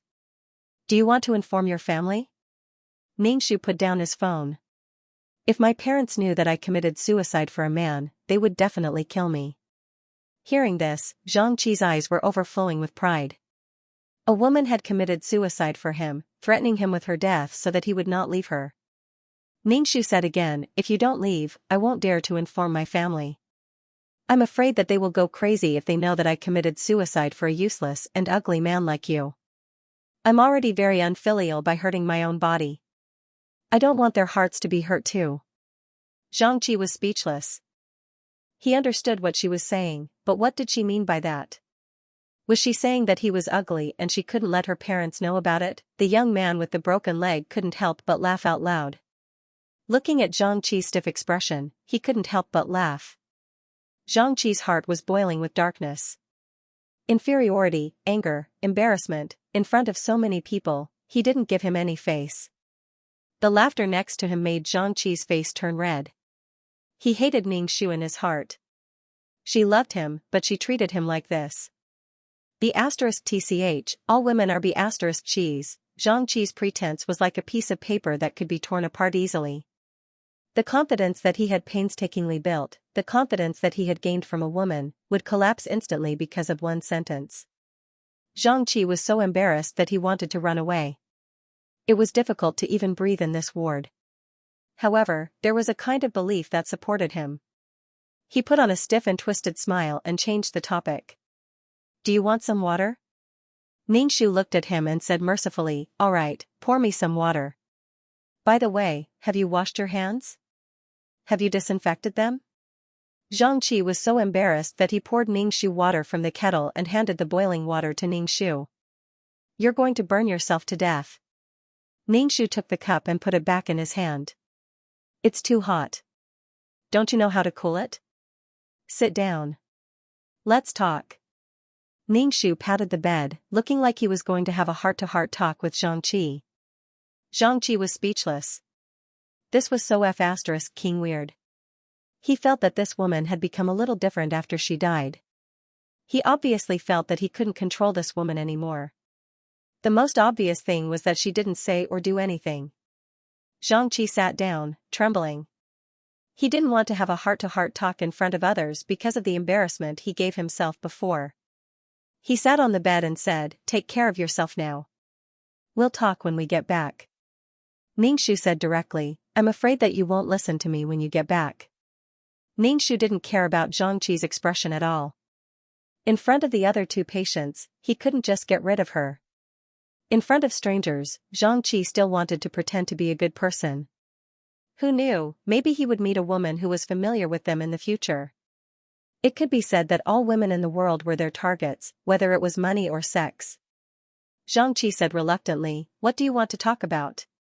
Ningxu counted on his fingers and said, when we get married, the house will be a problem. Your job will also be a problem. You should settle down and find a proper job. When you have children in the future, how will you support them? Now I have to spend money to go out, but when we have children in the future, I can't afford it at all. Xianxia suddenly felt sweat on his back, as if he was being publicly executed. Several pairs of eyes stared at him, and he didn't dare to think about the meaning contained in those eyes. Disdain, surprise, watching a good show. His dignity as a man had been crushed to pieces at this moment. He hated this woman to the core. As if making plans for their future, Xianxia almost couldn't help but want to leave. Who wants to live with you? Who wants to have a future with you? Everyone had to earn a living from sponsored partnerships. If you wanted to earn a living from sponsored partnerships, you had to have money. Even if you didn't have money, you had to have food at home. It was okay if you didn't have a job. Ningxu was really trying his best to persuade him. Xianxi's face was full of anger, making the people around him feel that Ningxu wasn't worth it. This kind of thing made people angry and helpless. The old lady next to him spoke again. She was a little lonely because the person accompanying her to the bed hadn't arrived yet. She said, "Young man, you can't not have a job, especially when you have to give birth. Even animals know that they don't give birth when they don't have enough to eat." Ningxu was speechless.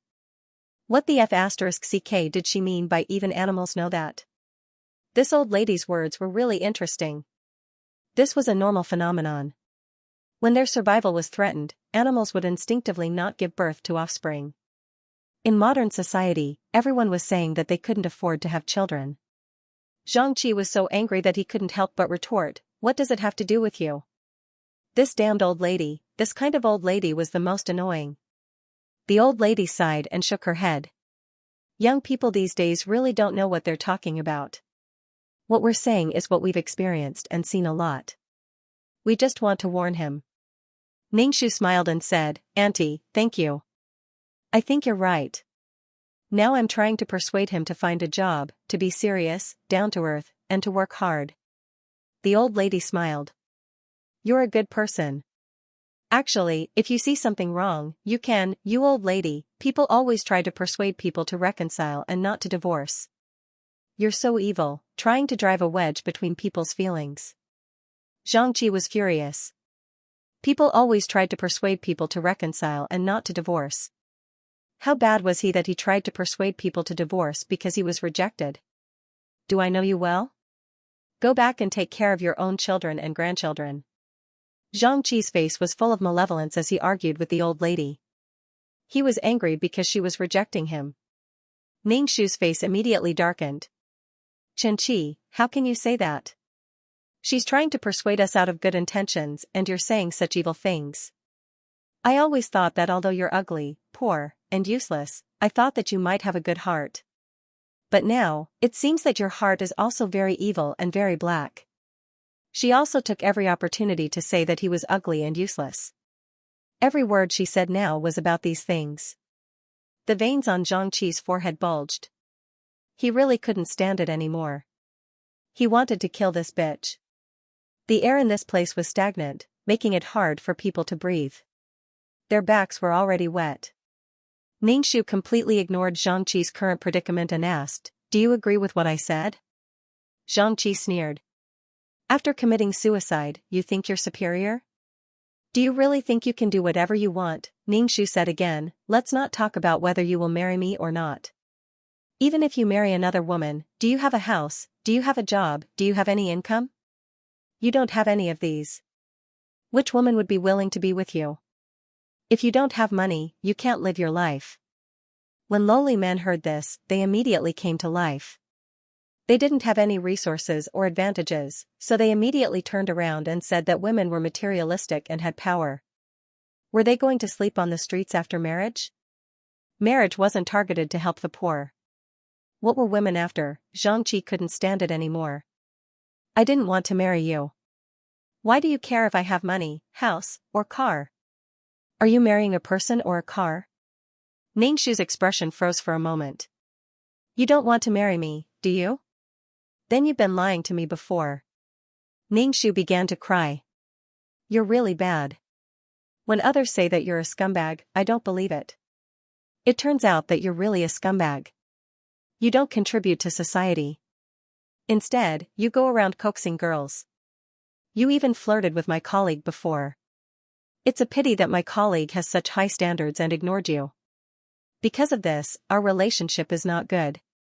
Anyway, all women were Xianxi's targets. Sometimes when Xianxi came to pick up the original owner from work, his eyes would be glued to the female colleagues. These women who worked honestly in the company might have a smaller circle. Most importantly, they had a large salary. They were Xianxi's target. After being with the original owner, his face had become fat. Whether it was going out to eat or cooking for him, she was very willing to eat. Now that Ningxu wanted to give Xianxia food, he was dreaming. He would rather give the food to a stray dog. At least the stray dog could wag its tail at her. It was simply like a beast fattening a poisonous snake. It was suffocating. Because of the quarrel between Ningxu and Xianxia, more and more people gathered around to watch the fun. When they heard Ningxu's words, the surrounding people gasped and booed. It was rare to see such a scumbag. He ate from the bowl and looked at the pot, and looked at many pots. Translator, Lonely Tree Editor, Millman 97. Being stared at by so many people, Xianxia's face turned red. His oily and pockmarked face turned red, making the pox marks on his face even more obvious. It was really ugly. Now Xianxia didn't have any intention of playing tricks. His strong desire to survive made him just want to leave here.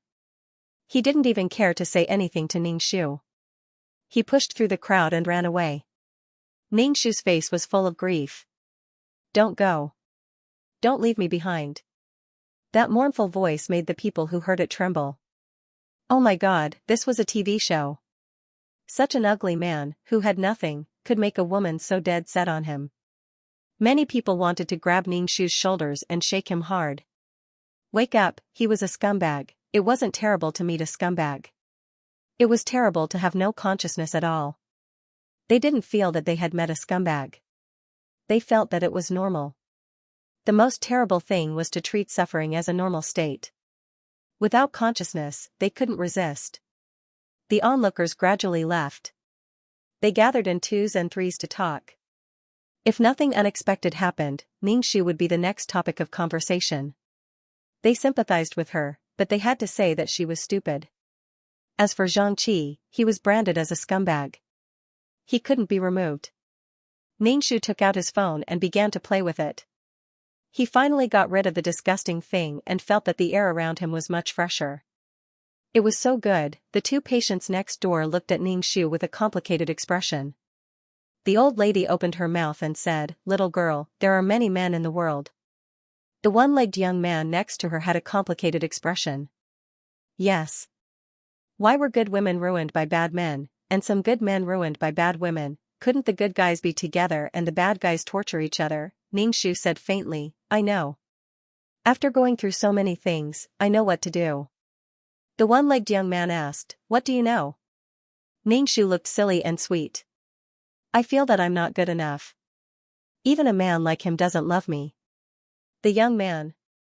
Xianxia's scalp was about to explode. His ears were filled with the other party's babbling. It was as if thousands of soldiers and horses were trampling on his heart. Every word she uttered was laced with venom. All of Xianxia's tricks and words to suppress the other party were learned from the group chat. However, this woman's words came as if they were at her fingertips. Now, Xianxia was petrified. Ningxu didn't care about Xianxia's feelings, nor did he want to humble himself to protect his sensitive heart. It was his first time being a human. Why should he humble himself? Ningxu finished babbling. There was no response from the other end of the phone. Ningxu said, hello, are you still alive? Xianxia said with some difficulty, yes. Ningxu, then do you remember what I said? Also, wear tighter clothes. I don't know what you wear all day. You have no taste at all. It's so old-fashioned. You can either dress more casual or more businesslike. In short, you have to have a style. Don't mess around. Wear leather shoes and sweatpants. I've never seen a man dress like that. Before you come to pick me up, go buy some new clothes. If you don't know what to buy, ask the shop assistant. The shop assistant will be better than you. Your hair, sigh, there are too many problems. You can't fix it in one go. I'll be done in 2 hours. I'm telling you in advance. Rent a car, buy a new set of clothes, and wash your hair and face if possible. Don't be disgusting with grease. They're calling me. Remember what I said. This is the only time you can earn some face for yourself. If you back down, you'll always be a lowly person in other people's eyes. Xianxia listened to her babbling and his head hurt. He subconsciously asked, money. Before he could finish, Ningxu hung up the phone. There was no way he was going to give him money, not in this lifetime. If you buy clothes, I'll give you money. If you rent a car and pick up girls, I'll give you money. Regardless of whether he came or not, Ningxu had achieved his goal. He had dealt a blow to Xianxia and stabbed him in the heart. When it came to spitting venom, Ningxu would never admit defeat. If he insisted on fighting for face, it would be even better. Renting a car and buying clothes cost money, and Xianxia lost a lot of money again. He had swindled money from women, and in the end, he had lost a lot of money. How miserable and unbearable it must have been. A losing business wouldn't last long. Ningxu wanted to enter the group to get more information and report it. Ningxu went back to eat, drink, and have fun with his colleagues. For this kind of gathering, they were all female colleagues and did not need to serve the men tea. They could do whatever they wanted. Ningxu glanced at his watch from time to time. He was curious if Xianxia would come to save face. When the party was about to end, Ningxu received a call from Xianxia. She told him that she was waiting for him outside and asked him to bring his colleagues out with him. Ningxu smirked. Obviously, Xianxia was going to show off. Showing off was either a waste of time or money. Ningxu applauded. Come on, keep it up. At the door, Ningxu smiled and said to his colleagues, my boyfriend is here to pick me up. Xianxia pretentiously got out of the car and waved at Ningxu. She closed the door and Ningxu walked over. Especially when she saw that Ningxu was surrounded by female colleagues, her eyes lit up. I'm here to pick you up. Let's go. His voice was as gentle as yours. He had a very strong cologne on him that was a bit smoky. He obviously went to get a haircut. Calling it a haircut was a bit flattering. He didn't have the money, so he probably went to get a haircut. The clothes he was wearing were also bought. As for the car he rented, it wasn't a luxury car. Ningxu waved to his female colleagues. Then I'll go first. Then he followed Xianxia into the car. Xianxia slowly opened the door for Ningxu. Then he slowly walked around the front of the car to the driver's seat and started the car. Ningxu, do you want a ticket? Xianxia stopped breathing and drove away. Ningxu said, you did a good job today. At least you got back a little. Xianxia was happy. Then he thought of his money. He rented a car and bought clothes. Although he pretended to be rich, he didn't have any money in his pocket. Xianxia wanted to get the money back from Ningxu. He said, the money this time. Ningxu interrupted him. Where are you driving? Is this the way home? Xianxia was angry. He gritted his teeth and said, this car is rented. Don't tell me you don't want to return it. Do you think I bought it and it's yours? Ningxu raised his phone and said to Xianxia, I share my location with my colleagues. It's not safe at night, so we share our locations. Now you have to drive the car to the company where you registered it. Everyone will know that you rented the car immediately. If you don't have money, then you don't have money. Don't pretend to be rich. That's even worse. Xianxia, what the F***? He felt very helpless now. He felt that the tricks he learned had no effect on her at all. Instead, he was struggling. He had a bad feeling. He was like a bug stuck on a spider's web. He struggled, but the more he struggled, the more he got stuck. In the end, he was eaten. But he was very unwilling to give up. This feeling was like a male praying mantis. Didn't he know that he would be eaten by a female praying mantis? Of course, he knew. He thought that he could run away after giving it a shot. But in the end, he ran away. Xianxia looked at the shared location. Then you can just turn it off. Ningxu said without thinking, how can I do that? If I suddenly turn it off, people will think that something happened to me. Then, there will be more trouble. So you have to send me home and then return the car. Anyway, you rented it. You rented it to send me home. If you don't send me home, how can you do that? Xianxia didn't say anything and turned the car around. He was a little afraid of this woman's venom, but for the sake of his goal, he had to get back the money he spent this time. When they arrived at the destination, Ningxu opened the door and was about to get out of the car. Xianxia reached out and grabbed Ningxu. Ningxu gave him a big slap and shouted, what are you doing? You didn't say anything and suddenly reached out. Do you know that you scared me? Her eyes were full of condemnation. Xianxia was stunned by the slap. He couldn't hold back the anger in his heart anymore. UB*TCH, he wanted to fight back, but Ningxu had already gotten out of the car and slammed the door. Xianxia wanted to grab him, but he was hit by the car door head-on and saw stars. Xianxia held his forehead and his face turned purple. Wait here. You're not allowed to leave. Ningxu said, what are you doing? Get out. What's wrong with you? Xianxia opened the door from the other side and rushed in front of Ningxu. He raised his hand and was about to hit him. I can't take it anymore. Xianxia raised his hand to hit Ningxu, but Ningxu grabbed his hand and pressed it down. Then, Xianxia faced the camera and started a video call. She smiled and said, I'm going home with my boyfriend. Be careful. Facing the camera, Xianxi's face stiffened into a smile. Of course, he couldn't hit someone in front of so many people. Although he knew that what he was doing was inhumane, he couldn't let others know. Ningxu closed the video call and waved at Xianxia. Okay, you can go. Xianxia was very unhappy with her attitude. She didn't look like she was willing to die for him at all. Xianxia said, I want to stay tonight. I want to take a picture of you and post it tonight. Let's see how proud you can be. Xianxi's expression was too easy to read. He was gritting his teeth and looking proud. It was easy to figure out what he was thinking. These were the usual methods used by UA. If it wasn't photos, it was videos.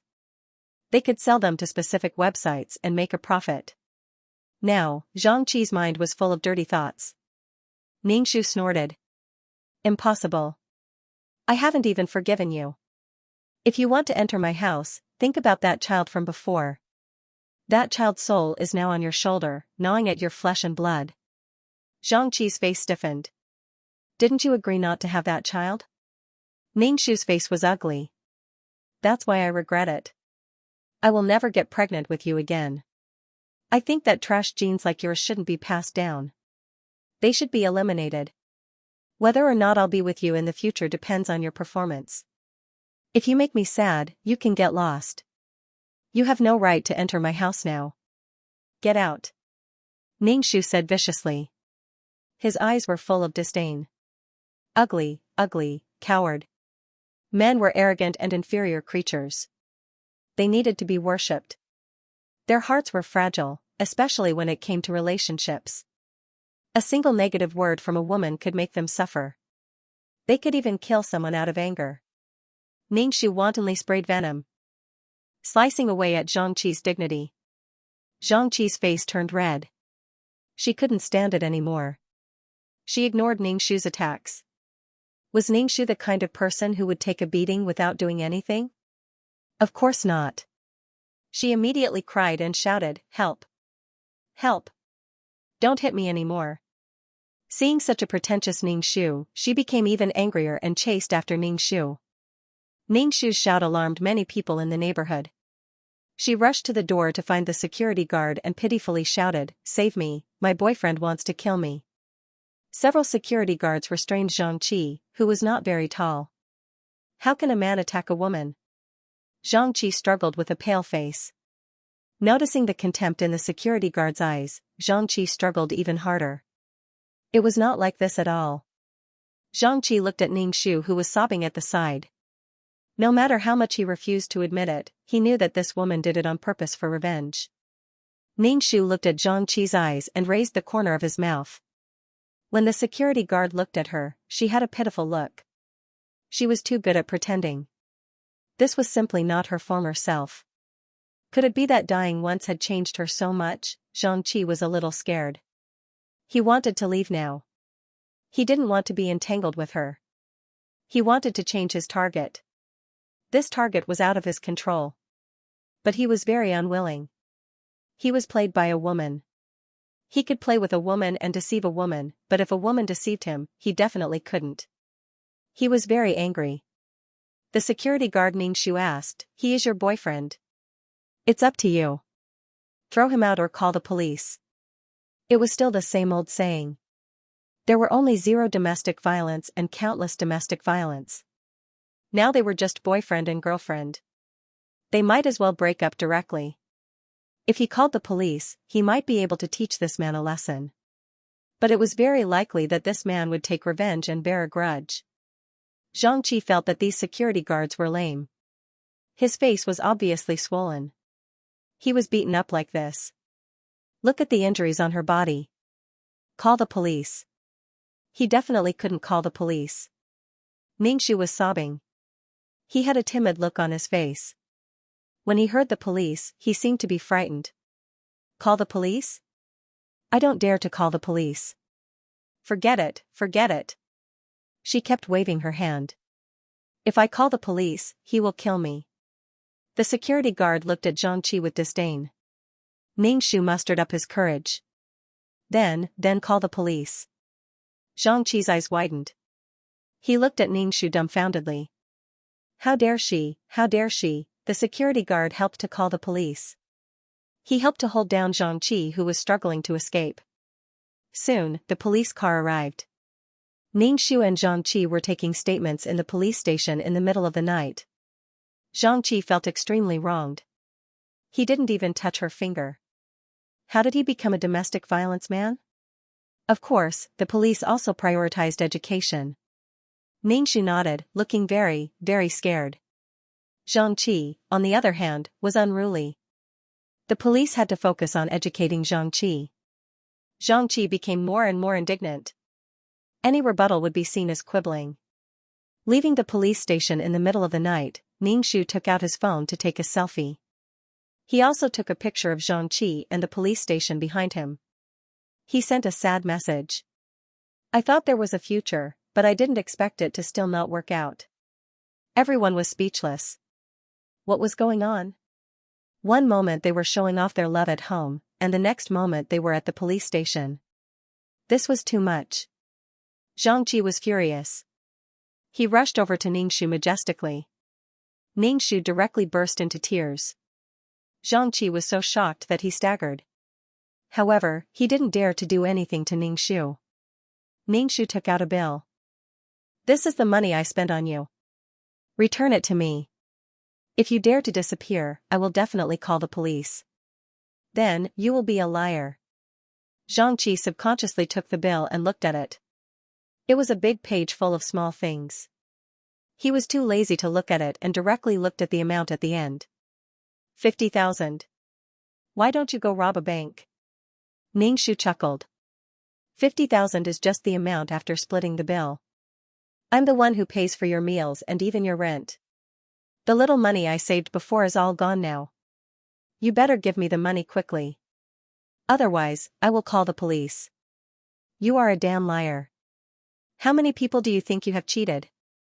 Xianxia was shocked. He didn't know if she knew or if she was just guessing. If you don't pay me back, I will expose you online. The name will be My Weird Boyfriend. You even need your girlfriend to pay for you. Xianxia stuttered for a long time, unable to say a word. He almost spat out a mouthful of blood. He was so angry that he laughed. You really have guts. Ningxu chuckled. If you have the guts to be a scammer, why can't I get my money back? If not, I'll go back and file a case now. Such a large sum of money can be considered fraud. She was about to go in when Xianxia was shocked. He had a guilty conscience and was afraid that the police would find out about the chat group. His heart was pounding. He reached out to grab Ningxu, but Ningxu dodged and grabbed nothing. Xianxia said, I've never seen a woman like you. You've already broken up and you're still so calculative. Ningxu said, yes, I'm calculative. Xianxia said, what about the things I bought for you? Although they were cheap, they still cost money. Ningxu said, I can return those things to you, but can you spit them out? Xianxia couldn't. He felt guilty discussing such things in front of the police station. I can't take out so much money in such a short time. Ningxu was suspicious. You want to go back on your word? Then I'll file a case so that you can't go back on your word. Xianxia was furious. I'll get you an IOU, okay? Ningxu lifted her chin and said, okay, I'll write it now. Ningxu took out a notebook and pen from his bag and handed it to him. Write it. Xianxia's hands were trembling. damn it, he was suddenly in debt. He couldn't accept it and his heart ached. He trembled and wrote the IOU under the dim light of his phone. Ningxu took the IOU and shook it before looking at it. You must have graduated from primary school. Your handwriting is too ugly. It's an insult to primary school students to say that such ugly handwriting was written by primary school students. Xianxia's face was covered in venom. He had already given up resisting. Resisting would only lead to more venom. Although Xianxia was speechless, his heart was even more gloomy and he couldn't accept it. So what if you're a university student? You're still an idiot even after studying so many books. Women are all like this. They can be tricked with just a little sweet talk. However, Xianxia was a little afraid of being entangled with her again. He wanted to offer a reward. Even if he couldn't deal with her, he wanted someone more powerful to deal with her. In any case, he couldn't do it anymore. He didn't get anything and instead lost money. Damn it. For them to do such a thing, even if they didn't make a loss or profit, it would still be a loss. 50,000? What do you mean 50,000? Why don't you go to heaven? It cost so much just to buy something for him. Ningxu took the IOU and said, I'll take it. Hurry up and return it to me. Then he went home alone. Xianxia followed behind her. Looking at her back, he sped up. He was not going to pay her back. He was going to snatch the IOU back and beat this bastard up. Ningxu turned around abruptly. Why are you following me? Xianxia was taken aback.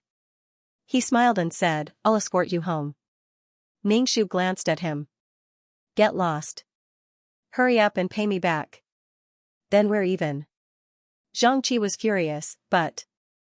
He said, okay, I'll go. Then, under Ningxu's gaze, he left dejectedly. Ningxu clicked her tongue. These people were despicable. What did they mean by exchanging true feelings for true feelings? To some scum, your warmth and tolerance would only become the soil that nourished their evil and darkness. Ningxu knew that this matter wouldn't end like this.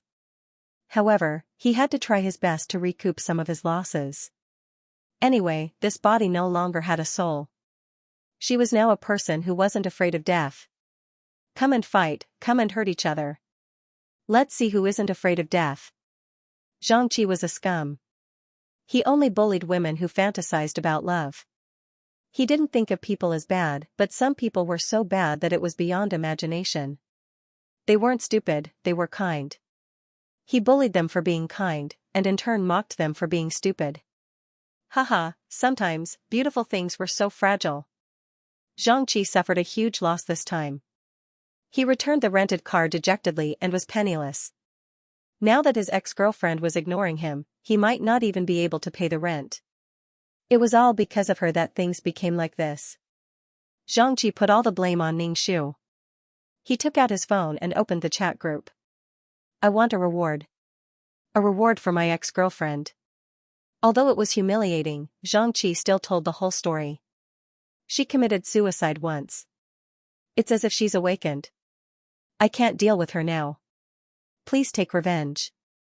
It was impossible to say that the group was completely harmonious. After all, people of the same sex repelled each other. They were jealous, or they just couldn't stand someone bragging. Some people jumped out to mock Xianxia, but some people were very interested. They asked about the city, and there were men from the same city who were interested in Xianxia's ex-girlfriend. The more challenging it was, the more exciting it was. Moreover, this kind of glory not only conquered a woman, but also showed that he was better than another man. Xianxia, I don't have any other requests. I just want you to torture her to death.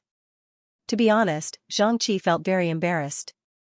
However, he couldn't just let it go like that. Some people in the group said that he would kill 1,000 people, especially those who were sick. Xianxia hoped that she would be infected with a disease and have no way out. Only then would he be able to vent the hatred in his heart. Soon, there were people who started to challenge this mission. They were sharpening their knives against Ningxu. Ningxu's application to join the chat group was blocked. He didn't accept it. An organization of this scale must have some talents.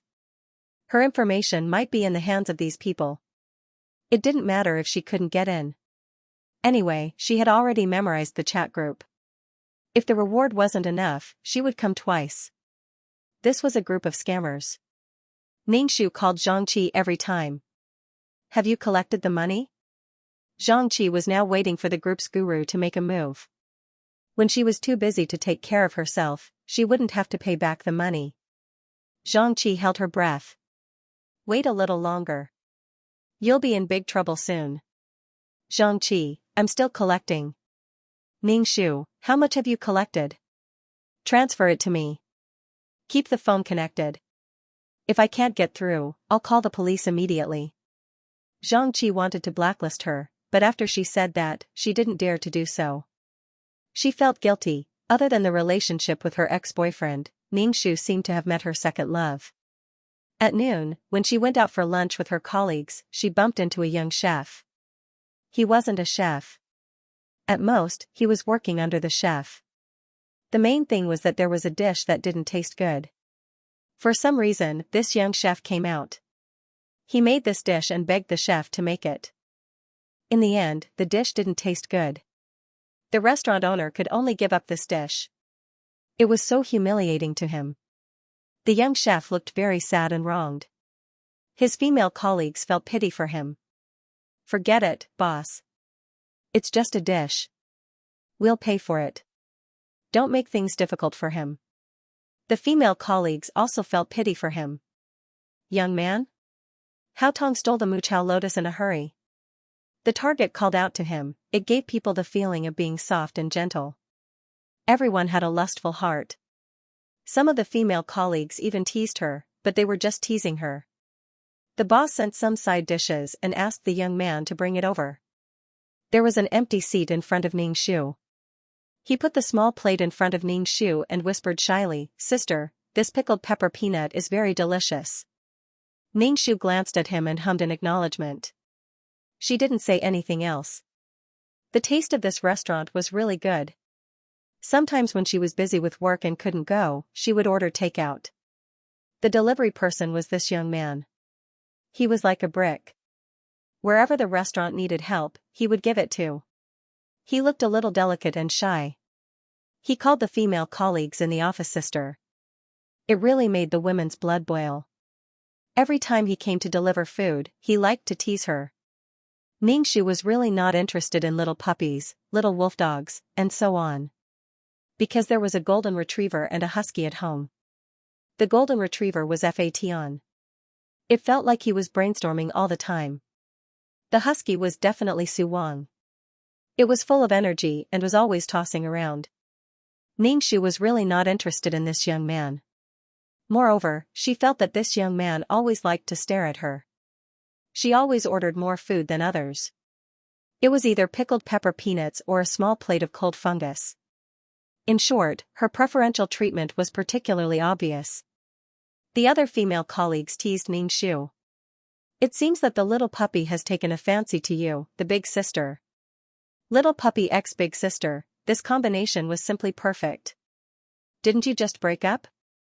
Isn't it good to find such a cute and considerate brother to ease the pain of breaking up? Every time he was teased, the youngster would look embarrassed. Ningxu, on the other hand, was rather indifferent. He's too young. I hate taking care of children the most. A relationship between an older sister and a younger brother had no future at all. It was just like an old mother. You were his sister, and you were his mother. When you didn't want him to take responsibility, it was fun to stick to you and cry. But when you had to take responsibility, who could stand it if he came to you and cried? The young man's eyes turned red after being hit by Ningxu. He lowered his head and walked away carefully. His female colleague looked at him and said, "Wow, he really likes you. There are so many of us here. Why does he like someone like you? Look at how cold you are." Ningxu thought for a moment and said, "Probably because I'm old." Everyone was speechless. He was left speechless. The corners of Ningxu's mouth curled up. She found it very interesting. Her schedule was full. Before her, there was the disgusting Xianxia, and now there was a slightly decent one. When she got off work and left the company, it was raining. An umbrella suddenly appeared above her head. Ningshu clicked her tongue in her heart. What a romantic scene. Interesting, Ningshu turned around and was not surprised to see the youngster's face staring straight at him. The other party was at a loss. Sister. Dong Qian called out to Ningshu softly. Ningshu smiled mysteriously. Thank you for the umbrella. Dong Qian said in a panic, you're welcome. The two of them shared an umbrella and walked towards the subway station. Everyone knew what Sima Zhao was thinking. Why did he only take one umbrella and insist that the two of them share an umbrella, and he insisted on giving it to her? It was very obvious. While waiting for the subway, Dong Qian looked down at his feet. Sister, do you have a boyfriend? Ningshu, I just broke up with your sister. I don't want to date for the time being. Oh, I see. Dong Qian's disappointment was very obvious. He asked again, Sister, when do you want to date? Ningshu pretended to think for a moment and finally said, I don't know. Then sister, can I send you home? He called her sister very sweetly. Ningshu shook her head. No, little brother. Although Dong Qian was disappointed, he did not pester her. After sending Ningshu to the subway, he stood there for a while until the subway left the station. Ningshu called Xianxia. Hurry up and transfer the money to me. Xianxia, he was simply an evil spirit. All he knew was to ask for money. Ningshu, no matter how much it is, transfer it to me. Xianxia was about to speak when Ningshu heard a girl's voice on the other end. Who is it? Xianxia seemed to be hurriedly covering the phone. He faintly said, it's a colleague from the company. Ningshu snorted. He did not expect Xianxia to find a new target so quickly. She directly threatened, if you don't pay me back, I'll tell your current girlfriend about you. I'll let her know what a wretched person you are. You eat and drink your girlfriend's money and see if she's willing to spend money on you. Xianxia gritted his teeth. We have already broken up. You shouldn't have intervened in my life. Ningshu, although we have broken up, I am still your debtor. You have to understand that. Xianxia hung up the phone first and opened the chat group. Has anyone accepted the bounty? Why hasn't that woman been punished yet? She was still asking him for money. Hooking up with this woman was simply a disgrace to his career. Someone in the group replied, yes, it has been accepted. This kind of thing needs to be done step by step. Xianxia was furious, but he could not wait any longer. Damn it, asking people for money every day. Every time he returned a little money, it was like cutting his own flesh. Now that he had not even gotten his target, it was time for him to spend money. Even if it was cheap, he still had to invest some money in the early stages. Ningshu received the money from Xianxia. It was only 500 yuan. She did not mind it. It was not a loss to get a cent or a dime from Xianxia. Getting rid of this kind of scumbag was the best thing in life. After delivering the umbrella, Dong Qian's behavior became more ambiguous. When he came to deliver food, he would often bring some small things he made for Ningshu, such as biscuits or desserts. This made Ningshu stand out in the group. This kind of preferential treatment was very obvious. Some of the female colleagues could not help but tease him. Dong Qian looked embarrassed, but Ningshu looked indifferent. After Dong Qian left, a female colleague joked with Ningshu, you can try. He looks like he is quite caring. He is young and knows how to coax people. Unlike other men who need you to coax them, he was sensible and tactful. Most importantly, he was young and knew how to have fun. It was more fun to be with this kind of person. Ningshu smiled. I am surprised. I didn't say a word back then. Why did he notice me? When Dong Qian was scolded by the restaurant owner, the other female colleagues all sympathized with him and spoke up for him. However, Ningshu's heart was as hard as steel. He didn't say a word and just ate his own food. He didn't even care about the incident. People would be grateful for their kindness, but Ningshu didn't say a single word. Even if it was just for show, the female colleague thought for a while and finally shrugged and said, it's probably because you look colder. There are two types of people. One is as cold as the moon and makes people want to hold the moon in their arms. The other is very flirtatious and makes people like them, especially men. One is the desire to conquer, the other is the desire to satisfy. Ningshu. You really have a lot of tricks up your sleeve. These female colleagues were so damn cute. Sometimes, the topics they talked about were so big. Ningxu, oh, he wants to conquer me? The female colleague patted Ningxu's shoulder and said, you can try, but don't let him succeed so quickly. I can see that he's better than your ex-boyfriend. Ningxu smiled and asked, why is he better than my ex-boyfriend? Some people's tricks were deeper. Female colleague, at least he's better looking than your ex-boyfriend. Ningxu, he was speechless, however, he wasn't as eye-catching as Xianxia. He was willing to take care of him just because of his looks. His looks weren't very good. With Xianxia as a comparison, Dong Qian's looks were originally only 6 points, but now it was 7 points. Red flowers needed green leaves to complement them, if only he could enter that chat group. Right now, Ningxu didn't know what was going on in that chat group. Feeling unhappy, Ningxu opened the website and reported it again. The cute little puppy's pursuit of Ningxu was becoming more and more obvious. Every day, he would wait for Ningxu to get off work and then send Ningxu to the subway station. He would call him sister sweetly. Ningxu calmly accepted the title of sister. You can even call me ancestor. After all, I'm really old. Ningxu felt that if the other party knew his age, he would probably be scared shitless. As soon as Ningxu left the company, Dong Qian consciously reached out to take Ningxu's bag. He smiled before saying anything, revealing a shy smile. When Dong Qian smiled, his eyes narrowed. This kind of smile made him look warm and harmless. Sister, can I send you home today? Send you to the door? Dong Qian looked at Ningxu expectantly with stars in his eyes. Step by step, it was delivered to the subway station before, but now it was delivered to the doorstep. Yet, he still asked. If it were any other girl, they would be too embarrassed to answer. Yet, he asked so sincerely. Ningxu thought for a while. Sure, just drop me off at the entrance of the neighborhood. Dong Qian was very happy. Thank you, sister. Sister, I'm very happy. Ningxu just grinned and looked Dong Qian up and down without hesitation. Dong Qian smiled and asked Ningxu, sister, am I good looking? Ningxu nodded. Not bad. You're better looking than my previous boyfriend. Dong Qian didn't care at all about her mentioning her previous boyfriend. Instead, he asked, then, I didn't charm you? Ningxu was immune to such words. She shook her head. No. He pretended to be defeated. Why can't I charm you even though I'm better looking than him? Ningxu thought for a while and said, probably because he's ugly. Dong Qian laughed. Sister, I like you more and more. Can you like me too? He begged Ningxu coquettishly, like a pitiful puppy, staring at Ningxu pitifully. Ningxu looked at his head and stretched out her cold hand. This body was destroyed after all. Although it was revived due to excessive blood loss, its hematopoietic function was not good. It was only autumn and Ningxu was already cold. The cold touch almost made Dong Qian shiver. Ningxu's finger slid down his cheek to his chin. Then, she lifted his chin slightly and looked at his face.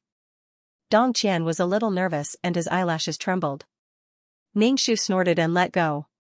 Little brother, how can you ask for love? Dong Qian grabbed Ningxu's hand. Why is your hand so cold? Let me warm it for you. Ningxu did not struggle. Why would she reject a human-shaped hand warmer? Young lads were indeed full of vigor. Ningxu immediately felt her hands become much warmer.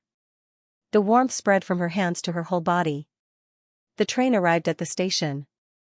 Ningxu and Dong Qian got off the train.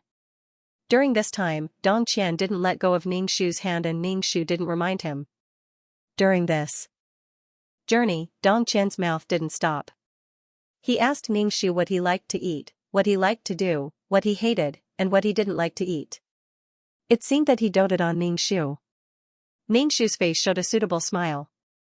Dong Qian said, sister, you should smile more. You look so good when you smile. Ningxu's smile didn't change. Is that so? Dong Qian's eyes were clear and affectionate when he looked at people. Compared to Dong Qian, Xianxia was nothing. Logically speaking, Ningxu should be able to accept Dong Qian quickly now that he was in a relationship. It was better to take advantage of this situation. Dong Qian sometimes looked at Ningxu with a puzzled expression. Sister, did I do something wrong? Why don't you accept me? Ningshu let go of Dong Qian's hand. Guess. Dong Qian, I guess it's because your previous relationship was so sad that you didn't dare to believe in love? Ningshu smiled and shook his head. No, guess again, Dong Qian, then it must be because I'm not good enough. You can't open your heart. Ningshu nodded. That's right. Dong Qian, I will become better. Sister, believe me. Ningshu, I'm here. You can go back. Dong Qian waited until Ningshu's figure was out of sight before he turned and left. The next morning, Ningshu saw Dong Qian waiting for him as soon as he stepped out of the door. When he saw Ningshu, he immediately said, Sister, I'll take you to work. Ningshu looked at him coldly. You don't have anything to do, yet you insist on picking me up. Forget about it at night. Don't you need to prepare something for your restaurant in the morning? When Dong Qian saw the look on Ningshu's face, he looked a little terrified. He explained, I just want to take you to work. To me, taking you to work is the most important thing right now. Ningshu nodded indifferently and did not say anything to him. Dong Qian followed behind Ningshu and said pitifully, Sister, I was wrong. I just wanted to see you. I didn't sleep well last night. I wanted to see you as soon as the sun rose. Ningshu turned around and looked at him. You didn't do anything wrong. Dong Qian felt even more wronged. Then why are you angry? Don't be angry. It's all my fault. Ningshu, are you looking for a girlfriend or an ancestor? Men were naturally rational while women were naturally emotional. It was impossible for a woman to not feel touched and softened when facing such a pitiful man. Ningshu looked touched as she looked at Dong Qian and asked, What do you like about me? Do you want my heart to be hard? Dong Qian smiled, Is there a reason to like someone? Ningshu laughed, Of course there is a reason. If there were no conditions or reasons, then an outstanding person would have the same advantages as an uncompetitive person. Then there would be no such thing as selection. Even when buying things, one would know how to choose between good and bad. First, one would know if they liked the thing or not. Then, one would consider the advantages of the thing. If the thing did not touch the person's heart, then one could only give it up. Good looking, outstanding, beautiful, everyone would like it.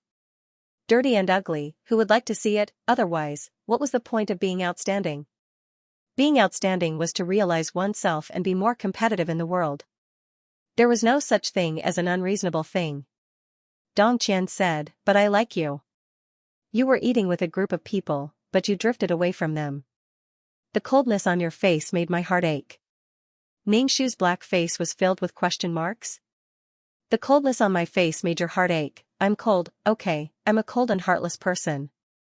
Dong Qian reached out and held Ningshu's fingers, I want to warm you. What Ningshu was thinking was, Brother, you're actually holding a corpse. Her consciousness was controlling this corpse. When her consciousness left the body, this body would turn into a corpse. And some of her senses were becoming more and more numb as time passed. Ningshu felt that she could not delay any longer. If she delayed any longer, she might become a zombie with livor mortis all over her body. If she knew, she might piss her pants in terror. Ningshu chuckled, You want to warm me up? Brother, it's not that I want to say this, but I really want you to touch my heart and see if it's beating at the speed of a normal person. Dong Qian looked at Ningshu and smiled meaningfully. He could not guess what she was thinking. Girls just wanted others to dote on them, treat them well, give them gifts, and have someone to accompany them when they were sad. They were born with abundant emotions. When they were pampered, they were gentle and beautiful. When they didn't get what they wanted, they became hysterical. However, Dong Qian couldn't see what she wanted from this woman. She didn't change because of other people's love. It was like a dog biting a hedgehog, and he didn't know where to bite. He could only treat her better and get closer to her heart. Dong Qian asked, When is your birthday?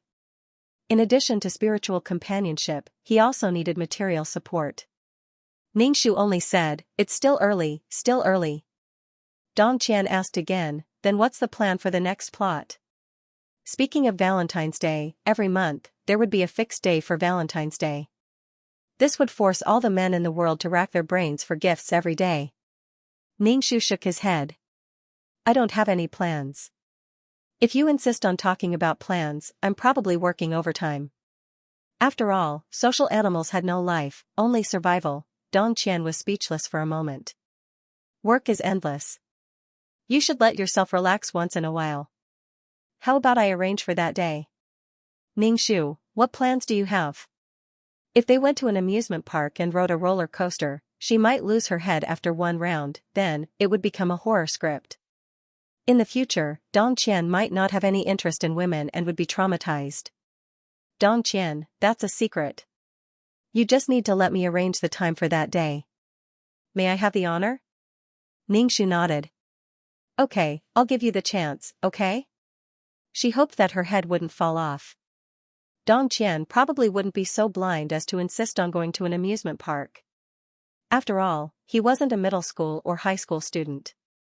Dong Qian was very happy. His joy was beyond words, and he was simply happy. Ning-Shu also laughed. When Dong Qian saw Ning-Shu smile, his smile became even brighter. There was a simple joy in it. Dong Qian walked Ning-Shu to the entrance of the company. He said lovingly, remember to take leave the day after tomorrow. Ning-Shu nodded. Okay. Dong Qian reached out and rubbed Ning-Shu's forehead. When he retracted his hand, there were a few strands of hair stuck to his palm. Recently, Ning-Shu's qi and blood were deficient. The biggest sign was that she was losing her hair. When she woke up in the morning, Ning-Shu's hair was on the pillow, Ning-Shu's hair was on the floor, and Ning-Shu's hair was on the comb. However, there was no hair on her head. She was severely deficient in qi and her body was between a corpse and a living person. Ning-Shu suddenly had a strong mischievous feeling in his heart. He was so excited, Dong Qian picked up the strands of hair in his palm. You should rest. Look at your hair loss. You'll go bald easily, Ning-Shu, thank you. Everyone will go bald someday. You look like you have a lot of hair now, but you'll go bald in the future. You're a little fresh now, but you'll become a greasy bald old man in the future. Come on, spit venom at each other. Dong Qian's expression changed. He couldn't help but rub his arms. This was too scary. Don't say any more. I definitely won't become a greasy old man in the future. Ning-Shu added, not only greasy, but also wretched, let's go in. Dong Qian looked like he didn't want to talk about this topic. I'll work hard from now on. I won't give you the chance to despise me. Ning-Shu just smiled and didn't say anything. She didn't want to know what surprise Dong Qian had prepared for her. In short, it was just that. She didn't believe that there was anything unexpected. Ning-Shu felt that it wasn't possible to shock an experienced driver like herself. Now that her relationship with Dong Qian was hazy and ambiguous, Dong Qian had already made it very obvious. It just depended on how Ning-Shu responded. If Ning-Shu took the initiative and replied, there would be a story between them. But if Ning-Shu didn't reply, there would also be a story between them. Ning-Shu still went to ask for a day's leave from her boss. The reason was that she had to go to the hospital for a checkup. Her boss had no reason to refuse and could only agree with a black face. However, he still nagged her. Girls, it doesn't mean that they'll have a peaceful life if they marry well. After marriage, men, in-laws, and children are all troublesome matters. It's important to find a man, and it's the same for work. Look, you've asked for leave and some progress has fallen behind. You have to have a sense of community. Can a man give you money? Only what you earn is real. Look at you. For a man, your body can't take it anymore. You don't have any money. Is it worth it? Ning-Shu readily said, it's not worth it. You're right. It really wasn't worth it. The boss waved his hand at Ning-Shu. Go, get your body better before you come back to work. In the meantime, Dong Qian called to ask if Ning-Shu had applied for leave. Ning-Shu said that she had already applied for leave and would be free the day after tomorrow. Dong Qian's kindness to Ning-Shu became more and more obvious. During lunch, Ning-Shu's food was twice as much as the others. There were desserts and fruits, and there were several types. The other female colleagues were envious. What kind of godly boyfriend was this? He was so unscrupulously good to others. No woman could resist such warmth. However, These things were really a burden to Ning Shu because her digestive ability was getting worse and worse. After eating, it felt heavy in her stomach and was very uncomfortable. She was not in a good condition and ate things that were hard to digest, especially cold and overly sweet things. They would be wrapped up in her stomach and could not be digested. After all, it was a corpse. Ning Shu shared the fruits and desserts with her colleagues to reduce her burden. There was no lack of fruits that were popular on the internet. There was nothing special about the fruits that were popular on the internet except that they were very expensive. A caddy of fruits could be sold for the price of 10 caddies of pork. In short, it was an IQ tax. The colleagues were still sighing as they ate. This young man is really good to you. Such expensive fruits and desserts, and he bought them for you just like that. These desserts are very expensive. Ning Shu blinked. Really? So expensive? If you ask me, you should just follow that young man. He's so cute and he's willing to spend money on you. It's really rare. It's a pity that he's not interested in me. I agreed immediately. Sometimes, the opinions of the people around him would greatly affect the decision of the person involved. If he heard that the people around him had a good impression of him, he would subconsciously follow blindly. After all, so many people said that he was good. Could it be that so many people were blind? Then it would begin. However, did these colleagues really understand him? It was just a one-sided understanding. After eating some of his food, their mouths softened. They did not know how to speak well of others, but they also did not know how to speak ill of others. These people's words were just casual. If they really believed them, then they would be really stupid. There were still 2 days left. Dong Qian called Ning Shu and said that he would not be coming to pick her up. When a person is used to another person's behavior and friendliness, they will not be used to it if it suddenly disappears. Previously, Dong Qian wished he could become a pendant on her leg, but now, he had disappeared without a trace. If it was a defenseless girl, how disappointed would she be? She couldn't help but think of him. This was a classic example of loosening the reins only to grasp them better. He followed her around every day and annoyed her to death. Then, he disappeared for a period of time. His heart was only thinking about him. If a competitor appeared at this time, it would be perfect. Ning Shu did what he needed to do. He went home and went to work alone. Occasionally, someone would look at him. That soft and cute little puppy was hiding in the crowd and looking at her. He probably wanted to see how she was doing without him. Brother, it's only been a day or two. You're thinking too much. On the night before Valentine's Day, Ning Shu received a package.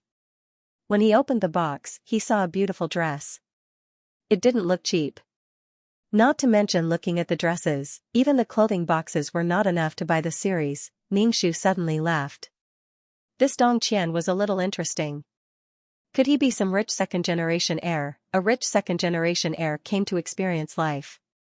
Was he not going to hide it anymore? Ning Shu called Dong Qian. Why did you give me this? It looks expensive.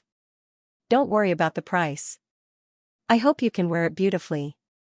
I'll come and pick you up tomorrow. Sister, your time tomorrow belongs to me. Ning Shu nodded.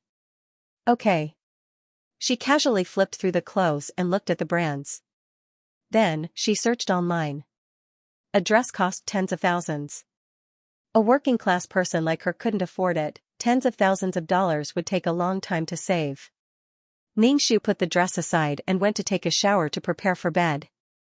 This body didn't look like it could hold on for much longer. She had to leave when her body couldn't take it anymore. It was a pity that she entered that kind of group.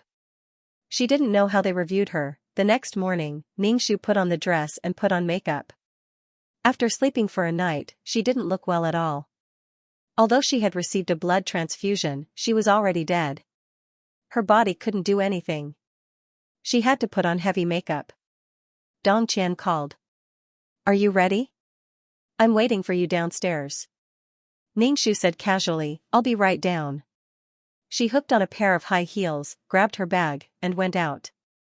When she went downstairs, she saw a red sports car. The color was very eye-catching and very flashy. Dong Qian sat in the car. Ning Shu waved and called out softly, Sister. Ning Shu walked over expressionlessly. Dong Qian got out of the car and opened the door for Ning Shu. Ning Shu sat in the car. Dong Qian drove very skillfully. He could even reverse the car with one hand. One look and you could tell that he was an experienced driver. Such a luxurious car appeared in a not-so-good neighborhood. Naturally, it attracted a lot of attention. They left the neighborhood. Dong Qian saw that Ning Shu didn't have any intention to speak. He could only start a conversation. "Sister, I knew you would look good in this dress." "It's just as I expected." Ning Shu said, "Thank you for the dress." Then, she didn't say anything else. Dong Qian could only say pitifully, "Sister, are you blaming me?" Ning Shu raised her eyebrows. "Why would I blame you?" Dong Qian carefully sized up Ning Shu. When he realized that she wasn't angry, he suddenly felt a little defeated. "Sister, why aren't you angry?" "You're angry that I hid my identity." Ning Shu said very magnanimously, "You naturally have your reasons for hiding your identity. It's not my place to be angry." Dong Qian couldn't help but ask, "Aren't you angry at all?" "I wasn't honest with you and didn't use my real identity to get to know you." Ning Shu, "Oh, you're free to use whatever identity you want to meet others." Dong Qian, "I'm really F***king, aren't you angry at all?" Ning Shu was a little impatient. "You have to care about whether I'm angry or not." "Fine, I'm angry." Dong Qian changed the topic. "Sister, I've booked a restaurant. Let's go there." Ning Shu nodded. "Very good. A Western restaurant doesn't have much food." Fortunately, it wasn't hot pot. Otherwise, she wouldn't be able to finish it. Ning Shu turned her head and looked out of the car window. Damn it. She didn't feel hungry. She didn't eat much last night and didn't eat in the morning. But she didn't feel hungry. This isn't a good sign. She can't turn into a zombie. She will definitely be destroyed. If Dong Qian was her target, then it would be fine. If she was wrong, then she would waste a lot of time. If his body couldn't take it in advance, his efforts in this world would have been in vain. It was fine if his efforts were in vain, but Gu Liang's death would be in vain, and the culprit would be fine.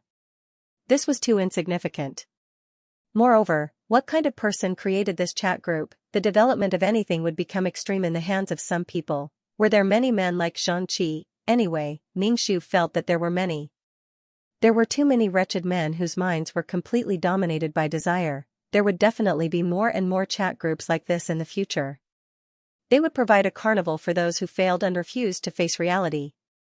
They would blame the heavens and blame others, and they would hurt girls who didn't know anything. There were too many things to solve. When Ning Shu thought of the soul of the owner of this body, she couldn't help but feel resentful. It wasn't worth it to commit suicide for such a man.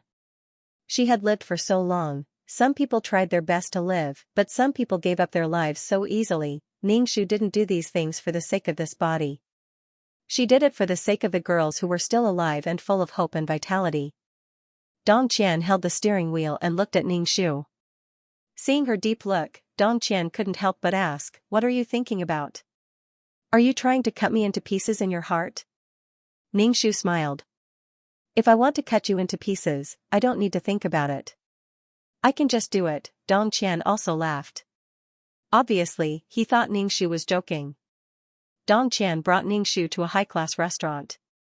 As soon as they walked into the restaurant, they didn't feel anything other than the strong fragrance of flowers that assaulted their senses. In such a big restaurant, there was a huge heart-shaped flower sea made of roses. In the middle of the flower heart was a table with candles on the table. It looked like a romantic dinner. Early in the morning, Ning Shu smelled the strong fragrance of roses and felt nauseous. Her throat moved. "Sorry, I feel like vomiting," Ning Shu said. "No other guests?" Dong Qian said, "I booked this restaurant. Today, the restaurant's time is at our disposal." Raising his thumb, Ning Shu said with a smile that wasn't a smile, "You can be willful when you're rich." Dong Qian placed one hand on his chest, bowed slightly, and extended the other hand in front of Ning Shu. "Madam, may I have the honor to invite you to dinner?" Ning Shu placed his hand in Dong Qian's. "Of course, it's your honor." Dong Qian didn't feel offended in the slightest. Instead, he smiled happily. Holding Ning Shu's hand, he stepped on the petal-covered ground and slowly walked towards the dining table. Surrounded by the sea of flowers, Ningxu could no longer stand the fragrance of the flowers. He sat down with an ugly expression on his face. Dong Qian was very gentlemanly. He pulled out a chair for Ningxu and sat across from Ningxu. Ningxu didn't dare to sneeze. He was afraid that his eyes would pop out. After all, she felt that she was a corpse now. She had to take good care of her body, her senses were slowly deteriorating. She could even smell the fragrance of the flowers. Looking at Dong Qian's indifferent expression, it was either that he didn't have a sense of smell or that his nose was stuffed. A melodious violin sounded. A young and handsome violinist slowly walked over and played a beautiful piece of music. He stopped in front of the dining table. Ningxu propped up her chin and looked at the violinist. Not bad, very handsome, very pleasing to the eye, therefore, girls should look at more things. If they really couldn't, they should look at more magazines and TV dramas. They should look at good figures and good looks. If they could improve their aesthetic standards a little, they wouldn't be like the original owner, who committed suicide for such an unsightly man. Logically speaking, the dead should be respected. However, Ningxu still couldn't help but want to say, "It's not worth it." After the song ended, the melodious sound of the violin stopped at the end of a note. It was melodious and lingering, making people immersed in it. Ningxu smiled. Well played, reward. Dong Qian and the violinist were stunned at the same time. Ningxu said indifferently, "Can't I reward?" Dong Qian nodded and said with a smile, "Of course you can." Then, she said to the violinist, "Go and tell your manager." The violinist said and left. It was his job to play the violin for the guests. If the guests gave him a tip, he would just accept it. There was no reason for him to reject it. Dong Qian said to Ningxu, "If you like it, let him play for a while longer." Ningxu said, "No need. No matter how good it is, I'll get tired of it if I listen to it a few more times." Dong Qian pushed the menu in front of Ningxu. "Order whatever you like." Ningxu casually ordered a very small steak. If she ate too much, she was afraid that she would vomit. Eating steak early in the morning, thank you very much. Dong Qian looked at the menu. This steak had the least amount, but it was the most expensive. She must have ordered it based on the price. Dong Qian smiled. He wasn't afraid that she would spend money, but he was afraid that she wouldn't want to spend his money. Dong Qian ordered the same thing as Ningxu, an extremely expensive bottle of red wine. Dong Qian said, "Sister, you're still angry with me. Don't be angry anymore." Ningxu said, "I'm not angry. Whether you believe it or not, I'm not angry." Dong Qian said pitifully, "Sister, I don't know how to describe my feelings right now. I'm worried that you'll be angry, but I'm also afraid that you won't be angry. If you're angry, it means that you care about me. If you're not angry at all, it means that you don't care. That shouldn't be the case." With the knife in her hand, she shouldn't be angry anymore. When a normal girl faced this kind of situation, not only would she not be angry, but she would also be terrified and feel inferior. Hashtag I thought that the man who chased me was a poor man, but he's a rich second generation. Hashtag how should I face a man who looks poor but is actually rich? Hashtag Ningxu just said, "Okay, I'm very angry, very angry." "You're hiding secrets." Dong Qian's clear eyes flashed. "What secrets do I have?" "Sister, are you willing to be my girlfriend? In the future, we'll spend our lives together. If we have secrets, we'll share them." Ningxu was still expressionless. There was no surprise or fear on her face. This made Dong Qian very nervous. He begged, "I beg you, sister." Ningxu said, "Brother, okay." Sister and brother were having fun. Dong Qian immediately broke into a bright smile and raised his glass. "Sister, I toast you." Ningxu raised her glass and clinked it with his. She wanted to say something but hesitated. "I have a question, but I don't know if it's appropriate to ask." Dong Qian said, "It's time for us to be boyfriend and girlfriend. I'll answer whatever you ask." "Sister, you can ask," Ningxu said, "then I'll just ask. Brother, do you lack motherly love? Actually, you'd rather call me mom." Dong Qian. The conversation fell into an indescribable awkwardness and stagnation. Ningxu didn't mind drinking the red wine, not caring if she said something she shouldn't have said. Dong Qian said pitifully, "I really lack love, please take pity on me." Ningxu sneered with a mocking expression. What if I don't love you? She looked very heartless, but Dong Qian seemed to like Ning Shu's half-dead look. He said directly, then I'll beg you, sister, you will definitely take pity on me. At this time, the steak was served. The steak was so small that it was only half the size of a palm. If it was cut, there would only be a few pieces. Dong Qian cut the steak for Ning Shu. Ning Shu took a bite. Sure enough, expensive things had their reasons. It was just that there was too little of it. Dong Qian didn't ask Ning Shu if she wanted another plate. He asked the waiter to serve it again. Ning Shu stopped him. No need, it's fine as long as I've tried it. Dong Qian said, I think you like it a lot. Ning Shu was expressionless. She said half-dead, there are many things I like in the world. Do I need to have them? Ning Shu didn't give him any face, but Dong Qian wasn't angry at all. Sister, you know how to live. But there are too many people in the world who have too many desires.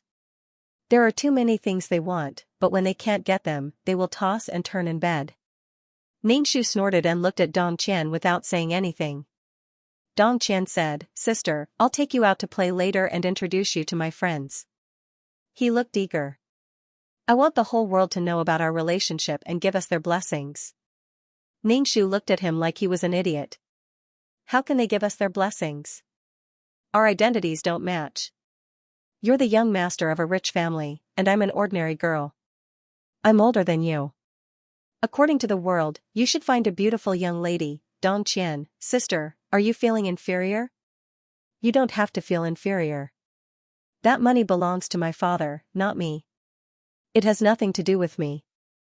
Ning Shu scoffed, it doesn't matter. You still used it. You said it didn't matter, but you still used it. Dong Qianxiao smiled and didn't say anything. She took out a blue box and pushed it in front of Ning Shu. Sister, this is a gift for you. Ning Shu opened it and saw that it was a diamond necklace. It was very shiny and luxurious. Ning Shu closed the box and did not look at it again. Dong Qian was a little surprised.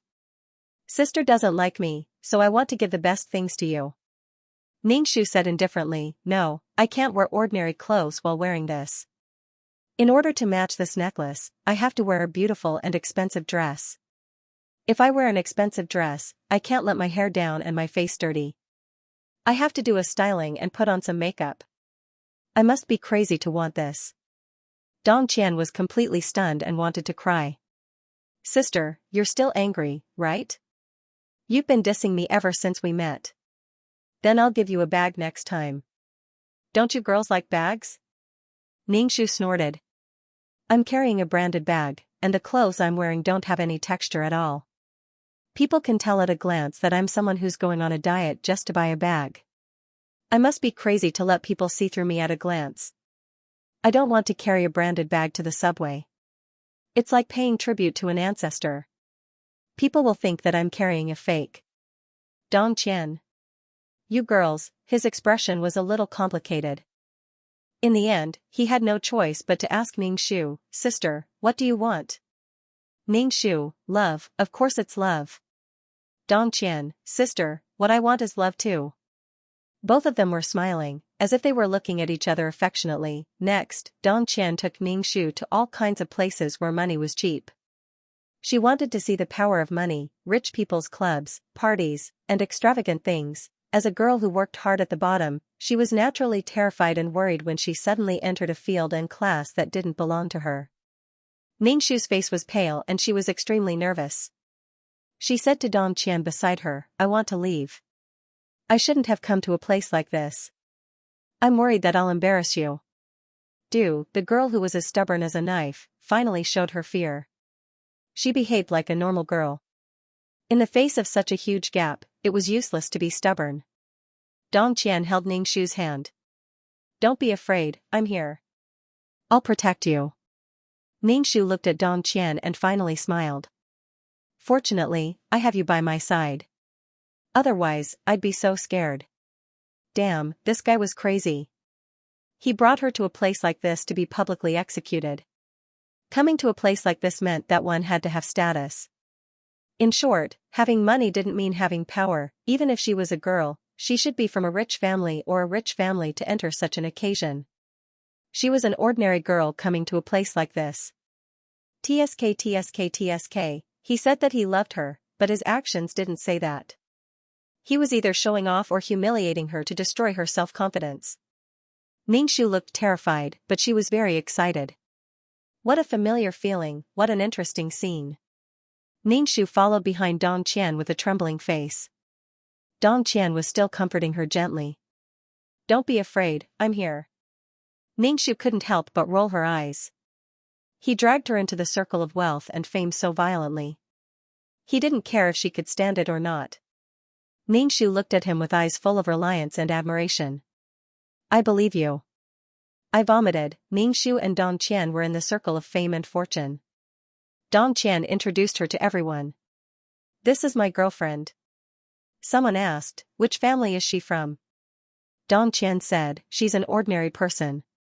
Her family isn't very well off, but she's a good person. Ningxu's mouth twitched. She smiled without showing her teeth and didn't say anything. Oh, an ordinary person. These people wouldn't say anything in front of Dong Qian, but they would definitely say something behind his back. Ningxu saw many people gathered in twos and threes. When they talked, they glanced at her a few times. They must be talking about her. She didn't need to think to know what they were talking about. They wouldn't say anything about Dong Qian. At most, they would talk about her social status and despise her behind her back. She didn't belong to this place like Gidge. Her appearance here was an offense to these people. Everyone here was a person of status. Why did a woman with nothing like her come here by hooking up with a man? Ningxu didn't care about these people's words at all. She looked terrified. Dong Qian, did I embarrass you? Dong Qian, no, sister. I'm very happy. I feel like we're together. Ningxu, haha. Ningxu's expression was extremely fearful, and she was especially reliant on Dong Qian, trembling in fear. Dong Qian consoled her, don't be afraid. Just treat it as a normal situation. There's nothing to be afraid of about these people. They all have eyes and mouths. If anything happens, I'll take care of it for you. Ningxu's eyes lit up instantly. They were bright and piercing. She asked uncertainly, really? Can I really do that? Of course, you can do anything you want. Ningxu hugged Dong Qian's arm. Thank you. You're so nice, Dong Qian smiled. He then saw Ningxu holding a wine glass and making her way into the crowd. Everyone else was talking in twos and threes. She wasn't afraid of being awkward and insisted on introducing herself as Dong Qian's girlfriend. When others were talking, it gave off an extremely bad impression.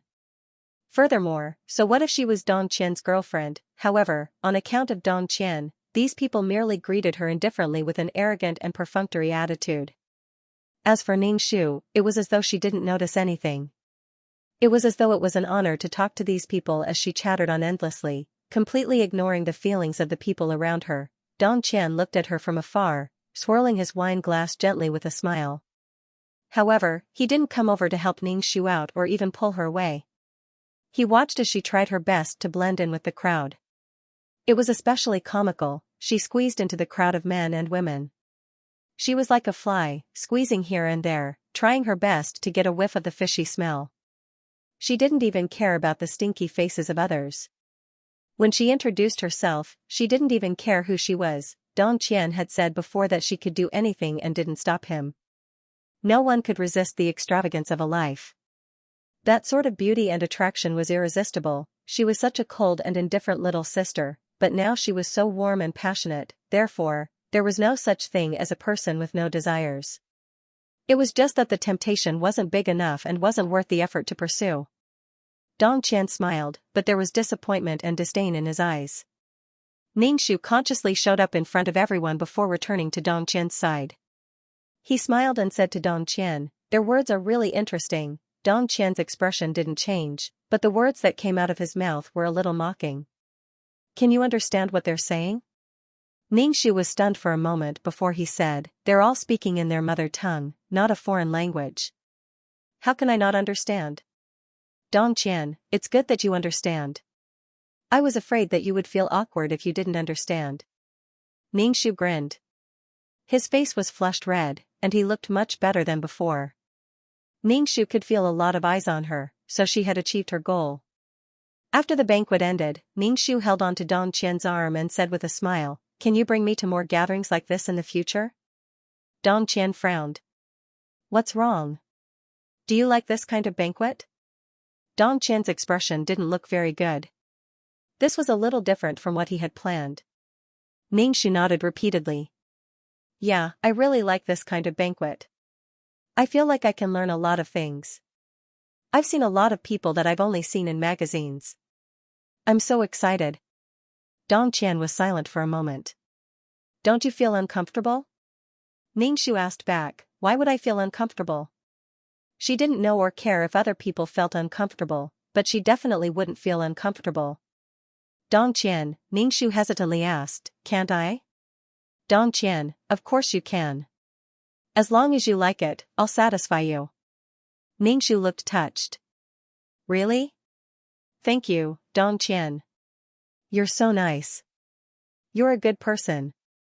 You're indeed better than my ex-boyfriend. You don't know that my ex-boyfriend is ugly and poor." "Dong Qian, really?" Ningxu was all smiles. "Of course." Dong Qian brought Ningxu home.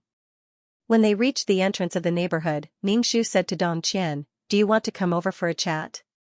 Dong Qian couldn't help but complain in his heart. She had never mentioned it before. Now that she had taken the initiative to bring it up, the difference was too big. Haha, Dong Qian shook his head. "It's too late. You should rest well." "I'm going up." "You're going to be busy again. Rest early." Ningxu nodded. "Alright, you should go back too. Drive carefully." Dong Qian turned the steering wheel and left the neighborhood. He drove towards the bar. He was probably too depressed and wanted to drink. When Ningxu turned around, the smile on her face disappeared. She calmly walked up the stairs and went home. When she got home, Ningxu posted a status and said in a mushy tone, "I met the best person, smile, smile." Then she called Xianxia. A girl picked up the phone. "Hello, who are you looking for?" Wow, this was a good opportunity. Ningxu immediately said, "Who are you? Where's Xianxia?" The girl on the other side of the phone immediately replied, "Who are you? Why are you calling Xianxia?" "I'm Xianxia's girlfriend." F***ck, Xianxia, this bastard, was too fast. It was like a seamless connection. There was no free time. Ningxu said arrogantly, "I'm Xianxia's ex-girlfriend. I'm calling him to ask him to return my money. That ugly B***** is always spending my money when he goes out. He cheated me of my body and money. If he doesn't return the money, I have people to kill him. You're his girlfriend now. Why don't you return the money for him?" The girl on the other side of the phone said angrily, "What nonsense are you talking about?"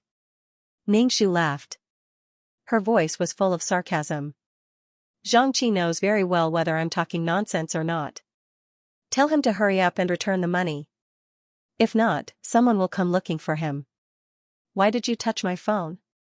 Xianxia's panicked voice came from the phone. Soon the other side of the phone hung up.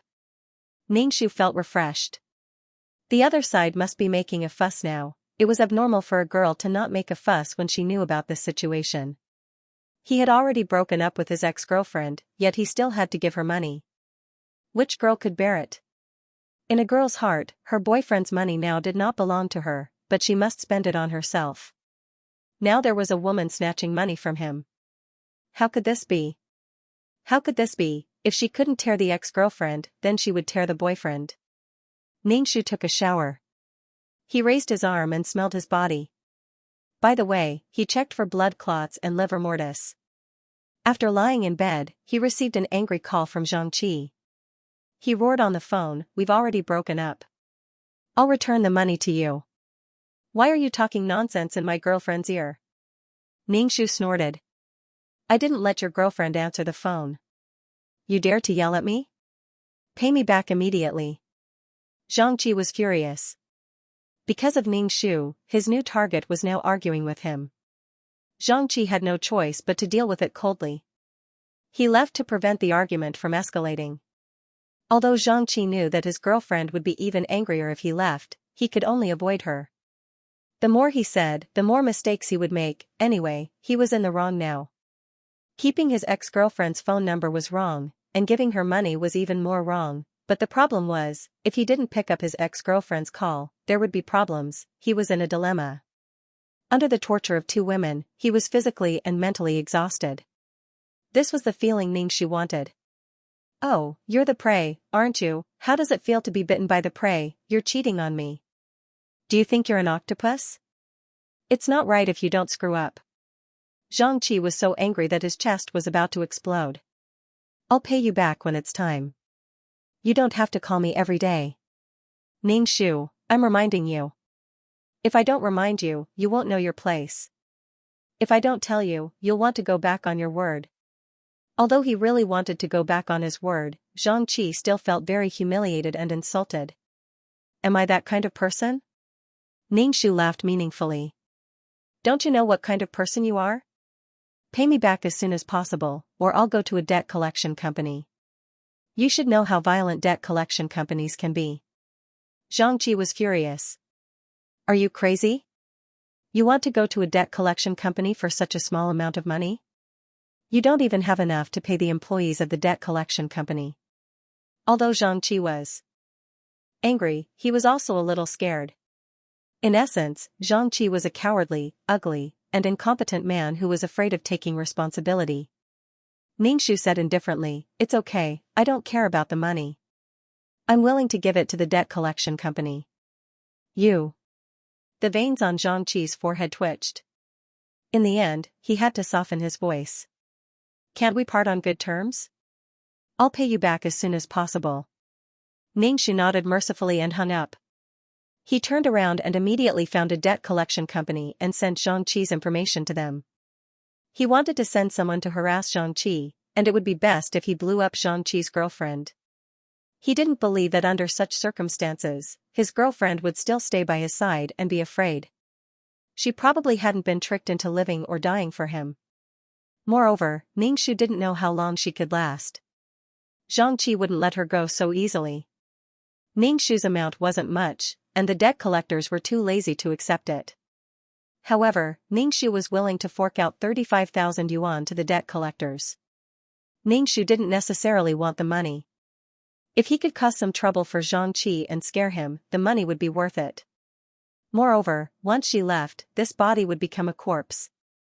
Money and whatnot were of no use at all. Xianxia sighed and scrolled through his phone. When he saw Xianxia's status, he chuckled. "I met the best person in the world." The best person.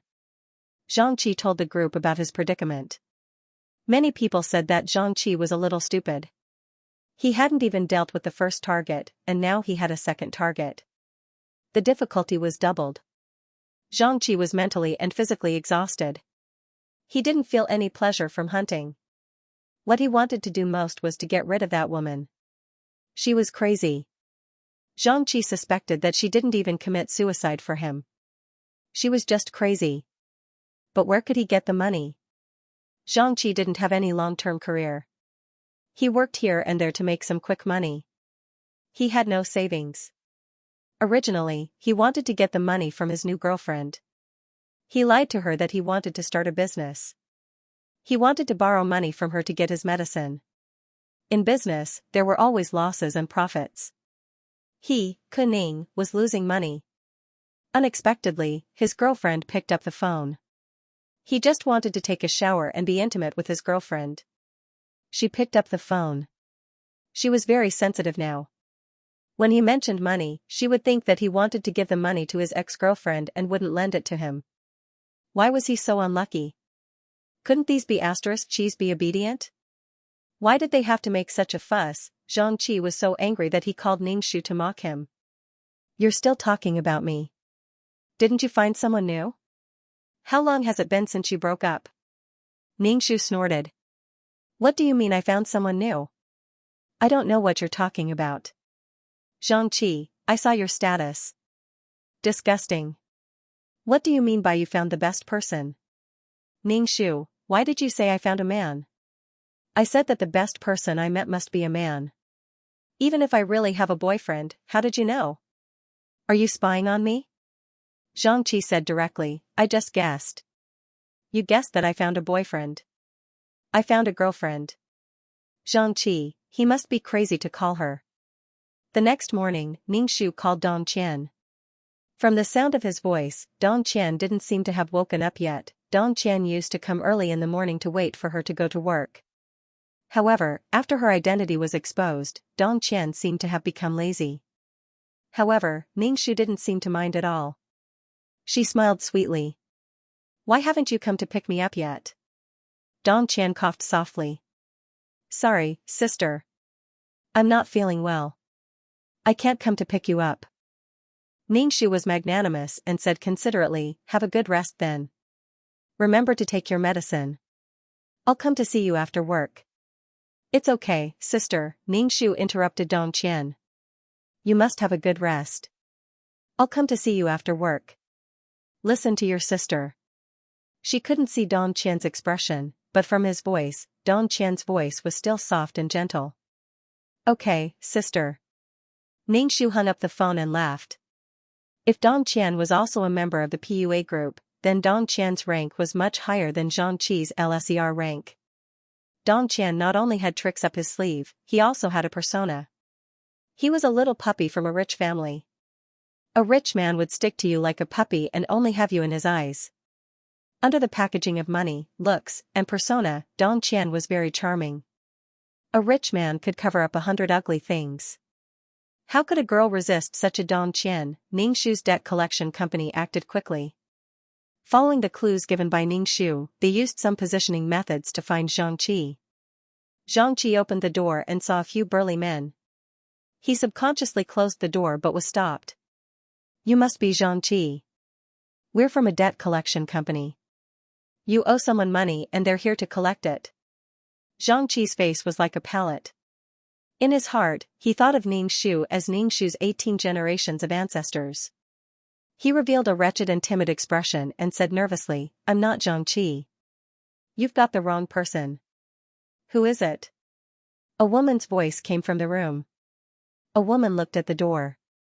The woman looked at the people at the door suspiciously, then looked at Xianxia and asked, Who are you? Xianxia immediately said, They're at the wrong place. He looked at these people expectantly.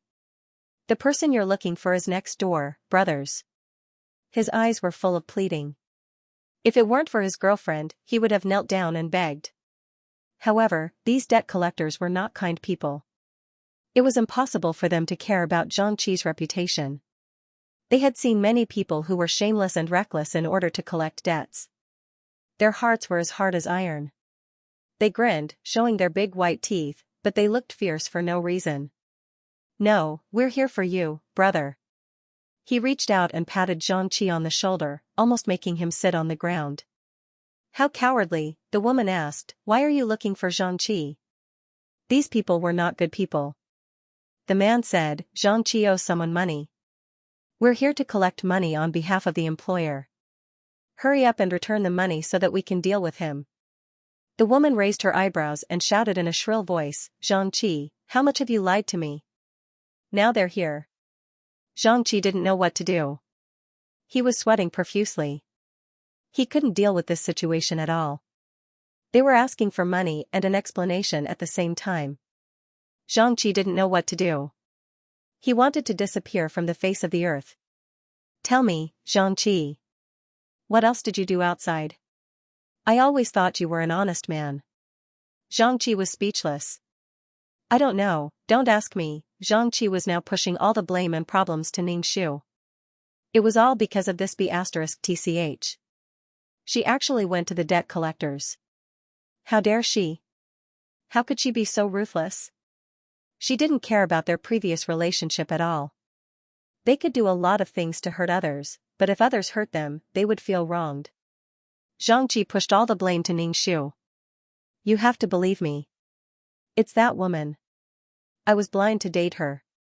She spent all my money and now she's forcing me to return the money. She's really vicious. The woman frowned and seemed to believe him. Really? That's right, Yuan, you have to believe me. Xianxia was sweating profusely. The few men at the door stared at this scene. Their hearts didn't waver. They took out their phones and pulled out a photo. In the photo was an IOU. I don't care what's going on with you. I only know that borrowing money to repay debts is right and proper. Moreover, there's an IOU here. The woman looked at her phone and shouted angrily at Xianxia, I spent all your money and you even wrote an IOU. Are you a pig? How could he be so stupid? The woman was so angry that her veins were throbbing. Whether a man could earn money or not was a matter of ability. If there was something wrong with his brain, it would be fatal. Since last night, the woman had been very disappointed with Xianxia, but at least this man was under her control. However, with a teammate who was dragging them down, there was no way they could survive. The woman said directly, Xianxia, solve your own problems. I don't care about you anymore. Let's break up. He would be a fool if he didn't immediately cut his losses. Xianxia was stunned. Yuan, you can't leave me behind. Xianxia showed weakness and begged the woman. However, in his heart, he was cursing. Women were indeed cold-blooded. All of them were like this. They were materialistic and worshipped money. If anything happened, it would be a disaster and they would leave. Xianxi's heart was filled with hatred for women. However, he looked at the woman with tears in his eyes. However, Yuan ignored him and started to pack his things. Now that she thought about it, this man was a useless person. She was the one who paid for his meals. She stuffed Xianxi's clothes into a suitcase and threw it in front of him. You can go. Xianxia was so angry that he wanted to die. At this time, asking him to leave was like pushing him into a fire pit. However, he still kept begging the woman. You can go. We're breaking up. Xianxia looked pitiful. However, he wasn't good-looking. His face was twisted and extremely ugly. Yuan, can you lend me some money? Let me get through this first. In the future, I'll live a good life with you. I'll work hard. Yuan, don't give up on me.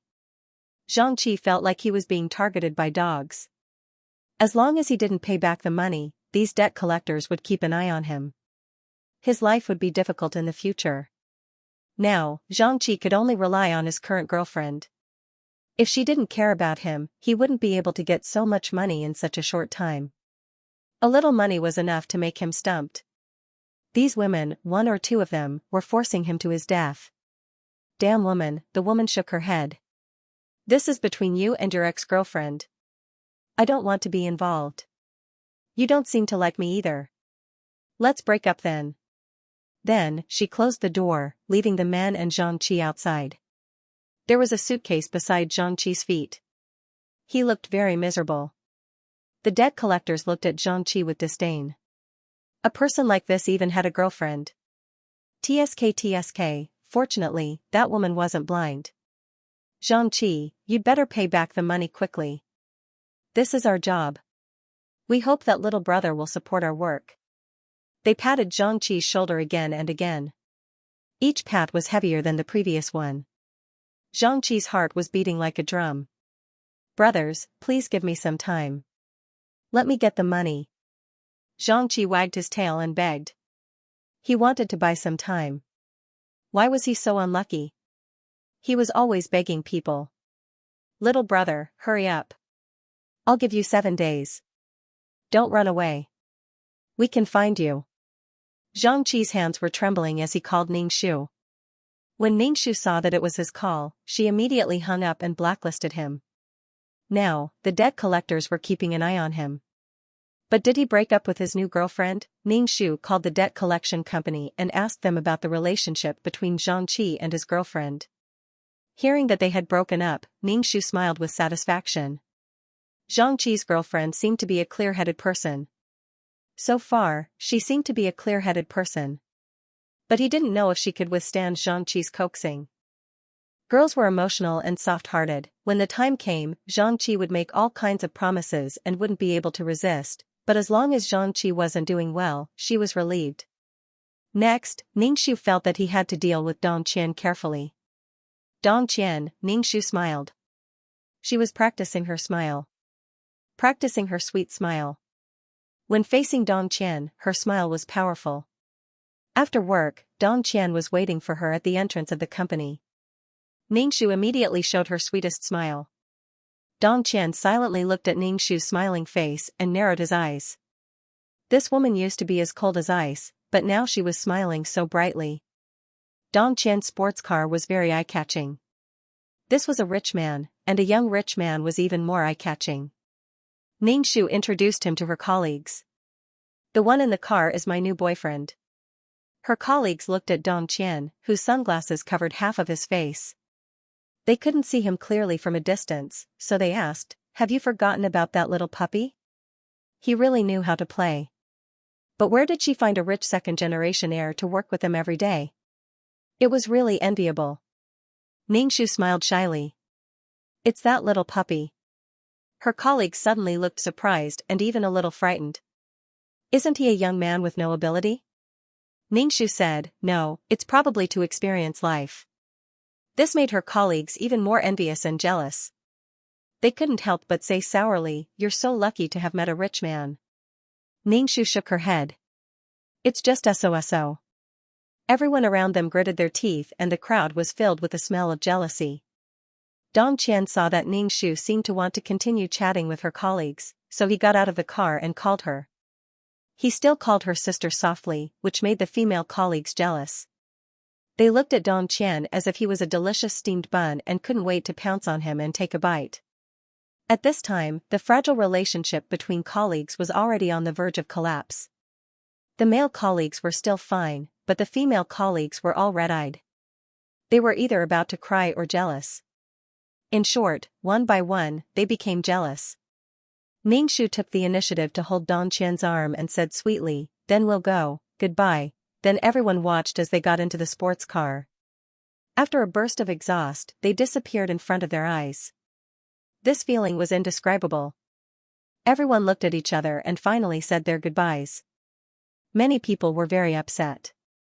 They had once had a good candidate for a good husband, but they had missed it. This kind of play house and play poor was really boring. If you're rich, you should be a rich second-generation heir. Why did you have to pretend to be poor, pretending to be poor to find true love? Too bad they missed it. *CK. That woman's life was really good. She would have to resign and leave the international scene soon. Who would want to do this kind of work? She would be tortured like a dead dog. The two people in the car were silent. Dong Qian drove in silence. Ningxu asked, "You said you weren't feeling well this morning. Are you feeling better now?" Dong Qian said, "I just caught a cold. It's nothing serious." "Sister, don't worry." Ningxu nodded. "I'm relieved that you're fine. Send me to your house."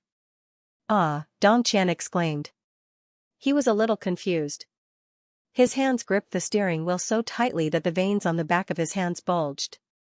Ningxu smiled and said, let's go to your house. I'll make you some light dishes to eat. Let's not go out to eat. The oil, salt, and MSG outside are very strong." Dong Qian nodded. "Thank you, sister." Dong Qian brought Ningxu to a villa. The villa was empty and there was no one living inside.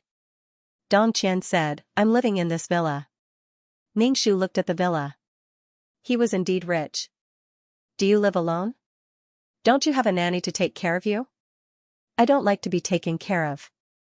There are hourly workers to clean this place every week." "The kitchen is over there," Dong Qian said. Ningxu rolled up her sleeves and went to the kitchen to make a refrigerator. It was very big and was filled with all kinds of vegetables and fruits. There were also all kinds of meat under the refrigerator. Such a big refrigerator was almost as big as a supermarket. The happiness of rich people was really beyond the imagination of ordinary people. Ningxu was going to make some porridge and stir-fry some vegetables for Dong Qian. As for whether it was delicious or not, it was not her problem. It was Dong Qian's problem.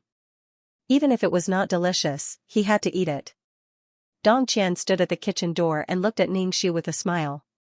"Do you need my help?" They looked like a married couple. Ningshu said, no, just wait to eat. By the way, have you taken medicine for your illness? Dong Qian said. Yes.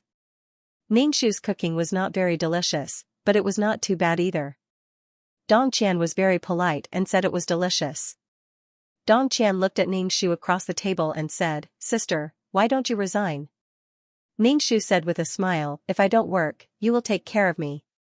Dong Qian said, okay, I will take care of you. I'm raising you.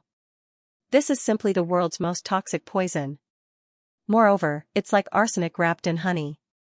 It looks like a sweet candy, but it's actually highly toxic. Without her job and source of income, what could she do? She could only rely on men. And they were not married yet. Dong Qian had no obligation to take care of her. When the time came and he left, she would have neither a job nor a so-called happy life. Ningshu shook her head. Forget it. If I don't have a job, I will pester you every day. Can you stand it? Dong Qian looked at Ningshu. I want you to pester me. Sister, you are too cold to me. I want you to only have me in your eyes, all the time. When Dong Qian said those words of love, his eyes seemed to be shining with thousands of stars. Being stared at by him like this, her heart felt numb. She wanted to drown in his eyes. Ningshu covered her heart and said with a smile, Brother, you are too good at talking. I like it. Tell me more in the future. Although it was candy, it was sweet. It was not poisonous to her. Dong Qian said, Sister, I am serious. Ningshu said, I am serious too. Dong Qian said, Sister, don't you like to attend banquets? There is one tonight. I will take you to see it. Ningshu nodded and reached out to Dong Qian. Give me your phone. Dong Qian's face flashed with vigilance and he asked, What do you want my phone for? Ningshu said, My phone has pictures of you. You have to have pictures of me too. Let me take a selfie. Dong Qian took out his phone and took pictures of Ningshu. Ningshu said, Let me see what you have done to me. Dong Qian put away his phone. I won't let you see it. I think it looks good. Ningshu did not insist on snatching his phone. Dong Qian valued his privacy and did not even let others touch his phone. After dinner, Ningshu ordered Dong Qian, wash the dishes. I don't want to move. Dong Qian went to wash the dishes obediently. She listened to him in the kitchen and looked around the villa. Living in a big place was indeed more comfortable. It was more spacious. It was not like her shabby neighborhood. It was cramped and uncomfortable. Living there made people feel depressed. Dong Qian watched as Ningshu sized up the villa with a satisfied look on his face. He thought for a moment and said, Do you want to stay here? Don't go back to your rented house. Ningshu immediately smiled. This was a sincere smile. Really, that's great. To be able to live in such a house, my life is worth it. Brother, why are you so good to me? Dong Qian said, What do you mean by why am I so good to you? Shouldn't I be good to you? It's because I like you. Ningshu covered his face and tilted his head to look at Dong Qian. Apart from certain reasons, brother, you're still very charming. Because of those reasons, I'm not charming anymore? Dong Qian asked curiously. Ningshu said without thinking, Because you're too mysterious. You seem to have a lot of secrets. Even though you're smiling at me now, I feel that your smile contains too many things. What a joke.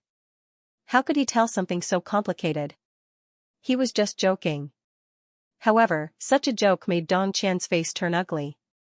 His face froze for a moment, but he quickly returned to normal. Dong Qian's face seemed to be wearing a mask. Under the mask, he was laughing and cursing. The mask covered his true emotions, but it also covered the malice he released to the world so that no one could sense it. Dong Qian grabbed Ningshu's hand and rubbed it on his face. He stared at Ningshu. Sister, how can you love me? How can you accept me from your heart? Sister, I can do anything for you. Ningshu said, I accept you. You're my boyfriend now. Next, we'll learn from each other and grow up well. I hope that we can live an ordinary and happy life together. I can say things that come out of my mouth too. Dong Qian seemed to be moved. His hands trembled slightly. Yes, sister, we can definitely live an ordinary life together. Ningxu retracted his hand. Let's go to the banquet. Dong Qian asked helplessly, why do you like such banquets? Ningxu smiled and said, because I like to listen to those people talk. Whether it's true or false, I find it very interesting. Dong Qian, Ningxu, whether it's arrogance or flattery, it's all magnified. It's something that people of my level can't see. Dong Qian was silent for a moment before he said, I thought you wanted to know those people. Ningxu nodded. It's even better to know people. It would be best if everyone knew her. Otherwise, why would she bother to make her presence known? Dong Qian brought Ningxu to do his styling. After all, he couldn't wear ordinary clothes to attend such a banquet. She was an ordinary woman, but Dong Qian wasn't. She didn't know the rules, but Dong Qian knew. Ningxu was dressed in beautiful clothes. She held Dong Qian's arm and entered the banquet hall. Those who knew Ningxu were all surprised. She was here again. When Ningxu saw her expression, he felt especially gratified. Her efforts to make her presence known were not in vain. Then, Ningxu started to strike up a conversation with these people again. When they realized that she was too thick-skinned, these people started to say, we need to talk about something. Please leave. Ningxu smiled and said, okay, you guys can talk. I won't disturb you. Some people ran directly to Dong Qian and asked him to keep an eye on their girlfriends. Dong Qian just nodded, but he didn't insist on stopping Ningxu from walking around. When others saw this, they couldn't help but complain. What was wrong with Dong Qian? He found such a girlfriend and let her do whatever she wanted. Did he really like a woman who had nothing? When the banquet ended, Dong Qian asked Ningxu, are you happy? Ningxu, very happy. Someone had a deep impression of her again. Although it wasn't a good impression, at least she had an impression. Ningxu asked again, is it because of me that others are unhappy with you? I don't care about other people's feelings. I won't be wronged because of others.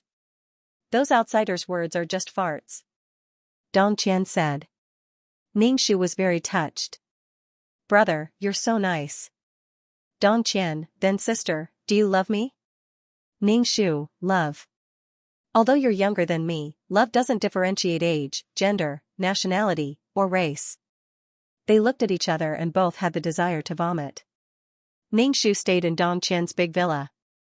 The room was very big and fragrant. During this time, Dong Qian kept wanting to enter Ningxu's room, probably wanting to make a further breakthrough, but Ningxu stopped him outside.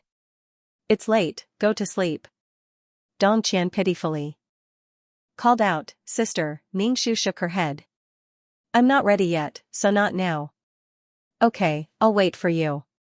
After arriving at the villa, Ningxu felt much more convenient. He could also use his spiritual force to check what Dong Qian was doing. Dong Qian returned to his room, which was 3 rooms away from Ningxu. This was a bit interesting, not to say sleeping together, but living next door was also good. There were 3 rooms in between.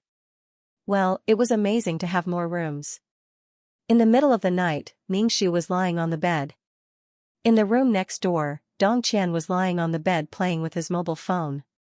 Looking at the content of the mobile phone, it was the chat group. Moreover, Dong Qian had more authority than the ordinary member Xianxia. In other words, Dong Qian was also a core member of PUA. See, I knew this would be the result. People shouldn't overestimate their charm. Ningxu looked at the mirror and looked at the dull face in the mirror. It's not that this face is mocking, but it's really not that stunning to the point of falling in love at first sight. And because of excessive blood loss, the whole face looked pale and dim. A group of chattering female colleagues, many of whom were glamorous, noticed her. One must know one's limits. This result was within Ningxu's expectations. What she did before was not in vain. Ningxu was very excited. She didn't know how he would react if the woman he wanted to conquer suddenly turned into a corpse. A man like Xianxia, at most, would only harm some simple girls. Generally, those with a little family background would look down on such a loser. But a man like Dong Qian, his lethality was too great. Girls of all social classes couldn't escape from his hands. What did she do to make such a powerful person take action? Did Xianxia think too highly of her? What did Xianxia say about her in the group? Could it be that he described her as a demoness? However, it's better to deal with one big one than 10 Xianxias. Early the next morning, Ningxu was like a good wife and mother who got up early to prepare breakfast. Dong Qian was busy until midnight and was still sleeping. After she was done, Ningxu began to bang on the door. Ningxu's spiritual power clearly sensed that Dong Qian was being worried, and there was a strong hostility in his eyes. He tidied up his appearance and went to the bathroom to wash his face before opening the door. When he opened the door, his face seemed to be wearing a thick mask again. He asked lazily, "What's wrong, sister?" Ningxu smiled and said, "I made breakfast. Hurry down and eat some. Breakfast must be eaten. You must take good care of your body." Last night, Dong Qian was managing the chat group until 2 or 3 o'clock. It was only 7 o'clock in the morning. Now that he was woken up, every corner of his body was filled with anger. He yawned lazily. "Sister, I want to sleep again. Don't disturb me." Ningxu did not care about this. Using the excuse of "I'm doing this for your health," he dragged Dong Qian downstairs to eat. During this time, Dong Qian's face was very ugly. He was pressed on the table by Ningxu, and his whole body was dizzy. People who stayed up all night knew that after staying up all night, they would be floating the next day. It was as if they were stepping on cotton. Their hearts were beating very fast, and they felt like they were going to die suddenly. Dong Qian was woken up again after staying up all night, and he felt very uncomfortable. Even if he ate something in his mouth, his tongue was numb and he could not taste it. He felt like vomiting. He did not want to eat anything now. He just wanted to sleep. Dong Qian ate some with difficulty and said, "Sister, don't wake me up in the morning. My biological clock can't wake up now. I feel very uncomfortable now." Ningxu's eyes widened. "Is that so? Then don't take care of your body. Don't stay up all night in the future." "Did you stay up all night? From now on, I'm going to adjust your biological clock." Ningxu used her identity as his girlfriend to wantonly order Dong Qian around. And it was for his own good. It was reasonable to say that this would cause a quarrel, but Dong Qian looked helpless. "Sister, I can't change it. Don't worry about me." She was not surprised, because Dong Qian had a purpose, and for this purpose, he could tolerate her reckless behavior. Ningxu took out his phone and searched for a lot of news about sudden deaths from staying up late. Look, these are all people who stayed up late. They died at such a young age. You're my boyfriend now. Your body is mine. Okay, I'll try my best to adjust. Dong Qian quickly finished a bowl of porridge and was about to go upstairs to sleep. Ningxu immediately called out to him, "Little brother, aren't you going to send me to work? I don't think there's a bus here." A trace of impatience and hostility flashed across Dong Qian's face. He took out some money and said to Ningxu, "Then take a taxi. Don't take the bus." Ningxu mumbled, "It's so expensive to take a taxi." "I'll give you money. Don't be afraid to spend money. You're my girlfriend, the girlfriend of a rich second generation." Dong Qian was already very impatient. His voice was filled with suppressed anger. Ningxu took the money. She was comfortable taking a taxi. She would be a fool not to take it. Dong Qian went upstairs to sleep. Ningxu ate slowly. His phone was recording. Ningxu turned off the recording and took pictures of the villa. Then, he said to the phone, "Today is the first day I moved into my boyfriend's villa. I made my boyfriend a breakfast of love. Everything was perfect." Then, she took the money from her boyfriend to work. Taking a taxi felt so good. Ningxu was the first to arrive at the company. Her colleagues came to the company one after another. When they saw Ningxu, they asked if it was her boyfriend who sent her the food. Ningxu began to show off her love crazily, not caring if her colleagues could stand it. "No, after he made me breakfast, he went back to sleep. You know that he works very slowly. Colleagues, damn it, cremate him," Ningxu continued. "He couldn't send me to work, but he gave me money to take a taxi. He said that I'm the girlfriend of a rich second generation, so I don't need to take the bus to work. Everyone, you might as well go to heaven. Why are you still working?" After Ningxu kept showing off, and the colleagues spread the word of mouth, the whole company now knew that Ningxu had a rich boyfriend. People from other departments came to see what kind of rare animal Ningxu was. Anyway, Ningxu was as high profile as possible. He wanted the whole world to know that he was in a relationship. It strongly caused others to feel uncomfortable. They looked at Ningxu with gritted teeth, especially the female colleagues. They gathered at the tea pavilion or in the toilet to talk bad about Ningxu. Ningxu didn't care at all. They would never see each other again. You're all jealous. I forgive you. Ningxu occasionally raised his arm to smell his arm or his breath. Sigh, there was the smell of rotting organs. Ningxu sprayed a detergent into his mouth and then smelled it. After that, Ningxu left his body every night. His unconscious body turned into a corpse. Ningxu sent a message to his boss saying that he wanted to take a few days off. His boss scolded him again. Ningxu put down his phone and ignored his boss's scolding.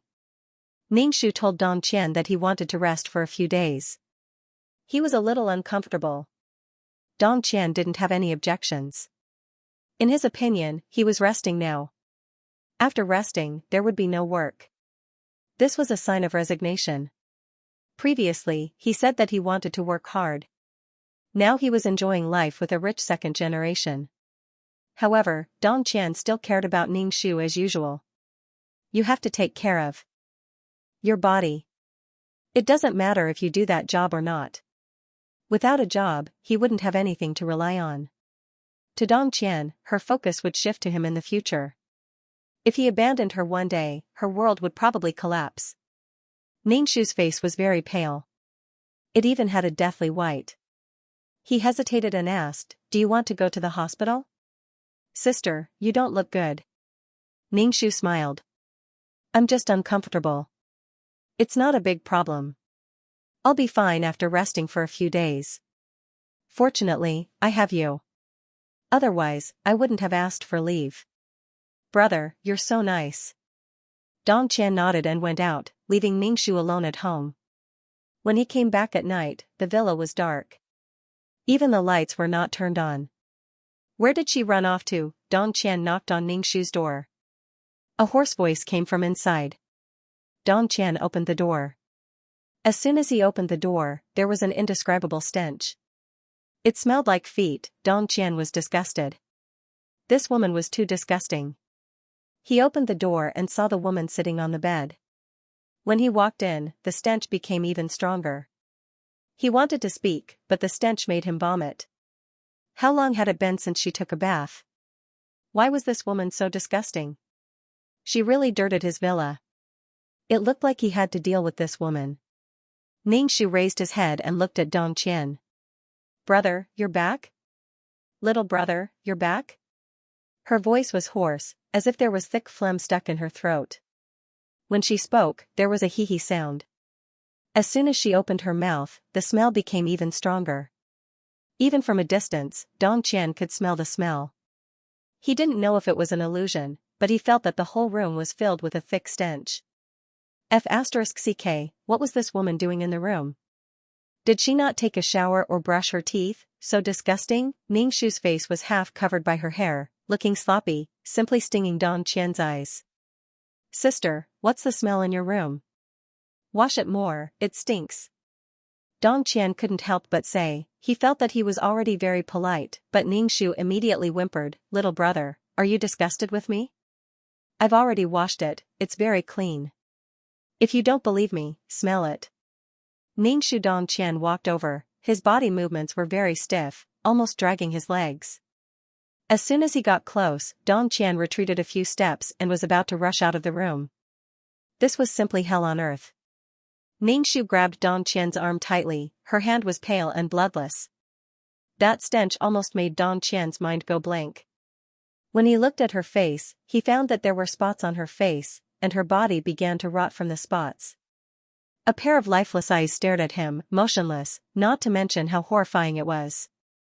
What was going on with this person? How did she become like this? What disease did she have? Dong Qian's heart was filled with endless fear. How was he like a living person? His eyes were motionless, and the stench on his body made people unable to breathe. This was not a living person, but a dead person. Dong Qian desperately tried to break free from Ning Shu's control, but her hand was very strong, tightly holding him, simply unable to escape. Dong Qian's face turned red as he roared, "Let go of me, get lost, stinking woman." At this time, Dong Qian had already given up his disguise, abandoned the appearance of a little puppy, directly struggling fiercely, and even stretched out his leg to kick Ning Shu. He kicked Ning Shu again and again as he gritted his teeth. "I told you to let go." Ning Shu sobbed, "I'm not letting go, I'm not letting go." "Dong Qian, what's wrong with you? Why did you suddenly change your attitude? I'm your girlfriend. Get lost. Who wants a girlfriend like you? A slut like you is not worthy of me." Ning Shu sobbed. The entire room was filled with her cries. It was extremely horrifying and eerie. Dong Qian's face turned pale in an instant. He was very scared and struggled even harder. But Ning Shu refused to let go. Ning Shu was still whimpering and begging, "Dong Qian, I like you so much. Please don't despise me, okay? Little brother, I love you the most." Dong Qian was infuriated. He felt that he had been offended. He didn't know how lowly he was. He had toyed with him, and yet he still thought that he was great. "You think that all men love you so much that they can't help themselves? What are you thinking?" Dong Qian's movements became even more ferocious. He kicked again and again. "Let go, I'll let go. Let go." He was dizzy and his vision was blurry. It was too smelly. It was too disgusting. He shouted coldly, "Who likes you? Dream on." Ning Shu's voice was filled with disbelief. "I don't believe it, I don't believe it. You said that you love me the most. Then why did you treat me so well before? If it's not because you love me, is it?" When Dong Qian heard the word love, he felt that this stinky woman was insulting the word love. Women were so cheap. They treated other people's small gift as their everything. Then, they cried and made a fuss. They treated this gift as their everything and still wanted to ask for it. Dong Qian said fiercely, "Who do you think you are? You're just a target. Let go quickly or I'll kill you." Dong Qian tried to scare Ning Shu into letting go. However, Ning Shu didn't listen at all. "What target? I don't believe it. If you don't love me, you won't treat me so well. Did something happen that made you suddenly change your attitude? Is it because your family doesn't agree with us being together? Or do you have some difficulties?" Dong Qian was simply drunk. What difficulties? If there were no difficulties, women loved to lie to themselves. They even found reasons to say that there were difficulties. "Please wake up. My family doesn't even know about you. Would my family care about a woman who's casually fooling around outside? Someone has delivered themselves to their doorstep, treating a little bit of emotion as their everything." Incomparably despicable, Ning Shu was still sobbing. She despised him in her heart. What despicable? What bitch? These people really talked about their appetites every day. Do you really think that women rely on your charity to live? Each and every one of you is desperately trying to find a sense of superiority. Speaking of which, women are all masters of acting.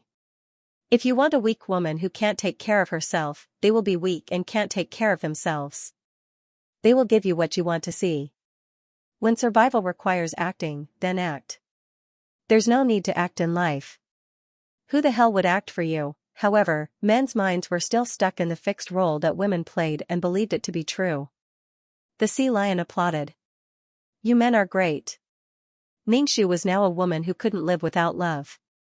She grabbed her man tightly and shouted sharply, "Are you going to abandon me? You bad person. You lied to me.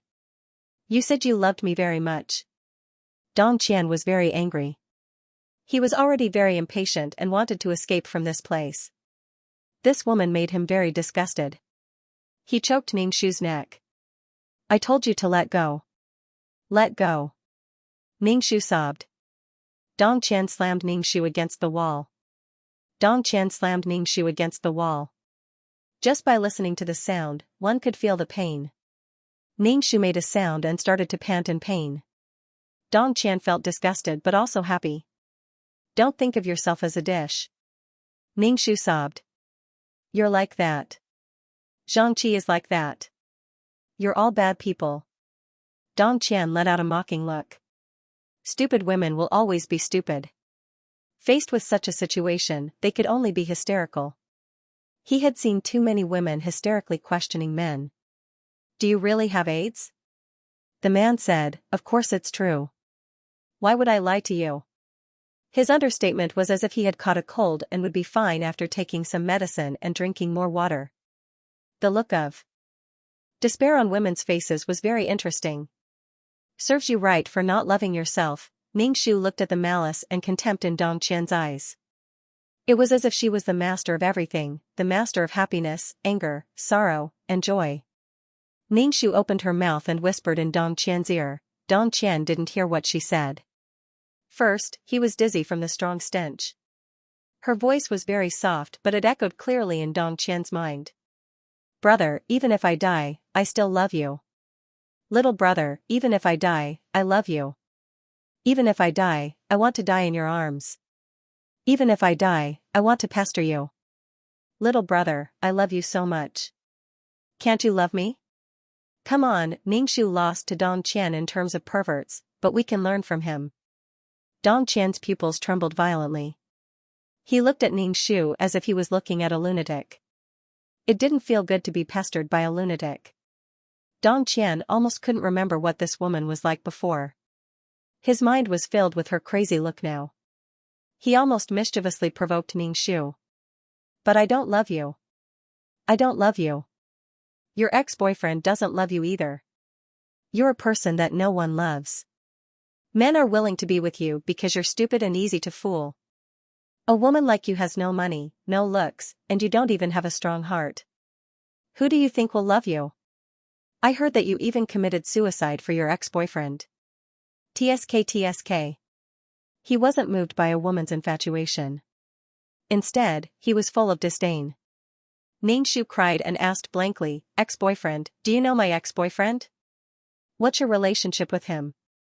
Are you guys trying to take revenge on me? Why? I didn't even know you guys before. Why are you doing this to me? Dong Qian, nothing. Ningxu said again, little brother, you won't leave me, right? Can we go back to the past? Little brother, your whole family are little brothers, Dong Qian said coldly. What right do you have to call me little brother? Ningxu. You are indeed a little brother. Let go. Dong Qian felt that his arm was about to break. Ningxu cried and said, I won't let go. If I let you go, you won't want me anymore. I'll let you go, let go, let go. Dong Qian punched Ningxu in the face. He even grabbed Ningxu's head and slammed it against the wall. Ningxu screamed, stop hitting me, it hurts. In the end, it seemed that Ningxu could not bear the burden and let go of Dong Qian. Dong Qian hurriedly ran out of the room, completely ignoring Ningxu. Ningxu's consciousness had already left this body. He took out his hidden phone and uploaded the recorded video onto the internet. Then, he quietly waited for the corpse to start to rot. After being beaten up by Dong Qian, the body was almost completely destroyed. Moreover, there were traces of beating after death, indicating that Dong Qian had abused the corpse after death. Killing people and torturing their corpses, such cruel behavior. Without the control of his body, Ningxu's consciousness could wander around, and he could see Xianxia being forced to run around by the debt collectors. Moreover, Xianxia was involved in the murder. She would definitely skin Xianxia alive. Before, the suicide of the original owner would be covered with a shadow of suspicion. Ningxu was now waiting for the internet to ferment. Finally, I don't have to act hysterically anymore. It's really a waste of my voice. Don't you know how tired I am? A video suddenly appeared on the internet. The video was of a man beating a woman in a spacious room. The comments in the video caused the netizens to be angry. It was already the year 9102, and there were still comments like this. This was beyond the level of male chauvinism. The woman in the video screamed until her voice was hoarse. She was so humble that it made people hate her for not living up to their expectations. Of course, there were also people who said that it was the idiots who forced women to kneel to the rich. Serves them right. Following that, everyone was very worried about the whereabouts of the girl. She was beaten up so badly. Did she see a doctor? The power of the netizens was great. Soon, Dong Qian's identity was dug out. Dong Qian's family was very rich, and they were in the real estate business. Real estate business, so it was obvious that he was rich. As for the woman, Ningshu's colleagues saw the video and found out that it was her. Then, they desperately called her. The ringtone in the quiet villa was urgent, and it was right next to the rotting corpse. Dong Qian's family immediately deleted the video on the internet and called Dong Qian home. As for whether his legs were broken or not, no one knew. In any case, it wouldn't be easy, everyone has a rebellious mentality. The more you delete the video, the greater the pressure of public opinion. Especially when the other party relied on their wealth to make it so that they couldn't watch or say anything. This was unacceptable. Soon, someone from Ningshu's company helped to call the police. Because they couldn't keep up with their employees, they took a few days off and couldn't contact them. Therefore, the police contacted Dong Qian and even Xianxia. The video was deleted, but it could be recovered. If the police wanted to see it, they would definitely be able to see it. Xianxia was mentioned in the video. The three of them were related. Xianxia had been avoiding debt all day long, or begging his girlfriend to lend him some money like a dog to get through this hurdle. He even thought that if she really lent him money, he might have to be her slave for the rest of his life. Regret. The person involved, Xianxia, was very regretful. At least for now, he was very regretful. Of course, after this incident was over, he might come back and cause trouble again. At this time, the police suddenly appeared and took him away. Xianxia was dumbfounded. He only owed some money and was forced to sign an IOU. Why were the police here? After being taken to the detention center, Xianxia didn't know what happened. He was terrified and uneasy. For a moment, he tried to recall what he had done that violated the law. Other than lying to some girls, he didn't do anything else. They couldn't contact the person involved. It was as if she had disappeared. The police notified Dong Qian and asked to search his villa. Dong Qian didn't expect that he would be pecked by a goose one day. He was actually tricked by a woman who secretly took a video. It seemed that this woman was scheming. She wanted to use this method to blackmail him. Did she want to enter a rich family? She used public opinion. Even if an ordinary person went in, did she think that she could live well? Dream on. Dong Qian didn't take any precautions and went to the villa nervously. For the past few days, Dong Qian had been detained by his parents.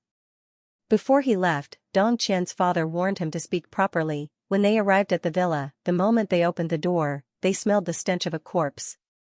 Caught off guard, someone vomited immediately. The police looked very serious. The stench of a corpse meant that someone was dead. Especially when they went upstairs. Before the door was opened, there was a strong stench of a corpse. Everyone was already prepared. They covered their noses or wore masks. This kind of rotten corpse was poisonous. Dong Qian vomited until his face was pale. His body was on the verge of collapse. He had already foreseen one thing, and that was that this woman was dead. She died in his villa. Everyone was fully armed. When they opened the door, they almost fainted from the stench of the corpse. It was too smelly. The giant had already appeared, which meant that the person had been dead for some time. They saw a corpse lying on the ground in a strange position. Dong Qian endured the stench. When he saw the corpse, the hope in his heart was completely annihilated. This lunatic really died here. She was really crazy. She just made a scene and she really killed herself. Was she crazy? Dong Qian's teeth were chattering. He couldn't help but tremble. He felt fear from the bottom of his heart. It was fine if she died, but the most unlucky one was him. She died in his house. Moreover, he had a conflict with her before. He became a suspect. He didn't kill her, but he was wrongly accused of being a murderer. Dong Qian's heart was full of shit. It seemed that not only did he kill her, but he also hid the corpse. Although this logic didn't make sense, the corpse was now smelly. The police looked at him with suspicion. The identification department had already started work. Soon, the forensic doctor arrived. After a simple examination, the body was put into a bag and brought back to the station to prepare for a new examination. As a suspect, Dong Qian was also taken away. He argued, "You can't arrest me. I didn't kill anyone. Why would I kill her? Please cooperate with our investigation. No one said that you killed anyone, the police said directly. But your eyes are full of doubt. Dong Qian said, I have my own lawyer. Before that, I won't speak. The police couldn't be bothered. It was more important to find out the identity of the victim and how she died. No matter what, Dong Qian couldn't escape suspicion. It would take a long time to prove his innocence. Even if Dong Qian didn't die, he would lose a layer of skin. Soon, the news of Ning Shu's death was spread on the internet. After all, there was no such thing as a wall that didn't leak. She died in the villa of a rich second-generation heir. It was obvious that this matter was related to the rich second-generation heir. There were even all kinds of rumors. Some people even thought that she died of abuse. In short, all kinds of rumors forced Dong Qian into the public's eyes. The Dong family was also pulled out at any time. In short, the label of being rich and heartless was placed on the Dong family. No one knew how much of an impact it had, but it could be seen from the stock market. Ever since this incident happened, the Dong family's company's stock market had been on the rise, and a lot of their assets had evaporated. Moreover, public opinion was very unfavorable to the Dong family. Although they could delete some things, the problem was that doing such things at this time was adding fuel to the fire. Moreover, Dong Qian was now a criminal suspect. The most important thing was to prove his innocence. Even if he was proven innocent in the end, this matter was still a stain on Dong Qian's record. Dong Qian's expression was very ugly at the police station. He didn't expect that such a target would put him in such a passive situation. Moreover, if you pull out the radish, the mud will come with it. It was very likely that the things he did in private would also be pulled out. The chat group, Dong Qian was adamant that he didn't kill anyone, but some things couldn't be eliminated just because he proved his innocence. Dong Qian's parents prepared a team of lawyers for Dong Qian to ensure that their child was innocent. No matter where it was, some people had special privileges, such as Dong Qian, but as an ordinary person, Xianxia did not have the right to have such privileges. The police began to interrogate Xianxia. Xianxia didn't know what was going on at all. It hadn't even started yet, but the police sat in front of him. The pale light hit his face, and it was very dazzling. Xianxia couldn't help but block the light with his hand. Such a move was nothing more than to break the psychology of the person being interrogated and make people more afraid. Generally, people with strong hearts wouldn't care, but Xianxia had never been a psychologically strong person. His heart was uneasy. What did he do wrong? His back was oozing with cold sweat. The police went straight to the point and said, your ex-girlfriend, Xianxia, is dead. What? Xianxia didn't react. Who is dead? It's Xianxia, your ex-girlfriend. Before she died, she mentioned you. What is your relationship with Dong Qian? Xianxia was really confused. First, his ex-girlfriend was dead, and then Dong Qian. Who is Dong Qian? I don't know Dong Qian. Xianxia reacted and immediately said excitedly, police, I didn't kill anyone. Xianxia has nothing to do with me. I have already broken up with her. Xianxia found out that his ex-girlfriend was dead, and now he was involved in it. He couldn't help but curse in his heart. This woman is crazy. Nothing good will come out of being involved with her. He was being chased for a debt, and now he was involved in a murder case. The police directly took out the video and showed it to Xianxia. Xianxia looked at this scene, and his first reaction was that this woman was still so cheap. Xianxia said without thinking, Uncle Police, she may have committed suicide. This woman is a madman. When she was with me, she committed suicide once. The police said directly, I ask you, what is your relationship with Dong Qian, and what do you mean by the two of you in the video? This was the key question. Xianxia wanted to hide the chat group. His face suddenly changed, and his eyes drifted. It doesn't mean anything. This woman has a persecutory delusion. She thinks that if others don't love her, the sky will fall. I broke up with her because I couldn't stand it. You don't know, but she cut her hand into a bloody mess. Normal people can't stand it. Xianxia was trying to change the topic, but the police felt it. What is your relationship with Dong Qian? Xianxia immediately said, we don't know each other. It really doesn't matter. This is the first time I've heard the name Dong Qian. Xianxia suspected that Dong Qian was the great god in the chat group, but now the great god had fallen. The murder case couldn't be linked to him. The only thing he needed to hide was that thing. The police didn't keep asking, but ignored Xianxia. We can naturally find out what your relationship is. Xianxi's legs were shaking, and he was hoping for a fluke. Ningxu had no physical restrictions, so he could do whatever he wanted. When he was free, he would go to Dong Qian's ear and call him brother, especially when he was sleeping. He would blow a cold wind in his ear and shout, "Brother, sister is back to see you." Dong Qian was a firm non-believer. He was not superstitious. As for things like science, it was not that he didn't believe in it. If there was really a ghost, he had done so many things before. Was there any retribution? What 18 levels of hell? What retribution? Those were just the self-consolation and helpless curses of the weak. The weak were the weak. Ningxu looked at Dong Qian, who was making a solemn vow. It's all right. We have time anyway. Let's take it slow. In the beginning, Ningxu only harassed Dong Qian when he was sleeping. It was best if he could not sleep well and had a nervous breakdown. Dong Qian could not sleep well that night. He felt that it was because he was overthinking. After all, it was a human life. He still had some feelings. Ningxu nagged his brother every day. Sister loves you. She loves you very much. When the Dong family saw Dong Qian so dispirited with dark circles under his eyes, they asked him anxiously, "Did you really kill her?" Dong Qian did not sleep well. Faced with his family's questioning, he was furious. Who is she? Why should I ruin my life for her? It was not worth it at all. She had nothing.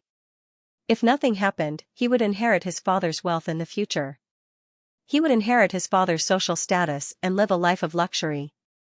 Why should he do that? Was it worth it? Any normal person would know what to do. He had set up that group to have fun. Life was too boring. He wanted to have fun and seek excitement. However, he knew that he would not kill anyone. The nature of the matter would be different, just like now. No matter how this person died, she couldn't get away with it. This was the most ridiculous thing. She didn't know if it would affect her wealthy life. At least, he could not appear in the public eye for a long time. Needless to say, after this incident, he would be sent abroad for a period of time. When he came back, he would be a good man again. Dong Qian swore that he really did not kill anyone. At most, he was just toying with her. Even ghosts did not know what was in this woman's mind. If he knew that this woman had such a personality, such a lunatic, he would not have provoked her. Dong Qian did not rest well and had a bad temper. At first, it was only at night. It felt like a dream. However, during the day, there were voices in his ears. Every day, there would be younger brothers and sisters. Dong Qian went directly to the doctor and asked the doctor to prescribe medicine. At night, he took the medicine and slept even more deeply. This way, he could not hear anything. From a certain perspective, Dong Qian's mentality was still quite strong. So what if he fell asleep? Ningxu directly used his spiritual power to attack Dong Qian's head. It was so painful that Dong Qian directly woke up from his sleep. When he woke up, he heard, "Little brother, big sister loves you." Damn it, Dong Qian was incomparably gloomy. He took a deep breath and told his father to find a grandmaster. If there really was a ghost, then he would destroy that bastard's soul. When Dong Qian's father heard this, he immediately slapped Dong Qian's face. Is there something wrong with your brain? At such a sensitive time, you actually still want to find a master. What will the outside world think? They will think that you did something wrong and insist on catching ghosts. Dong Qian's father gritted his teeth. Even if there is a ghost, you have to bear with it. Everyone is watching now. Dong Qian rubbed his face and gritted his teeth. He no longer wanted to ask for a grandmaster. He endured the nagging in his ears, and his head felt like it was going to split open. He discovered a rule. If he fell asleep, he would definitely be woken up. If he was awake, he would not suffer any pain. Then, he would have to endure the nagging of a lunatic in his ears. He did not know if he was a lunatic or if there really was a lunatic. Dong Qian felt that it was already very impressive that he was able to endure until now. Although he was extremely dispirited, he had not slept for several days. Damn it, if he did not sleep soon, he would collapse. While Dong Qian was suffering, Xianxia was also suffering. The interrogation room was giving Xianxia the cold shoulder. The longer Xianxia waited, the more anxious he felt. When he was sent to the interrogation room, Xianxia finally felt a sense of relief in his heart. However, there was also a sense of nervousness and resistance in his heart. In short, it was indescribably complicated. After another round of interrogation, Xianxia was already very tired. He just wanted to say that he had nothing to do with the murder case. I guess he's from the chat group. Xianxia explained everything that had happened before clearly. The more he spoke, the more relaxed he became. In the end, he sat down on the chair, completely dispirited. I've already said everything that needs to be said. We're just playing around for fun. It shouldn't be a big deal, right? Police, haha, you guys are a fraud gang. How can it be nothing? Moreover, the police found Ning Shu's report record. This is a bit interesting. Is it because this girl knew about these things and wanted to expose them and was killed? Police, do you know that she reported your chat group? Xianxia immediately retorted, impossible. She's a person who doesn't know anything. How could it be? If she knew, why would she commit suicide? The police realized that this chat group was a negative thing, wantonly emitting negative energy. They did not remove the chat group immediately. Instead, they locked the IP address through the comments of the group members. The internet was not an illegal place. They did not commit any crimes, but it could be defined as fraud. Defrauding money from girls, and even spreading diseases, these were all crimes. Xianxia was going to be detained. Xianxia was in a bad mood. I've told you everything I know. I didn't kill anyone. Why are you arresting me? He was just playing around. Dong Qian learned from some sources that someone had entered the chat group, and it was Xianxia's ex-boyfriend. He immediately felt the danger and immediately disbanded the chat group. Although it has been disbanded, the police understood what they needed to know. For a period of time, Dong Qian's whole body was thin and listless, as if covered with a layer of dust. He did not know what had happened. Even if he used medical means to sleep, he was still awakened by a headache. He once suspected that something had grown in his brain. Various examinations were done, but nothing worked. Because he could not sleep, his eyes were protruding, and the area around his eyes was dark. He was like a panda, but not as cute as a panda. Little brother, you're just a little brother. Seeing Dong Qian like this, the family felt that if this went on, Dong Qian would die before the police could investigate anything. Dong Qian's father secretly found a master for Dong Qian. His son's life was more important. In front of the master, Ning Shu whispered in Dong Qian's ear, "Little brother, I love you." Dong Qian, he silently looked at the master who performed the procedure. His gloomy face made the master's hands tremble. What does this customer mean? What does this look mean? The master performed a series of operations, and Dong Qian's ear was filled with all kinds of sweet words. He could no longer look at the word little brother directly. As expected, it was useless.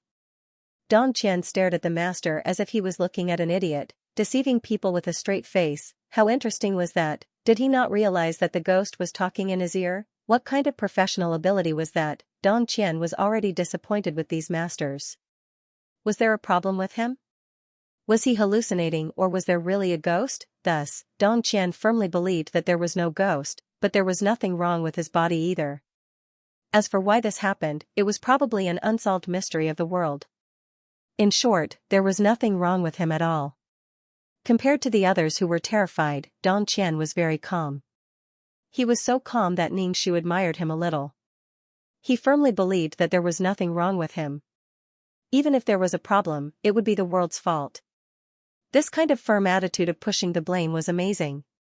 After the master worked for a while, he said to Dong Qian, "The matter has been resolved. However, this is detrimental to your virtue. Do more good deeds when you have nothing to do." Dong Qian's thin face was full of mockery. He stared at the master with a gloomy gaze. Detrimental to virtue? Should I give more incense money to do good deeds? The master was speechless. He must be the reincarnation of AF** King Contrarian. However, when he thought of the Dong family's wealth, he endured it and calmly said, "You don't have to give incense money. You can donate." Dong Qian snorted. "Then I'll donate 2 million to Project Hope." The master's face suddenly showed a pained expression. How good would it be if the 2 million was given to him? Was this guy an idiot? He was the one who helped solve the problem, but in the end, he donated the money to Project Hope, which had nothing to do with him. Damn it, he was busy for a while, but in the end, he was busy for others. Dong Qian saw the interesting expression on the master's face and immediately laughed. Cheerfully, making his face look even more twisted. Ningshu also laughed in Dong Qian's ear. His laughter was like a barbell. "Little brother, it's so interesting. I really can't bear to leave. Let's be together forever." Then, Dong Qian's face became even more twisted. It was terrifying. The master immediately said in his heart, "This is hopeless. Just wait for death." This was not a ghost, but a lunatic. After the master received his reward, he left dejectedly. He did not want to take any big money from the Dong family. He left with the little money, in case his boat capsized. Now, he was beginning to believe that it was Dong Qian, this lunatic, who had killed the little girl. If it wasn't illegal for a lunatic to kill someone, perhaps Dong Qian could use this to avoid being punished by the law. However, since the heir of the Dong family had become a lunatic, he might not be able to inherit the company in this lifetime. A lunatic who inherited the company probably wanted to have fun. Dong Qian's father looked at his son. Looking at his gloomy face, he expected better from him. What's going on? Even the master has been called, but he's still like this. Tell me, did he kill someone? Dong Qian heard a woman talking in his ear, refuting his father. "I didn't kill anyone." Then what's going on now? They're looking for masters and doctors. Who would believe that they're fine? It's best if they can avoid this. If they can't, Dong Qian's father's words were very clear. It was fine as long as Dong Qian didn't go overboard. If he went overboard, then sorry, she didn't really educate the child, but if something happened to the child and there was no turning back, then she could only give up. Dong Qian understood very well, and his face became even more twisted and gloomy. The heir of a company was like this. Sooner or later, he would have to go overboard. Dong Qian's father couldn't help but shake his head. Dong Qian returned to his room and couldn't help but start smashing the things in the room. Anything that could be moved and within reach was smashed by Dong Qian. Ningshu cheered him on. "Brother, it's great. Come on, smash it. When I was alive, I was a poor man. I've never smashed such expensive things. I'm so excited to see it." Dong Qian was very uncomfortable. Was there a problem with his brain, or was there really a ghost? But the problem was that this feeling was too real. He was panting. Staying up late for a while made Dong Qian's physical fitness decline rapidly. Even if Dong Qian was mentally strong, such a drop was very desperate. From being a proud son of heaven, he had now become like this. He only had one wish now, and no matter how much money he had to spend, he just wanted to have a good sleep. His mind was a mess, and his whole person was floating. His brain seemed to have shut down, and it was very difficult to think. Dong Qian sat on the ground and panted. The hair on his forehead was wet with sweat. When his breathing stabilized, he said, "Shen Xiaodai, let's talk." Ningshu suddenly said, "Brother, you are really brave. I really like you more and more." Dong Qian ignored such words and asked directly, "What do you want?" "I can give it to you, and I didn't hurt you." Ningshu said, "It's not that you didn't hurt me, but that you didn't have time to hurt me. If you knew that you wanted to hurt me, I would have killed myself first. Am I wise or not?" Dong Qian's heart was pounding, but he still said, "What do you want?" Ningshu smiled. "Brother, I want it. Although I know it will hurt me, I just like it. I want to follow you. When I was alive, it was impossible for me to follow you. But now, we have no obstacles. This guy is really interesting. He can withstand the devastation. I can play with him more. Doesn't this guy like to play with others? Now that he is being played by others, how does he feel in his heart? Dong Qian, this guy might really be a lunatic." The person involved was very regretful now. If she had known, she wouldn't have accepted this case. Instead, she had lost herself. And it didn't make sense at all. When she talked to him about love. When he talked to her about love, she suddenly died. Don't even mention how crazy she is. Soon, the police were interrogating Dong Qian. Dong Qian was surrounded by many lawyers. Dong Qian would definitely not admit that he killed someone. His excuse was that he didn't know how she died. Moreover, finding the cause of death wasn't something that the police would do. Then, come and prove that I am guilty. It was probably because of Ningxu's torture that Dong Qian felt that these police officers were rather gentle. Their methods were very gentle, and they couldn't shake his heart at all. Ningxu even said in his ear, "I can prove that you didn't kill me, but no one listens to me." Dong Qian ignored the words in his ear. He could tell that other than beeping, she basically didn't have any effect. She also made him unable to sleep. This was very fatal, but there was no other way. Anyway, Dong Qian didn't have any other way. The police officer said directly, "You set up the chat group single-handedly. You are hiding filth inside. Spreading diseases, scams, and engaging in lewd things. Let the anti-pornography team do this, there is no problem at all." Dong Qian narrowed his eyes. He was still betrayed. He knew that the loser couldn't take it. "TSK, Dong Qian said indifferently, "I just created a chat group. As for who is in the chat group, this is not something I can control. Can you police guarantee that everyone is a good person? I was negligent in my supervision. I originally wanted to find some like-minded friends, but these people are all like this." Dong Qian pushed the responsibility away. What kind of responsibility is a lack of supervision? If there is a lack of supervision, then isn't the chat platform more responsible? Sophistry, Ningxu said in his ear, "Brother, you really know how to talk.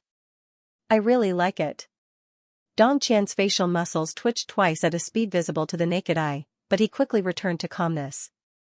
"Dong Qian, if you don't find evidence of me killing someone, then I will leave." "Wait until you find evidence." Dong Qian was facing internal and external troubles, but he remained unmoved because he really didn't kill anyone.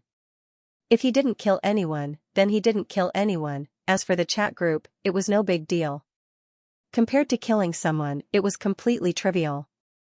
The police couldn't find any evidence, and there were many doubts about the body. Now the forensic doctors were confused. The body was really strange. It decayed too quickly, and many wounds were caused after death. This meant that Dong Qian abused the corpse. Perhaps this could be a breakthrough. The policeman said, "There are many wounds on the body that were caused after death. She was in your villa. You knew that she was dead, but you still abused her." Dong Qian snorted with an incredible expression. "The last time I saw her was the time in the video. Since then, I have never returned to the villa. I admit that I did it because she grabbed onto me and refused to let go." "According to what you said, she died at that time?" When Dong Qian said this, his face suddenly stiffened. Maybe, but she was really dead because there was a stench on her body. It was the smell of decay. Dong Qian's heart was cracking. It was the sound of his worldview shattering. What was this situation? She was already dead. Why could she still move and talk? The police naturally observed his expression. "We suspect Xianxia's purpose of approaching you." Dong Qian? Purpose? Was it not because of love, and did he approach Xianxia first? What the hell was going on? Dong Qian felt that this matter was very mysterious. It was so magical that his brain was already in a mess. The policeman went on to say, "We found that Xianxia had reported your chat group. She approached you because she wanted to find more evidence. For this reason, you killed her. Even if he didn't have a motive, he had to come up with one." Dong Qian? This development was getting more and more confusing. "Dong Qian, I don't know what you're talking about. Anyway, if you have evidence, then arrest me. If you don't, then shut up. I didn't kill anyone. No matter how many times you ask me, I will only say that I didn't kill anyone." The police officers were speechless. "You're really arrogant." This matter was really confusing. With Dong Qian's social status, coupled with the fact that this matter was also fermenting on the internet, there was no reasonable solution. It was like roasting a person on a fire. Dong Qian was also not stingy. In short, the work of the police was quite difficult. There was still no result, and Dong Qian was released. He sat in the car tiredly, talking to himself. In fact, he was asking someone, "Did you die before?" The driver looked at the rearview mirror and couldn't help but show a surprised expression. Dong Qian was crazy. Ningxu giggled. That's right. I died before. I committed suicide. I don't know why, but I can still move. I can still smile. I'm still living like a living person. Dong Qian, you must be joking. Dong Qian's face was very ugly. It was particularly incredible and particularly disgusting. In other words, he had been in love with a corpse.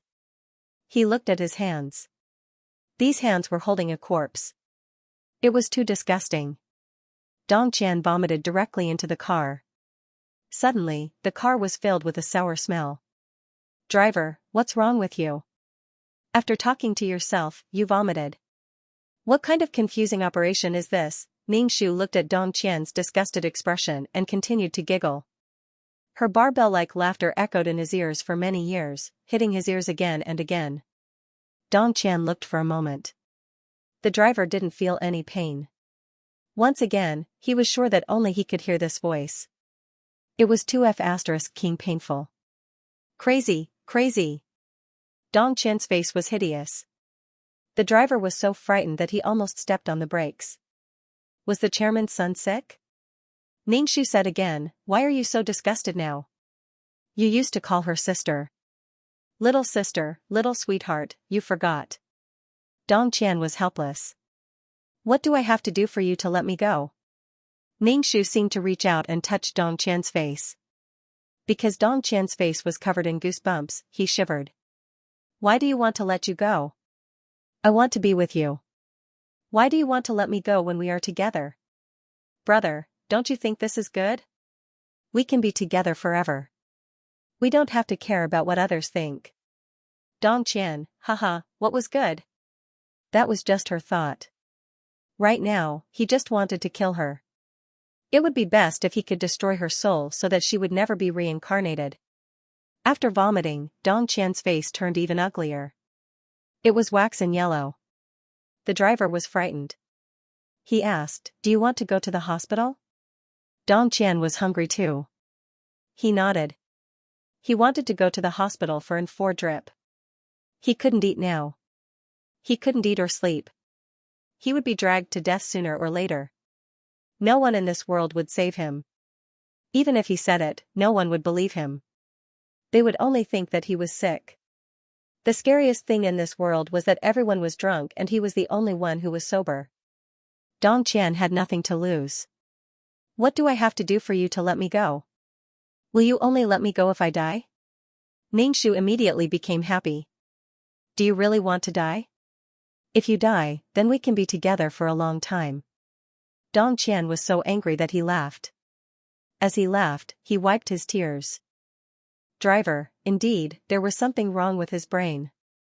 One moment he wanted to die, the next moment he wanted to let him go. He must have done something evil. He must have killed that little girl. What a sin! Ningxu felt that there was no point in torturing one person, so he went to look for Xianxia. Xianxia and Dong Qian also had the same girlfriend. They were fated to be together, so they couldn't just find one person. Brothers in distress, they should share blessings and hardships together. To be honest, she missed Xianxia a little. Did he pay back the money? At least give Dong Qian some time to rest. Otherwise, he might not be able to play for long. If you guys like to play, I'll play games with you guys. Ningxu leaned into Xianxi's ear and said, Xianxia, I miss you. Do you miss me? Xianxia, who was sleeping, had a particularly big reaction. He jumped out of bed directly, and then looked confused. What happened? He seemed to have heard Xianxia's voice. Could it be that Xianxia's ghost came back to find him? Xianxia was so scared that his face turned white. He was scaring himself. After trembling for a while, he didn't hear any movement. Xianxia went back to sleep, looked at the dark sky outside the window, and sighed. If he could choose, he wanted to be a new person and never go to any chat group again. That chat group had been banned and disappeared. Alas, he also had a part to play in this. Xianxia thought about all kinds of things in his mind and fell asleep in a daze. Just as he fell asleep, a voice sounded in his ear again. Xianxia, I'm back to see you. Wake up. Then he seemed to have been slapped. It didn't hurt very much, but he felt extremely cold. He suddenly woke up again, and this time the words in his ear were clearer. Xianxia. Xianxia's teeth were chattering as he struggled to speak. Shen Xiao Dai, he rolled his eyes and was about to faint. Xianxia was much more cowardly than Dong Qian. They both did bad things, but some people were very strong, and some people were very cowardly. However, it was also understandable. After all, Dong Qian had a strong family since childhood, which gave him confidence. Xianxia could not. Ningxu said with some disgust, "Don't faint. I'm back to see you." "Dear, are you happy?" Xianxia trembled and wanted to speak, but Ningxu said directly, "Don't say that you're not happy." Xianxia. "I'm happy." Ningxu said with relief, "It's good that you're happy. I'm also very happy." "Have you paid back the money?" Xianxia, even as a ghost, he would never forget about money. He stuttered, Can you give me some more time? I'll burn it for you." Ningxu smiled. "Of course you can. Xianxia, why don't you come and accompany me? I like you so much that I even committed suicide for you. Don't you feel anything?" Xianxia was very scared. He did not feel anything. If he went to accompany her, it would mean that he was going to die. Xianxia immediately knelt down and kowtowed. "Shen Xiaodai, please, let me go. I will be a good person in the future and will never lie to girls again. I'll marry a wife and live a good life."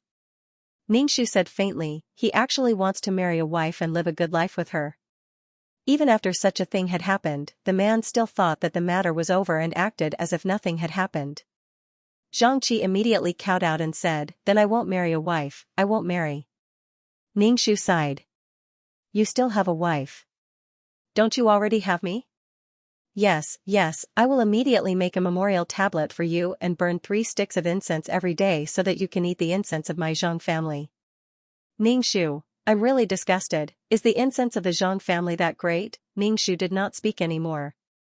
Xianxia had been kneeling on the ground, and his knees were in great pain. He tried to stand up and slowly moved to the bed. He closed his eyes and did not hear any sound. He suddenly breathed a sigh of relief and closed his eyes to sleep. Ningxu immediately pierced Zhang Qi's brain with his spiritual force. Zhang Qi immediately jumped up in pain and covered his head. "Shen Xiaodai, please let me go. I will burn paper money for you. I will give you whatever you want." Zhang Qi cried bitterly. "Ningxu, don't you feel anything in your heart? Why are you hurting me like this?" Zhang Qi just kept begging for mercy. Whatever Ningxu said was the truth. A person like Zhang Qi was stronger than him. Whatever he said was the truth. He had no backbone. Was he really admitting his mistake? No, if Zhang Qi had a lot of power now, it would be impossible for him to admit his mistake. How can such a person have any conscience? How can he feel guilty? Therefore, no matter what you do to such a person, you don't have to be kind. Ningxu directly stirred his brain with his spiritual force. Zhang Qi rolled on the ground in pain, holding his head and desperately begging for mercy. The blue veins on his forehead were bulging.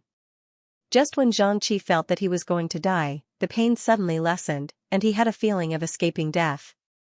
At this moment, he strangely felt a trace of gratitude to her. But when he thought that this woman would always be pestering him, Zhang Qi's heart was desperate. Zhang Qi said sincerely, I was wrong, I was really wrong. I shouldn't have deceived you. I shouldn't have deceived you. Ningxu's heart was unmoved by his apology. The person who was deceived by him was already dead. If he didn't encounter such a thing, how could Zhang Qi apologize, repent? No, therefore, people have to have a sharp edge. Kindness without a sharp edge is just a weakness that everyone can bully. Ningxu and Zhang Qi were late for the night, and returned to Zhang Qi's side during the day. He felt that he was really busy, very busy, and did not rest during the day and night. If he wanted to pin the murder on Dong Qian, the chain of evidence would not be enough. The law might not be able to punish Dong Qian and Zhang Qi very severely, so Ningxu could only do it himself. But in reality, everyone was an ordinary person. It was really too difficult to recognize such a man. Ningxu lay next to Dong Qian. The mattress was a little sunken, and he moved a little. Dong Qian woke up from the movement. It was the first time he had slept since the incident happened. Dong Qian was so moved that he cried loudly in his heart. Ningxu was next to Dong Qian, and he asked, "Little brother, did you sleep well?" Dong Qian, if this thing didn't exist, then he would be even more touched, and the world would be even more beautiful. Dong Qian was a little confused. Why did this thing let him go last night? Ningxu sighed faintly. "Little brother, you have to take care of your body. If you don't sleep like this, you will suddenly die." He said sarcastically, "Isn't that what you want?" Ningxu quickly shook his head in denial. "No, that's not what I want." Dong Qian actually felt a strange sense of relief in his heart. Who knew where this feeling came from? He even felt a little touched. Ningxu continued, "I hope to live for a long, long time." He was in pain for a long, long time. Dong Qian was silent. He sighed and prepared himself mentally for a long battle to come. This woman would not let him go. In order to get a moment of peace, he needed someone to attract her attention so that she wouldn't have time to care about him. Simply put, he wanted her to have something to do and keep her busy. Dong Qian showed a hideous smile. He hadn't smiled for a long time. When he suddenly smiled, it looked stiff and ugly. Ningxu exclaimed, "Little brother, your smile is so ugly. What's wrong with you? Why aren't you as good-looking as before? Little brother, if you continue to be so ugly, you'll hurt my eyes. Little brother, what do you think the consequences will be?" Dong Qian, "Damn it, it's really too difficult. You don't let me rest, bully me every day, make me worry, and make me maintain my beauty. Even a god can't do that, you're too unreasonable." Dong Qian rationally told himself that he had to change the topic now. He said, "Xianxia, do you particularly hate such people? Let me tell you, there are many such evil people in society." Ningxu, oh. His voice was bored. Dong Qian continued to persuade, "I know a lot of things." Ningxu, and then? She didn't seem very interested. Dong Qian thought that she was a warm-hearted, nosy person who couldn't stand the injustice in the world. Now, looking at her attitude, he was a little uncertain. But in order to live a peaceful life, he had to sacrifice others. If someone blew cold wind in his ear every day, he would go deaf sooner or later. Ningxu held his chin and looked at Dong Qian. He asked with some doubt, "Why are you so bad?" Dong Qian, Ningxu, logically speaking, you were born into a rich family and lived a life of wealth. If you don't have good karma, you have good luck. Why are you so bad? Dong Qian, oh, are we going to talk about the past life? Ningxu, but your mind is quite firm. I want to turn you into a skeleton. Dong Qian? What the f*ck are you talking about? Ningxu continued, since you don't want to be a human, then become a skeleton. Dong Qian laughed in his heart. Speaking of not being a human, this guy was the real one. Of all the things she had done, which one of them was done by humans? Dong Qian didn't know the deeper meaning behind Ningxu's words. He only took it as a threat. After all, she wanted him dead. She was just teasing him now. Sooner or later, he would be killed by her, but he had to fight for a chance to live. Dong Qian's heart was filled with despair. He didn't know if he could survive. However, after so many people had died in the world, she was the only one who had become like this. She acted recklessly and played with others as if she was playing with mortals. Dong Qian had a strange feeling in his heart. He asked tentatively, "Xianxia, how did you become like this?" Ningxu smiled and said, "If you want to know why I became like this, you can kill yourself once. Do you want to try?" Dong Qian was frantically rejecting her in his heart. "Try my ass. If I try, I'll die. She wants me to die. She wants me to die." Ningxu sounded a little disappointed. "Don't you want to give it a try? Maybe you'll become a transcendent existence like me." Ningxu wanted to see Dong Qian's reaction. Would he really die, whether it was because of the temptation of power or because he wanted to beg her? Standing from another point of view, Ningxu suddenly understood the problem that she didn't understand very well before. That was why some of the bad people she had encountered before were taken in by the organization. She used to think that their minds were strong and capable, but they were bad to a certain extent. Now it seemed that absorbing them was, to some extent, a kind of punishment. The power of longevity was used as bait to make them do things. If they did something wrong, they would be directly obliterated, using bad people to deal with bad people. Thinking about it, what was the difference between this and a reform through labor? Doing things had the meaning of atonement, but this group of prisoners was somewhat special. They had more extraordinary power than ordinary people, but they were restrained. Garbage was not garbage if it was placed in the right place. This was a matter of killing several birds with one stone. The organization had the power to control these people. Of course, not all of those who were absorbed were in this situation. Just like now, when Ning Shu looked at Dong Qian, in her eyes, Dong Qian had become a skeleton. She stroked Dong Qian's bones. "You must be a beautiful skeleton." Dong Qian felt goosebumps all over his body. Gusts of cold wind, a cold touch drifted on his skin, and coupled with her lamenting, Dong Qian felt that this was the worst evil in the world. She was a pervert, a lunatic. Dong Qian felt that he couldn't take it anymore. And for some reason, Dong Qian suddenly had a feeling that he might not be able to get rid of this lunatic even if he died. Although this was nonsense, Dong Qian had this feeling in his heart. This was the most despairing thing. He was being toyed with while he was alive, but wouldn't he be free after he died? He was just fooling around. Why did he have to suffer such retribution? He didn't kill anyone or commit arson, nor did he do anything evil, so why did he have to suffer such a fate? Ning Shu felt that she should observe Dong Qian for a while longer. It would be best to temper his soul again. Although he couldn't see, Dong Qian felt a gaze staring at him. It was as if he was a stone that was about to be carved. This was the most terrifying thing. Ning Shu said, "You said that you know a lot of things. What are they?" Dong Qian said, "I know that some people have special hobbies, and there are special channels to provide them with these hobbies." Ning Shu nodded and said innocently, "What hobbies?" Dong Qian rolled his eyes in his heart, but for his peaceful life, he decisively betrayed others of the same class. "Let this lunatic go and find someone else instead of a dead Taoist." Dong Qian said, "Some people like children." Ning Shu asked, "Do you like them too?" Dong Qian took a deep breath. "No, I like normal women, such as women your age." Ning Shu replied, "Oh, so you really like women who are older than you?" Dong Qian, "What I mean is, I like adult women, not older women." If it weren't for the fact that he couldn't see or touch, Dong Qian would have killed this woman even if it meant going to jail. If he had known that this would happen in the past, he would have beaten this woman to death. I can't *King take it anymore. This kind of torture was worse than going to jail. But the problem was that he didn't kill anyone, but admitted to killing someone and went to jail. This was too sullen, no. Therefore, Dong Qian refused to admit that he had killed anyone in front of Ning Shu. If he didn't kill anyone, then he didn't kill anyone. This was related to his family. If there was a murderer in the Dong family, the impact on the company would be too great. His rich life was all because of the Dong family. If the Dong family collapsed, his life would only be worse than now.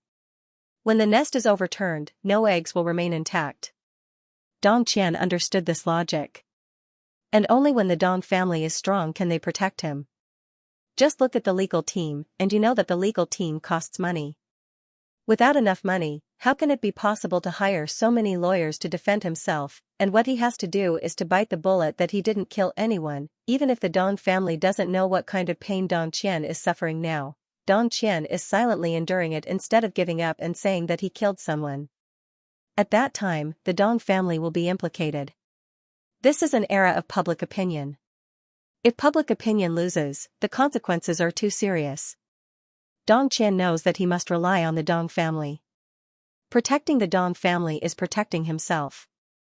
And Dong Qian also understands that Shen Xiaodai wants him to lose his reputation. Otherwise, she wouldn't have done such a thing. Of all places, why did he have to die in her villa? This kind of thing can't be washed away. Regardless of whether it is clarified or not, when people talk about Dong Qian in the future, it will be that he played a woman to death.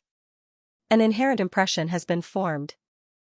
This deceitful woman, as for the heir, he may only be a rich and idle person in the future, The premise is that he can survive under this woman's torture. What kind of hatred and resentment does she have to set up such a trap? Is it just because he lied to her? What did he lie to her about? Didn't she vainly enjoy the enjoyment of her social class, attend banquets, and eat expensive and delicious food? These things are things that some people can't eat in their lifetime. She enjoys a life of luxury. How did he wrong her? For the sake of the good life he once gave her, she shouldn't torture him like this. Look at his hair, it's almost gone. No, it's not to the point of suicide. No, this woman has already died before. She lived a little longer in the world like a walking corpse. At this time, he met her again, with this woman's character. How can she commit suicide for such a man? At first glance, she is the kind of female devil who loves herself more than anyone else. How can she die for a stupid man? As a normal person, even if they are hurt, they will not easily give up their life. Especially Dong Qian, who enjoys a rich life, can't wait to enjoy it for a long time. Life is something that can't be bought with money. Stupid, of course, he could only think about it in his heart. If he said it out loud, his brain would probably burst out of his head. Dong Qian said to Ningxu expressionlessly, if you like doing these things, you can do them. I believe that the world will become more beautiful because of you. At this time, Dong Qian displayed his glib tongue and instigated Ningxu to go out and exert his energy. As long as she didn't vent her energy on him, it would be fine. She could torment anyone as long as she didn't torment him. Ningxu grunted, actually, I'm not someone who abhors evil, but if it's what you said, I'm still willing to do it. If it weren't for all the things that had happened before, Dong Qian would have been moved to tears by her obedience. I must have been possessed by a demon to believe you. Dong Qian felt the cold air around him and knew that she hadn't left yet. His pores contracted into goosebumps because of this cold air. He was becoming more and more sensitive to her existence, and the sense of danger that lingered in his heart was endless. Dong Qian said, then why aren't you going? Ningxu grunted, I've done so many things before, so I'm a little tired. I need to rest for a period of time. Dong Qian almost cursed it out loud. Tired my ass, what's there to be tired about? Dong Qian held it in, and with a puzzled face, he asked, you also feel tired? Ningxu said as if it was a matter of course, I'm human, of course I feel tired. Dong Qian was speechless. If you can feel tired, then you won't let people stay up all night. You're simply a beast. Dong Qian only dared to roar in his heart, but he could never say it out loud. Once he said it out loud, he would be in trouble. And Dong Qian realized that if he insisted on having a hostile attitude, it would only make him more unlucky. No matter what, this woman would not let him go, so why not? Please her, so that he could have a better time. Dong Qian was expressionless, and it was not obvious that he was trying to please her. Oh, you're tired. Then should I prepare a room for you? Ningxu laughed out loud, thank you, little brother. There's no need to prepare a room, I'll sleep beside you. Dong Qian was furious, but he did not dare to refute or refuse. Ningxu tortured Dong Qian as usual. He would stay up for a few days and then let him sleep. He would do this repeatedly, like a hawk, to see who could endure it more. In any case, Ningxu did not care. She could stay up all night, but Dong Qian's body was made of flesh and blood. Ningxu sighed, little brother, you can't rely on your ugliness to stay up all night recklessly. Dong Qian's dark face twisted, and Ningxu clicked his tongue, you're even uglier now, you're really. Under Ningxu's torment, Dong Qian became ugly. His face was gray and yellow, and his teeth were also yellow. His breath was stinky, and his hair was falling out. His hairline was shrinking at a rapid speed, almost reaching the hairline of Dong Qian's father. Because he stayed up all night, his brain was damaged, and he looked as cold and emotionless as a zombie. Dong Qian's parents were very disappointed. Seeing their son like this, they expected better from him. The murder case had not been decided yet, but he ended up in this state. What was he trying to do? If the outside world saw this, they would definitely guess that Dong Qian had a guilty conscience, or that he was taking drugs. Dong Qian's parents were shocked, fearing that their son had become a drug addict. Did you touch something you shouldn't have? If that was the case, then they would completely give up on their son. No matter how powerful the Dong family was, they could not withstand a money shredder. Of course, Dong Qian knew what they were talking about. He swore, "I didn't touch anything I shouldn't have, don't worry." "Don't worry, how can we not worry when you look like this?" Dong Qian's father could not help but scold, "Then why did you make yourself look like this? Do you really have a guilty conscience?" It was really mentally and physically exhausting, and he really wanted to kill him. How about sending him to the hospital? It was uncomfortable to watch. Dong Qian was silent in the face of his family's disappointment and harshness. He could not explain. If he did, his family would send him to the mental hospital. Therefore, Dong Qian simply did not say anything, and faced all the problems with silence. He felt that if he did not explode in silence, he would become a pervert in silence. Oh, a pervert, oh, there was one beside him. Ningshu also went to do some things in the process, such as the special institutions that Dong Qian mentioned. Some of them were like orphanages. These orphans had no one to rely on in the world. They relied on social welfare or donations from people with intentions to survive. They could only rely on welfare institutions. But some welfare institutions were not filled with love, a place filled with love. On the contrary, they were places where people could not bear to look at. Ningshu relied on the fact that he did not have a body to come and go as he pleased. Moreover, when he was doing something, he was caught red-handed, saying that there were people selling drugs. Then, he was sitting at the side eating melon seeds and watching the police officers barge in. That scene was really interesting. There was no lack of people who were rich and had social status. To be caught in such a situation was simply. Moreover, Ningshu even caused trouble on the internet and stepped on some people's faces to the ground. There was nothing in this world that was not enough, but there were too many people. There were too many people. Even if there was a lot of surveillance, it was impossible to monitor every corner of society. Even the sun could not. There were many onlookers on the internet. Something like this would definitely cause a huge uproar. It was still the same saying. If there was no business, there would be no killing. Because there was a need, there were places where people hid their dirty deeds. The chain of benefits was complete. And those welfare institutions were also dug up. It was shocking. Ningshu crossed his legs and looked at all kinds of things on the internet. Many things would become very similar after being fermented on the internet. The internet was a double-edged sword. It depended on how it was used. Moreover, Ningshu had even uploaded the video. Of course, the short video spread faster than the short video. There were images, sounds, and content. Dong Qian looked at the things on the internet and sighed. Indeed, when she caused trouble, she caused a huge uproar. She did whatever she wanted and did not care about the consequences. However, Dong Qian revealed a twisted smile. Thanks to these people, he rested for a while and could finally sleep soundly. Only when she was not by his side could he have a little time to breathe. Only then did he feel less suffocated. Many people were caught and even caused trouble on the internet. It was a complete loss of face. Dong Qian licked his teeth and revealed a gratified smile. Previously, his matters had always been dragged out by the netizens and keyboard warriors to attack him. Now that they had finally diverted their attention, the Dong family would no longer be roasted on the fire. These netizens were very forgetful. When something new happened or a new melon appeared in front of them, the previous melon would be thrown away. Is this considered doing something for the Dong family? Dong Qian happily closed his laptop. His heart was filled with happiness. After being entangled by that woman, he rarely felt happy. As expected, pain had to be built on someone else's body. If it was built on his body, it would be twice the pain. After a few people successively fell, those who had ulterior motives all clamped their butts together and behaved themselves. They felt that there was a kind of power staring at them from the unseen world. Previously, they had mocked the Dong family for being useless because they had raised such a son who didn't have any special hobbies in private. But now, they had played so big that they had killed someone.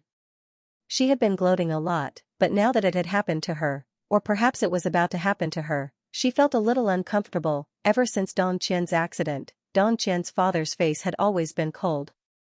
However, the recent events had made him very happy. It was uncomfortable for one person to have shit on their butts, but it was much better for a group of people to have shit on their butts. No one would stare at the Dong family. When Dong Qian saw his father's expression, he also smiled. However, his smile was twisted, and his entire person exuded a gloomy aura. Dong Qian's father, damn it, it was still very annoying. Dong Qian, is it easy for me? forget it, I'll hide my fame and fortune. After playing outside for a while, Ningxu felt that it was boring. These people had all become vigilant. They all began to act like gentlemen and good citizens, she couldn't do anything to them. Seriously, the bored Ningxu could only return to Dong Qian's side. To be honest, Dong Qian was more interesting. Xianxia had been played by her until he was broken. Xianxia didn't dare to stay in this city at all. He returned to his hometown dejectedly. When he returned to his hometown, Ningxu naturally couldn't be bothered to follow him. Xianxia found that as long as he was not in the city, that woman would not follow him to torture him, then, he would live in his hometown.